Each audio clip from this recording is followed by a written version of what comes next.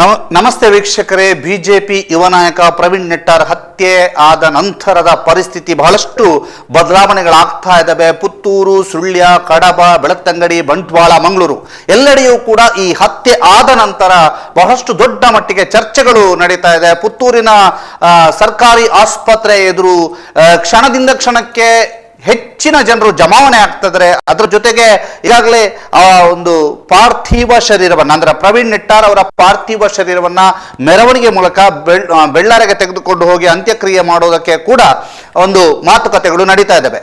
ಅದರ ಜೊತೆಗೆ ಬಿಜೆಪಿಯ ಕಾರ್ಯಕರ್ತರ ಆಕ್ರೋಶವೂ ಕೂಡ ಮುಗಿಲು ಮುಟ್ಟಿರುವಂತಹದ್ದು. ಅವರು ಹೇಳ್ತಾ ಇದ್ದಾರೆ, ಆದಷ್ಟು ಬೇಗ ಕೊಲೆಗಾರರನ್ನ ಬಂಧನ ಮಾಡಬೇಕು, ಜೊತೆಗೆ ಸರ್ಕಾರ ತನ್ನ ಕಾರ್ಯೋನ್ಮುಖವಾಗಬೇಕು, ಆದಷ್ಟು ಬೇಗ ಕಾರ್ಯೋನ್ಮುಖ ಆಗಬೇಕು ಅನ್ನುವಂತಹ ಒತ್ತಾಯ ಕೇಳಿ ಬರ್ತಾ ಇದೆ. ನಿನ್ನೆ ರಾತ್ರಿ ನಡೆದಂತಹ ಘಟನೆಗಳು ಕೂಡ ಬಹಳಷ್ಟು ದೊಡ್ಡ ಮಟ್ಟಿನಲ್ಲಿ ಚರ್ಚೆಯಾಗಿದೆ. ಜೊತೆಗೆ ನಿನ್ನೆ ರಾತ್ರಿ ಪ್ರತಿಭಟನಾಕಾರರು ಆಸ್ಪತ್ರೆಯ ಮುಂಭಾಗ ಕುಳಿತುಕೊಂಡು, ಖಾಸಗಿ ಆಸ್ಪತ್ರೆಯ ಮುಂಭಾಗ ಕುಳಿತುಕೊಂಡು ಯಾವುದೇ ಕಾರಣಕ್ಕೂ ನಾವು DC ಬರುವ ತನಕ ಪ್ರತಿಭಟನೆಯನ್ನ ಹಿಂದಕ್ಕೆ ಪಡೆಯೋದಿಲ್ಲ ಅನ್ನುವಂತಹ ಮಾತುಗಳನ್ನ ಹೇಳಿದ್ರು.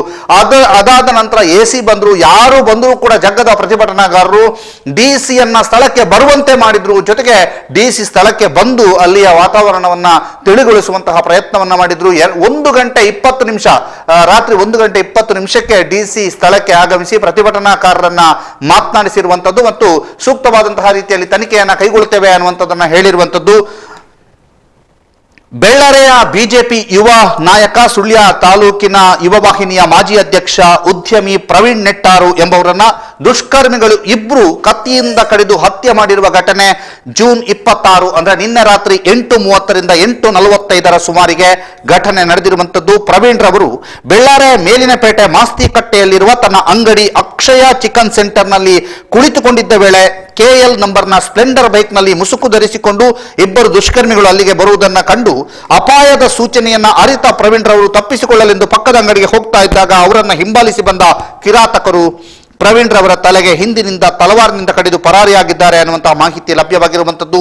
ಇದರಿಂದಾಗಿ ತೀವ್ರವಾಗಿ ಗಾಯಗೊಂಡು ರಕ್ತದ ಮಡುವಿನಲ್ಲಿ ಬಿದ್ದಿದ್ದ ಪ್ರವೀಣ್ರನ್ನ ಕೂಡಲೇ ಅಲ್ಲಿಂದ ಆಂಬ್ಯುಲೆನ್ಸ್ನಲ್ಲಿ ಪುತ್ತೂರಿನ ಪ್ರಗತಿ ಸ್ಪೆಷಾಲಿಟಿ ಆಸ್ಪತ್ರೆಗೆ ಎಂದು ಕರೆತರ್ತಾ ಇದ್ದ ವೇಳೆ ದಾರಿ ಮಧ್ಯೆ ಅವರು ಮೃತಪಟ್ಟಿದ್ದಾರೆ ಎಂದು ತಿಳಿದು ಬಂದಿದೆ.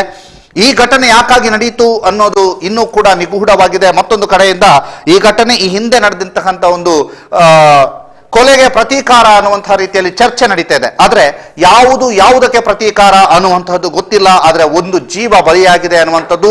ಜೊತೆಗೆ ಪ್ರವೀಣ್ ರವರ ಬಗ್ಗೆ ಬಹಳಷ್ಟು ದೊಡ್ಡ ಮಟ್ಟಿನಲ್ಲಿ ಚರ್ಚೆ ಆಗ್ತಾ ಇರುವಂತದ್ದು. ಪ್ರವೀಣ್ ಅಮಾಯಕ, ಯಾಕೆ ಅಂತಂದ್ರೆ ಯಾವುದೇ ಈ ಹಿಂದಿನ ಗಲಾಟೆಗಳಲ್ಲಿ ಭಾಗಿಯಾದ ವ್ಯಕ್ತಿ ಅಲ್ಲ ಅನ್ನುವಂತಹ ರೀತಿಯಲ್ಲಿ ಚರ್ಚೆ ನಡೀತಿರುವಂತದ್ದು.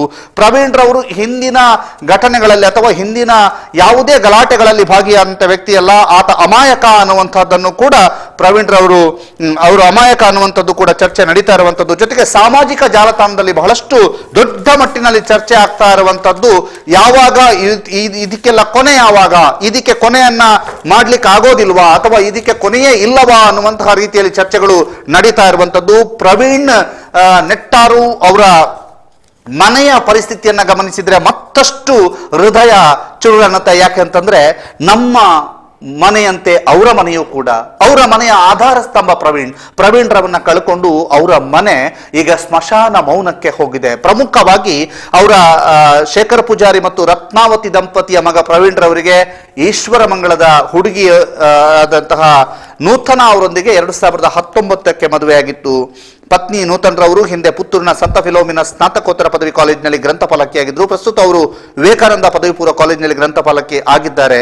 ಇವರು ಸಂಘಟನೆಯಲ್ಲಿ ಸಕ್ರಿಯರಾಗಿದ್ರು. ಜೊತೆಗೆ ಜನಪರ ಸೇವೆಗಳನ್ನ ಮಾಡ್ತಾ ಇದ್ರು. ಸುಳ್ಯ ತಾಲೂಕು ಯುವ ವಾಹಿನಿ ಘಟಕದ ಅಧ್ಯಕ್ಷರಾಗಿಯೂ ಕೂಡ ಸೇವೆ ಸಲ್ಲಿಸಿದ್ರು.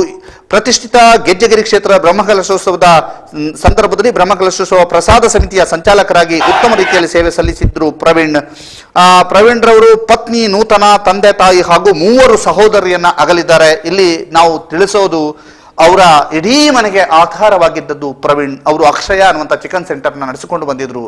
ಎಷ್ಟು ಸಂಘಟನೆ ಇರ್ಬೋದು, ಸಂಘಟನೆಯ ಕಾರ್ಯಕರ್ತ ಇರ್ಬೋದು, ಏನೇ ಆಗಿದ್ರು ಕೂಡ ತಾಯಿಗೆ ಮಗನೇ, ಇವತ್ತು ಪ್ರತಿಭಟನೆ ಎಲ್ಲವೂ ಕೂಡ ನಡೀತಾ ಇದೆ. ಆದ್ರೆ ತಾಯಿ ಮಗನನ್ನ ಕಳೆದುಕೊಂಡಿದ್ದಾರೆ, ಹೆಂಡತಿ ಗಂಡನನ್ನ ಕಳೆದುಕೊಂಡಿದ್ದಾರೆ, ಅಪ್ಪ ಮಗನನ್ನ ಕಳೆದುಕೊಂಡಿದ್ದಾರೆ, ಇಡೀ ಕುಟುಂಬ ಒಂದು ಆಧಾರ ಸ್ತಂಭವನ್ನ ಕಳೆದುಕೊಂಡಿದೆ. ಪ್ರವೀಣ್ ರವರು ಆಧಾರ ಸ್ತಂಭವಾಗಿದ್ರು ಕುಟುಂಬಕ್ಕೆ ಅನ್ನುವಂಥದ್ದು ಗೊತ್ತಾಗ್ತಾ ಇದೆ. ಯಾಕೆಂತಂದ್ರೆ ಅವರಿಗೆ 3 ಸಹೋದರಿಯರಿದ್ದದ್ದು, ಅವರು ಒಬ್ಬನೇ ಮಗ ಇದ್ದದ್ದು ಮನೆಗೆ. ಅವರನ್ನ ಕಳೆದುಕೊಂಡು ಇಡೀ ಬೆಳ್ಳಾರೆ ಸುಳ್ಯ ಒಂದು ಅಚ್ಚರಿಯನ್ನ ಪಡ್ತಾ ಇದೆ. ಯಾಕೆಂತಂದ್ರೆ ಪ್ರವೀಣ್ ರವರು ಇಂತಹ ಯಾವುದೇ ಕೆಲಸ ಕಾರ್ಯಗಳಲ್ಲಿ ಅಥವಾ ದೊಡ್ಡ ಮಟ್ಟಿನ ಗಲಾಟೆಗಳಲ್ಲಿ ಮುಂದೆ ಇರ್ತಾ ಇರಲಿಲ್ಲ ಅನ್ನುವಂತಹ ಮಾಹಿತಿಗಳು ಕೂಡ ಲಭ್ಯವಾಗ್ತಾ ಇದೆ. ನಾವೀಗ ನೋಡ್ತಾ ಇರುವಂತದ್ದು ನಿನ್ನೆ ರಾತ್ರಿಯ ದೃಶ್ಯ. ನಿನ್ನೆ ರಾತ್ರಿ ಆಸ್ಪತ್ರೆಯ ಮುಂಭಾಗ ಜಮಾವಣೆಗೊಂಡಿದ್ದ ಯುವಕರು ಅಥವಾ ಕಾರ್ಯಕರ್ತರು ಅಥವಾ ಪ್ರವೀಣ್ ಅವರ ಸ್ನೇಹಿತರು ಒತ್ತಾಯವನ್ನ ಮಾಡ್ತಾ ಇರುವಂತಹ ದೃಶ್ಯ ಇದು. ಯಾಕೆಂತಂದ್ರೆ ನಮಗೆ DC ಬರಬೇಕು, DC ಬಂದು ನಮ್ಮ ಜೊತೆಗೆ ಮಾತನಾಡಬೇಕು, DC ಬಂದು ಮಾತನಾಡಿದ ನಂತರವೇ ನಾವು ಇಲ್ಲಿಂದ ತೆರಳುವಂಥದ್ದು ಅಥವಾ ಪ್ರತಿಭಟನೆಯನ್ನ ಕೈ ಬಿಡೋದು ಅನ್ನುವಂಥದ್ದು. ಆದ್ರೆ ಆರಂಭದಲ್ಲಿ DC ಕೂಡ ಬರಲಿಲ್ಲ. ನಿರಂತರವಾಗಿ ಬಹಳಷ್ಟು ರೀತಿಯಲ್ಲಿ ಪ್ರತಿಭಟನಾಕಾರರನ್ನ ಸಮಾಧಾನ ಪಡಿಸುವಂತಹ ಕೆಲಸಗಳು ನಡೀತಾ ಇತ್ತು. ಆದರೆ DC ಬರುವ ತನಕ ನಾವು ಪ್ರತಿಭಟನಾಕಾರರು ಯಾವುದೇ ರೀತಿಯಲ್ಲಿ ತಾವು ತೆರಳೋದಿಲ್ಲ ಅನ್ನುವಂಥದ್ದು ಹೇಳಿದ ನಂತರ DC 1 ಗಂಟೆ 20 ನಿಮಿಷ ರಾತ್ರಿ 1 ಗಂಟೆ 20 ನಿಮಿಷಕ್ಕೆ DC ಆಗಮಿಸಿರುವಂಥದ್ದು. ಇವತ್ತು ಬೆಳಗ್ಗೆ ಪುತ್ತೂರಿನ ಬಳುವಾರ್ನಲ್ಲಿ KSRTC ಬಸ್ಗೆ ಕಲ್ಲೆಸೆತ ಆಗಿದೆ. ಪುತ್ತೂರು ಬಳುವಾರ್ನಲ್ಲಿ KSRTC ಬಸ್ ಒಂದಕ್ಕೆ ಕಲ್ಲೆಸೆದ ಘಟನೆ ಇಂದು ಬೆಳಗ್ಗೆ ನಡೆದಿರುವಂಥದ್ದು. ಮಂಗಳೂರಿಗೆ ಹೋಗ್ತಾ ಇದ್ದ ಬಸ್ಸಿಗೆ ಬಳುವಾರ್ನಲ್ಲಿ ಕಲ್ಲೆಸೆಯಲಾಗಿದೆ. ಕಲ್ಲೆಸೆದ ಪರಿಣಾಮ ಬಸ್ನ ಎದುರಿನ ಗಾಜು ಪುಡಿಯಾಗಿದೆ ಅನ್ನುವಂತಹ ಮಾಹಿತಿಗಳು ಈಗ ಲಭ್ಯವಾಗ್ತಾ ಇರುವಂತದ್ದು. ನಿಮಗೆ ನಾವೀಗ ದೃಶ್ಯವನ್ನ ತೋರಿಸ್ತಾ ಇದ್ದೀವಿ. ಇದು ಪುತ್ತೂರಿನಿಂದ ಅಂದ್ರೆ ಪುತ್ತೂರಿನ ಬಳುವಾರ್ನಲ್ಲಿ KSRTC ಬಸ್ ಒಂದಕ್ಕೆ ಕಲ್ಲೆಸೆದಂತ ಘಟನೆಯ ದೃಶ್ಯ ಇಂದು ಬೆಳಗ್ಗೆ ನಡೆದಿರುವಂತದ್ದು. ಮಂಗಳೂರಿಗೆ ಹೋಗ್ತಾ ಇದ್ದ ಬಸ್ಗೆ ಬಳುವಾರ್ನಲ್ಲಿ ಕಲ್ಲೆಸೆಯಲಾಗಿದ್ದು ಬಹಳ ಆತಂಕದ ವಾತಾವರಣ ಪುತ್ತೂರು ಸುಳ್ಯದಲ್ಲಿ ಇರುವಂತದ್ದು. ಇನ್ನೇನು ಕೆಲವು ಗಂಟೆಗಳಲ್ಲಿ ಇಲ್ಲಿಂದ ಪಾರ್ಥಿವ ಶರೀರವನ್ನ ಬೆಳ್ಳಾರೆಯ ತನಕ ಒಂದು ಮೆರವಣಿಗೆಯ ಮೂಲಕ ಸಾಗಿಸಿ ನಂತರ ಅಂತ್ಯ ಸಂಸ್ಕಾರ ನಡೆಸಲಾಗುವುದು ಅನ್ನುವಂಥದ್ದು. ಜೊತೆಗೆ ಈಗ ನಮ್ಮ ಜೊತೆಗೆ ಸಂಪರ್ಕದಲ್ಲಿ ಆ ಒಂದು ಬಸ್ನಲ್ಲಿದ್ದಂತಹ ಪ್ರಯಾಣಿಕರು ಕೂಡ ಇದ್ದಾರೆ. ಅವರನ್ನು ಕೂಡ ನಾವು ಮಾತನಾಡಿಸ್ತೇವೆ. ಅವರನ್ನ ಮಾತನಾಡಿಸಿದ ನಂತರ ಅಂದ್ರೆ ಆ ಬಸ್ನಲ್ಲಿರುವಂತಹ ಪ್ರಯಾಣಿಕರನ್ನ ಮಾತನಾಡಿಸ್ತೇವೆ. ಯಾಕೆಂತಂದ್ರೆ ಏನಾಯ್ತು ಇವತ್ತು ಘಟನೆ ಅನ್ನುವಂಥದ್ದು. ಜೊತೆಗೆ ನಮ್ಮ ಪ್ರತಿನಿಧಿಗಳನ್ನು ಕೂಡ ಮಾತನಾಡಿಸ್ತಾ ಹೋಗ್ತೇವೆ. ಈಗ ನಮ್ಮ ಜೊತೆಗೆ ಅಂದ್ರೆ ನಮ್ಮ ಪ್ರತಿನಿಧಿ ಆದಂತಹ ಶಿವಪ್ರಸಾದ್ ಆಸ್ಪತ್ರೆಯ ಮುಂಭಾಗ ಇದ್ದಾರೆ ಶಿವಪ್ರಸಾದ್, ಅವರನ್ನು ಕೂಡ ಮಾತನಾಡಿಸ್ತೇವೆ. ಮತ್ತು ಲೋಕೇಶ್ ಅವರು ಕೂಡ ಆಸ್ಪತ್ರೆಯ ಮುಂಭಾಗ ಇರುವಂತದ್ದು. ಬೆಳ್ಳಾರಿಯಲ್ಲಿ ನಮ್ಮ ಪ್ರತಿನಿಧಿ ದುರ್ಗಾಕುಮಾರ್ ಇದ್ದಾರೆ. ಜೊತೆಗೆ ಕಡಬದಲ್ಲಿ ನಮ್ಮ ಪ್ರತಿನಿಧಿ ವಿಜಯ್ ಅವರು ಇದ್ದಾರೆ. ಜೊತೆಗೆ ಪುತ್ತೂರಿನ ಸಿಟಿಯನ್ನ ಕವರ್ ಮಾಡ್ತಾ ಇದ್ದಾರೆ ಗೌತಮ್, ಸಂತೋಷ್, ಎಲ್ಲರೂ ಕೂಡ ಪುತ್ತೂರು ಸಿಟಿಯನ್ನ ಕವರ್ ಮಾಡ್ತಾ ಇದ್ದಾರೆ. ಎಲ್ಲರನ್ನೂ ಕೂಡ ನಾವು ಮಾತನಾಡಿಸ್ತಾ ಹೋಗ್ತೀವಿ, ಘಟನೆಯ ವಿವರವನ್ನ ತಿಳಿತಾ ಹೋಗ್ತೀವಿ. ನಾವೀಗ ಇರುವಂತದ್ದು ಅಂದ್ರೆ ನಾವೀಗ ನಿಮಗೆ ತೋರಿಸ್ತಾ ಇರುವಂತಹದ್ದು ನಿನ್ನೆ ರಾತ್ರಿಯ ಪ್ರತಿಭಟನೆಯ ದೃಶ್ಯಗಳು. ಆನಂತರ DC ಬಂದು ಯಾವ ರೀತಿಯಾಗಿ ಮಾತನಾಡಿದ್ರು ಅನ್ನುವಂಥದ್ದನ್ನು ಕೂಡ ತಿಳಿಸ್ತೀವಿ. ಅದರ ಜೊತೆಗೆ ಆ ಪ್ರತಿಭಟನಾ ಸ್ಥಳದಲ್ಲಿ ಅಥವಾ ಆಸ್ಪತ್ರೆಯ ಮುಂಭಾಗ ಈಗ ಬಹಳಷ್ಟು ದೊಡ್ಡ ಮಟ್ಟಿನಲ್ಲಿ ಹಿಂದೂ ಮುಖಂಡರಿದ್ದಾರೆ ಅಥವಾ ಬಿಜೆಪಿಯ ಮುಖಂಡರು ಎಲ್ಲರೂ ಕೂಡ ಜಮಾಯಿಸಿರುವಂತದ್ದು. ಎಲ್ಲರೂ ಕೂಡ ಪ್ರತಿಭಟನಾಕಾರರನ್ನು ಸಮಾಧಾನ ಪಡಿಸುವಂತಹ ಕೆಲಸವನ್ನ ಮಾಡ್ತಾ ಇದ್ದಾರೆ. ನಿರಂತರವಾಗಿ ಸಮಾಧಾನ ಪಡಿಸುವಂತಹ ಕೆಲಸವನ್ನ ಮಾಡ್ತಾ ಇದ್ದಾರೆ. ಆದ್ರೆ ತಮ್ಮ ಆತ್ಮೀಯನನ್ನ ಕಳೆದುಕೊಂಡಂತಹ ನೋವಿನಲ್ಲಿರುವಂತಹ ಸ್ನೇಹಿತರು ಪಟ್ಟು ಬಿಡದೆ ಸೂಕ್ತವಂತಹ ಇಮಿಡಿಯೇಟ್ ಆಕ್ಷನ್ ಆಗಬೇಕು ಅನ್ನುವಂಥದ್ದನ್ನ ಕೇಳ್ತಾ ಇದ್ದಾರೆ. ಅದರ ಜೊತೆಗೆ ಈಗ ಕೆಲವು ಮಾಹಿತಿಗಳು ಬರ್ತಾ ಇದ್ದಾವೆ. ನಮಗೆ ಪಾರ್ಥಿವ ಶರೀರವನ್ನ ತೆಗೆದುಕೊಂಡು ಹೋಗಲು ಅನುವು ಮಾಡಿಕೊಡಿ ಅಂತ ಒತ್ತಾಯಿಸ್ತಾ ಇದ್ದಾರೆ ಅನ್ನುವಂತಹ ಮಾಹಿತಿಗಳು ಲಭ್ಯವಾಗ್ತಾ ಇದೆ. ನಮಗೆ ಯಾವ ರಾಜಕೀಯದ ದೊಡ್ಡ ನಾಯಕರು ಬರುವಂತಹ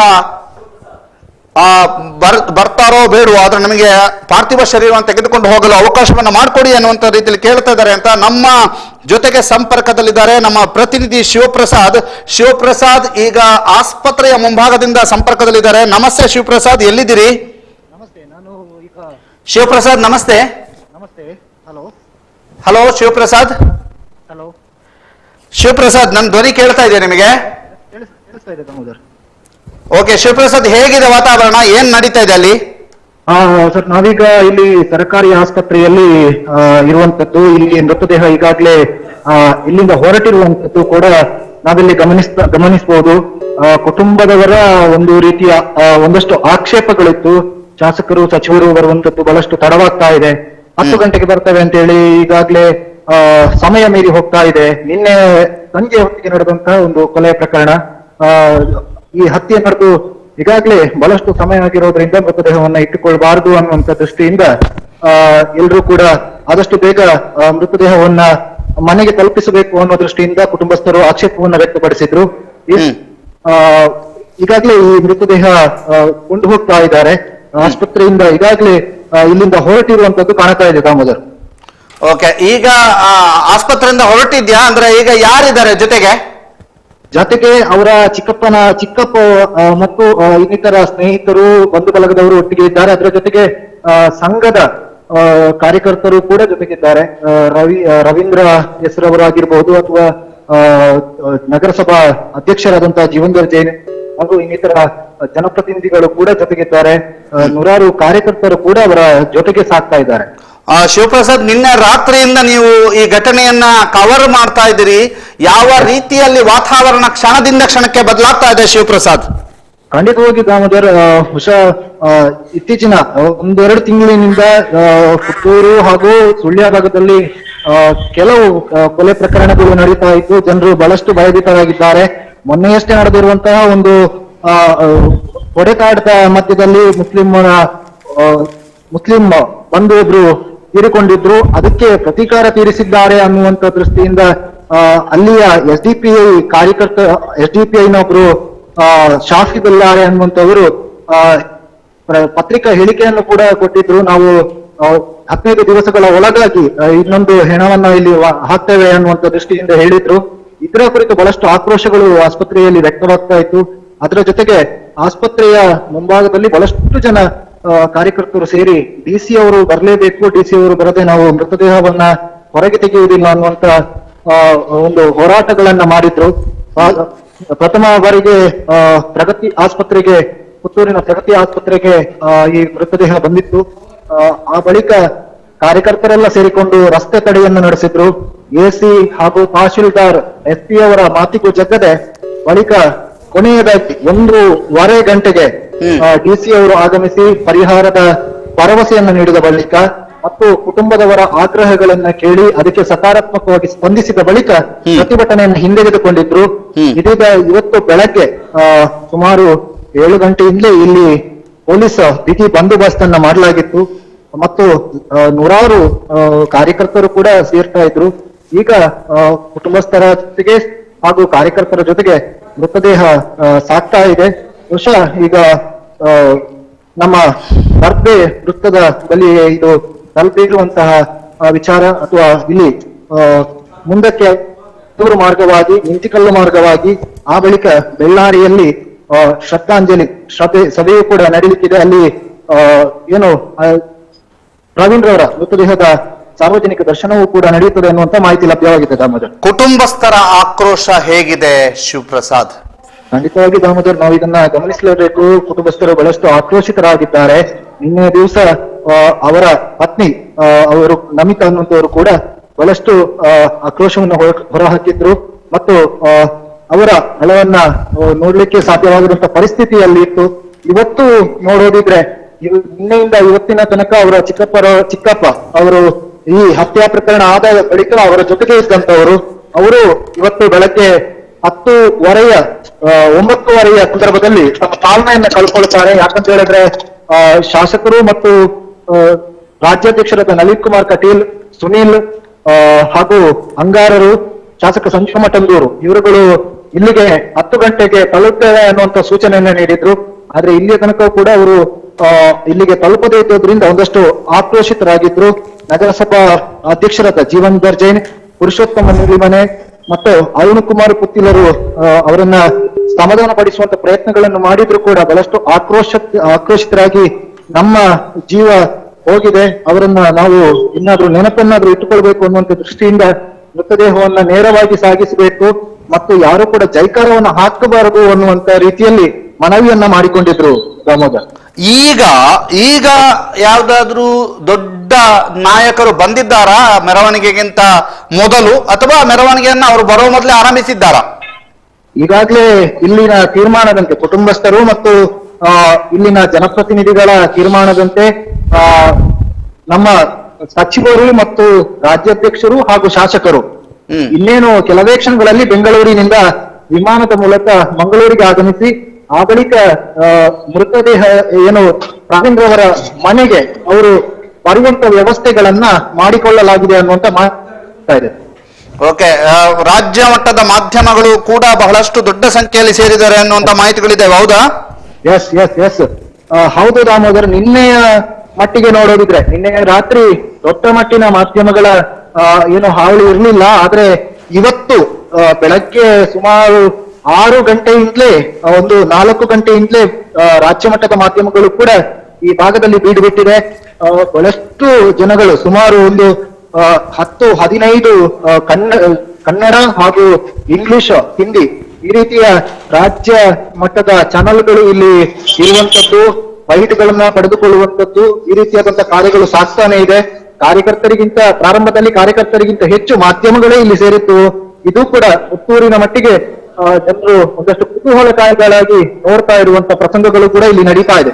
ಶಿವಪ್ರಸಾದ್, ಧನ್ಯವಾದ ನಿಮ್ಮ ಮಾಹಿತಿಗೆ. ಮತ್ತಷ್ಟು ಅಪ್ಡೇಟ್ ಗಳನ್ನ ತೆಗೆದುಕೊಳ್ತೀವಿ ನಿಮ್ಮ ಹತ್ರ. ನಿರಂತರವಾಗಿ ನೀವು ಮೆರವಣಿಗೆಯ ಜೊತೆಗೆ ಇರ್ತೀರಿ ಅನ್ನುವಂತಹದ್ದು ಗೊತ್ತು. ಆದ್ರೆ ನಿಮ್ಮ ಕೆಲಸವನ್ನ ಮಾಡ್ತಾ ಸಾಗಿ ನಮಗೆ ಅಪ್ಡೇಟ್ ಅನ್ನ ಕೊಡ್ತಾ ಹೋಗಿ. ಮತ್ತೆ ಶಿವಪ್ರಸಾದ್ ಅವನ್ನ ಸಂಪರ್ಕಿಸಿವಿ. ಧನ್ಯವಾದ. ಈಗ ನೀವು ಕೊಟ್ಟಿರುವಂತಹ ಮಾಹಿತಿಗೆ ಕುಟುಂಬಸ್ಥರು ಯಾವ ರೀತಿಯಾಗಿ ಆಕ್ರೋಶವನ್ನ ವ್ಯಕ್ತಪಡಿಸಿದ್ರು ಅದನ್ನ ನೋಡುವ. ಕುಟುಂಬಸ್ಥರ ಆಕ್ರೋಶ ಯಾವ ರೀತಿ ಇತ್ತು ಅದನ್ನ ನೋಡುವ.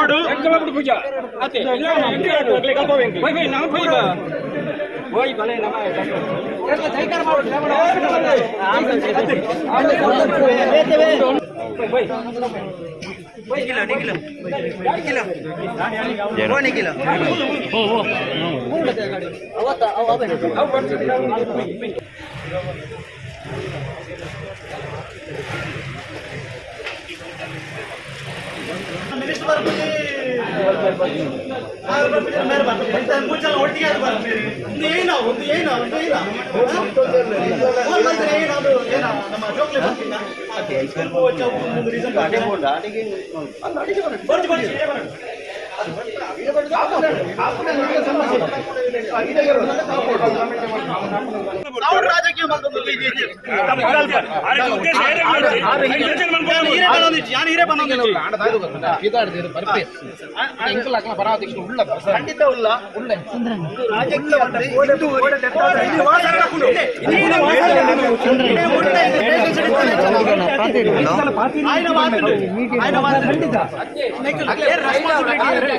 ಗವರ್ಮೆಂಟ್ ಸೌಲಭ್ಯ ಜಾಗಕ್ಕೆ ರೈಟ್ ಕಾಮನ್ ಮ್ಯಾನ್ ಮಿನಿಸ್ಟರ್ ಬಂಡ ಬರ್ತದೆ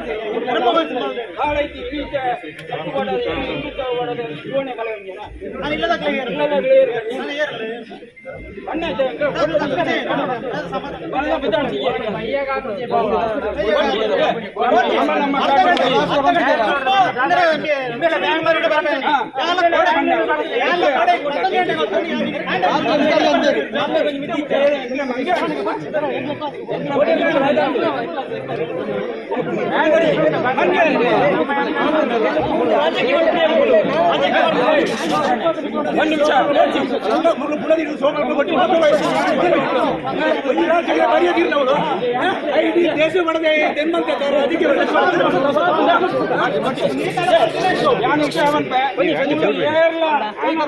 ಜಯಕಾರ ಬಾಡಿಯರವಲ್ಲಿ ನಮ್ಮ ಹಾಸ್ಪಿಟಲ್ ಏರ್ಲ ಜಯಕಾರ ಬಾಡಿಯರವಲ್ಲಿ ಡೆಡ್ ಬಾಡಿ ನಿಪಣಪ್ಪ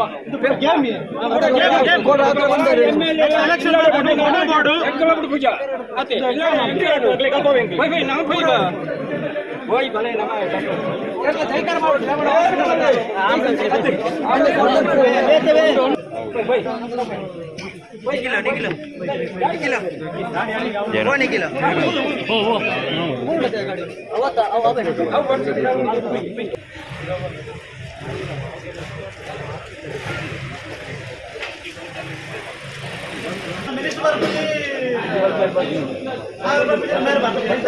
ಒಟ್ಟಿಗೆ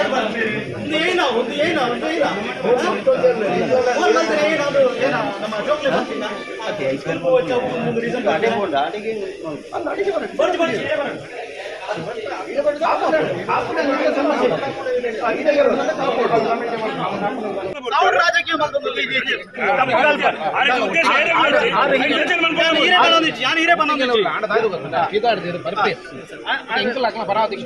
ಖಂಡಿತ ಉಲ್ಲ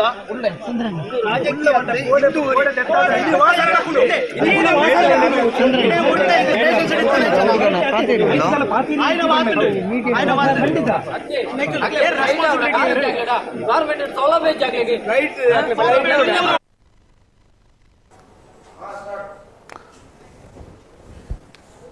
ನಾವೀಗ ನೋಡಿದಂತಹ ದೃಶ್ಯ ಇದು ಕುಟುಂಬಸ್ಥರು ಅಥವಾ ಅವರ ಸ್ನೇಹಿತರು ಆಕ್ರೋಶವನ್ನು ವ್ಯಕ್ತಪಡಿಸ್ತಾ ಇದ್ದದಂತದ್ದು. ಯಾಕೆಂತಂದ್ರೆ ನಾವು ಯಾವುದೇ ಕಾರಣಕ್ಕೂ ಯಾರನ್ನು ಕೂಡ ಕಾಯುವಂತಹ ಪರಿಸ್ಥಿತಿಯಲ್ಲಿಲ್ಲ. ನಿನ್ನೆ ನಮಗೆ ಬೆಳಿಗ್ಗೆ 10 ಗಂಟೆಗೆ ನಾವೆಲ್ಲರೂ ಕೂಡ ಬಂದಿರ್ತೀವಿ ಅನ್ನುವಂತಹ ರೀತಿಯಲ್ಲಿ ನಾಯಕರುಗಳು ಹೇಳಿದ್ರು. ಆದ್ರೆ ಅವರನ್ನ ಕಾಯುವಂತಹ ಪರಿಸ್ಥಿತಿಯಲ್ಲಿ ನಾವಿಲ್ಲ.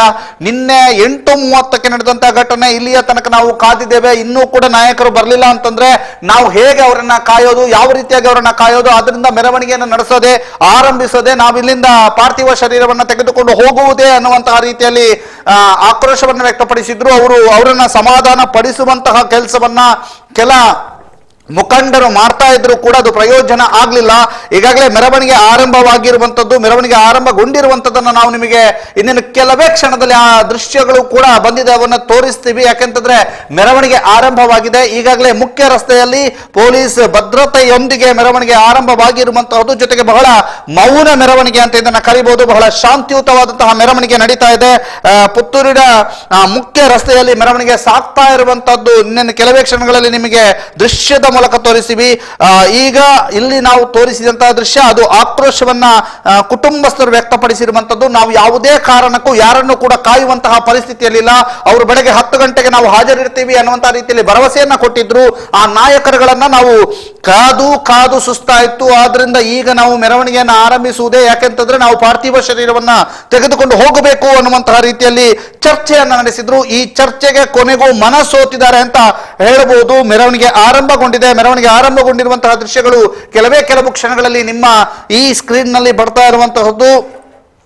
ಯುವ ನಾಯಕ ಪ್ರವೀಣ್ ನೆಟ್ಟಾರು ಪಾರ್ಥಿವ ಶರೀರದ ಅಂತಿಮ ಯಾತ್ರೆಯ ಮೆರವಣಿಗೆ ನಡೀತಾ ಇದೆ. ಅಂತಿಮ ಯಾತ್ರೆ ಬಹಳ ಪೊಲೀಸ್ ಬಿಗಿ ಬಂದೋಬಸ್ತ್ನಲ್ಲಿ ನಡೀತಾ ಇರುವಂತದನ್ನ ನಿಮಗೆ ತೋರಿಸ್ತೀವಿ ಇನ್ನೇನು ಕೆಲವೇ ಕ್ಷಣಗಳಲ್ಲಿ. ಇದೀಗ ಅಲ್ಲಿ ಆ ಆಸ್ಪತ್ರೆಯ ಮುಂಭಾಗದಲ್ಲಿ ನಡೆದಂತಹ ಮಾತಿನ ಚಕಮಕಿಯನ್ನ ಸ್ವಲ್ಪ ಮಟ್ಟಿಗೆ ತೋರಿಸ್ತಿದ್ದೀವಿ. ಮಾತಿನ ಚಕಮಕಿ ಅನ್ನೋದಕ್ಕಿಂತಲೂ ಕೂಡ ತಮ್ಮ ನೋವಿನ ಆಕ್ರೋಶವನ್ನ ಹೊರ ಹಾಕಿರುವಂತದ್ದು. ನಾವು ಇಲ್ಲಿ ತನಕ ಕಾದ್ವಿ, ನಿರಂತರವಾಗಿ ನಿನ್ನೆ ರಾತ್ರಿ 8:45ರಿಂದ ಇಲ್ಲಿಯ ತನಕ ಅವರನ್ನ ಕಾದ್ವಿ, ನಾಯಕರು ಬರ್ತಾರೆ ಅನ್ನುವಂತಹ ರೀತಿಯಲ್ಲಿ ಕಾದ್ವಿ, ಆದ್ರೆ ಯಾರು ಕೂಡ ಬರಲಿಲ್ಲ ಅನ್ನೋದಕ್ಕೆ ಆಕ್ರೋಶವನ್ನು ವ್ಯಕ್ತಪಡಿಸಿರುವಂತದ್ದು. ಜೊತೆಗೆ ಆಗುವುದು ಆಗಿ ಹೋಗಿದೆ ಅನ್ನುವಂತಹ ಮಾತುಗಳು ಅಲ್ಲಿ ಆಕ್ರೋಶವನ್ನು ವ್ಯಕ್ತಪಡಿಸುವವರ ಬಾಯಲ್ಲಿ ಬಂತು. ಆಗುವುದಾಗಿ ಹೋಗಿದೆ, ಆದ್ರೆ ಇನ್ನೂ ಕಾಯಲಿಕ್ಕೆ ಯಾವುದೇ ರೀತಿಯಲ್ಲೂ ಕೂಡ ನಮ್ಮಿಂದ ಸಾಧ್ಯ ಇಲ್ಲ. ನಾವು ನಿರಂತರವಾಗಿ ಕಾಯ್ತಾನೆ ಇದ್ದೀವಿ, ಆದ್ರೆ ಅವ್ರು ಯಾರು ಕೂಡ ಬರುವಂತಹ ಸೂಚನೆಗಳು ಕಾಣ್ತಾ ಇಲ್ಲ. ಆದ್ರಿಂದ ಇಂತಹದೆಲ್ಲ ನಡೀತಾ ಇದೆ ಅನ್ನುವಂಥದ್ದನ್ನ ತೋರಿಸ್ತಾ ಇದೀವಿ. ಬಹಳ ದೊಡ್ಡ ಚರ್ಚೆಗಳು ನಡೆದು ದೊಡ್ಡ ಮಟ್ಟಿನಲ್ಲಿ ಚರ್ಚೆಗಳು ನಡೆದು ಆದ ನಂತರ ಬಹಳ ಒಂದು ಮೆರವಣಿಗೆಗಳು ಸಾಗ್ತಾ ಇರುವಂತಹದ್ದು. ಬಹುದೊಡ್ಡ ಒಂದು ಮೆರವಣಿಗೆಯ ದೃಶ್ಯ ನಿಮಗೆ ತೋರಿಸ್ತಾ ಇದ್ದೀವಿ. ಇದು ಪ್ರವೀಣ್ ನೆಟ್ಟಾರ್ ಅವರ ಪಾರ್ಥಿವ ಶರೀರದ ಮೆರವಣಿಗೆ. ಬಹಳ ತಂದೆಗೆ ಮಗನಾಗಿ, ತಾಯಿಗೆ ಮಗನಾಗಿ, ಹೆಂಡತಿಗೆ ಗಂಡನಾಗಿ, ಇಡೀ ಊರಿಗೆ ಒಂದು ರೀತಿಯಲ್ಲಿ ಆಸರೆಯಾಗಿ ಅಮಾಯಕ ಜೀವ ಅಂತ ಪ್ರವೀಣ್ ನೆಟ್ಟಾರ್ ಅವರನ್ನ ಕರಿಬಹುದು. ಯಾಕೆಂತಂದ್ರೆ ಬಹಳ ಉತ್ತಮವಾದ ಸಮಾಜ ಮುಖಿ ಚಿಂತನೆಯುಳ್ಳಂತಹ ಒಬ್ಬ ಯುವ ನಾಯಕ, ಬಹಳ ಉತ್ತಮವಾದಂತಹ ಸಮಾಜಮುಖಿ ಚಿಂತನೆಯುಳ್ಳ ನಾಯಕ ಅಂತ ಇವರನ್ನ ಕರಿಬಹುದು. ಬಹಳ ಅದ್ಭುತವಾದಂತಹ ಕೆಲಸ ಕಾರ್ಯಗಳನ್ನ ಮಾಡ್ತಾ ಇದ್ರು. ಬಹಳಷ್ಟು ಅವರ ಫೇಸ್ಬುಕ್ ಪೋಸ್ಟ್ಗಳನ್ನ ನೋಡಿದಾಗ ಅವ್ರು ಯಾವ ರೀತಿಯಾಗಿ ಕೆಲಸ ಕಾರ್ಯಗಳನ್ನ ಮಾಡ್ತಾ ಇದ್ರು ಅನ್ನುವಂಥದ್ದು, ಬಹುದೊಡ್ಡ ಸಂಖ್ಯೆಯಲ್ಲಿ ಜನರು ಕೂಡ ಸೇರಿರುವಂಥದ್ದು. ಈಗ ನಾವು ನೋಡ್ತಾ ಇರುವಂಥದ್ದು ಪುತ್ತೂರಿನ ಗಾಂಧಿ ಕಟ್ಟೆಯ ಮುಂಭಾಗದಿಂದ ತೆಗೆದಿರುವಂತಹ ದೃಶ್ಯ ಇದು. ಪುತ್ತೂರಿನ ಗಾಂಧಿ ಕಟ್ಟೆಯ ಮುಂಭಾಗದಿಂದ ತೆಗೆದಿರುವಂತಹ ದೃಶ್ಯವನ್ನ ನಾವು ನಿಮಗೆ ತೋರಿಸ್ತಾ ಇದ್ದೀವಿ. ಬಿಜೆಪಿಯ ಯುವ ನಾಯಕ ಪ್ರವೀಣ್ ನೆಟ್ಟಾರು ಹತ್ಯೆ ಆದ ನಂತರ ಅವರ ಪಾರ್ಥಿವ ಶರೀರವನ್ನ ಆಂಬ್ಯುಲೆನ್ಸ್ ನಲ್ಲಿ ತೆಗೆದುಕೊಂಡು ಹೋಗ್ತಾ ಇರುವಂತಹ ದೃಶ್ಯ ನಿಮಗೆ ತೋರಿಸ್ತಾ ಇದ್ದೀವಿ. ಅವರ 3-4 ಆಂಬ್ಯುಲೆನ್ಸ್ ಜೊತೆಗೆ ಹಿಂಭಾಗದಲ್ಲಿ ಪೊಲೀಸ್ ತುಕಡಿಯನ್ನ ಹೊಂದಿರುವಂತಹ ಒಂದು ಪೊಲೀಸರ ವಾಹನ, ಮುಂಭಾಗದಲ್ಲಿ ಒಂದು ಪೊಲೀಸರ ವಾಹನ, ಹಿಂಭಾಗದಲ್ಲಿ ಒಂದು ಪೊಲೀಸರ ವಾಹನ, ಬಹಳ ಸಾವಿರಾರು ಸಂಖ್ಯೆಯಲ್ಲಿ ಸೇರಿರುವಂತಹ ಜನಸಂದಣಿ, ಒಂದಷ್ಟು ದೃಶ್ಯಗಳನ್ನು ನಿಮಗೆ ತೋರಿಸ್ತಾ ಇದ್ದೀವಿ. ಇದು ಬೆಳ್ಳಾರೆಯ ತನಕ ನಡೆಯುವಂತಹ ಪಾರ್ಥಿವ ಶರೀರದ ಮೆರವಣಿಗೆಯ ಆರಂಭದ ದೃಶ್ಯ. ಇದು ಪುತ್ತೂರಿನಿಂದ ನಿಮಗೆ ನೇರವಾಗಿ ನಾವು ತೋರಿಸ್ತಾ ಇರುವಂತಹ ದೃಶ್ಯ. ಇದು ಮೆರವಣಿಗೆ ಆರಂಭಗೊಂಡಿರುವಂತದ್ದು. ನೋಡಿ, ಮುಂಭಾಗದಲ್ಲಿ ಪೊಲೀಸ್ ವೆಹಿಕಲ್ ಇದೆ. ಅದಾದ ನಂತರ ಮೆರವಣಿಗೆಗಳು ಆರಂಭ ಆಗಿರುವಂತದ್ದು, ನಡೀತಾ ಇರುವಂತದ್ದು. ಮೆರವಣಿಗೆಯಲ್ಲಿ ಬಹಳಷ್ಟು ಮುಖಂಡರು, ಯುವ ಮುಖಂಡರು, ಪ್ರವೀಣ್ ನೆಟ್ಟಾರ್ ಅವರ ಸ್ನೇಹಿತರು, ಪ್ರವೀಣ್ ನೆಟ್ಟಾರ್ ಅವರ ಕುಟುಂಬಸ್ಥರು, ಪ್ರವೀಣ್ ನೆಟ್ಟಾರ್ ಅವರ ಅಭಿಮಾನಿ ಬಳಗ ಎಲ್ಲರೂ ಕೂಡ ಇದ್ದಾರೆ. ಪ್ರವೀಣ್ ನೆಟ್ಟಾರ್ ತನ್ನ ನಾಯಕತ್ವದಲ್ಲಿ ಬಹಳಷ್ಟು ಕೆಲಸ ಕಾರ್ಯಗಳನ್ನ ಮಾಡಿದ್ದಾರೆ. ಬಹಳಷ್ಟು ಉತ್ತಮ ಕೆಲಸ ಕಾರ್ಯಗಳಲ್ಲಿ ತಮ್ಮನ್ನು ತಾವು ತೊಡಗಿಸಿಕೊಂಡಿದ್ದಾರೆ ಅನ್ನುವಂತಹದ್ದು ಬಹುದೊಡ್ಡ ರೀತಿಯಲ್ಲಿ ಚರ್ಚೆಗಳು ಕೂಡ ಆಗ್ತಾ ಇದೆ. ಸಾಮಾಜಿಕ ಜಾಲತಾಣದಲ್ಲಿ ಪುತ್ತೂರು, ಸುಳ್ಯ, ಬೆಳ್ಳಾರೆ ಮುಂತಾದೆಡೆಯಿಂದ ಅವರ ಸ್ನೇಹಿತರು ಹಾಕ್ತಾ ಇರುವಂತಹ ಒಂದೊಂದು ಬರಹವು ಕೂಡ ಬಹಳ ದೊಡ್ಡ ಚರ್ಚೆಗೆ ಗ್ರಾಸ ಆಗ್ತಾ ಇರುವಂತದ್ದು. ಜೊತೆಗೆ ನೀವು ಬಲಿಪಶು ಆದ್ರಿ ಅನ್ನುವಂತಹ ರೀತಿಯಲ್ಲಿ ಬರಹಗಳಿದ್ದಾವೆ. ಜೊತೆಗೆ ಪ್ರವೀಣ್ ನೆಟ್ಟಾರ್ ಅವರಿಗೆ ಯಾರ ಹತ್ರನೂ ಅತಿ ದೊಡ್ಡ ಅಥವಾ ಅಂತಂತೊಂದು ದ್ವೇಷಗಳು ಇರಲಿಲ್ಲ ಅನ್ನುವಂಥದ್ದು ಬೆಳ್ಳಾರೆಯಿಂದ ನಮಗೊಂದಷ್ಟು ಜನ ಮಾಹಿತಿಯನ್ನು ನೀಡಿದ್ದಾರೆ. ಅವರು ಕೂಡ ಹೇಳ್ತಾ ಇರುವಂಥದ್ದು, ಪ್ರವೀಣ್ ನೆಟ್ಟಾರ್ ಅವರು ಅದ್ಭುತ ಹುಡುಗ. ಆತನ ಬಗ್ಗೆ ಹೇಳಬೇಕು ಅಂತಂದ್ರೆ ಆತ ಒಬ್ಬ ಅದ್ಭುತ ಹುಡುಗ. ಆತ ಬಹಳ ಸೈಲೆಂಟ್, ಜೊತೆಗೆ ಬಹಳ ಕಷ್ಟದಿಂದ ಬೆಳೆದು ಬಂದಂತಹ ಹುಡುಗ ಆತ ಅನ್ನುವಂಥದ್ದನ್ನ ಅವರು ಹೇಳ್ತಾ ಇದ್ರು. ಬಹಳ ಕಷ್ಟದಿಂದ ಬೆಳೆದು ಬಂದಂತ ಹುಡುಗ ಅಂತ ಹೇಳ್ತಾ ಇದ್ರು. ಈಗ ನಾವು ನಮ್ಮ ಪ್ರತಿನಿಧಿ ಲೋಕೇಶ್ ಅವರನ್ನ ಸಂಪರ್ಕಿಸ್ತೀವಿ. ಲೋಕೇಶ್ ಅವರು ಕೂಡ ಈ ಮೆರವಣಿಗೆಯಲ್ಲಿ ಅಂದ್ರೆ ವರದಿಗಾರಿಕೆಗೆಂದು ಭಾಗಿಯಾಗಿದ್ದಾರೆ. ಅವರು ಮೆರವಣಿಗೆಯಲ್ಲಿ ಹೋಗ್ತಾ ಇರುವಂತಹ ದೃಶ್ಯಗಳನ್ನು ಕೂಡ ನಿಮಗೆ ಅವರು ಮೆರವಣಿಗೆಯಲ್ಲಿ ಸಾಕ್ತಾ ಇದ್ದಾರೆ. ಆ ದೃಶ್ಯಗಳನ್ನು ಕೊಡ್ತಾ ನಮ್ಮ ಜೊತೆಗೆ ಸಂಪೂರ್ಣ ಮಾಹಿತಿಯನ್ನ ಕೂಡ ಕೊಡ್ಲಿಕ್ಕಿದ್ದಾರೆ. ಈಗ ನಮ್ಮ ಜೊತೆಗೆ ಸಂಪರ್ಕದಲ್ಲಿದ್ದಾರೆ ಲೋಕೇಶ್. ಲೋಕೇಶ್ ನಮಸ್ತೆ. ನಮಸ್ತೆ. ಎಲ್ಲಿದ್ದೀರಿ ಲೋಕೇಶ್? ಈಗ ಮೆರವಣಿಗೆ ಒಟ್ಟಿಗೆ ಇದ್ದೇವೆ. ಮೆರವಣಿಗೆ ಒಟ್ಟಿಗೆ ಇದ್ದೇವೆ. ಹೌದು. ಹೇಗಿದೆ ವಾತಾವರಣ, ಹೇಗಿದೆ ಪರಿಸ್ಥಿತಿ, ಹೇಗಿದೆ? ಯಾರೆಲ್ಲ ಬಂದಿದ್ದಾರೆ ಮೆರವಣಿಗೆಯಲ್ಲಿ, ಯಾರೆಲ್ಲ ಭಾಗಿಯಾಗಿದ್ದಾರೆ? ಇದರಲ್ಲಿ ಹೆಚ್ಚಿನ ಸಂಖ್ಯೆಯಲ್ಲಿ ಹಿಂದೂ ಸಂಘಟನೆ ಕಾರ್ಯಕರ್ತರು ಹಾಗೂ ಬಿಜೆಪಿಯ ನಾಯಕರುಗಳೆಲ್ಲ ಇದ್ದಾರೆ. ಈಗ ಇದರಲ್ಲಿ ಮುಖ್ಯವಾಗಿ ಇವತ್ತು ಏನು ಸರ್ಕಾರಿ ಆಸ್ಪತ್ರೆಯ ಶವಾಗಾರ ಕೊಠಡಿಯಿಂದ ಹೊರಟ ಏನು ಶವಯಾತ್ರೆ ಇದೆಯೋ ಅದು ಪುತ್ತೂರಿನ ಮುಖ್ಯ ರಸ್ತೆಯಾಗಿ ಬಸ್ ನಿಲ್ದಾಣದ ಬಳಿಯಿಂದ ಇಲ್ಲಿ ಗಾಂಧಿ ಕಟ್ಟೆಯಾಗಿ ಈಗ ದರಪಿ ಸರ್ಕಲ್ ಅಂತ ತಲುಪ್ತಾ ಇದೆ.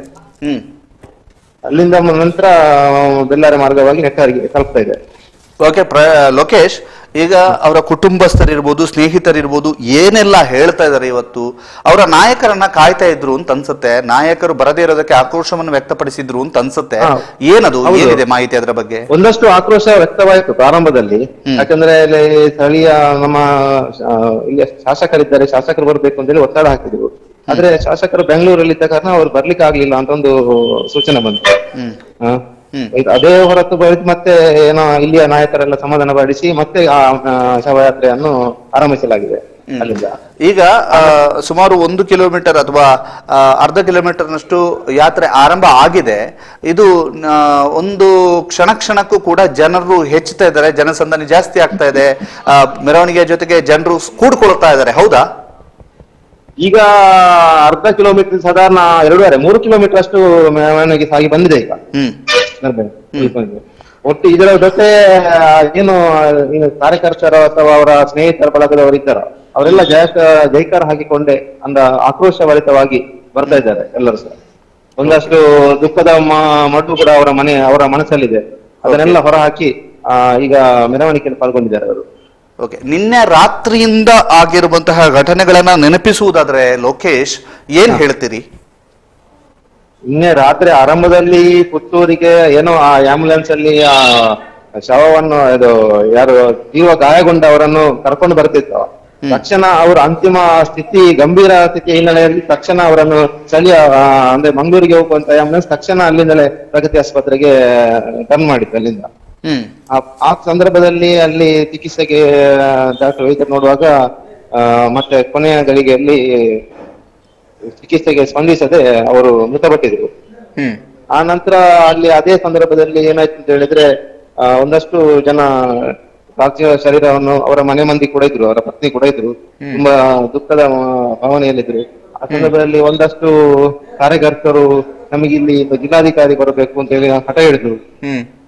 ಅದೇ ಸಂದರ್ಭದಲ್ಲಿ ಪಟ್ಟ ಹಿಡಿದಾಗ ಜಿಲ್ಲಾಧಿಕಾರಿ ಆರಂಭದಲ್ಲಿ ಬಂದಿರ್ಲಿಲ್ಲ.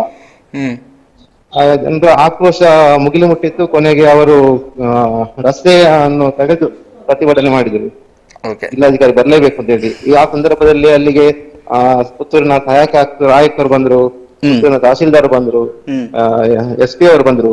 ಆದ್ರೆ ಯಾವುದೇ ಅವರ ಬಂದ ಫಲಕಾರಿಯಾಗಲಿಲ್ಲ. ಕೊನೆಯ ಗಳಿಗೆಯಲ್ಲಿ ರಾತ್ರಿ ಸುಮಾರು 1:20 ಅಂದಾಜು ಜಿಲ್ಲಾಧಿಕಾರಿ ಅವರು ಬಂದರು. ಬಂದ ನಂತರ ಕಾರ್ಯಕರ್ತರು ಅಥವಾ ಸಂಘಟನೆ ಒಟ್ಟು ಆ ಸ್ನೇಹಿತ ಬಳಗದವರು ತಮ್ಮ ಬೇಡಿಕೆಯನ್ನು ಮುಂದಿಟ್ಟು ಆರೋಪಿಗಳನ್ನು ತಕ್ಷಣ ಬಂಧಿಸಬೇಕು, ಮತ್ತಲ್ಲದೆ ಅವರ ಯಾವುದೇ ಈ ಅಂದ್ರೆ ಒಂದು ಸಂದರ್ಭದಲ್ಲಿ ಏನಾಗ್ತದೆ ಅಂತ ಹೇಳಿದ್ರೆ ಯಾವುದೋ ಆರೋಪಿಗಳನ್ನು ತಕ್ಷಣ ಪ್ರೊಡ್ಯೂಸ್ ಮಾಡುದು ಅಂಥವೆಲ್ಲ ನಡೀತದೆ, ಅದು ನಡಿಬಾರದು. ನೈಜ ಆರೋಪಿಯನ್ನೇ ಬಂಧಿಸಬೇಕು ಅಂತ ಹೇಳಿ ಒಂದು ಪಟ್ಟು ಹಿಡಿದು ಆ ನಂತರ ಏನು ಕುಟುಂಬ ಇದೆ ಅವರಿಗೆ ಸರ್ಕಾರದಿಂದ 1 ಕೋಟಿಯಷ್ಟು ಪರಿಹಾರವನ್ನು ಕೊಡ್ಬೇಕು ಅಂತ ಹೇಳಿ ಒತ್ತಾಯ ಮಾಡಿದ್ರು. ಇದನ್ನೆಲ್ಲ ಆಲಿಸಿದ ಜಿಲ್ಲಾಧಿಕಾರಿ ಅವರು ಅದಕ್ಕೆಲ್ಲ ನಾನು ಏನ್ ಪರಿಹಾರ ಇದೆಯೋ ಅದನ್ನು ತಕ್ಷಣ ಸರ್ಕಾರಕ್ಕೆ ತನ್ನ ಪ್ರಾಮಾಣಿಕವಾಗಿ ನಾನು ಸರ್ಕಾರಕ್ಕೆ ಮನವಿ ಸಲ್ಲಿಸ್ತೇನೆ ಆ ಪರಿಹಾರಕ್ಕಾಗಿ. ಆ ನಂತರ ತಮ್ಮ ಏನು ಆರೋಪಿಗಳಿದ್ದಾರೋ ಅದನ್ನು ನೈಜ ಆರೋಪಿಗಳನ್ನು ಪತ್ತೆ ಮಾಡುವಲ್ಲಿ ಪೊಲೀಸ್ ಇಲಾಖೆ ಸ್ವತಂತ್ರವಾಗಿ ಒಂದು ಕಾರ್ಯಾಚರಣೆ ನಡೆಸ್ತದೆ ಅಂತ ಹೇಳಿದ್ರು. ಆನಂತರ ಪ್ರತಿಭಟನೆಯನ್ನು ಹಿಂತೆಗೆದುಕೊಂಡ್ರು. ಕೊನೆಗೆ ಅಲ್ಲಿ ಏನಿತ್ತು ಆ ಪಾರ್ಥಿವ ಶರೀರ ಏನಿತ್ತು ಇವರದ್ದು ಪ್ರವೀಣ್ ರವರದ್ದು ಅದನ್ನು ಇಲ್ಲಿ ಪುತ್ತೂರು ಸರ್ಕಾರಿ ಆಸ್ಪತ್ರೆಯ ಶವಾಗಾರ ಕೊಠಡಿಗೆ ಸಾಗಿಸಲಾಗಿತ್ತು ರಾತ್ರಿ. ಇವತ್ತು ಲಾ ಅಂಡ್ ಆರ್ಡರ್ ಅಂದ್ರೆ ಕಾನೂನು ಸುವ್ಯವಸ್ಥೆಯನ್ನು ಕಾಪಾಡುವಂತ ನಿಟ್ಟಿನಲ್ಲಿ ಯಾವ ರೀತಿಯಾಗಿ ಕ್ರಮ ಕೈಗೊಳ್ಳಲಾಗಿದೆ? ಈಗಾಗಲೇ 144 ಸೆಕ್ಷನ್ ಜಾರಿ ಮಾಡಲಾಗಿದೆ. ಹಾ ಆ ಸಂದರ್ಭದಲ್ಲಿ ಈಗ ಅದನ್ನು ಏನೋ ಇಲ್ಲಿ ಪುತ್ತೂರು ಪೇಟೆಯಲ್ಲಿ ಏನೋ ಪೊಲೀಸರು ಅದನ್ನು ಅನೌನ್ಸ್ ಮಾಡ್ಲಿಲ್ಲ, ಮಾಡಬೇಕಿತ್ತು ಅವರು. ಈಗ ಸದ್ಯದ ಮಟ್ಟಿಗೆ 144 ಜಾರಿಯಲ್ಲಿದೆ. Okay, announce ಆಗ್ಲಿಲ್ವಾ 144? ಅನೌನ್ಸ್ ಮಾಡಿದ್ದಾರೆ, ಆದ್ರೆ ಇಲ್ಲಿ ಅವರು ಏನ್ ಮಾಡ್ತಾರೆ ಅಂತ ಹೇಳಿದ್ರೆ 140 ಸೆಕ್ಷನ್ ಆದ ಕೂಡಲೇ ಒಂದು ಗಳಿಗೆ ಪುತ್ತೂರು ಪೇಟೆ ಉದ್ದಕ್ಕೂ ಮೈಕದಲ್ಲೇ ಹೇಳಿಕೊಂಡು ಹೋಗ್ತಾರೆ ಜಾರಿಯಾಗಿದೆ ಅಂತ ಹೇಳಿ. ಓಕೆ ಓಕೆ, ಅದನ್ನು ಮಾಡಿಲ್ವಾ? ಅದನ್ನು ಮಾಡಿಲ್ಲ. ಓಕೆ, ನಾವು ಲೈವ್ ನೇರ ಪ್ರಸಾರವನ್ನು ಮಾಡ್ತಾ ಇದ್ದೀವಿ ಲೋಕೇಶ್. ಈಗ ನೀವು ಕೂಡ ನಮ್ಮ ಜೊತೆಗೆ ನಿರಂತರ ಸಂಪರ್ಕದಲ್ಲಿರಿ. ನಿರಂತರವಾಗಿ ಒಂದು ವರದಿಗಾರಿಕೆಯಲ್ಲಿ ನಮ್ಮ ಪ್ರತಿನಿಧಿ ಲೋಕೇಶ್ ಬನ್ನೂರು ಸೇರ್ಕೊಂಡಿದ್ದಾರೆ. ಧನ್ಯವಾದ ನಮ್ಮ ಜೊತೆಗೆ ಮಾಹಿತಿಯನ್ನ ಕೊಟ್ಟಿರುವಂತ ಲೋಕೇಶ್ ಬನ್ನೂರು ಅವರಿಗೆ. ಮತ್ತಷ್ಟು ಮಾಹಿತಿ ನಿಮ್ಮಿಂದ ನಿರೀಕ್ಷಿಸ್ತಾ ಇದ್ದೇವೆ. ಅದರ ಜೊತೆಗೆ ನಮ್ಮ ಯೂಟ್ಯೂಬ್ ಲೈವ್ಗೆ ಒಂದಷ್ಟು ಮೆಸೇಜ್ಗಳು ಬರ್ತಾ ಇರುವಂತದ್ದು. ಒಳ್ಳೆಯ ಹುಡುಗ, ಡೀಸೆಂಟ್ ಪ್ರವೀಣ್ ಅನ್ನುವಂತಹದನ್ನ ಹೇಳ್ತಾ ಇದ್ದಾರೆ. ಓಂ ಶಾಂತಿಗಳು ತುಂಬಿ ಹೋಗಿವೆ. ಅದರ ಜೊತೆಗೆ ಡೀಸೆಂಟ್ ಪ್ರವೀಣ್ ಅನ್ನುವಂಥದ್ದು, ಜೊತೆಗೆ ಬಹಳ ಉತ್ತಮವಾದಂತಹ ಹುಡುಗ ಅನ್ನುವಂಥದ್ದನ್ನು ಕೂಡ ಅವರು ಹೇಳ್ತಾ ಇರುವಂಥದ್ದು. ಈಗ ನಾವು ನಿಮಗೆ ಕೆಲವೊಂದು ಬೈಟ್ಗಳನ್ನ, ಅಂದ್ರೆ ಕೆಲವರು ಮಾತನಾಡಿದ್ದಾರೆ ಏನ್ ಮಾತನಾಡಿದ್ದಾರೆ ನೋಡ್ಕೊಂಡ್ ಬರುವ.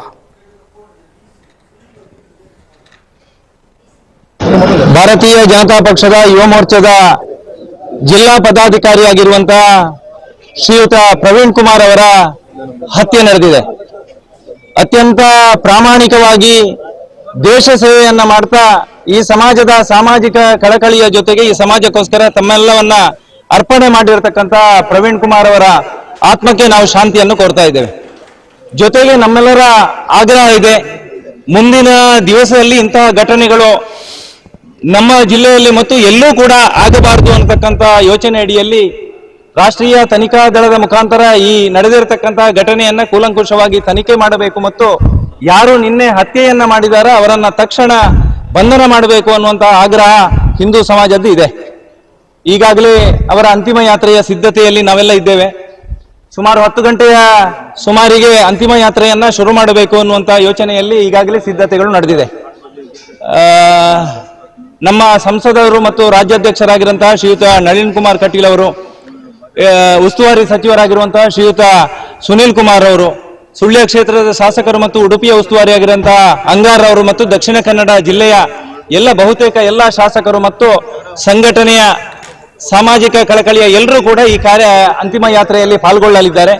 ಈ ಅಂತಿಮ ಯಾತ್ರೆ ಇಲ್ಲಿಂದ ದರ್ಬೆ ತನಕ ಪಾದಯಾತ್ರೆಯಲ್ಲಿ ಸಾಗುತ್ತೆ. ಆ ನಂತರ ವಾಹನಗಳ ಮುಖಾಂತರ ಸವಣೂರು, ಕಾಣಿಯೂರು, ನಿಂತಿಗಲ್ ಮಾರ್ಗವಾಗಿ ಬೆಳ್ಳಾರೆಯಾಗಿ ಮೃತನ ಮನೆಯಲ್ಲಿ ಅಂತಿಮ ವಿಧಿವಿಧಾನಗಳು ನಡೆಯಲಿಕ್ಕಿದೆ. ನಿನ್ನೆ ಭಾರತೀಯ ಜನತಾ ಪಕ್ಷದ ಯುವ ಮೋರ್ಚಾದ ಜಿಲ್ಲಾ ಪದಾಧಿಕಾರಿಯಾಗಿರುವಂತಹ ಶ್ರೀಯುತ ಪ್ರವೀಣ್ ಕುಮಾರ್ ಅವರ ಹತ್ಯೆ ನಡೆದಿದೆ. ಅತ್ಯಂತ ಶ್ರೀಯುತ ಪ್ರವೀಣ್ ಕುಮಾರ್ ಅವರ ಹತ್ಯೆ ನಡೆದಿದೆ. ಅತ್ಯಂತ ಪ್ರಾಮಾಣಿಕವಾಗಿ ದೇಶ ಸೇವೆಯನ್ನ ಮಾಡ್ತಾ ಈ ಸಮಾಜದ ಸಾಮಾಜಿಕ ಕಳಕಳಿಯ ಜೊತೆಗೆ ಈ ಸಮಾಜಕ್ಕೋಸ್ಕರ ತಮ್ಮೆಲ್ಲವನ್ನ ಅರ್ಪಣೆ ಮಾಡಿರತಕ್ಕಂತ ಪ್ರವೀಣ್ ಕುಮಾರ್ ಅವರ ಆತ್ಮಕ್ಕೆ ನಾವು ಶಾಂತಿಯನ್ನು ಕೋರ್ತಾ ಇದ್ದೇವೆ. ಜೊತೆಗೆ ನಮ್ಮೆಲ್ಲರ ಆಗ್ರಹ ಇದೆ, ಮುಂದಿನ ದಿವಸದಲ್ಲಿ ಇಂತಹ ಘಟನೆಗಳು ನಮ್ಮ ಜಿಲ್ಲೆಯಲ್ಲಿ ಮತ್ತು ಎಲ್ಲೂ ಕೂಡ ಆಗಬಾರದು ಅನ್ನತಕ್ಕಂಥ ಯೋಚನೆ ಅಡಿಯಲ್ಲಿ ರಾಷ್ಟ್ರೀಯ ತನಿಖಾ ದಳದ ಮುಖಾಂತರ ಈ ನಡೆದಿರತಕ್ಕಂತಹ ಘಟನೆಯನ್ನ ಕೂಲಂಕುಷವಾಗಿ ತನಿಖೆ ಮಾಡಬೇಕು ಮತ್ತು ಯಾರು ನಿನ್ನೆ ಹತ್ಯೆಯನ್ನ ಮಾಡಿದಾರ ಅವರನ್ನ ತಕ್ಷಣ ಬಂಧನ ಮಾಡಬೇಕು ಅನ್ನುವಂತಹ ಆಗ್ರಹ ಹಿಂದೂ ಸಮಾಜದ್ದು ಇದೆ. ಈಗಾಗಲೇ ಅವರ ಅಂತಿಮ ಯಾತ್ರೆಯ ಸಿದ್ಧತೆಯಲ್ಲಿ ನಾವೆಲ್ಲ ಇದ್ದೇವೆ. ಸುಮಾರು 10 ಗಂಟೆಯ ಸುಮಾರಿಗೆ ಅಂತಿಮ ಯಾತ್ರೆಯನ್ನ ಶುರು ಮಾಡಬೇಕು ಅನ್ನುವಂತಹ ಯೋಚನೆಯಲ್ಲಿ ಈಗಾಗಲೇ ಸಿದ್ಧತೆಗಳು ನಡೆದಿದೆ. ನಮ್ಮ ಸಂಸದರು ಮತ್ತು ರಾಜ್ಯಾಧ್ಯಕ್ಷರಾಗಿರುವಂತಹ ಶ್ರೀಯುತ ನಳಿನ್ ಕುಮಾರ್ ಕಟೀಲ್ ಅವರು, ಉಸ್ತುವಾರಿ ಸಚಿವರಾಗಿರುವಂತಹ ಶ್ರೀಯುತ ಸುನೀಲ್ ಕುಮಾರ್ ಅವರು, ಸುಳ್ಯ ಕ್ಷೇತ್ರದ ಶಾಸಕರು ಮತ್ತು ಉಡುಪಿಯ ಉಸ್ತುವಾರಿಯಾಗಿರುವಂತಹ ಅಂಗಾರ್ ಅವರು ಮತ್ತು ದಕ್ಷಿಣ ಕನ್ನಡ ಜಿಲ್ಲೆಯ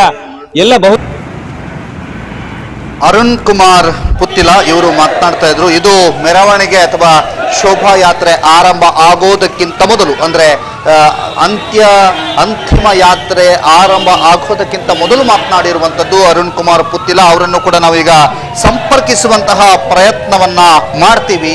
ಅದಕ್ಕಿಂತ ಮೊದಲು ಮಾತನಾಡಿದವರು ಇನ್ನೇನು ನಾವು ಮೆರವಣಿಗೆಯನ್ನ ಅಥವಾ ಶೋಭಾಯಾತ್ರೆಯನ್ನ ಆರಂಭಿಸ್ತೀವಿ ಅನ್ನುವಂತಹ ರೀತಿಯಲ್ಲಿ ಮಾತನಾಡಿದ್ದಾರೆ. ಆಗ ಮಾತನಾಡಿರೋದನ್ನ ನಿಮಗೆ ತೋರಿಸ್ತಾ ಇರುವಂಥದ್ದು. ಇವತ್ತು 11:30ಕ್ಕೆ ಬೆಳ್ಳಾರೆಗೆ ಮೆರವಣಿಗೆಯಲ್ಲಿ ಸೇರ್ಕೊಳ್ತಾರೆ ಎಸ್ ಅಂಗಾರ ಅನ್ನುವಂತಹ ಮಾಹಿತಿಗಳು ಸುಳ್ಯದಿಂದ ನಮಗೆ ಲಭ್ಯವಾಗ್ತಾ ಇದೆ. ಸಚಿವ ಎಸ್ ಅಂಗಾರ 11:30 ಗಂಟೆಗೆ ಬೆಳ್ಳಾರೆಯಲ್ಲಿ ಮೆರವಣಿಗೆಯಲ್ಲಿ ಸೇರ್ಕೊಳ್ತಾರೆ ಅನ್ನುವಂತಹ ಮಾಹಿತಿಗಳು ಲಭ್ಯವಾಗ್ತಾ ಇರುವಂತದ್ದು ಸುಳ್ಯದ ಸುದ್ದಿಯಿಂದ ನಮಗೆ ಬರ್ತಿರುವಂತಹ ಮಾಹಿತಿ. ಸಚಿವ ಎಸ್ ಅಂಗಾರ 11:30ಕ್ಕೆ ಬೆಳ್ಳಾರೆಯಲ್ಲಿ ಮೆರವಣಿಗೆಯಲ್ಲಿ ಸೇರ್ಕೊಳ್ತಾರೆ ಅನ್ನುವಂತಹ ಮಾಹಿತಿಗಳು ಲಭ್ಯವಾಗ್ತಾ ಇರುವಂತದ್ದು. ಸಚಿವ ಅಂಗಾರ ಬೆಳಗ್ಗೆ 11:30ಕ್ಕೆ ಸುಳ್ಯದಿಂದ ಸೇರ್ಕೊಳ್ತಾರೆ, ಅಂದ್ರೆ ಬೆಳ್ಳಾರೆಯಲ್ಲಿ ಮೆರವಣಿಗೆಯಲ್ಲಿ ಸೇರ್ಕೊಳ್ತಾರೆ ಅನ್ನುವಂತಹ ಒಂದು ಮಾಹಿತಿಯನ್ನ ಕೊಡ್ತಾ ಇದ್ದಾರೆ ನಮ್ಮ ಪ್ರತಿನಿಧಿ, ಸುಳ್ಯದ ಪ್ರತಿನಿಧಿ ಪ್ರಜ್ಞಾ ಅವರು ಒಂದು ಮಾಹಿತಿಯನ್ನ ಕೊಡ್ತಾ ಇದ್ದಾರೆ. ಪ್ರಜ್ಞಾ ಅವರು ನಮಗೆ ಮಾಹಿತಿಯನ್ನ ಕೊಟ್ಟಿರುವಂತಹ ರೀತಿಯಲ್ಲಿ ಸುಳ್ಯದಲ್ಲಿ ಒಂದು 11:30ಕ್ಕೆ ಬೆಳ್ಳಾರೆಯಲ್ಲಿ ಮೆರವಣಿಗೆಯಲ್ಲಿ ಸೇರ್ಕೊಳ್ತಾರೆ ಅನ್ನುವಂತಹ ಮಾಹಿತಿಯನ್ನ ಪ್ರಜ್ಞಾ ಕೊಟ್ಟಿರುವಂತದ್ದು. ಪ್ರಜ್ಞಾ ಅವರನ್ನು ಕೂಡ ಸಂಪರ್ಕಿಸುವಂತಹ ಪ್ರಯತ್ನವನ್ನ ಮಾಡ್ತೀವಿ. ಸುಳ್ಯದಲ್ಲಿ ಅವರು 11:30ಕ್ಕೆ ಸಚಿವರು ಸೇರ್ಕೊಳ್ತಾರೆ ಅನ್ನುವಂತಹದ್ದು ತಿಳಿಸಿದ್ದಾರೆ. ಅದು ನೋಡ್ಬೇಕು ಅವರು 11:30ಕ್ಕೆ ಅಲ್ಲಿ ಸೇರ್ಕೊಳ್ತಾರ ಅನ್ನುವಂಥದ್ದು. ಯಾಕೆಂತಂದ್ರೆ ಈಗಾಗಲೇ ಇಲ್ಲಿ ಆಕ್ರೋಶಗಳು ವ್ಯಕ್ತವಾಗಿತ್ತು. ಯಾಕೆಂತಂದ್ರೆ ಇಲ್ಲಿ ಬಂದಿಲ್ಲ, ನಮ್ಮ ಜೊತೆಗೆ ಸೇರ್ಕೋಬೇಕಿತ್ತು, 10 ಗಂಟೆಗೆ ಬರ್ತೀವಿ ಅಂತ ಹೇಳಿದ್ರು, ಬಂದಿಲ್ಲ, ನಾವು ಮೆರವಣಿಗೆಯನ್ನ ಆರಂಭಿಸೋದೆ, ನಾವು ಪಾರ್ಥಿವ ಶರೀರವನ್ನ ತೆಗೆದುಕೊಂಡು ಹೋಗೋದೆ ಅನ್ನುವಂತ ರೀತಿಯಲ್ಲಿ ಪಟ್ಟು ಹಿಡಿದಂತಹ ಅವರ ಗೆಳೆಯರಿರ್ಬೋದು, ಅಭಿಮಾನಿಗಳಿರ್ಬೋದು, ಎಲ್ಲರೂ ಕೂಡ ಈಗ ಶೋಭಾಯಾತ್ರೆಯನ್ನ ಆರಂಭಿಸಿದ್ದಾರೆ. ಅವರ ಒಂದು ಕುಟುಂಬ ವರ್ಗ ದುಃಖಿತವಾಗಿದೆ, ಆಕ್ರೋಶ ವ್ಯಕ್ತಪಡಿಸ್ತಾ ಇದೆ, ಜೊತೆಗೆ ನಿರಂತರವಾಗಿ ಒಂದು ಬೇಸರವನ್ನ ವ್ಯಕ್ತಪಡಿಸ್ತಾ ಇದ್ದಾರೆ. ಬಹಳ ದೊಡ್ಡ ನೋವಿನಲ್ಲಿದ್ದಾರೆ, ಒಂದು ದೊಡ್ಡ ಆಘಾತದಲ್ಲಿದ್ದಾರೆ.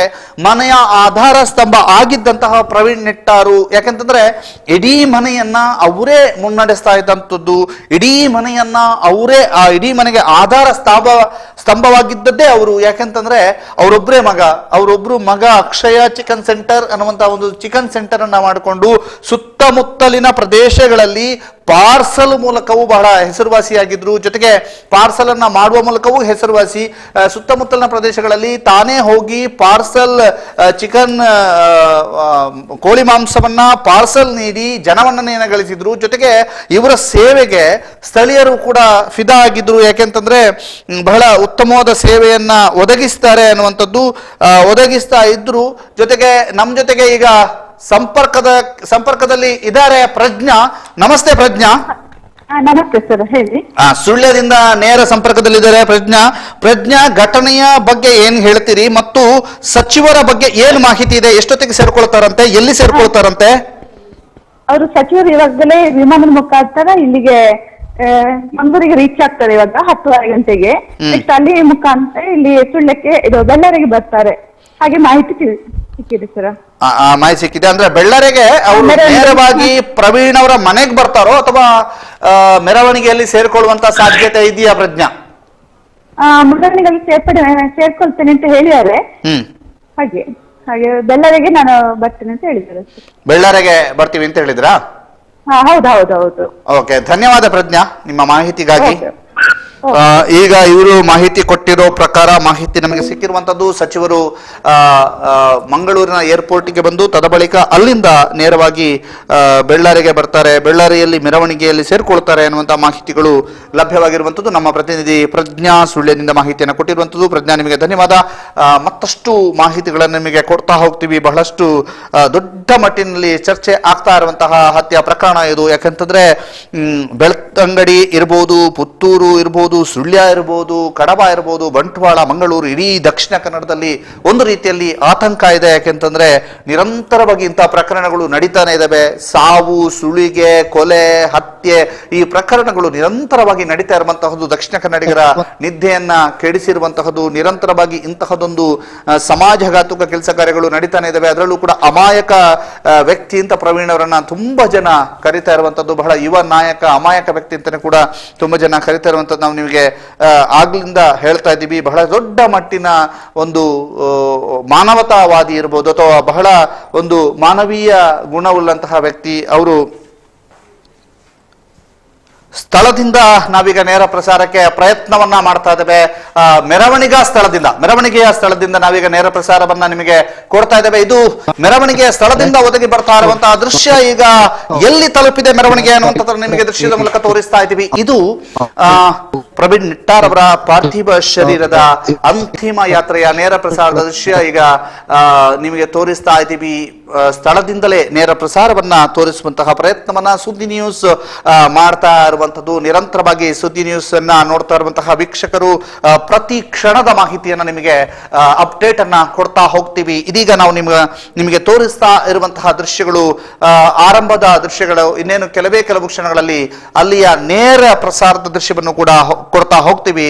ಅದರ ಜೊತೆಗೆ ಪ್ರವೀಣ್ ನೆಟ್ಟಾರ್ ಬಗ್ಗೆ ಒಂದಷ್ಟು ಮಾಹಿತಿಗಳನ್ನು ನಾವು ಕೂಡ ಕಲೆ ಹಾಕಿದ್ದೀವಿ. ಅವರ ಹಲವಾರು ಫೋಟೋಗಳು ನಮಗೆ ಒಂದು ಬಹಳ ದೊಡ್ಡ ನೋವನ್ನ ಉಂಟು ಮಾಡುತ್ತೆ. ಹಲವಾರು ಅವರ ಫೋಟೋಗಳು ಕೂಡ ಅವುಗಳನ್ನು ಕೂಡ ನಾವು ಪ್ಲೇ ಮಾಡ್ತೀವಿ.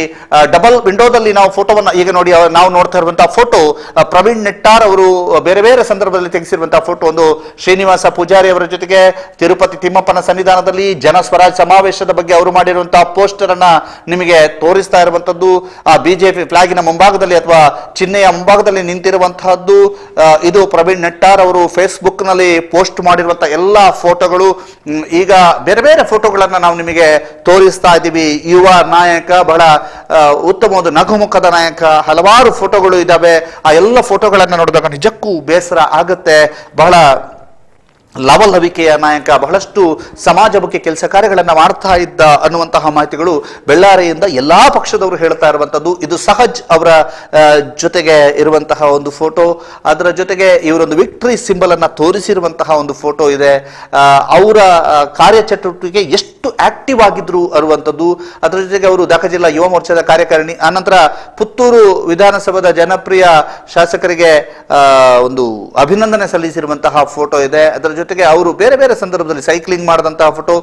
ಭರತ್ ಶೆಟ್ಟಿ ಅವರ ಜೊತೆಗಿನ ಒಂದು ಫೋಟೋ ಕೂಡ ನಿಮಗೆ ತೋರಿಸ್ತಾ ಇದ್ದೀವಿ. ಭಾರತಾಂಬೆಯ ಫೋಟೋದ ಮುಂಭಾಗದಲ್ಲಿ ನಿಂತುಕೊಂಡು ಗೌರವಾರ್ಪಣೆ ಪುಷ್ಪಾರ್ಚನೆ ಮಾಡಿದಂತಹ ಸಂದರ್ಭದಲ್ಲಿ ತೆಗೆದಂತಹ ಫೋಟೋ. ಅದರ ಜೊತೆಗೆ ಒಂದಷ್ಟು ಅವರು ಶೋಭಾ ಕರಂದ್ಲಾಜೆ ಅವರಿಗೆ ರಾಖಿ ಕಟ್ಟಿದಂತ ಫೋಟೋ. ಇಂಥದ್ದೆಲ್ಲ ಫೋಟೋಗಳು ಲಭ್ಯವಾಗಿರುವಂತಹ ಎಲ್ಲ ಫೋಟೋಗಳನ್ನು ನಿಮಗೆ ತೋರಿಸ್ತಾ ಹೋಗ್ತೀವಿ. ಇದು ಪ್ರವೀಣ್ ನೆಟ್ಟಾರ್ ಅವರ ಎಕ್ಸ್ಕ್ಲೂಸಿವ್ ಫೋಟೋಗಳನ್ನ ನಿಮಗೆ ತೋರಿಸ್ತಾ ಇರುವಂತದ್ದು. ಪ್ರವೀಣ್ ನೆಟ್ಟಾರ್ ಹೇಗಿದ್ರು, ಹೇಗೆಲ್ಲ ಆಕ್ಟಿವ್ ಆಗಿದ್ರು ಅನ್ನುವಂಥದ್ದನ್ನು ನಿಮಗೆ ತೋರಿಸ್ತಾ ಸಾಕ್ತೇವೆ. ಈಗ ಮೆರವಣಿಗೆಯ ದೃಶ್ಯಗಳನ್ನ ನಿಮಗೆ ತೋರಿಸ್ತೀವಿ. ಮೆರವಣಿಗೆಯ ದೃಶ್ಯಗಳನ್ನ ನೋಡೋಣ. ಎಲ್ಲಿಗೆ ಮೆರವಣಿಗೆಯ ದೃಶ್ಯಗಳನ್ನ ನಿಮಗೆ ಅಪ್ಡೇಟ್ ಮಾಡ್ತಾ ಹೋಗ್ತೀವಿ. ಯಾವ ರೀತಿಯಾದಂತಹ ಪರಿಸ್ಥಿತಿ ಇದೆ. ಇದು ಮತ್ತೊಂದು ಕಡೆಯಿಂದ ಮೆರವಣಿಗೆ ದೃಶ್ಯವನ್ನ ನಿಮಗೆ ಅಪ್ಡೇಟೆಡ್ ದೃಶ್ಯ ಅಂತ ಇದನ್ನ ತೋರಿಸ್ತಾ ಇದ್ದೀವಿ. ಮೆರವಣಿಗೆ ಯಾವ ರೀತಿ ಸಾಗ್ತಾ ಇದೆ ಅಂತ. ಅದರ ಜೊತೆಗೆ ಆಂಬ್ಯುಲೆನ್ಸ್ ನ 4 ಭಾಗಗಳಲ್ಲೂ ಕೂಡ ಅವರ ಅಭಿಮಾನಿಗಳು ತುಂಬಿರುವಂತದ್ದು ನೋಡಿ. ಜನಸಂದಣಿ ಹೆಚ್ಚಾಗ್ತಾ ಇದೆ. ಜನರು ನಿರಂತರವಾಗಿ ಮೆರವಣಿಗೆಗೆ ಸೇರಿಕೊಳ್ತಾ ಇದ್ದಾರೆ. ನಿರಂತರವಾಗಿ ಗೆಳೆಯನ ಇಂದಿಗೆ ನಾವಿದ್ದೇವೆ ಅನ್ನುವಂತಹ ರೀತಿಯಲ್ಲಿ ಜನರು ಸೇರಿಕೊಳ್ತಾ ಇರುವಂತದ್ದು ನಿಮಗೆ ನೇರ ದೃಶ್ಯಗಳಲ್ಲಿ ಕಂಡು ಬರ್ತಾ ಇದೆ. ಇದು ನಿಮಗೆ ಸುದ್ದಿ ನ್ಯೂಸ್ ಕೊಡ್ತಾ ಇರುವಂತಹ ಎಕ್ಸ್ಕ್ಲೂಸಿವ್ ದೃಶ್ಯಗಳು. ಬಹಳ ದೊಡ್ಡ ಮಟ್ಟಿನ ಮೆರವಣಿಗೆಯ ಕಾರ್ಯ ನಡೀತಾ ಇರುವಂತದ್ದು. ಈ ಒಂದು ಹತ್ಯಾ ಪ್ರಕರಣ ಇಡೀ ದಕ್ಷಿಣ ಕನ್ನಡದಲ್ಲಿ ಒಂದು ಆತಂಕದ ವಾತಾವರಣವನ್ನ ಸೃಷ್ಟಿ ಮಾಡಿದೆ. ಉದ್ವಿಗ್ನ ಪರಿಸ್ಥಿತಿಯ ಮುನ್ಸೂಚನೆಯನ್ನು ಕೂಡ ಸೃಷ್ಟಿ ಮಾಡಿರುವಂತದ್ದು. ನಿನ್ನೆ ರಾತ್ರಿಯೂ ಕೂಡ ಪ್ರತಿಭಟನೆಗಳೆಲ್ಲ ನಡೆದಿತ್ತು. ಪ್ರತಿಭಟನೆಗಳನ್ನು ನಡೆದು ಆನಂತರ ಜಿಲ್ಲಾಧಿಕಾರಿಗಳು ಬರಬೇಕು ಅನ್ನುವಂತಹ ರೀತಿಯಲ್ಲಿ ಪ್ರತಿಭಟನೆ ನಡೆದಿತ್ತು. ಪ್ರತಿಭಟನೆ ನಂತರ ಜಿಲ್ಲಾಧಿಕಾರಿಗಳು ಬಂದು ಅವರಿಗೆ ಸೂಕ್ತವಾದಂತಹ ರೀತಿಯಲ್ಲಿ ತನಿಖೆಯ ಭರವಸೆಯನ್ನು ಕೂಡ ನೀಡಿರುವಂತದ್ದು. ಈಗ ನಾವು ನಿಮಗೆ ಜನರು ಮೆರವಣಿಗೆಯಲ್ಲಿ ಹೆಚ್ಚೆಚ್ಚಿನ ಸಂಖ್ಯೆಯಲ್ಲಿ ಸೇರ್ತಾ ಇದ್ದಾರೆ ಅನ್ನುವಂಥ ಮಾಹಿತಿಯನ್ನ ಒದಗಿಸ್ತಾ ಹೋಗ್ತಾ ಇದ್ದಾವೆ. ಇದು ಮತ್ತೊಂದು ಲೇಟೆಸ್ಟ್ ದೃಶ್ಯವನ್ನ ನಾವು ನಿಮಗೆ ತೋರಿಸ್ತಾ ಇರುವಂತದ್ದು. ಪ್ರವೀಣ್ ನೆಟ್ಟಾರ್ ಮೂಲತಃ ಬೆಳ್ಳಾರಿಯವರು. ಬೆಳ್ಳಾರಿಯ ಬಿಜೆಪಿಯ ಯುವ ನಾಯಕ, ಸುಳ್ಯ ತಾಲೂಕು ಯುವ ವಾಹಿನಿಯ ಮಾಜಿ ಅಧ್ಯಕ್ಷ, ಉದ್ಯಮಿ ಕೂಡ ಹೌದು. ಪ್ರವೀಣ್ ನೆಟ್ಟಾರ್ ಬೇರೆ ಬೇರೆ ರೀತಿಯಲ್ಲಿ ಕೆಲಸವನ್ನ ಮಾಡ್ತಾ ಇದ್ರು. ಪ್ರವೀಣ್ ನೆಟ್ಟಾರ್ ಅವರು ಬಹಳ ವಿದ್ಯಾಭ್ಯಾಸಕ್ಕೂ ಕೂಡ ಬಹಳಷ್ಟು ದೊಡ್ಡ ಮಟ್ಟಿನ ಕಷ್ಟವನ್ನ ಅನುಭವಿಸಿದ್ದರು. ಅವರು ಕಷ್ಟಪಟ್ಟು ವಿದ್ಯಾಭ್ಯಾಸವನ್ನ ಮಾಡಿದ್ರು. ಅವರಿಗೆ ಕೆಲವೊಂದು ವ್ಯಕ್ತಿಗಳು ನೆರವನ್ನು ಕೂಡ ಆಗಿದ್ರು. ಅದರ ಜೊತೆಗೆ ಪ್ರವೀಣ್ ನೆಟ್ಟಾರ್ ಅಕ್ಷಯ ಚಿಕನ್ ಸೆಂಟರ್ ಅನ್ನುವಂತಹ ಒಂದು ಚಿಕನ್ ಸೆಂಟರ್ ಅನ್ನ ಮಾಡುವ ಮೂಲಕ ನಿರಂತರವಾಗಿ ಅವರು ಆ ಒಂದು ಉದ್ಯಮದಲ್ಲಿ ತೊಡಗಿಸಿಕೊಂಡು ಜನರ ಪರವಾಗಿ, ಅಂದ್ರೆ ಜನರು ಕೇಳಿದ ಕೂಡಲೇ, ಜನರು ಬೇಡಿಕೆ ಇಟ್ಟ ಕೂಡಲೇ ಅದನ್ನ ಪೂರೈಸುವಂತಹ ಕೆಲಸವನ್ನ ಪ್ರವೀಣ್ ನೆಟ್ಟಾರ್ ನಿರಂತರವಾಗಿ ಮಾಡ್ತಾ ಇದ್ರು ಅನ್ನುವಂತಹ ಮಾಹಿತಿಗಳು ನಮಗೆ ಲಭ್ಯವಾಗಿರುವಂತಹದ್ದು. ಈಗ ನಾವು ನಿಮಗೆ ಮತ್ತೊಂದು ದೃಶ್ಯವನ್ನ ತೋರಿಸ್ತಾ ಇದ್ದೀವಿ. ಪ್ರವೀಣ್ ನೆಟ್ಟಾರ್ ಅವರ ದೃಶ್ಯಗಳು. ಪ್ರವೀಣ್ ನೆಟ್ಟಾರ್ ಅವರ ಬಗ್ಗೆ ಮತ್ತಷ್ಟು ನಾವು ಮಾಹಿತಿಗಳನ್ನ ತೆಗೆದುಕೊಳ್ಬೇಕು. ನಾವು ಅದಕ್ಕಿಂತ ಮೊದಲು ಬೆಳ್ಳಾರಿಯಲ್ಲಿರುವಂತಹ ನಮ್ಮ ದುರ್ಗಾ ಕುಮಾರ್ ನಾಯರ್ ಕೆರೆ ಇವರನ್ನು ಕೂಡ ಸಂಪರ್ಕ ನಾವು ಮಾಡ್ತೇವೆ. ದುರ್ಗಾ ಕುಮಾರ್ ನಾಯರ್ ಕೆರೆ ಇವರನ್ನು ಕೂಡ ನಾವು ಸಂಪರ್ಕ ಮಾಡ್ತೇವೆ. ಪ್ರವೀಣ್ ನೆಟ್ಟಾರ್ ಬಗೆಗಿನ ಹೆಚ್ಚಿನ ಮಾಹಿತಿಗಳಿರ್ಬೋದು, ಅಲ್ಲಿಯ ಪರಿಸ್ಥಿತಿಗಳ ಬಗ್ಗೆ ಇರಬಹುದು, ಎಲ್ಲವನ್ನು ಕೂಡ ತಿಳಿದುಕೊಳ್ಳುವಂತಹ ಒಂದು ವಿಚಾರಗಳನ್ನ ನಾವು ನಿಮಗೆ ತಿಳಿದುಕೊಳ್ಳುತ್ತೇವೆ. ಅದನ್ನು ಕೂಡ ನಿಮಗೆ ತಿಳಿಸುವಂತಹದ್ದನ್ನ ಮಾಡ್ತಾ ಹೋಗ್ತೇವೆ. ಪ್ರವೀಣ್ ನೆಟ್ಟಾರ್ ಬಗ್ಗೆ ದುರ್ಗಾ ಕುಮಾರ್ ನಾಯರ್ ಕೆರೆ ಅಲ್ಲಿಯ ಜನರು ಏನು ಹೇಳ್ತಾರೆ, ಅಲ್ಲಿಯ ಪರಿಸ್ಥಿತಿ ಹೇಗಿದೆ, ಎಲ್ಲವನ್ನು ಕೂಡ ತಿಳಿದುಕೊಳ್ಳುವಂತಹ ಪ್ರಯತ್ನವನ್ನ ನಾವು ಮಾಡ್ತಾ ಹೋಗ್ತೇವೆ. ಇದೀಗ ನಿಮಗೆ ಮತ್ತೊಂದು ದೃಶ್ಯಾವಳಿಯನ್ನ ತೋರಿಸ್ತಾ ಇದ್ದೀವಿ. ಇದು ಪ್ರವೀಣ್ ನೆಟ್ಟಾರ್ ಅವರ ಅಂತಿಮ ಯಾತ್ರೆಯ ದೃಶ್ಯ. ಬಹುದೊಡ್ಡ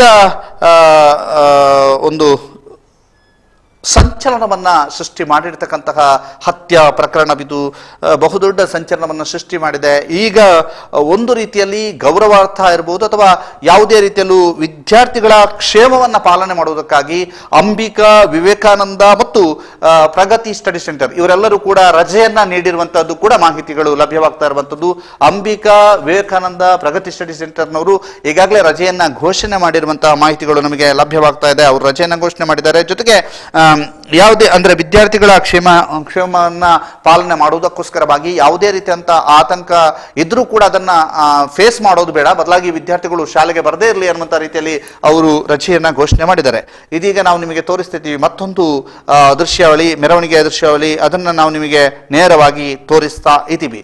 ಈಗ ನಾವು ದುರ್ಗಾ ಕುಮಾರ್ ನಾಯರ್ ಕೆರೆ ಅವರನ್ನ ಸಂಪರ್ಕಿಸುವಂತಹ ಪ್ರಯತ್ನವನ್ನ ಮಾಡ್ತೀವಿ. ದುರ್ಗಾ ಕುಮಾರ್ ನಾಯರ್ ಕೆರೆ ಅವರು ಈಗ ಸಂಪರ್ಕಕ್ಕೆ ಸಿಗ್ತಾ ಇಲ್ಲ. ಬೆಳ್ಳಾರಿಯ ಅತ್ತ ಸಾಕ್ತಾ ಇದ್ದಾರೆ ದುರ್ಗಾ ಕುಮಾರ್ ನಾಯರ್ ಕೆರೆ. ಅದರ ಜೊತೆಗೆ ಪ್ರವೀಣ್ ನೆಟ್ಟಾರ್ ಬಗೆಗೆ ಸ್ಥಳೀಯರು ಏನು ಹೇಳ್ತಾರೆ ಅನ್ನುವಂಥದ್ದನ್ನು ಕೂಡ ನಾವು ನಿಮಗೆ ಇನ್ನೇನು ಕೆಲವೇ ಕ್ಷಣದಲ್ಲಿ ತೋರಿಸ್ತೀವಿ. ನಾವು ಒಂದಷ್ಟು ಜನರನ್ನ ಸಂಪರ್ಕವನ್ನ ಮಾಡ್ಕೊಂಡ್ವಿ. ಆಗ ಅವರು ಏನು ಹೇಳಿದ್ರು ಅನ್ನುವಂಥದ್ದನ್ನು ಕೂಡ, ಅವರು ಏನು ಹೇಳ್ತಾರೆ ಅನ್ನುವಂಥದ್ದನ್ನು ಕೂಡ ನಿಮಗೆ ತಿಳಿಸ್ತೀವಿ.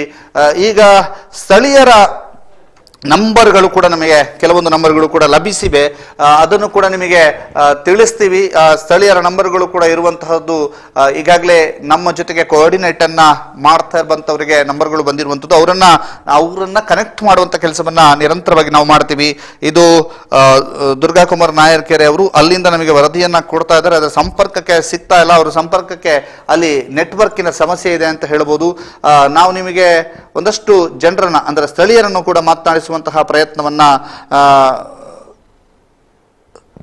ತಿಳಿಸ್ತೀವಿ. ಈಗ ಮತ್ತೊಂದು ಮಾಹಿತಿ ಬಂದಿರುವಂತದ್ದು 12ರಿಂದ 12:30 ಒಳಗೆ ಮನೆಗೆ ಭೇಟಿ ನೀಡ್ತಾರೆ. ಜೊತೆಗೆ ಸಚಿವ ಸುನೀಲ್ ಕುಮಾರ್ ಕೂಡ ಅಂಗಾರ ಜೊತೆಗೆ ಇದ್ದಾರೆ ಅನ್ನುವಂತಹ ಮಾಹಿತಿಗಳು ಲಭ್ಯವಾಗ್ತಾ ಇದ್ದಾವೆ. ಸಚಿವ ದ್ವಯರು ಒಟ್ಟಾಗಿ ಬೆಳ್ಳಾರಿಯಲ್ಲಿರುವಂತಹ ಪ್ರವೀಣ್ ನೆಟ್ಟಾರ್ ಮನೆಗೆ ಬರುವಂತಹ ಸಾಧ್ಯತೆಗಳಿದ್ದಾವೆ. ಸಚಿವ ಸುನೀಲ್ ಕುಮಾರ್ ಮತ್ತು ಸಚಿವ ಅಂಗಾರ ಇಬ್ರು ಕೂಡ ಒಟ್ಟಿಗೆ ಒಂದೇ ವಿಮಾನದಲ್ಲಿ ಬಂದು ಬೆಂಗಳೂರಿನಿಂದ ಬರ್ತಾ ಇದ್ದಾರೆ. ಅವರು ಬಂದು ತದ ಬಳಿಕ ನೆಟ್ಟಾರ್ನಲ್ಲಿರುವ ಪ್ರವೀಣ್ ಕುಮಾರ್ ಅವರ ಮನೆಗೆ ಬರ್ತಾರೆ ಅನ್ನುವಂತಹದ್ದು ಮಾಹಿತಿಗಳನ್ನ ಸುಳ್ಯದಿಂದ ಪ್ರಜ್ಞಾ ಒದಗಿಸಿದ್ದಾರೆ. ಪ್ರಜ್ಞಾ, ನಿಮ್ಮ ಮಾಹಿತಿಗೆ ಧನ್ಯವಾದ. ಯಾಕೆಂತಂದ್ರೆ ನಿರಂತರವಾಗಿ ಮೆಸೇಜ್ಗಳನ್ನು ಮಾಡ್ತಾರೆ, ನಮಗೆ ಮಾಹಿತಿಯನ್ನ ಒದಗಿಸ್ತಾ ಇದ್ದಾರೆ ಪ್ರಜ್ಞಾ. ಈಗಾಗಲೇ ಅವರು ಬೆಂಗಳೂರಿಂದ ಹೊರಟಿದ್ದಾರೆ ಅನ್ನುವಂಥ ಮಾಹಿತಿಗಳು ಲಭ್ಯವಾಗಿರುವಂಥದ್ದು. ಸುನೀಲ್ ಕುಮಾರ್ ಕೂಡ ಅವರನ್ನ ಕೂಡ್ಕೊಂಡಿದ್ದಾರೆ ಅನ್ನುವಂತಹ ಮಾಹಿತಿಗಳು ಲಭ್ಯವಾಗಿದೆ. ಇದು ಬಹಳ ದೊಡ್ಡ ಮಟ್ಟಿಗೆ ಸದ್ದು ಮಾಡ್ತಾ ಇರುವಂಥದ್ದು. ದಕ್ಷಿಣ ಕನ್ನಡದಲ್ಲಿ ಬಹುದೊಡ್ಡ ಚರ್ಚೆಗೆ ಕಾರಣವಾಗಿರುವಂತಹ ಒಂದು ಹತ್ಯಾ ಪ್ರಕರಣ ಇದು. ಪ್ರವೀಣ್ ಕುಮಾರ್ ನೆಟ್ಟಾರ್ ಅವರ ಹತ್ಯಾ ಪ್ರಕರಣ. ನಿನ್ನೆ ರಾತ್ರಿ 8:30ರಿಂದ 8:45 ಸುಮಾರಿಗೆ ಇಬ್ಬರು ಮುಸುಕುದಾರಿಗಳು KL ನಂಬರ್ನ ಗಾಡಿ ಅಂತ ಹೇಳಲಾಗ್ತಾ ಇದೆ, ಆ ಗಾಡಿಯಲ್ಲಿ ಸ್ಪ್ಲೆಂಡರ್ ಗಾಡಿಯಲ್ಲಿ ಬಂದು ಹತ್ಯೆ ಮಾಡಿ ಹೋಗಿದ್ದಾರೆ. ಆದರೆ ಅವರನ್ನ ಹಿಡಿಯುವಂತಹ ಪ್ರಯತ್ನದಲ್ಲಿ ಪೊಲೀಸರು ತೊಡಗಿಕೊಂಡಿದ್ದಾರೆ. ಆದರೆ ಎಷ್ಟರ ಮಟ್ಟಿಗೆ ಯಾವಾಗ ಅವರ ಬಂಧನ ಆಗ್ತದೆ ಅನ್ನುವಂಥದ್ದನ್ನ ಇಲ್ಲಿಯ ಪ್ರವೀಣ್ ನೆಟ್ಟಾರ್ ಅವರ ಅಭಿಮಾನಿ ಬಳಗ, ಅವರ ಗೆಳೆಯರು, ಅವರ ಹಿತೈಷಿಗಳು, ಅವರ ಕುಟುಂಬಸ್ಥರು ಕೂಡ ಕಾಯ್ತಾ ಇದ್ದಾರೆ. ಎಲ್ಲರೂ ಕೂಡ ನೋವಿನಲ್ಲಿದ್ದಾರೆ. ನೋವಿನಲ್ಲಿ ಇರುವಂತಹ ಸಂದರ್ಭದಲ್ಲಿ ಅವರೆಲ್ಲರೂ ಹೇಳ್ತಾ ಇರುವಂಥದ್ದು ಯಾವಾಗ ಬಂಧನ ಆಗತ್ತೆ ಅನ್ನುವಂಥದ್ದು. ಬಂಧನಕ್ಕೋಸ್ಕರ ಕಾಯ್ತಾ ಇದ್ದಾರೆ. ಯಾಕೆಂತಂದ್ರೆ ಇಂತಹ ಒಬ್ಬ ಯುವ ನಾಯಕರನ್ನ ಹತ್ಯೆ ಮಾಡಿರುವಂತಹ ಒಂದು ದುಷ್ಕರ್ಮಿಗಳನ್ನ ಆದಷ್ಟು ಬೇಗ ಬಂಧನ ಮಾಡಬೇಕು ಅನ್ನುವಂತಹ ರೀತಿಯಲ್ಲಿ ಒತ್ತಾಯವೂ ಕೂಡ ಕೇಳಿ ಬರ್ತಾ ಇರುವಂಥದ್ದು. ನಾವು ನಿಮಗೆ ನಿನ್ನೆ ರಾತ್ರಿ DC ಏನ್ ಹೇಳಿದ್ರು ಅನ್ನುವಂಥದ್ದನ್ನು ಕೂಡ ತೋರಿಸ್ತೀವಿ. DC ಏನ್ ಹೇಳಿದ್ರು ಲೋಕೇಶ್ ನಮ್ಮ ಜೊತೆಗೆ ಸಂಪರ್ಕದಲ್ಲಿ ಲೋಕೇಶ್ ಅವರು ಸಂಪರ್ಕದಲ್ಲಿದ್ದಾರೆ. ಅವರನ್ನ ಮಾತನಾಡಿಸುವ. ಲೋಕೇಶ್ ಅವರ ನಮಸ್ತೆ. ಏನ್ ಅಪ್ಡೇಟ್ ಇದೆ ಲೋಕೇಶ್?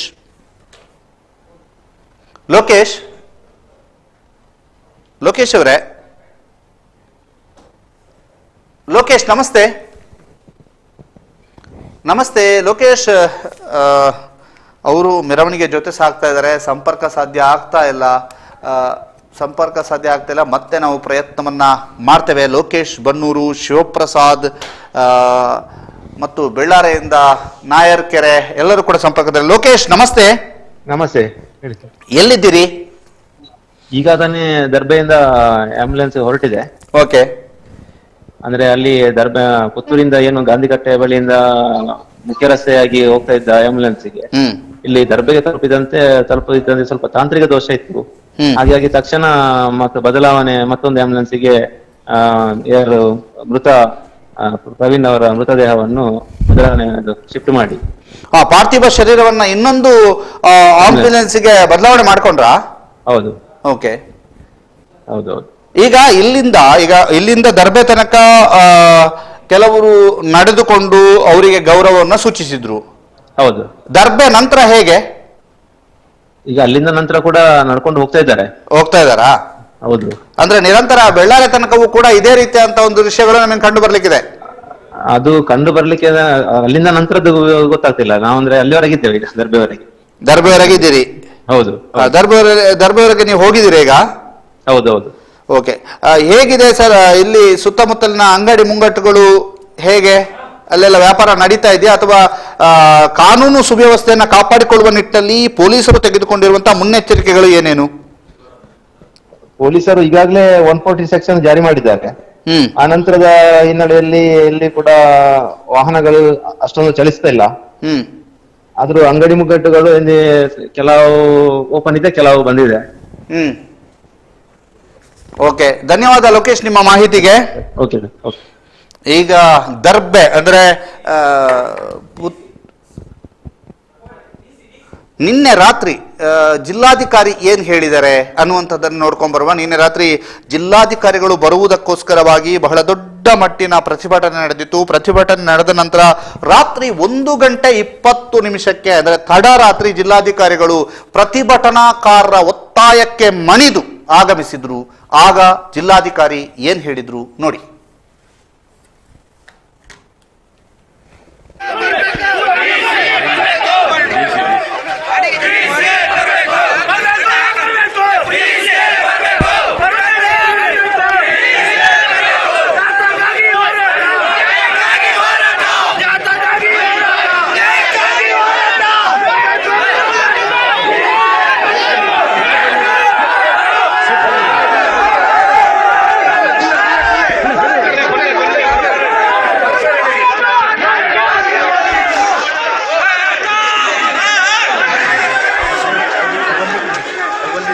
ಇಲ್ಲಿಂದ ಈಗ 10 ಗಂಟೆಗೆ ಸರಿಯಾಗಿ ನಾವು ಇಲ್ಲಿಂದ ಸರ್ಕಾರಿ ಆಸ್ಪತ್ರೆಯಿಂದ ಪ್ರವೀಣ್ ಅವರ ಶವವನ್ನು ಒಂದು ಗೌರವಪೂರ್ವಕವಾಗಿ ಮತ್ತು ಅವರ ಕುಟುಂಬಕ್ಕೆ ನಮ್ಮ ಸಾಮಾನ್ಯ ಜನತೆಗೆ ಧೈರ್ಯ ತುಂಬೋ ದೃಷ್ಟಿಯಿಂದ ವಾಹನದ ಮೆರವಣಿಗೆ ಮುಖಾಂತರ ಇಲ್ಲಿಂದ ಕರ್ಕೊಂಡು ಹೋಗೋರಿದ್ದೇವೆ. ಇಲ್ಲಿಂದ ಕಾಣಿಯೂರು ಮತ್ತು ನಿಂತಿಕಲ್ಲಾಗಿ ಬೆಳ್ಳಾರಿಗೆ ಯಾತ್ರೆ ಹೋಗುತ್ತೆ. ಬೆಳ್ಳಾರೆಯಲ್ಲಿ ಅವರನ್ನು ಅಂತಿಮ ದರ್ಶನಕ್ಕೆ ಬೆಳ್ಳಾರೆ ಜಂಕ್ಷನ್ನಲ್ಲಿಟ್ಟು ಅಲ್ಲಿಂದ ನಂತರ ಅವರ ಮನೆಗೆ ನೆಟ್ಟಾರಿಗೆ ಆ ಶವ ಯಾತ್ರೆ ನಡೆಯುತ್ತೆ. ಮತ್ತು ಯಾವುದೇ ಎಲ್ಲ ಶಾಂತಿಯುತವಾಗಿ ಈ ಕಾರ್ಯಕ್ರಮವನ್ನು ನಾವು ಪೂರ್ತಿಯಾಗಿ ಮಾಡುವವರಿದ್ದೇವೆ. ನೋಡಿ, ಇವತ್ತು ಅತ್ಯಂತ ಹಿಂದೂ ಸಮಾಜಕ್ಕೆ ಈ ರೀತಿಯ ಘಟನೆಗಳು ಅತ್ಯಂತ ನೋವಾಗಿರ್ತಕ್ಕಂಥದ್ದು. ಅದಕ್ಕೋಸ್ಕರ ಇಡೀ ಸಮಾಜ ಮತ್ತು ಸ್ವಯಂ ಪ್ರೇರಿತವಾಗಿ ಬಂದ್ ಮಾಡಬೇಕು ಅಂತ ಕರೆಯನ್ನು ಕೊಟ್ಟಿದ್ದೇವೆ. ಎಲ್ಲ ಸಹಕಾರ ಮಾಡ್ತಾರೆ ಅಂತ ನಮ್ಗೆ ಭರವಸೆ ಇದೆ, ಮತ್ತೆ ಮಾಡಲೇಬೇಕು. ಇಲ್ಲಿಂದ ಈಗ 10 ಗಂಟೆಗೆ ಸರಿಯಾಗಿ ನಾವು ಇಲ್ಲಿಂದ ಸರ್ಕಾರಿ ಆಸ್ಪತ್ರೆಯಿಂದ ಪ್ರವೀಣ್ ಅವರ ಶವವನ್ನು ಒಂದು ಗೌರವಪೂರ್ವಕವಾಗಿ ಮತ್ತು ಅವರ ಕುಟುಂಬಕ್ಕೆ ನಮ್ಮ ಸಾಮಾನ್ಯ ಜನತೆಗೆ ಧೈರ್ಯ ತುಂಬೋ ದೃಷ್ಟಿಯಿಂದ ವಾಹನದ ಮೆರವಣಿಗೆ ಮುಖಾಂತರ ಇಲ್ಲಿಂದ ಕರ್ಕೊಂಡು ಹೋಗೋರಿದ್ದೇವೆ. ಇಲ್ಲಿಂದ ಕಾಣಿಯೂರು ಮತ್ತು ನಿಂತಿಕಲ್ಲಾಗಿ ಬೆಳ್ಳಾರಿಗೆ ಯಾತ್ರೆ ಹೋಗುತ್ತೆ. ಬೆಳ್ಳಾರೆಯಲ್ಲಿ ಅವರನ್ನು ಅಂತಿಮ ದರ್ಶನಕ್ಕೆ ಬೆಳ್ಳಾರೆ ಜಂಕ್ಷನ್ನಲ್ಲಿಟ್ಟು ಅಲ್ಲಿಂದ ನಂತರ ಅವರ ಮನೆಗೆ ನೆಟ್ಟಾರಿಗೆ ಆ ಶವ ಯಾತ್ರೆ ನಡೆಯುತ್ತೆ. ಮತ್ತು ಯಾವುದೇ ಎಲ್ಲ ಶಾಂತಿಯುತವಾಗಿ ಈ ಕಾರ್ಯಕ್ರಮವನ್ನು ನಾವು ಪೂರ್ತಿಯಾಗಿ ಮಾಡುವವರಿದ್ದೇವೆ. ನೋಡಿ, ಇವತ್ತು ಅತ್ಯಂತ ಹಿಂದೂ ಸಮಾಜಕ್ಕೆ ಈ ರೀತಿಯ ಘಟನೆಗಳು ಅತ್ಯಂತ ನೋವಾಗಿರ್ತಕ್ಕಂಥದ್ದು. ಅದಕ್ಕೋಸ್ಕರ ಇಡೀ ಸಮಾಜ ಮತ್ತೆ ಸ್ವಯಂ ಪ್ರೇರಿತವಾಗಿ ಬಂದ್ ಮಾಡಬೇಕು ಅಂತ ಕರೆಯನ್ನು ಕೊಟ್ಟಿದ್ದೇವೆ. ಎಲ್ಲ ಸಹಕಾರ ಮಾಡ್ತಾರೆ ಅಂತ ನಮ್ಗೆ ಭರವಸೆ ಇದೆ, ಮತ್ತೆ ಮಾಡಲೇಬೇಕು. ಇಲ್ಲಿಂದ ಈಗ 10 ಗಂಟೆಗೆ ಸರಿಯಾಗಿ ನಾವು ಇಲ್ಲಿಂದ ಸರ್ಕಾರಿ ಆಸ್ಪತ್ರೆಯಿಂದ ಪ್ರವೀಣ್ ಅವರ ಶವವನ್ನು ಒಂದು ಗೌರವಪೂರ್ವಕವಾಗಿ ಮತ್ತೆ ಅವರ ಕುಟುಂಬಕ್ಕೆ, ನಮ್ಮ ಸಾಮಾನ್ಯ ಜನತೆಗೆ ಧೈರ್ಯ ತುಂಬುವ ದೃಷ್ಟಿಯಿಂದ ವಾಹನದ ಮೆರವಣಿಗೆ ಮುಖಾಂತರ ಇಲ್ಲಿಂದ ಕರ್ಕೊಂಡು ಹೋಗುವವರಿದ್ದೇವೆ. ಇಲ್ಲಿಂದ ಕಾಣಿಯೂರು ಮತ್ತೆ ನಿಂತಿಕಲ್ಲಾಗಿ ಬೆಳ್ಳಾರಿಗೆ ಯಾತ್ರೆ ಹೋಗುತ್ತೆ. ಬೆಳ್ಳಾರಿಯಲ್ಲಿ ಅವರನ್ನ ಅಂತಿಮ ದರ್ಶನಕ್ಕೆ ಬೆಳ್ಳಾರಿ ಜಂಕ್ಷನ್ ನಲ್ಲಿಟ್ಟು ಅಲ್ಲಿಂದ ನಂತರ ಅವರ ಮನೆಗೆ ನೆಟ್ಟಾರಿಗೆ ಆ ಶವ ಯಾತ್ರೆ ನಡೆಯುತ್ತೆ. ಮತ್ತು ಯಾವುದೇ ಎಲ್ಲ ಶಾಂತಿಯುತ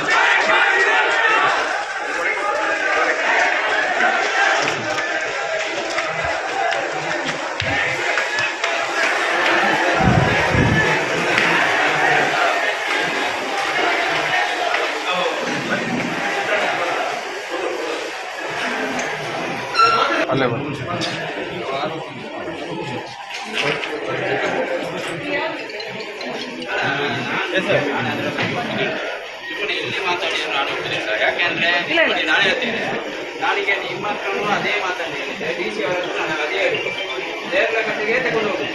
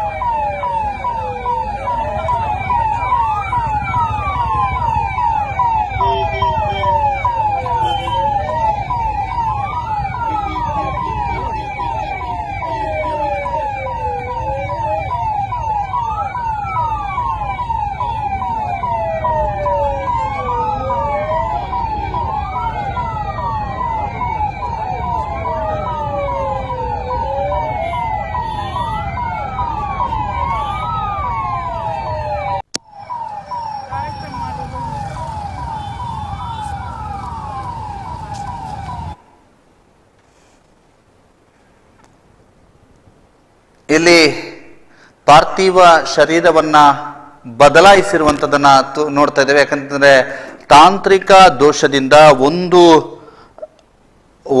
ಆಂಬ್ಯುಲೆನ್ಸ್ನಿಂದ ಮತ್ತೊಂದು ಆಂಬ್ಯುಲೆನ್ಸ್ಗೆ ಪಾರ್ಥಿವ ಶರೀರವನ್ನ ಬದಲಾಯಿಸಿರುವಂತಹದ್ದನ್ನ ನಾವು ನಿಮಗೆ ತೋರಿಸ್ತಾ ಇರುವಂತದ್ದು. ನೋಡಿ, ಇಲ್ಲಿ ಪಾರ್ಥಿವ ಶರೀರವನ್ನ ಬದಲಾಯಿಸ್ತಾ ಇರುವಂತದ್ದು ಅರುಣ್ ಕುಮಾರ್ ಪುತ್ತಿಲ ಅವರ ನೇತೃತ್ವದಲ್ಲಿ ಎಲ್ಲರೂ ಕೂಡ ಸೇರಿಕೊಂಡು ಪಾರ್ಥಿವ ಶರೀರವನ್ನ ಬದಲಾಯಿಸ್ತಿರುವಂತಹ ದೃಶ್ಯ. ಆದರೆ ಪಾರ್ಥಿವ ಶರೀರವನ್ನ ಇನ್ನೊಂದು ಸ್ಥಳಾಂತರಿಸ್ತಿರುವಂತಹ ದೃಶ್ಯ. ಪಾರ್ಥಿವ ಶರೀರವನ್ನ ಈ ಆಂಬ್ಯುಲೆನ್ಸ್ನಿಂದ ಮತ್ತೊಂದು ಆಂಬ್ಯುಲೆನ್ಸ್ಗೆ ತಾಂತ್ರಿಕ ತೊಂದರೆಯ ಹಿನ್ನೆಲೆಯಲ್ಲಿ ದರ್ಬೆ ಸರ್ಕಲ್ನ ಬಳಿಯಲ್ಲಿ ಬದಲಾಯಿಸ್ತಾ ಇರುವಂತಹ ದೃಶ್ಯವನ್ನ ನಿಮಗೆ ತೋರಿಸ್ತಾ ಇದ್ದೀವಿ. ಮತ್ತೊಂದು ಆಂಬ್ಯುಲೆನ್ಸ್ಗೆ ಪಾರ್ಥಿವ ಶರೀರವನ್ನ ಬದಲಾಯಿಸಿರುವಂತಹ ದೃಶ್ಯಗಳನ್ನ ನಾವು ನಿಮಗೆ ತೋರಿಸ್ತಾ ಇದ್ದೀವಿ.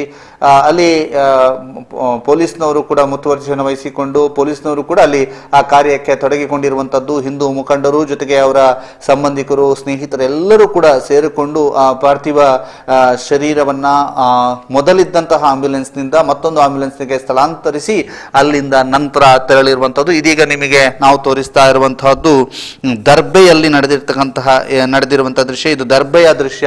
ಪಾರ್ಥಿವ ಶರೀರವನ್ನ ಬದಲಾಯಿಸಿರುವಂತಹ ದೃಶ್ಯ. ಬಹಳ ಹೆಚ್ಚಿನ ಸಂಖ್ಯೆಯಲ್ಲಿ ಜನರು ಸೇರಿರುವಂತಹದ್ದು ಕೂಡ ನಾವು ನೋಡ್ತೀವಿ. ಈಗ ನಮ್ಮ ಜೊತೆಗೆ ಸಂಪರ್ಕದಲ್ಲಿದ್ದಾರೆ ಗೌತಮ್. ಈಗ ಪಾರ್ಥಿವ ಶರೀರವನ್ನ ಒಂದು ಆಂಬ್ಯುಲೆನ್ಸ್ನಿಂದ ಮತ್ತೊಂದು ಆಂಬ್ಯುಲೆನ್ಸ್ಗೆ ಸ್ಥಳಾಂತರಿಸಿದ್ದಾರೆ. ಏನೆಲ್ಲ ನಡೀತಾ ಇದೆ ಗೌತಮ್?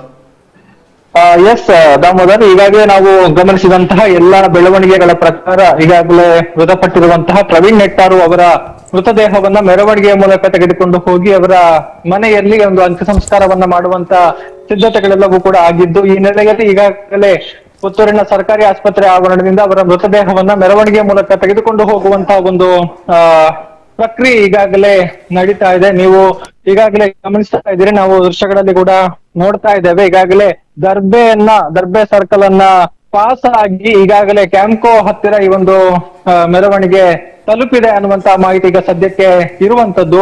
ಈ ನಡುವೆ ಆರಂಭದಲ್ಲಿ ಒಂದು ಆಂಬ್ಯುಲೆನ್ಸ್ ಅಂದ್ರೆ ಬಜರಂಗ ದಳಕ್ಕೆ ಸೇರಿದಂತಹ ಆಂಬ್ಯುಲೆನ್ಸ್ ನಲ್ಲಿ ಆ ಒಂದು ಮೃತದೇಹವನ್ನ ಮೆರವಣಿಗೆಯಲ್ಲಿ ತೆಗೆದುಕೊಂಡು ಹೋಗುವಂತಹ ಕೆಲಸವನ್ನ ಮಾಡಲಾಗಿತ್ತು.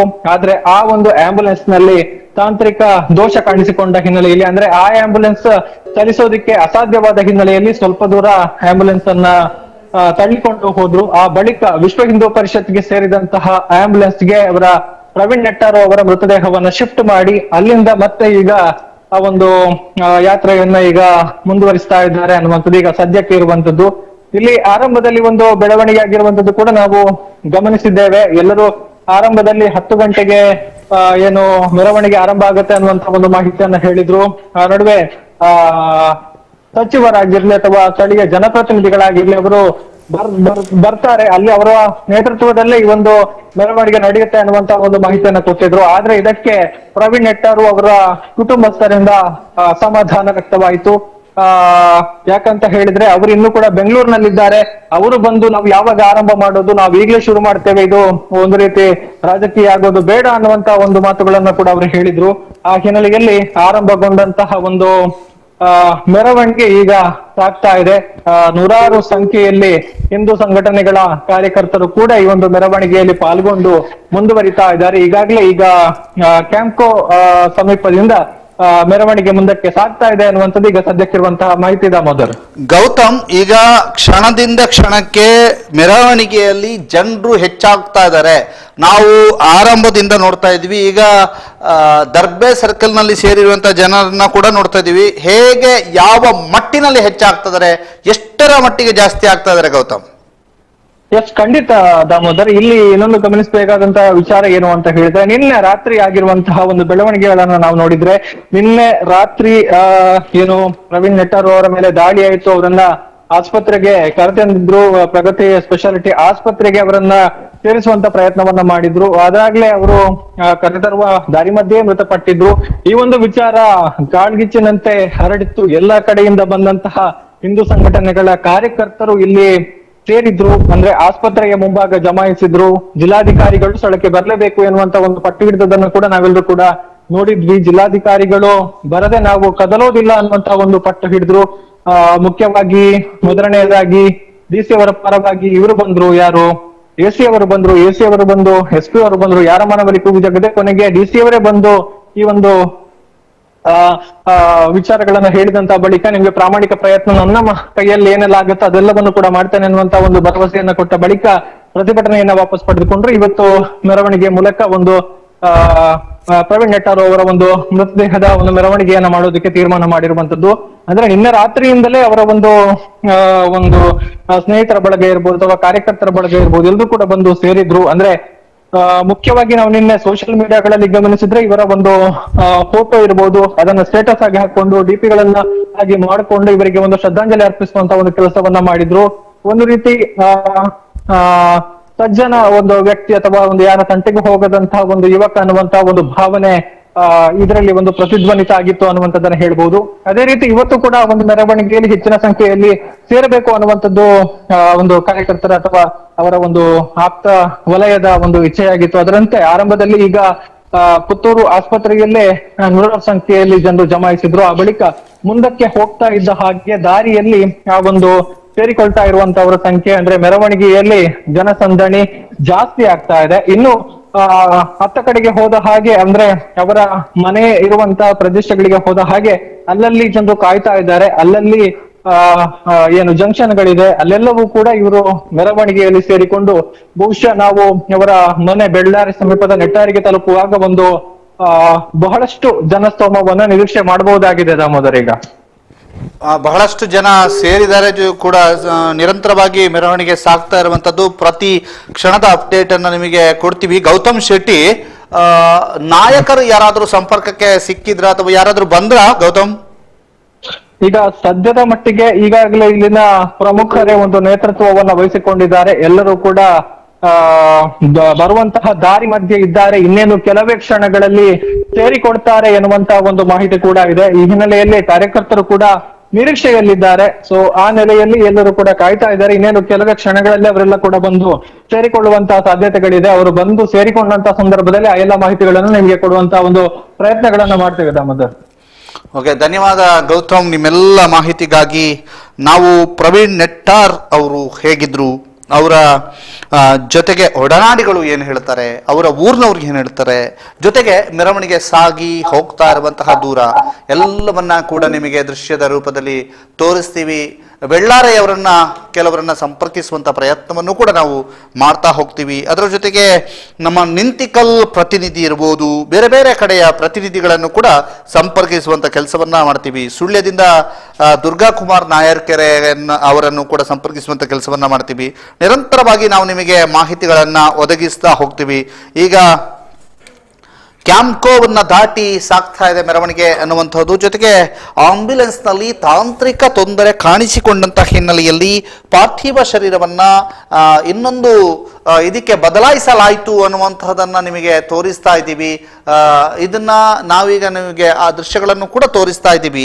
ಆ ಪಾರ್ಥಿವ ಶರೀರವನ್ನ ಇನ್ನೊಂದು ಆಂಬ್ಯುಲೆನ್ಸ್ಗೆ ಬದಲಾಯಿಸಿರುವಂತಹ ದೃಶ್ಯವನ್ನು ಕೂಡ ನಿಮಗೆ ತೋರಿಸ್ತಾ ಇದ್ದೀವಿ. ಅದರ ಜೊತೆಗೆ ಆ ಒಂದು ಮೆರವಣಿಗೆ ಯಾವ ರೀತಿಯಾಗಿ ಸಾಗ್ತಾ ಇದೆ ಅನ್ನುವಂಥದ್ದನ್ನು ಕೂಡ ತೋರಿಸ್ತಾ ಇದ್ದೀವಿ. ಮತ್ತಷ್ಟು ಪ್ರತಿನಿಧಿಗಳನ್ನ ಸಂಪರ್ಕಿಸುವಂತಹ ಕೆಲಸವನ್ನ ಅಥವಾ ಆ ಬೆಳ್ಳಾರಿಯಲ್ಲಿರ್ತಕ್ಕಂತಹ ಪ್ರತಿನಿಧಿಗಳು ಇರ್ಬೋದು, ಬೆಳ್ಳಾರಿಯ ಸ್ಥಳೀಯರನ್ನು ಕೂಡ ಮಾತನಾಡಿಸುವಂತಹ ಕೆಲಸವನ್ನು ನಾವು ಮಾಡ್ತಾ ಹೋಗ್ತೇವೆ.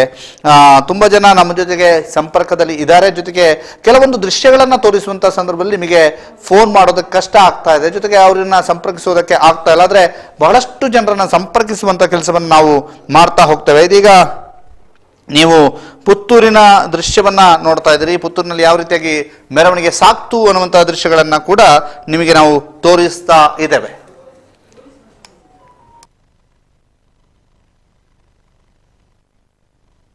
ಇದು ದರ್ಬೆ ಸಮೀಪದ ದೃಶ್ಯ ನಿಮಗೆ ನಾವು ತೋರಿಸ್ತಾ ಇರುವಂಥದ್ದು.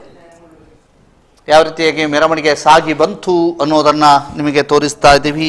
ನಮ್ಮ ಪ್ರತಿನಿಧಿಗಳು ಕೂಡ ಜೊತೆಗೆ ಸಾಗ್ತಾ ಇದ್ದಾರೆ. ಅವ್ರ ಹತ್ರನೂ ಕೂಡ ನಾವು ಕ್ಷಣ ಕ್ಷಣದ ಅಪ್ಡೇಟ್ ಅನ್ನ ಪಡಿತಾ ಹೋಗ್ತೇವೆ.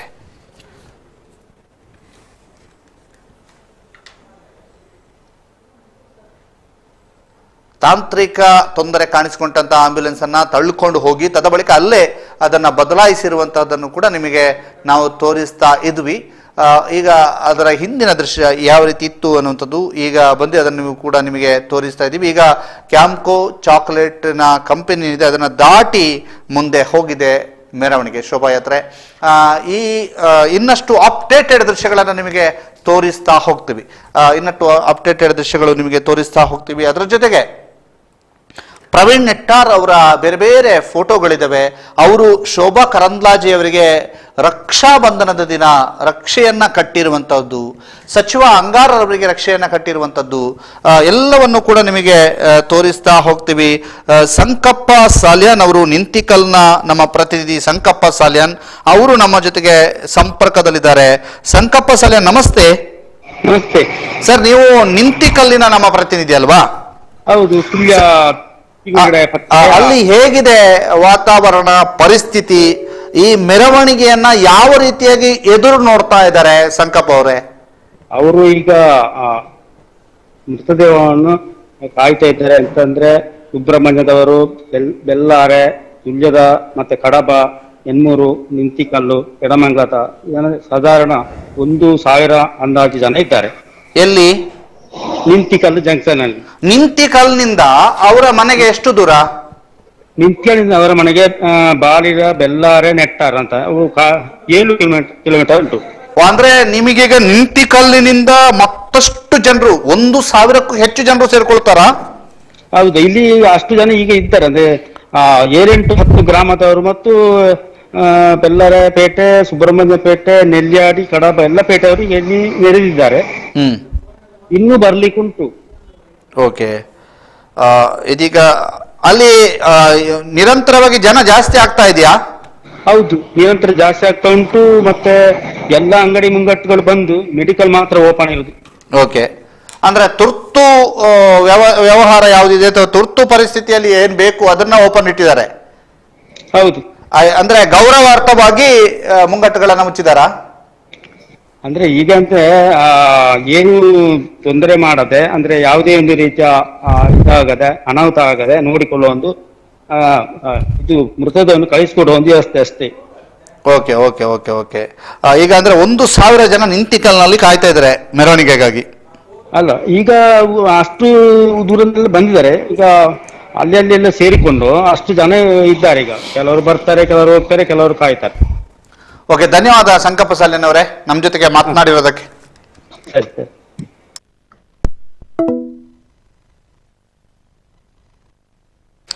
ಈಗ ನಮಗೆ ಸಂಕಪ್ಪ ಸಾಲ್ಯಾನ್ ಅವರು ಮಾಹಿತಿ ಕೊಟ್ಟಂತ ಪ್ರಕಾರ ನಿಂತಿಕಲ್ಲಿನಲ್ಲಿ ಜನರು ಹೆಚ್ಚಿನ ಸಂಖ್ಯೆಯಲ್ಲಿ ಜಮಾವಣೆ ಆಗ್ತಾ ಇರುವಂಥದ್ದು, ನಿರಂತರವಾಗಿ ಅವರು ಇಲ್ಲಿ ಸೇರಿಕೊಳ್ತಾ ಇರುವಂಥದ್ದು, ಜೊತೆಗೆ ಈ ಪಾರ್ಥಿವ ಶರೀರದ ದರ್ಶನಕ್ಕಾಗಿ ಅವರು ಕಾಯ್ತಾ ಇರುವಂಥದ್ದನ್ನು ನಾವು ನಿಮಗೆ ಅವರು ಕಾಯ್ತಾ ಇರುವಂಥ ದೃಶ್ಯಾವಳಿಗಳನ್ನು ಇನ್ನೇನು ಕೆಲವೇ ಕ್ಷಣದಲ್ಲಿ ಸಂಕಪ್ಪ ಸಾಲ್ಯಾನ್ ಅವರು ನಮಗೆ ಕಳಿಸಿಕೊಡ್ಲಿಕ್ಕಿದ್ದಾರೆ. ಅದನ್ನು ಕೂಡ ನಾವು ನಿಮಗೆ ತೋರಿಸ್ತೀವಿ. ಶಿವಪ್ರಸಾದ್ ನಮ್ಮ ಜೊತೆಗೆ ಸಂಪರ್ಕದಲ್ಲಿದ್ದಾರೆ. ನಮಸ್ತೆ ಶಿವಪ್ರಸಾದ್. ನಮಸ್ತೆ ಸರ್. ಎಲ್ಲಿದ್ದೀರಿ? ನಾವೀಗ ಒಂದಷ್ಟು ಏನು ಮೆರವಣಿಗೆಯನ್ನ ದಾಟಿ ಮುಂದೆ ಬಂದಿದ್ದೇವೆ. ಇಲ್ಲಿನ ಪರಿಸ್ಥಿತಿಯನ್ನ ಗಮನಿಸುವುದಕ್ಕಾಗಿ ಅರನೂರು ಭಾಗದಲ್ಲಿ ನಾವೀಗ ಇರುವಂತದ್ದು. ಇದಕ್ಕಿಂತ ಈಗ ಮೃತದೇಹದ ಮೆರವಣಿಗೆ ನಮ್ಮ ಪುರುಷರ ಕಟ್ಟೆಯ ಹತ್ತಿರಕ್ಕೆ ತಲುಪ್ತಾ ಇದೆ ಅನ್ನುವಂತ ಮಾಹಿತಿ ಲಭ್ಯವಾಗ್ತಾ ಇದೆ. ತರ್ಪೆ ಭಾಗದಲ್ಲಿ ಒಂದಷ್ಟು ಆಂಬ್ಯುಲೆನ್ಸ್ ಏನು ಮೃತದೇಹವನ್ನ ಸರ್ಕಾರಿ ಆಸ್ಪತ್ರೆಯಿಂದ ಕೊಂಡೊಯ್ಯಲಾಗಿತ್ತು. ಅಲ್ಲಿ ಆ ಆಂಬ್ಯುಲೆನ್ಸ್ ತಾಂತ್ರಿಕ ದೋಷದಿಂದ ಕೈಗೊಟ್ಟ ಕಾರಣ ಆ ಆಂಬ್ಯುಲೆನ್ಸ್ ಇನ್ನೊಂದು ಆಂಬ್ಯುಲೆನ್ಸ್ಗೆ ಪ್ರವೀಣ್ ರವರ ಮೃತದೇಹವನ್ನ ಬದಲಾವಣೆಯನ್ನು ಮಾಡಲಾಗಿತ್ತು ಆಂಬ್ಯುಲೆನ್ಸ್ಗೆ. ಆ ಬಳಿಕ ಅಲ್ಲಿಂದ ಹಿಂದೂ ಕಾರ್ಯಕರ್ತರಿಗೆ ಮತ್ತು ಅವರ ಅಭಿಮಾನಿಗಳಿಗೆ, ಸ್ನೇಹಿತರಿಗೆ ಮೃತದೇಹದ ಅಂತಿಮ ದರ್ಶನದ ಅವಕಾಶವನ್ನು ಕೂಡ ತರ್ಪೆಯಲ್ಲಿ ಕಲ್ಪಿಸಲಾಗಿತ್ತು. ಆ ಬಳಿಕ ಈಗ ಬೈಕ್ಗಳ ಮೂಲಕ ಹಾಗೂ ಆಂಬ್ಯುಲೆನ್ಸ್ ಮೂಲಕ ಮೃತದೇಹ ಬರ್ತಾ ಇದೆ. ಅದರ ಹಿಂದಿನ ಭಾಗದಿಂದ ಬೈಕ್ಗಳ ಮೂಲಕ, ಮೆರವಣಿಗೆ ಮೂಲಕ ಈ ಮೆರವಣಿಗೆ ಸಾಗಿ ಬರ್ತಾ ಇದೆ ದಾಮೋದರ್. ಈಗ ನಮಗೆ ಸಂಕಪ್ಪ ಸಾಲ್ಯಾನ್ ಅವರು ನಿಂತಿಕಲ್ನಿಂದ ಸಂಪರ್ಕಕ್ಕೆ ಸಿಕ್ಕಿದ್ರು ಶಿವಪ್ರಸಾದ್. ಅವ್ರು ಹೇಳ್ತಾ ಇರುವಂತದ್ದು ನಿಂತಿಕಲ್ನಲ್ಲಿ ಸುಮಾರು 1,000 ಜನ ಕಾಯ್ತಾ ಇದ್ದಾರೆ ಅಂತ. ಈಗ ನೀವು ಹೋಗುವಂತ ದಾರಿಯ ಇಕ್ಕೆಲಗಳಲ್ಲಿ ಯಾವ ರೀತಿಯಾಗಿ ಜನರು ಸೇರ್ತಾ ಇದ್ದಾರೆ ಅಂತ? ಬಹಳಷ್ಟು ಕಡೆಗಳಲ್ಲಿ ಗುಂಪಾಗಿ ಜನರು ಸೇರ್ತಾ ಇದ್ದಾರೆ. ಏನು ಮೆರವಣಿಗೆ ಸಾಗಿ ಬರ್ತಾ ಇದೆ, ಅದರ ಜೊತೆಗೆ ಸೇರಿಕೊಳ್ಳುವಂತಹ ಇರಾದೆ ಇರಬಹುದು ಅನ್ನುವಂತ ಊಹೆ ನಮ್ಮದು. 700 ಭಾಗದಲ್ಲಿ ನೋಡುವುದಾದ್ರೆ ಈಗ ಒಂದಷ್ಟು ತಟಸ್ಥವಾದಂತ ಒಂದು ಮೌನ ಇಲ್ಲಿ ಆವರಿಸಿದೆ. ಎಲ್ಲ ಅಂಗಡಿ ಮುಂಗಟ್ಟುಗಳನ್ನ ಸ್ವಯಂ ಪ್ರೇರಿತರಾಗಿ ಗ್ರಾಹಕರು ಬಂದ್ ಮಾಡಿರುವಂತದ್ದು ಹಾಗೂ ಇಲ್ಲಿ ಜನರ ಓಡಾಟವೂ ಕೂಡ ಬಹಳಷ್ಟು ಕಡಿಮೆ ಇದೆ. ಪೊಲೀಸರ ಸಂಖ್ಯೆ ಹೆಚ್ಚಳವಾಗಿದೆ. ಇಲ್ಲಿ ಮಸೀದಿ ಮುಂಭಾಗದಲ್ಲೂ ಕೂಡ ಒಂದಷ್ಟು ಭದ್ರತೆ ದೃಷ್ಟಿಯಿಂದ ಹೆಚ್ಚಿನ ಪೊಲೀಸರು ಕಾರ್ಯನಿರ್ವಹಿಸ್ತಾ ಇದ್ದಾರೆ. ಇನ್ನು ಜಂಕ್ಷನ್ ನಲ್ಲೂ ಕೂಡ ಪೊಲೀಸ್ ವಾಹನಗಳು ಬಂದು ನಿಂತಿವೆ. ಕಾರ್ಯಕರ್ತರ ಸಂಖ್ಯೆ ವಿರಳವಾಗಿದೆ ಈ ಭಾಗದಲ್ಲಿ. ಆದ್ರೆ ಗ್ರಾಮೀಣ ಭಾಗದ ಅಲ್ಲಲ್ಲಿ ಬಸ್ ಸ್ಟ್ಯಾಂಡ್ಗಳ ಭಾಗಗಳಲ್ಲಿ ಗುಂಪಲ್ಲಿ ಜನರು ಸೇರಿರುವಂತದ್ದು ಕಂಡು ಬಂತು ರಾಮೋದರ್. ಓಕೆ, ಈಗ ಅಲ್ಲಿ ಯಾವ ರೀತಿಯಾಗಿ ಒಂದು ಪರಿಸ್ಥಿತಿ ಇದೆ ಅನ್ನುವಂಥದ್ದನ್ನ ಬಹಳ ವಿಸ್ತೃತವಾಗಿ ವಿವರಿಸಿರುವಂತಹ ಶಿವಪ್ರಸಾದ್, ನಿಮಗೆ ಧನ್ಯವಾದ. ಶಿವಪ್ರಸಾದ್ ಅವರೇ, ಮತ್ತಷ್ಟು ಮಾಹಿತಿಗಳನ್ನ ನೀವು ನಿರಂತರವಾಗಿ ಒದಗಿಸ್ತಾ ಸಾಗಿ ನೀವು ಮತ್ತಷ್ಟು ಮುಂದೆ ಹೋಗಿ ಮತ್ತೊಮ್ಮೆ ನಿಮ್ಮನ್ನ ಸಂಪರ್ಕಿಸ್ತೇವೆ. ಈಗ ನಮ್ಮ ಜೊತೆಗೆ ಜಯಂತ್ ನಡುಬೈಲು ಉದ್ಯಮಿ ಇವರು ಸಂಪರ್ಕದಲ್ಲಿದ್ದಾರೆ. ಪ್ರವೀಣ್ ಅವರಿಗೆ ಚಿಕನ್ ಸೆಂಟರ್ ಅನ್ನ ಮಾಡಿಕೊಟ್ಟವರು ಅಂತ ಹೇಳಲಾಗ್ತಾ ಇದೆ. ಅವರನ್ನೇ ಮಾತನಾಡಿಸುವ ಜಯಂತ್ ನಡುಬೈಲು ಅವರು ಸಂಪರ್ಕದಲ್ಲಿ ಇದ್ದಾರೆ. ಸರ್ ನಮಸ್ತೆ. ಇಲ್ಲ, ಅವರ ಸಂಪರ್ಕ ಸಾಧ್ಯವಾಗ್ತಾ ಇಲ್ಲ. ಜಯಂತ್ ನಡುಬೈಲು ಅವರನ್ನ ಸಂಪರ್ಕಿಸುವಂತ ಪ್ರಯತ್ನವನ್ನ ಮಾಡ್ತೀವಿ. ಅದರ ಜೊತೆಗೆ ಬೆಳ್ಳಾರೆಯ ಒಂದಷ್ಟು ಜನರನ್ನ ಸಂಪರ್ಕಿಸುವಂತ ಪ್ರಯತ್ನವನ್ನ ಮಾಡ್ತೀವಿ. ಈಗ ನಮ್ಮ ಜೊತೆಗೆ ಬಹಳಷ್ಟು ಜನ ಸಂಪರ್ಕದಲ್ಲಿ ಇದ್ದಾರೆ.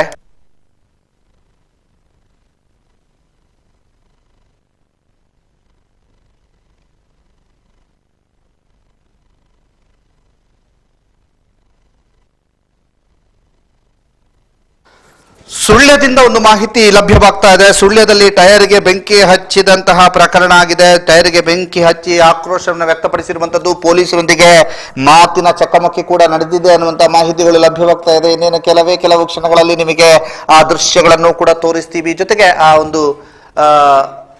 ಒಂದು ದೃಶ್ಯವನ್ನು ಕೂಡ ತೋರಿಸ್ತೀವಿ. ಜೊತೆಗೆ ನಮ್ಮ ಪ್ರತಿನಿಧಿಯನ್ನು ಕೂಡ ಮಾತನಾಡಿಸ್ತೀವಿ. ಈಗ ನಮ್ಮ ಜೊತೆಗೆ ಸಂಪರ್ಕದಲ್ಲಿದ್ದಾರೆ ಜಯಂತ್ ನಡುಬೈಲು ಉದ್ಯಮಿ. ಸರ್ ನಮಸ್ತೆ. ನಮಸ್ತೆ. ಪ್ರವೀಣ್ ನೆಟ್ಟಾರು ಹತ್ಯೆಯ ಬಗ್ಗೆ ಏನ್ ಹೇಳ್ತೀರಿ ಸರ್? ಸರ್, ಪ್ರವೀಣ್ ನೆಟ್ಟಾರ್ ಅಂತ ಒಂದು ಯುವಕನನ್ನು ನಾವು ಇವತ್ತು ಕಳ್ಕೊಂಡಿದ್ದೇವೆ.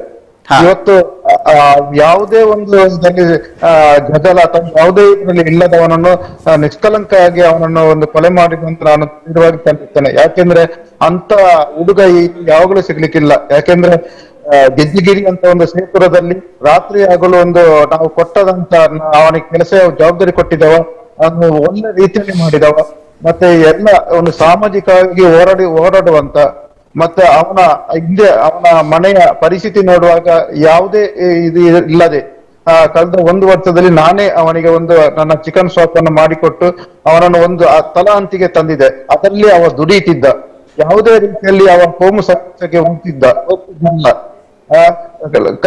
ಅದಕ್ಕೆ 1 ದಿವಸ ಮುಂಚೆನೆ ಒಂದು ಬೇರೆ ಧರ್ಮದ ಒಂದು ಮನೆ ಒಪ್ಪಿಗೆ ಹೋಗಿ ನನಗೆ ಫೋಟೋ ಕಳಿಸ್ತಾನೆ, ನಾನು ಯಾವುದೇ ಕೋಮು ದೇಶದಲ್ಲಿ ಇಲ್ಲ ಅಂತ ಅಂತ ಹುಡುಗನನ್ನು ಇವತ್ತು ಯಾವುದೇ ಒಂದು ದುಷ್ಕರ್ಮಿಗಳು ಯಾವುದೇ ಒಂದು ರಾಕ್ಷಸ ಕೃತ್ಯ ಹತ್ಯೆ ಮಾಡಿದ್ರು, ನಿಜವಾಗಿ ಅದು ಕೃತ್ಯ ಸರ್.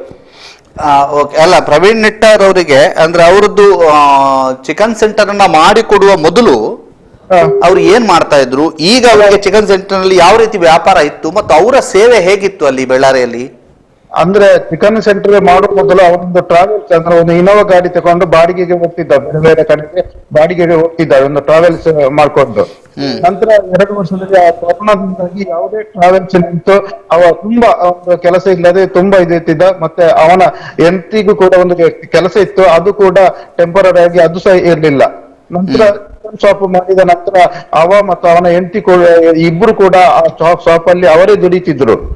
ಒಂದು ಒಳ್ಳೆಯ ಒಂದು ಸಾಧಾರಣ ಒಂದು ಆದಾಯ ಅವನಿಗೆ ಬರ್ತಿತ್ತು. ಅಂದ್ರೆ ನಾನೇ ಅದು ಮಾಡಿಕೊಟ್ಟದ್ದು ಅವನಿಗೆ ಚಿಕನ್ ಶಾಪ್, ಯಾವುದೇ ಒಂದು ಫಲಫೇಸ ಇಲ್ಲದೆ ಒಂದು 7-8 ಲಕ್ಷ ರೂಪಾಯಿ ಖರ್ಚು ಮಾಡಿಕೊಟ್ಟೆ. ಯಾವುದೇ ಒಂದು ರೀತಿಯಲ್ಲಿ ಅದನ್ನು ಒಳ್ಳೆ ರೀತಿಯಲ್ಲಿ ನಡೆಸ್ಕೊಂಡು ಹೋಗ್ತಿದ್ದ, ಒಳ್ಳೆ ರೀತಿಯ ಒಂದು ಜೀವನ ಮಾಡ್ತಿದ್ದ. ಮತ್ತೆ ಯಾವುದೇ ಒಂದು ಸಂಘಟನೆಯಲ್ಲಿ ಅಂದ್ರೆ ಯಾವುದೇ ಪ್ರತಿಭಟನೆ ಅಥವಾ ಯಾವುದೇ ಒಂದು ರಾಜ್ಯಕ್ಕೆಲ್ಲ ಇತ್ತ, ಆದ್ರೆ ಬೇರೆ ಸಂಘಟನೆಗೆ ಜಗಳಕ್ಕೆ ಎಲ್ಲ ಹೋಗ್ತಿರ್ಲಿಲ್ಲ. ಅಲ್ಲ, ಒಂದು ನಿನ್ನೆಯ ಘಟನೆ ಆದ ನಂತರ ಅವರ ಮನೆಯ ಪರಿಸ್ಥಿತಿ ಹೇಗಿದೆ ಸರ್? ಅವರ ಮನೆಯಲ್ಲಿ ಯಾರೆಲ್ಲ ಇದ್ದಾರೆ? ಇವರೇ ಆಧಾರ ಸ್ತಂಭ ಆಗಿದ್ರು ಅನ್ನುವಂಥದ್ದು ಹೇಳ್ತಿದ್ದಾರೆ, ಹೇಗಿದೆ? ಅಂದ್ರೆ ಮನೆಯಲ್ಲಿ ತಂದೆ ತಾಯಿ ಇದ್ದಾರೆ, ಮನೆಯಲ್ಲಿ ತಂದೆ ತಾಯಿ ಕೂಡ ಅಸೌಖ್ಯ, ಅಂದ್ರೆ ತಂದೆಗೆ ಹಾರ್ಟ್ ಪೇಷಂಟ್, ತಾಯಿ ಕೂಡ ಸೌಖ್ಯ ಇಲ್ಲ, ಅಂದ್ರೆ ಮಲಗಿದಲ್ಲೇ ಇದ್ದಾರೆ. ಇವನೇ ಎಲ್ಲ ನೋಡ್ಕೊಳ್ತಿದ್ದ. ಇವನಿಗೆ 3 ಜನ ಅಕ್ಕಂದಿರಿದ್ರು, ಅದನ್ನು ಅವರು ಕೊಟ್ಟಾಗಿದೆ. ಅವರು ಕೂಡ ಅಷ್ಟೇನು ದೊಡ್ಡ ಶ್ರೀಮಂತರಲ್ಲ, ಬಡತನಲ್ಲಿ ಇರುವವರು. ಮತ್ತೆ ಇವನಿಗೆ ಮದುವೆಯಾಗಿ 4 ವರ್ಷ ಆಯ್ತು, ಅಂದ್ರೆ ಮಕ್ಕಳಿಲ್ಲ. ಅವರು ಕೂಡ ಎಂತ ಮನೆ ಪರಿಸ್ಥಿತಿ ಏನು ಅಷ್ಟು ಒಳ್ಳೇದಿಲ್ಲ. ಓಕೆ, ಧನ್ಯವಾದ ಜಯಂತ್ ನಡುಬೈಲವರೇ. ನಿಮ್ಮ ಮಾತಿಗೆ ಮತ್ತು ಪ್ರವೀಣ್ ನೆಟ್ಟಾರ್ ಅವರು ಹೇಗಿದ್ರು ಅನ್ನುವಂಥದ್ದನ್ನು ಅವರು ತಿಳಿಸಿದ್ರು. ಅಂದ್ರೆ ಅವ್ರು ನನಗೆ ಹೇಳ್ತಿದ್ದ, ಅಣ್ಣ ನೀವು ಸಂಜೆ ಹೊತ್ತು ನಾನು ಬರ್ತೇನೆ, ನೀವು ಒಬ್ಬರೇ ಹೋಗ್ಬೇಡಿ, ನಾನು ಬರ್ತೇನೆ, ಗಾಡಿಗೆ ಡ್ರೈವರ್ ಆಗಿ ನಾನು ಬರ್ತೇನೆ. ಅಂದ್ರೆ ನನ್ನ ಫುಲ್ ಒಡನಾಟ ಆಗಿ ಇದ್ದ, ಯಾವಾಗಲೂ ಒಂದು ಹಿತೈಷಾಗಿ ಒಡನಾಟ ಆಗಿದ್ದ. ನಾನು ಕೂಡ ಅವನನ್ನು ಯಾವಾಗಲೂ ಬಿಡ್ತಿರ್ಲಿಲ್ಲ. ಅಂತ ಒಳ್ಳೆ ಹುಡುಗನನ್ನು ನಾವು ಇವತ್ತು ಕಳ್ಕೊಂಡಿದ್ದೇವೆ. ನಿಜವಾಗಿ ಅದು ತುಂಬಾ ತುಂಬಾ ಅಂದ್ರೆ ತುಂಬಾ ಇದಾಗ್ತದೆ, ನೋವಿನ ಸಂಗತಿಯಾಗಿದೆ. ಓಕೆ, ಈಗ ನೀವು ಎಲ್ಲಿದ್ದೀರಿ? ನಾನೀಗ ಆ ಕಡೆ ಅಲ್ಲೇ ಮನೆಗೆ ಹೋಗ್ತಿದ್ದೇನೆ. ನಾನು ಅಂದ್ರೆ ದರ್ಬೆಲ್ಲಿಗೆ ಇದ್ದೆ, ನಾನು ಬೇರೆ ರೂಟ್ ಇಂದ ಅಲ್ಲಿಗೆ ಮನೆಗೆ ಹೋಗ್ತಿದ್ದೆ. ನಾನು ಅಲ್ಲಿ ನೇರವಾಗಿ ಮನೆ, ನೀವು ಅವರ ಮನೆಯವರ ಜೊತೆಗೆ ನಿರಂತರ ಸಂಪರ್ಕದಲ್ಲಿ ಇದ್ರಾ ಅಥವಾ ನೀವು ಒಡನಾಟ ಇದೆಯಾ?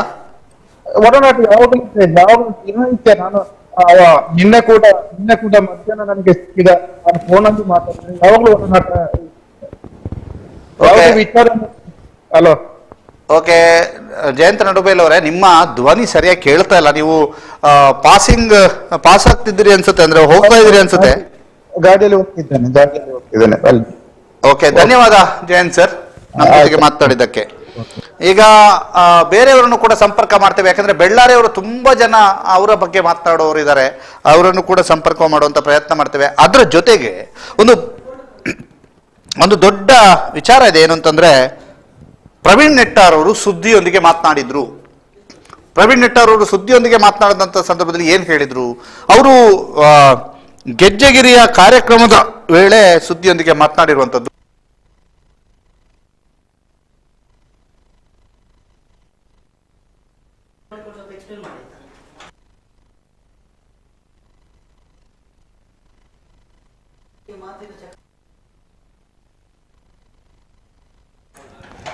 ಈಗ ಸುಳ್ಯದಿಂದ ಬರ್ತಿರ್ತಂತಹ ಮಾಹಿತಿ ಒಂದು ಏನು ಅಂತಂದ್ರೆ, ಅಲ್ಲಿ ಪೊಲೀಸರೊಂದಿಗೆ ಮಾತಿನ ಚಕಮಕಿಯಾಗಿದೆ, ಟೈರ್ ಹಚ್ಚಿ ಅಥವಾ ಪ್ರತಿಭಟನೆಯನ್ನು ನಡೆಸ್ತಾ ಇದ್ದಾರೆ ಅನ್ನುವಂಥದ್ದು. ಅದರ ಜೊತೆಗೆ ನಿಮಗೆ ಮತ್ತಷ್ಟು ಮಾಹಿತಿಗಳನ್ನು ಕೊಡ್ತೇವೆ. ಪ್ರವೀಣ್ ನೆಟ್ಟಾರ್ ಅವರು ಸುದ್ದಿಯೊಂದಿಗೆ ಮಾತನಾಡಿರುವಂತಹ ಒಂದು ವಿಡಿಯೋ ಇದೆ, ಅದನ್ನು ಕೂಡ ತೋರಿಸ್ತೀವಿ. ಯಾಕಂತಂದ್ರೆ ಅವರು ಗೆಜ್ಜೆಗಿರಿಯ ಕಾರ್ಯಕ್ರಮದ ವೇಳೆ ಅವರು ಮಾತನಾಡಿರುವಂತಹ ವಿಡಿಯೋ ಕೂಡ, ಅದನ್ನು ಕೂಡ ತೋರಿಸ್ತೀವಿ. ಸುಳ್ಯದಲ್ಲಿ ನಡೆದಿರ್ತಕ್ಕಂತಹ ಈಗಿನ ಎಕ್ಸ್ಕ್ಲೂಸಿವ್ ದೃಶ್ಯವನ್ನು ಕೂಡ ನಿಮಗೆ ತೋರಿಸ್ತೀವಿ. ಅಲ್ಲಿ ಟೈರ್ಗೆ ಬೆಂಕಿ ಹಚ್ಚಿ ಪ್ರತಿಭಟನೆ ಮಾಡುವಂತಹ ವೇಳೆ ಅಲ್ಲಿ ಪೊಲೀಸರು ಮತ್ತು ಇವರ ಅಭಿಮಾನಿಗಳ ಜೊತೆಗೆ ಒಂದು ರೀತಿಯಲ್ಲಿ ಮಾತಿನ ಚಕಮಕಿ ಆಗಿದೆ. ಅದನ್ನು ನಾವು ತೋರಿಸ್ತಾ ಇದ್ದೀವಿ ನೋಡಿ. ಈಗ ಅಲ್ಲಿಯ ಮಾತಿನ ಚಕಮಕಿ, ಸುಳ್ಯದ ಮಾತಿನ ಚಕಮಕಿ ಆಗಿರುವಂತಹ ದೃಶ್ಯಗಳನ್ನು ನಮಗೆ ತೋರಿಸ್ತಾ ಇದ್ದೀವಿ. ಆ ದೃಶ್ಯಗಳಲ್ಲಿ ಏನು ಮಾತನಾಡ್ತಾ ಇದ್ದಾರೆ ನೋಡುವ.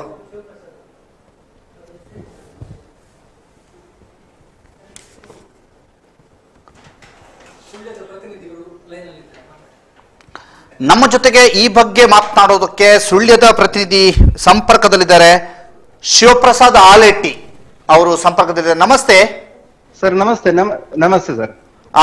ಶಿವಪ್ರಸಾದ್ ಅವರಾ? ಹೌದು ಹೌದು, ಶಿವಪ್ರಸಾದ್.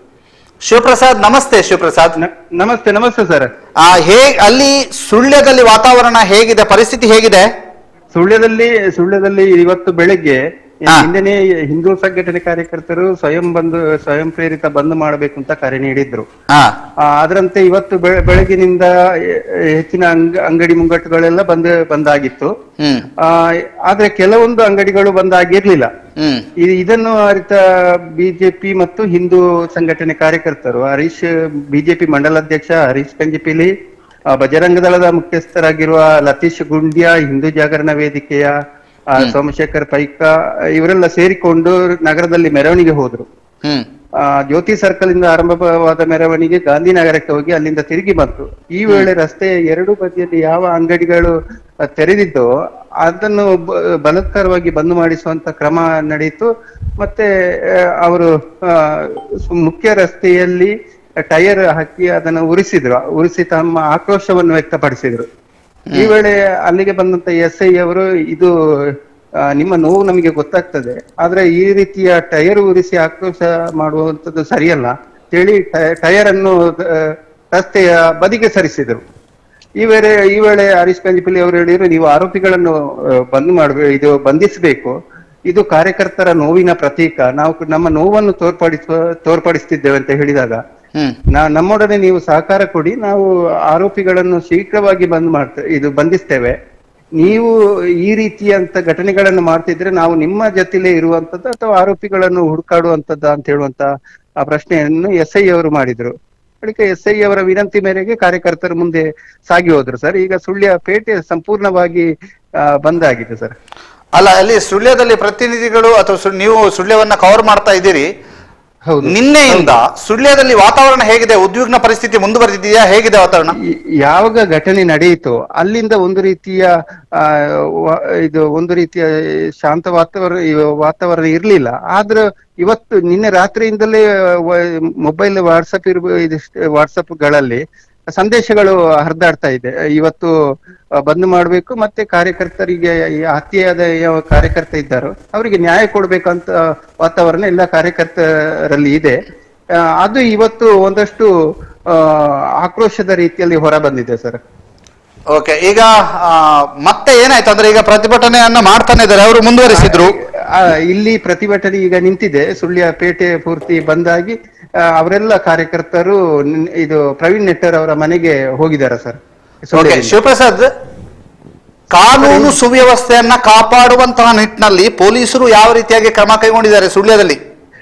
ಸುಳ್ಯದಲ್ಲಿ ಇರುವಂತಹ ಪೊಲೀಸರೆಲ್ಲ ಬೆಳ್ಳಾರಿಯಲ್ಲೇ ಬಂದೋಬಸ್ತಿನಲ್ಲಿ ತೊಡಗಿಕೊಂಡಿದ್ದಾರೆ. ಆದ್ರೆ ಇವತ್ತು ಬೆಳಿಗ್ಗೆ ಇಲ್ಲಿ ಮೆರವಣಿಗೆ ಇದೆ ಅಂತ ಹೇಳುವ ಕಾರಣಕ್ಕೆ SI ಅವರು ಮತ್ತು ASI ಉದಯ ಭಟ್ ಅವರ ನೇತೃತ್ವದಲ್ಲಿ ಸುಳ್ಯದಲ್ಲಿ 3-4 ಪೊಲೀಸರಿದ್ದು ಅದನ್ನು ಕಾನೂನನ್ನು ಕಂಟ್ರೋಲ್ ಮಾಡುವಂತ ಕ್ರಮ ಸುಳ್ಯ SI ದಿಲೀಪ್ ಅವರ ನೇತೃತ್ವದಲ್ಲಿ ಆಗಿದೆ ಸರ್. ಓಕೆ, ಧನ್ಯವಾದ ಶಿವಪ್ರಸಾದ್. ಓಕೆ, ಧನ್ಯವಾದಗಳು. ಓಕೆ, ನಿರಂತರವಾಗಿ ನಮಗೆ ಮಾಹಿತಿಯನ್ನ ಕೊಡ್ತಾ ಇರಿ ಅಂತ ಹೇಳ್ತಾ ಸುಳ್ಯದಲ್ಲಿ ಏನಾಯ್ತು ಅನ್ನುವಂಥದ್ದನ್ನು ತೋರಿಸ್ತಾ ಇದ್ದೀವಿ. ಸುಳ್ಯದಲ್ಲಿ ಮಾತಿನ ಚಕಮಕಿ ಆಗಿರುವಂಥದ್ದು, ಸುಳ್ಯದಲ್ಲಿ ಸ್ವಲ್ಪ ವಾದ ಆಗಿರುವಂಥದ್ದನ್ನು ನಿಮಗೆ ತೋರಿಸ್ತೀವಿ. ಅಲ್ಲಿ ಆಗ್ತಾ ಇದೆ, ಅದನ್ನ ಅಲ್ಲಿ ಏನ್ ಮಾತನಾಡ್ತಿದಾರೆ ನೋಡುವ.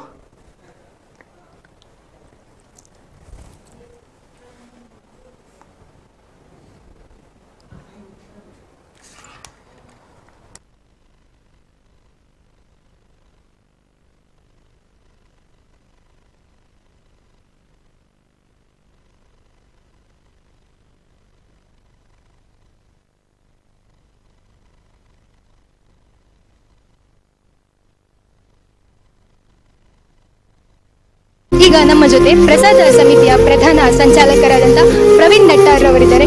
ಪ್ರಸಾದ ಸಮಿತಿಯ ಪ್ರಧಾನ ಸಂಚಾಲಕರಾಗಿ ಸೇವೆ ಸಲ್ಲಿಸ್ತಾ ಇದ್ದೀರಿ. ಹೇಗೆ ನಡೀತಾ ಇದೆ ಕಾರ್ಯಗಳೆಲ್ಲ? ಬಹುಶಃ ನನ್ನ ಈ ಒಂದು ಜನ್ಮದಲ್ಲಿ ಇದಕ್ಕಿಂತ ದೊಡ್ಡ ಯೋಗ ನನಗೆ ಇನ್ನೆಂದು ಸಿಗದು ಅಂತ ನನ್ನ ಭಾವನೆ. ಇಲ್ಲಿ ಈ ಬ್ರಹ್ಮಕಲಶದ ಈ ಸಮಯದಲ್ಲಿ ನನಗೂ ಒಂದು ದೊಡ್ಡ ಜವಾಬ್ದಾರಿ ಕೊಟ್ಟಿದ್ದಾರೆ. ಪ್ರಸಾದ ಸಮಿತಿಯ ಪ್ರಧಾನ ಸಂಚಾಲಕನಾಗಿ ಬಹುಶಃ ನಾನು ಇವತ್ತು ನಿರೀಕ್ಷಿಸಿರಲಿಲ್ಲ. ಬಹಳಷ್ಟು ಚಿಕ್ಕ ವ್ಯಕ್ತಿಗೆ ದೊಡ್ಡ ಜವಾಬ್ದಾರಿ ಕೊಟ್ಟಿದ್ದಾರೆ. ಕಾಕತಾಳೀಯ ಶಕ್ತಿ ಎಷ್ಟಿದೆ ಅಂದ್ರೆ ನನ್ನಂತ ಒಬ್ಬ ಸಾಮಾನ್ಯನಿಗೆ ಇದನ್ನು ನಿರ್ವಹಿಸುವ ತಾಕತ್ತು ಕೂಡ ಅವರೇ ಕೊಟ್ಟಿದ್ದಾರೆ. ತಾಯಿ ದೇವಿ ತಿಥಿ ಮತ್ತೆ ಇಲ್ಲಿಯ ಸತ್ಯಗಳು. ಹಾಗಾಗಿ ನನ್ನ ಪ್ರಧಾನ ಸಂಚಾಲಕದ ಅಡಿಯಲ್ಲಿ ಒಂದು 30 ಜನ ಸಂಚಾಲಕರನ್ನು ನೇಮಿಸಿದ್ದೇನೆ ಪ್ರಸಾದ ಸಮಿತಿಯ. ಈ 30 ಜನರು ತಲಾ ಒಬ್ಬ ಸಂಚಾಲಕ 20 ಜನರಂತೆ ದಿವಸಕ್ಕೆ 4 ಸಂಚಾಲಕರು ಇಲ್ಲಿ ಸೇವೆಗೆ ಇದ್ದಾರೆ. ಈಗ ನಮ್ಮ ಜೊತೆ ಪ್ರಸಾದ ಸಮಿತಿಯ ಪ್ರಧಾನ ಸಂಚಾಲಕರಾದಂಥ ಪ್ರವೀಣ್ ನೆಟ್ಟಾರ್ ಅವರಿದ್ದಾರೆ. ಪ್ರಸಾದ ಸಮಿತಿಯ ಪ್ರಧಾನ ಸಂಚಾಲಕರಾಗಿ ಸೇವೆ ಸಲ್ಲಿಸ್ತಾ ಇದ್ದೀರಿ. ಹೇಗೆ ನಡೀತಾ ಇದೆ ಕಾರ್ಯಗಳೆಲ್ಲ? ಬಹುಶಃ ನನ್ನ ಈ ಒಂದು ಜನ್ಮದಲ್ಲಿ ಇದಕ್ಕಿಂತ ದೊಡ್ಡ ಯೋಗ ನನಗೆ ಇನ್ನೆಂದು ಸಿಗದು ಅಂತ ನನ್ನ ಭಾವನೆ. ಇಲ್ಲಿ ಈ ಬ್ರಹ್ಮಕಲಶದ ಈ ಸಮಯದಲ್ಲಿ ನನಗೂ ಒಂದು ದೊಡ್ಡ ಜವಾಬ್ದಾರಿ ಕೊಟ್ಟಿದ್ದಾರೆ. ಪ್ರಸಾದ ಸಮಿತಿಯ ಪ್ರಧಾನ ಸಂಚಾಲಕನಾಗಿ ಬಹುಶಃ ನಾನು ಇವತ್ತು ನಿರೀಕ್ಷಿಸಿರಲಿಲ್ಲ. ಬಹಳಷ್ಟು ಚಿಕ್ಕ ವ್ಯಕ್ತಿಗೆ ದೊಡ್ಡ ಜವಾಬ್ದಾರಿ ಕೊಟ್ಟಿದ್ದಾರೆ. ಕಾಕತಾಳೀಯ ಶಕ್ತಿ ಎಷ್ಟಿದೆ ಅಂದ್ರೆ ನನ್ನಂತ ಒಬ್ಬ ಸಾಮಾನ್ಯನಿಗೆ ಇದನ್ನು ನಿರ್ವಹಿಸುವ ತಾಕತ್ತು ಕೂಡ ಅವರೇ ಕೊಟ್ಟಿದ್ದಾರೆ. ತಾಯಿ ದೇವಿ ತಿಥಿ ಮತ್ತೆ ಇಲ್ಲಿಯ ಸತ್ಯಗಳು. ಹಾಗಾಗಿ ನನ್ನ ಪ್ರಧಾನ ಸಂಚಾಲಕದ ಅಡಿಯಲ್ಲಿ ಒಂದು 30 ಜನ ಸಂಚಾಲಕರನ್ನು ನೇಮಿಸಿದ್ದೇನೆ ಪ್ರಸಾದ ಸಮಿತಿಯ. ಈ 30 ಜನರು ತಲಾ ಒಬ್ಬ ಸಂಚಾಲಕ 20 ಜನರಂತೆ ದಿವಸಕ್ಕೆ 4 ಸಂಚಾಲಕರು ಇಲ್ಲಿ ಸೇವೆಗೈತಾ ಇದ್ದಾರೆ. ಈಗ ನಮ್ಮ ಜೊತೆ ಪ್ರಸಾದ ಸಮಿತಿಯ ಪ್ರಧಾನ ಸಂಚಾಲಕರಾದಂಥ ಪ್ರವೀಣ್ ನೆಟ್ಟಾರ್ ಅವರಿದ್ದಾರೆ. ಪ್ರಸಾದ ಸಮಿತಿಯ ಪ್ರಧಾನ ಸಂಚಾಲಕರಾಗಿ ಸೇವೆ ಸಲ್ಲಿಸ್ತಾ ಇದ್ದೀರಿ. ಹೇಗೆ ನಡೀತಾ ಇದೆ ಕಾರ್ಯಗಳೆಲ್ಲ? ಬಹುಶಃ ನನ್ನ ಈ ಒಂದು ಜನ್ಮದಲ್ಲಿ ಇದಕ್ಕಿಂತ ದೊಡ್ಡ ಯೋಗ ನನಗೆ ಇನ್ನೆಂದು ಸಿಗದು ಅಂತ ನನ್ನ ಭಾವನೆ.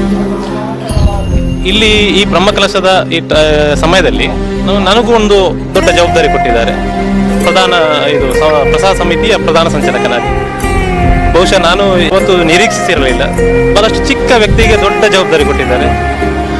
ಕಾಕತಾಳೀಯ ಶಕ್ತಿ ಎಷ್ಟಿದೆ ಅಂದ್ರೆ ನನ್ನಂತ ಒಬ್ಬ ಸಾಮಾನ್ಯನಿಗೆ ಇದನ್ನು ನಿರ್ವಹಿಸುವ ತಾಕತ್ತು ಕೂಡ ಅವರೇ ಕೊಟ್ಟಿದ್ದಾರೆ. ತಾಯಿ ದೇವಿ ತಿಥಿ ಮತ್ತೆ ಇಲ್ಲಿಯ ನಾವೀಗ ನೋಡ್ತಾ ಇದ್ದಂತ ದೃಶ್ಯ ಅದು ಪ್ರವೀಣ್ ನೆಟ್ಟಾರ್ ಅವರು ಗೆಜ್ಜೆಗಿರಿಯಲ್ಲಿ ಮಾತನಾಡಿದಂತಹ ಒಂದು ದೃಶ್ಯಗಳು. ಗೆಜ್ಜೆಗಿರಿಯಲ್ಲಿ ಮಾತನಾಡಿದಂತಹ ಸಂದರ್ಭದಲ್ಲಿ ತೋರಿಸಿದಂತಹ ದೃಶ್ಯಗಳನ್ನು ನಾವು ನಿಮಗೆ ತೋರಿಸ್ತಾ ಇದ್ದೀವಿ. ಅವತ್ತು ಯಾವ ರೀತಿಯಾಗಿ ಮಾತನಾಡಿದ್ರು ಬಿಜೆಪಿ ಮುಖಂಡ ಪ್ರವೀಣ್ ನೆಟ್ಟಾರ್ ಅನ್ನುವಂಥದ್ದು. ಅವ್ರು ಹೇಳಿದ್ರು, ನಾನು ಬಹಳ ಚಿಕ್ಕ ವ್ಯಕ್ತಿ, ನನಗೆ ದೊಡ್ಡ ಒಂದು ಜವಾಬ್ದಾರಿಯನ್ನು ಕೊಟ್ಟಿದ್ದಾರೆ, ಶಕ್ತಿ ನನಗೆ ಇದೆ ಅಂತ ಅವ್ರು ಅಂದುಕೊಂಡು ನನಗೆ ಕೊಟ್ಟಿದ್ದಾರೆ, ಅದನ್ನು ನಿಭಾಯಿಸುವಂಥ ಕೆಲಸವನ್ನ ಮಾಡ್ತಾ ಇದ್ದೇನೆ, ನನ್ನ ಅಡಿಯಲ್ಲಿ ಬಹಳಷ್ಟು ಜನ ಕೆಲಸವನ್ನ ಮಾಡ್ತಿದ್ರು ಅಂತ ಇದೇ ಮಾತನ್ನ ಶ್ರೀಯುತ ನಡುಬೈಲು ಅವರು ಹೇಳ್ತಾ ಇದ್ರು. ಯಾವ ರೀತಿಯಾಗಿ ನಮಗೆ ಅದು ಸಾಧ್ಯ ಆಗ್ತಾ ಇದೆ ಅನ್ನುವಂಥದ್ದು. ಜೊತೆಗೆ ನಡುಬೈಲ್ನವರು ಒಂದು ಮಾತನ್ನ ಹೇಳಿದ್ರು, ಗೆಜ್ಜೆಗಿರಿಯಲ್ಲಿ ಬಹಳ ಉತ್ತಮವಾಗಿ ಕಾರ್ಯನಿರ್ವಹಿಸಿದ್ದಾರೆ ಅನ್ನುವಂತಹದನ್ನ ನಡುಬೈಲವರು ಕೂಡ ಹೇಳಿರುವಂಥದ್ದು ನಿಮಗೆ ತೋರಿಸ್ತಾ ಇದ್ದೀವಿ ನಾವು. ಅವರು ಹೇಳಿದ್ರು, ನಡುಬೈಲವರು ಕೂಡ ಅದೇ ಮಾತನ್ನ ಹೇಳಿರುವಂಥದ್ದು. ನಿಮಗೆ ಸಂಪೂರ್ಣವಾದಂತಹ ಮಾಹಿತಿಗಳನ್ನ ಈಗ ಮೆರವಣಿಗೆಯ ದೃಶ್ಯಗಳನ್ನ ತೋರಿಸ್ತಾ ಹೋಗ್ತೀವಿ. ಮೆರವಣಿಗೆಯ ದೃಶ್ಯಗಳನ್ನ ಇದು ಪ್ರವೀಣ್ ನೆಟ್ಟಾರ್ ಅವರ ಮನೆಯ ದೃಶ್ಯ. ಮನೆಯಲ್ಲಿ ಯಾವ ರೀತಿಯಾಗಿ ಇದೆ ಪರಿಸ್ಥಿತಿ ಅನ್ನುವಂಥದ್ದನ್ನು ತೋರಿಸ್ತಾ ಇದ್ದೀವಿ. ಪ್ರವೀಣ್ ನೆಟ್ಟಾರ್ ಅವರ ಮನೆಯಲ್ಲಿ ಪರಿಸ್ಥಿತಿ ಹೇಗಿದೆ ಅನ್ನುವಂಥದ್ದು ನಿಮಗೆ ತೋರಿಸ್ತಾ ಹೋಗ್ತೀವಿ. ಇದು ಪ್ರವೀಣ್ ನೆಟ್ಟಾರ್ ಅವರ ಮನೆಯ ಒಳಗಿನ ದೃಶ್ಯಗಳು. ಎಲ್ಲರೂ ಕೂಡ ದುಃಖ ತಪ್ತರಾಗಿದ್ದಾರೆ, ಎಲ್ಲರೂ ಕೂಡ ಕಣ್ಣೀರ ಕೋಡಿಯಲ್ಲಿ ಇದ್ದಾರೆ, ಎಲ್ಲರೂ ಕೂಡ ದುಃಖದಿಂದ ಬಳಲಿದ್ದಾರೆ. ನಿರಂತರವಾಗಿ ಅಳುವೊಂದೇ ಅವರಿಗೆ ಜೀವನ ಆಗಿದೆ. ನಿನ್ನೆ ರಾತ್ರಿಯಿಂದ ಅಳುವೊಂದೇ ಜೀವನ ಆಗಿರುವಂಥದ್ದು. ಆ ಪ್ರವೀಣ್ ನೆಟ್ಟಾರ್ ಅವರ ಮನೆಯಿಂದ ನಾವು ನಿಮಗೆ ತೋರಿಸ್ತಾ ಇರುವಂತಹದ್ದು. ಈ ಬಗ್ಗೆ ನಮ್ಮ ಜೊತೆಗೆ ಸಂಪರ್ಕದಲ್ಲಿದ್ದಾರೆ ದುರ್ಗಕುಮಾರ್. ನಮಸ್ತೆ. ನಮಸ್ತೆ. ಏನಿದೆ ಮನೆಯಲ್ಲಿನ ಪರಿಸ್ಥಿತಿ ದುರ್ಗ? ನಾವೀಗ ಅವರ ಮನೆಯ ಪರಿಸರದಲ್ಲಿದ್ದೇವೆ. ಯಾರು ಕೂಡ ಈ ಮನೆಯ ಮಗ ಅಥವಾ ಊರಿನ ಜನಪ್ರೀತಿಯ ಪ್ರವೀಣ್ ನೆಟ್ಟಾರು ಅಗಲಿ ಹೋಗಿದ್ದಾರೆ ಎಂಬ ಒಂದು ತುಂಬಾ ಆತಂಕ ಮತ್ತು ಆಘಾತದಲ್ಲಿದ್ದಾರೆ. ಯಾಕಂದ್ರೆ ಪ್ರವೀಣ್ ಅಂತ ಎನ್ನುವಂತ ಯುವಕ ಅದೊಂದು ಪಕ್ಷದಲ್ಲಿ ಅಥವಾ ಒಂದು ಸಂಘಟನೆಯಲ್ಲಿ ಕೆಲಸ ಮಾಡ್ತಾ ಇದ್ರು ಕೂಡ ಊರಿನ ಎಲ್ಲರೊಂದಿಗೂ ಕೂಡ ಅತ್ಯಂತ ಅನ್ಯೋನ್ಯತೆಯಿಂದ ಇರುವಂತಹ ಒಂದು ವ್ಯಕ್ತಿತ್ವ.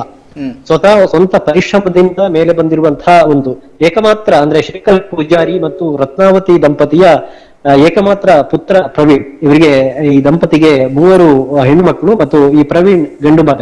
ಹಾಗಾಗಿ ಮನೆಯ ಆಧಾರ ಸ್ತಂಭ ಕೂಡ ಆಗಿದ್ದ ಅಂಥ ವ್ಯಕ್ತಿಯನ್ನ ನಿನ್ನೆ ಕಳ್ಕೊಂಡ ದುಃಖದಲ್ಲಿ ಈ ಪರಿಸರ ಇದೆ. ಮತ್ತೊಂದು ಗಮನಾರ್ಹ ವಿಚಾರ ಅಂತಂದ್ರೆ ದಾಮೋದರ್, ಅವರ 4 ವರ್ಷದ ಹಿಂದೆ ಅವರು ಹೊಸ ಮನೆಯನ್ನ ನಿರ್ಮಾಣ ಮಾಡ್ಲಿಕ್ಕೆ ಅಲ್ಲಿ ಅಡಿಪಾಯವನ್ನ ತೆಗೆದಿದ್ರು.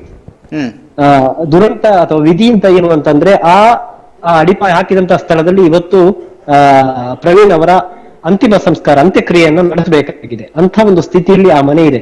ಅಂದ್ರೆ 4 ವರ್ಷದ ಹಿಂದೆ ಅಡಿಪಾಯ ತೆಗೆದಿದ್ರ? ಈಗ ತೆಗೆದು ಮನೆಯೆಲ್ಲ ತೆಗೆದ್ರು. ಅದಕ್ಕೆ ಒಂದು ಆ ಪರಿಸರದಲ್ಲಿ ಮನೆಯನ್ನ ಕಟ್ಟಬೇಕು ಅಂತ ಅವರ ಕನಸಾಗಿತ್ತು. ಓಕೆ.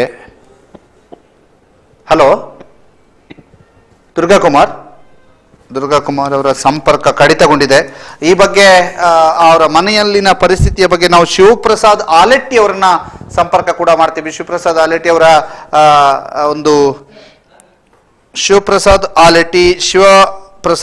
ಅವರನ್ನು ಕೂಡ ಸಂಪರ್ಕಿಸುವಂತ ಪ್ರಯತ್ನವನ್ನ ಮಾಡ್ತೀವಿ. ಅವರ ಮನೆಯ ದೃಶ್ಯಗಳು ಕೂಡ ಬಂದಿರುವಂಥದ್ದು.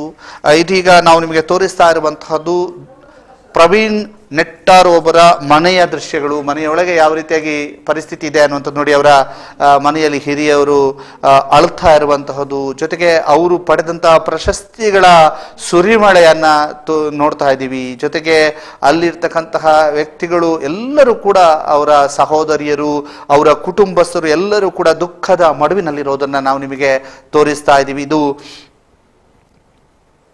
ಪ್ರವೀಣ್ ನೆಟ್ಟಾರ್ ಅವರ ಮನೆಯ ದೃಶ್ಯ. ಅವರನ್ನ ಸಂತೈಸ್ತಿರುವಂತಹ ಹಿರಿಯರು, ಜೊತೆಗೆ ಸಂತೈಸುತ್ತಿರುವಂತಹ ಹಿರಿಯರನ್ನ ನಾವು ನಿಮಗೆ ತೋರಿಸ್ತಾ ಇದ್ದೀವಿ.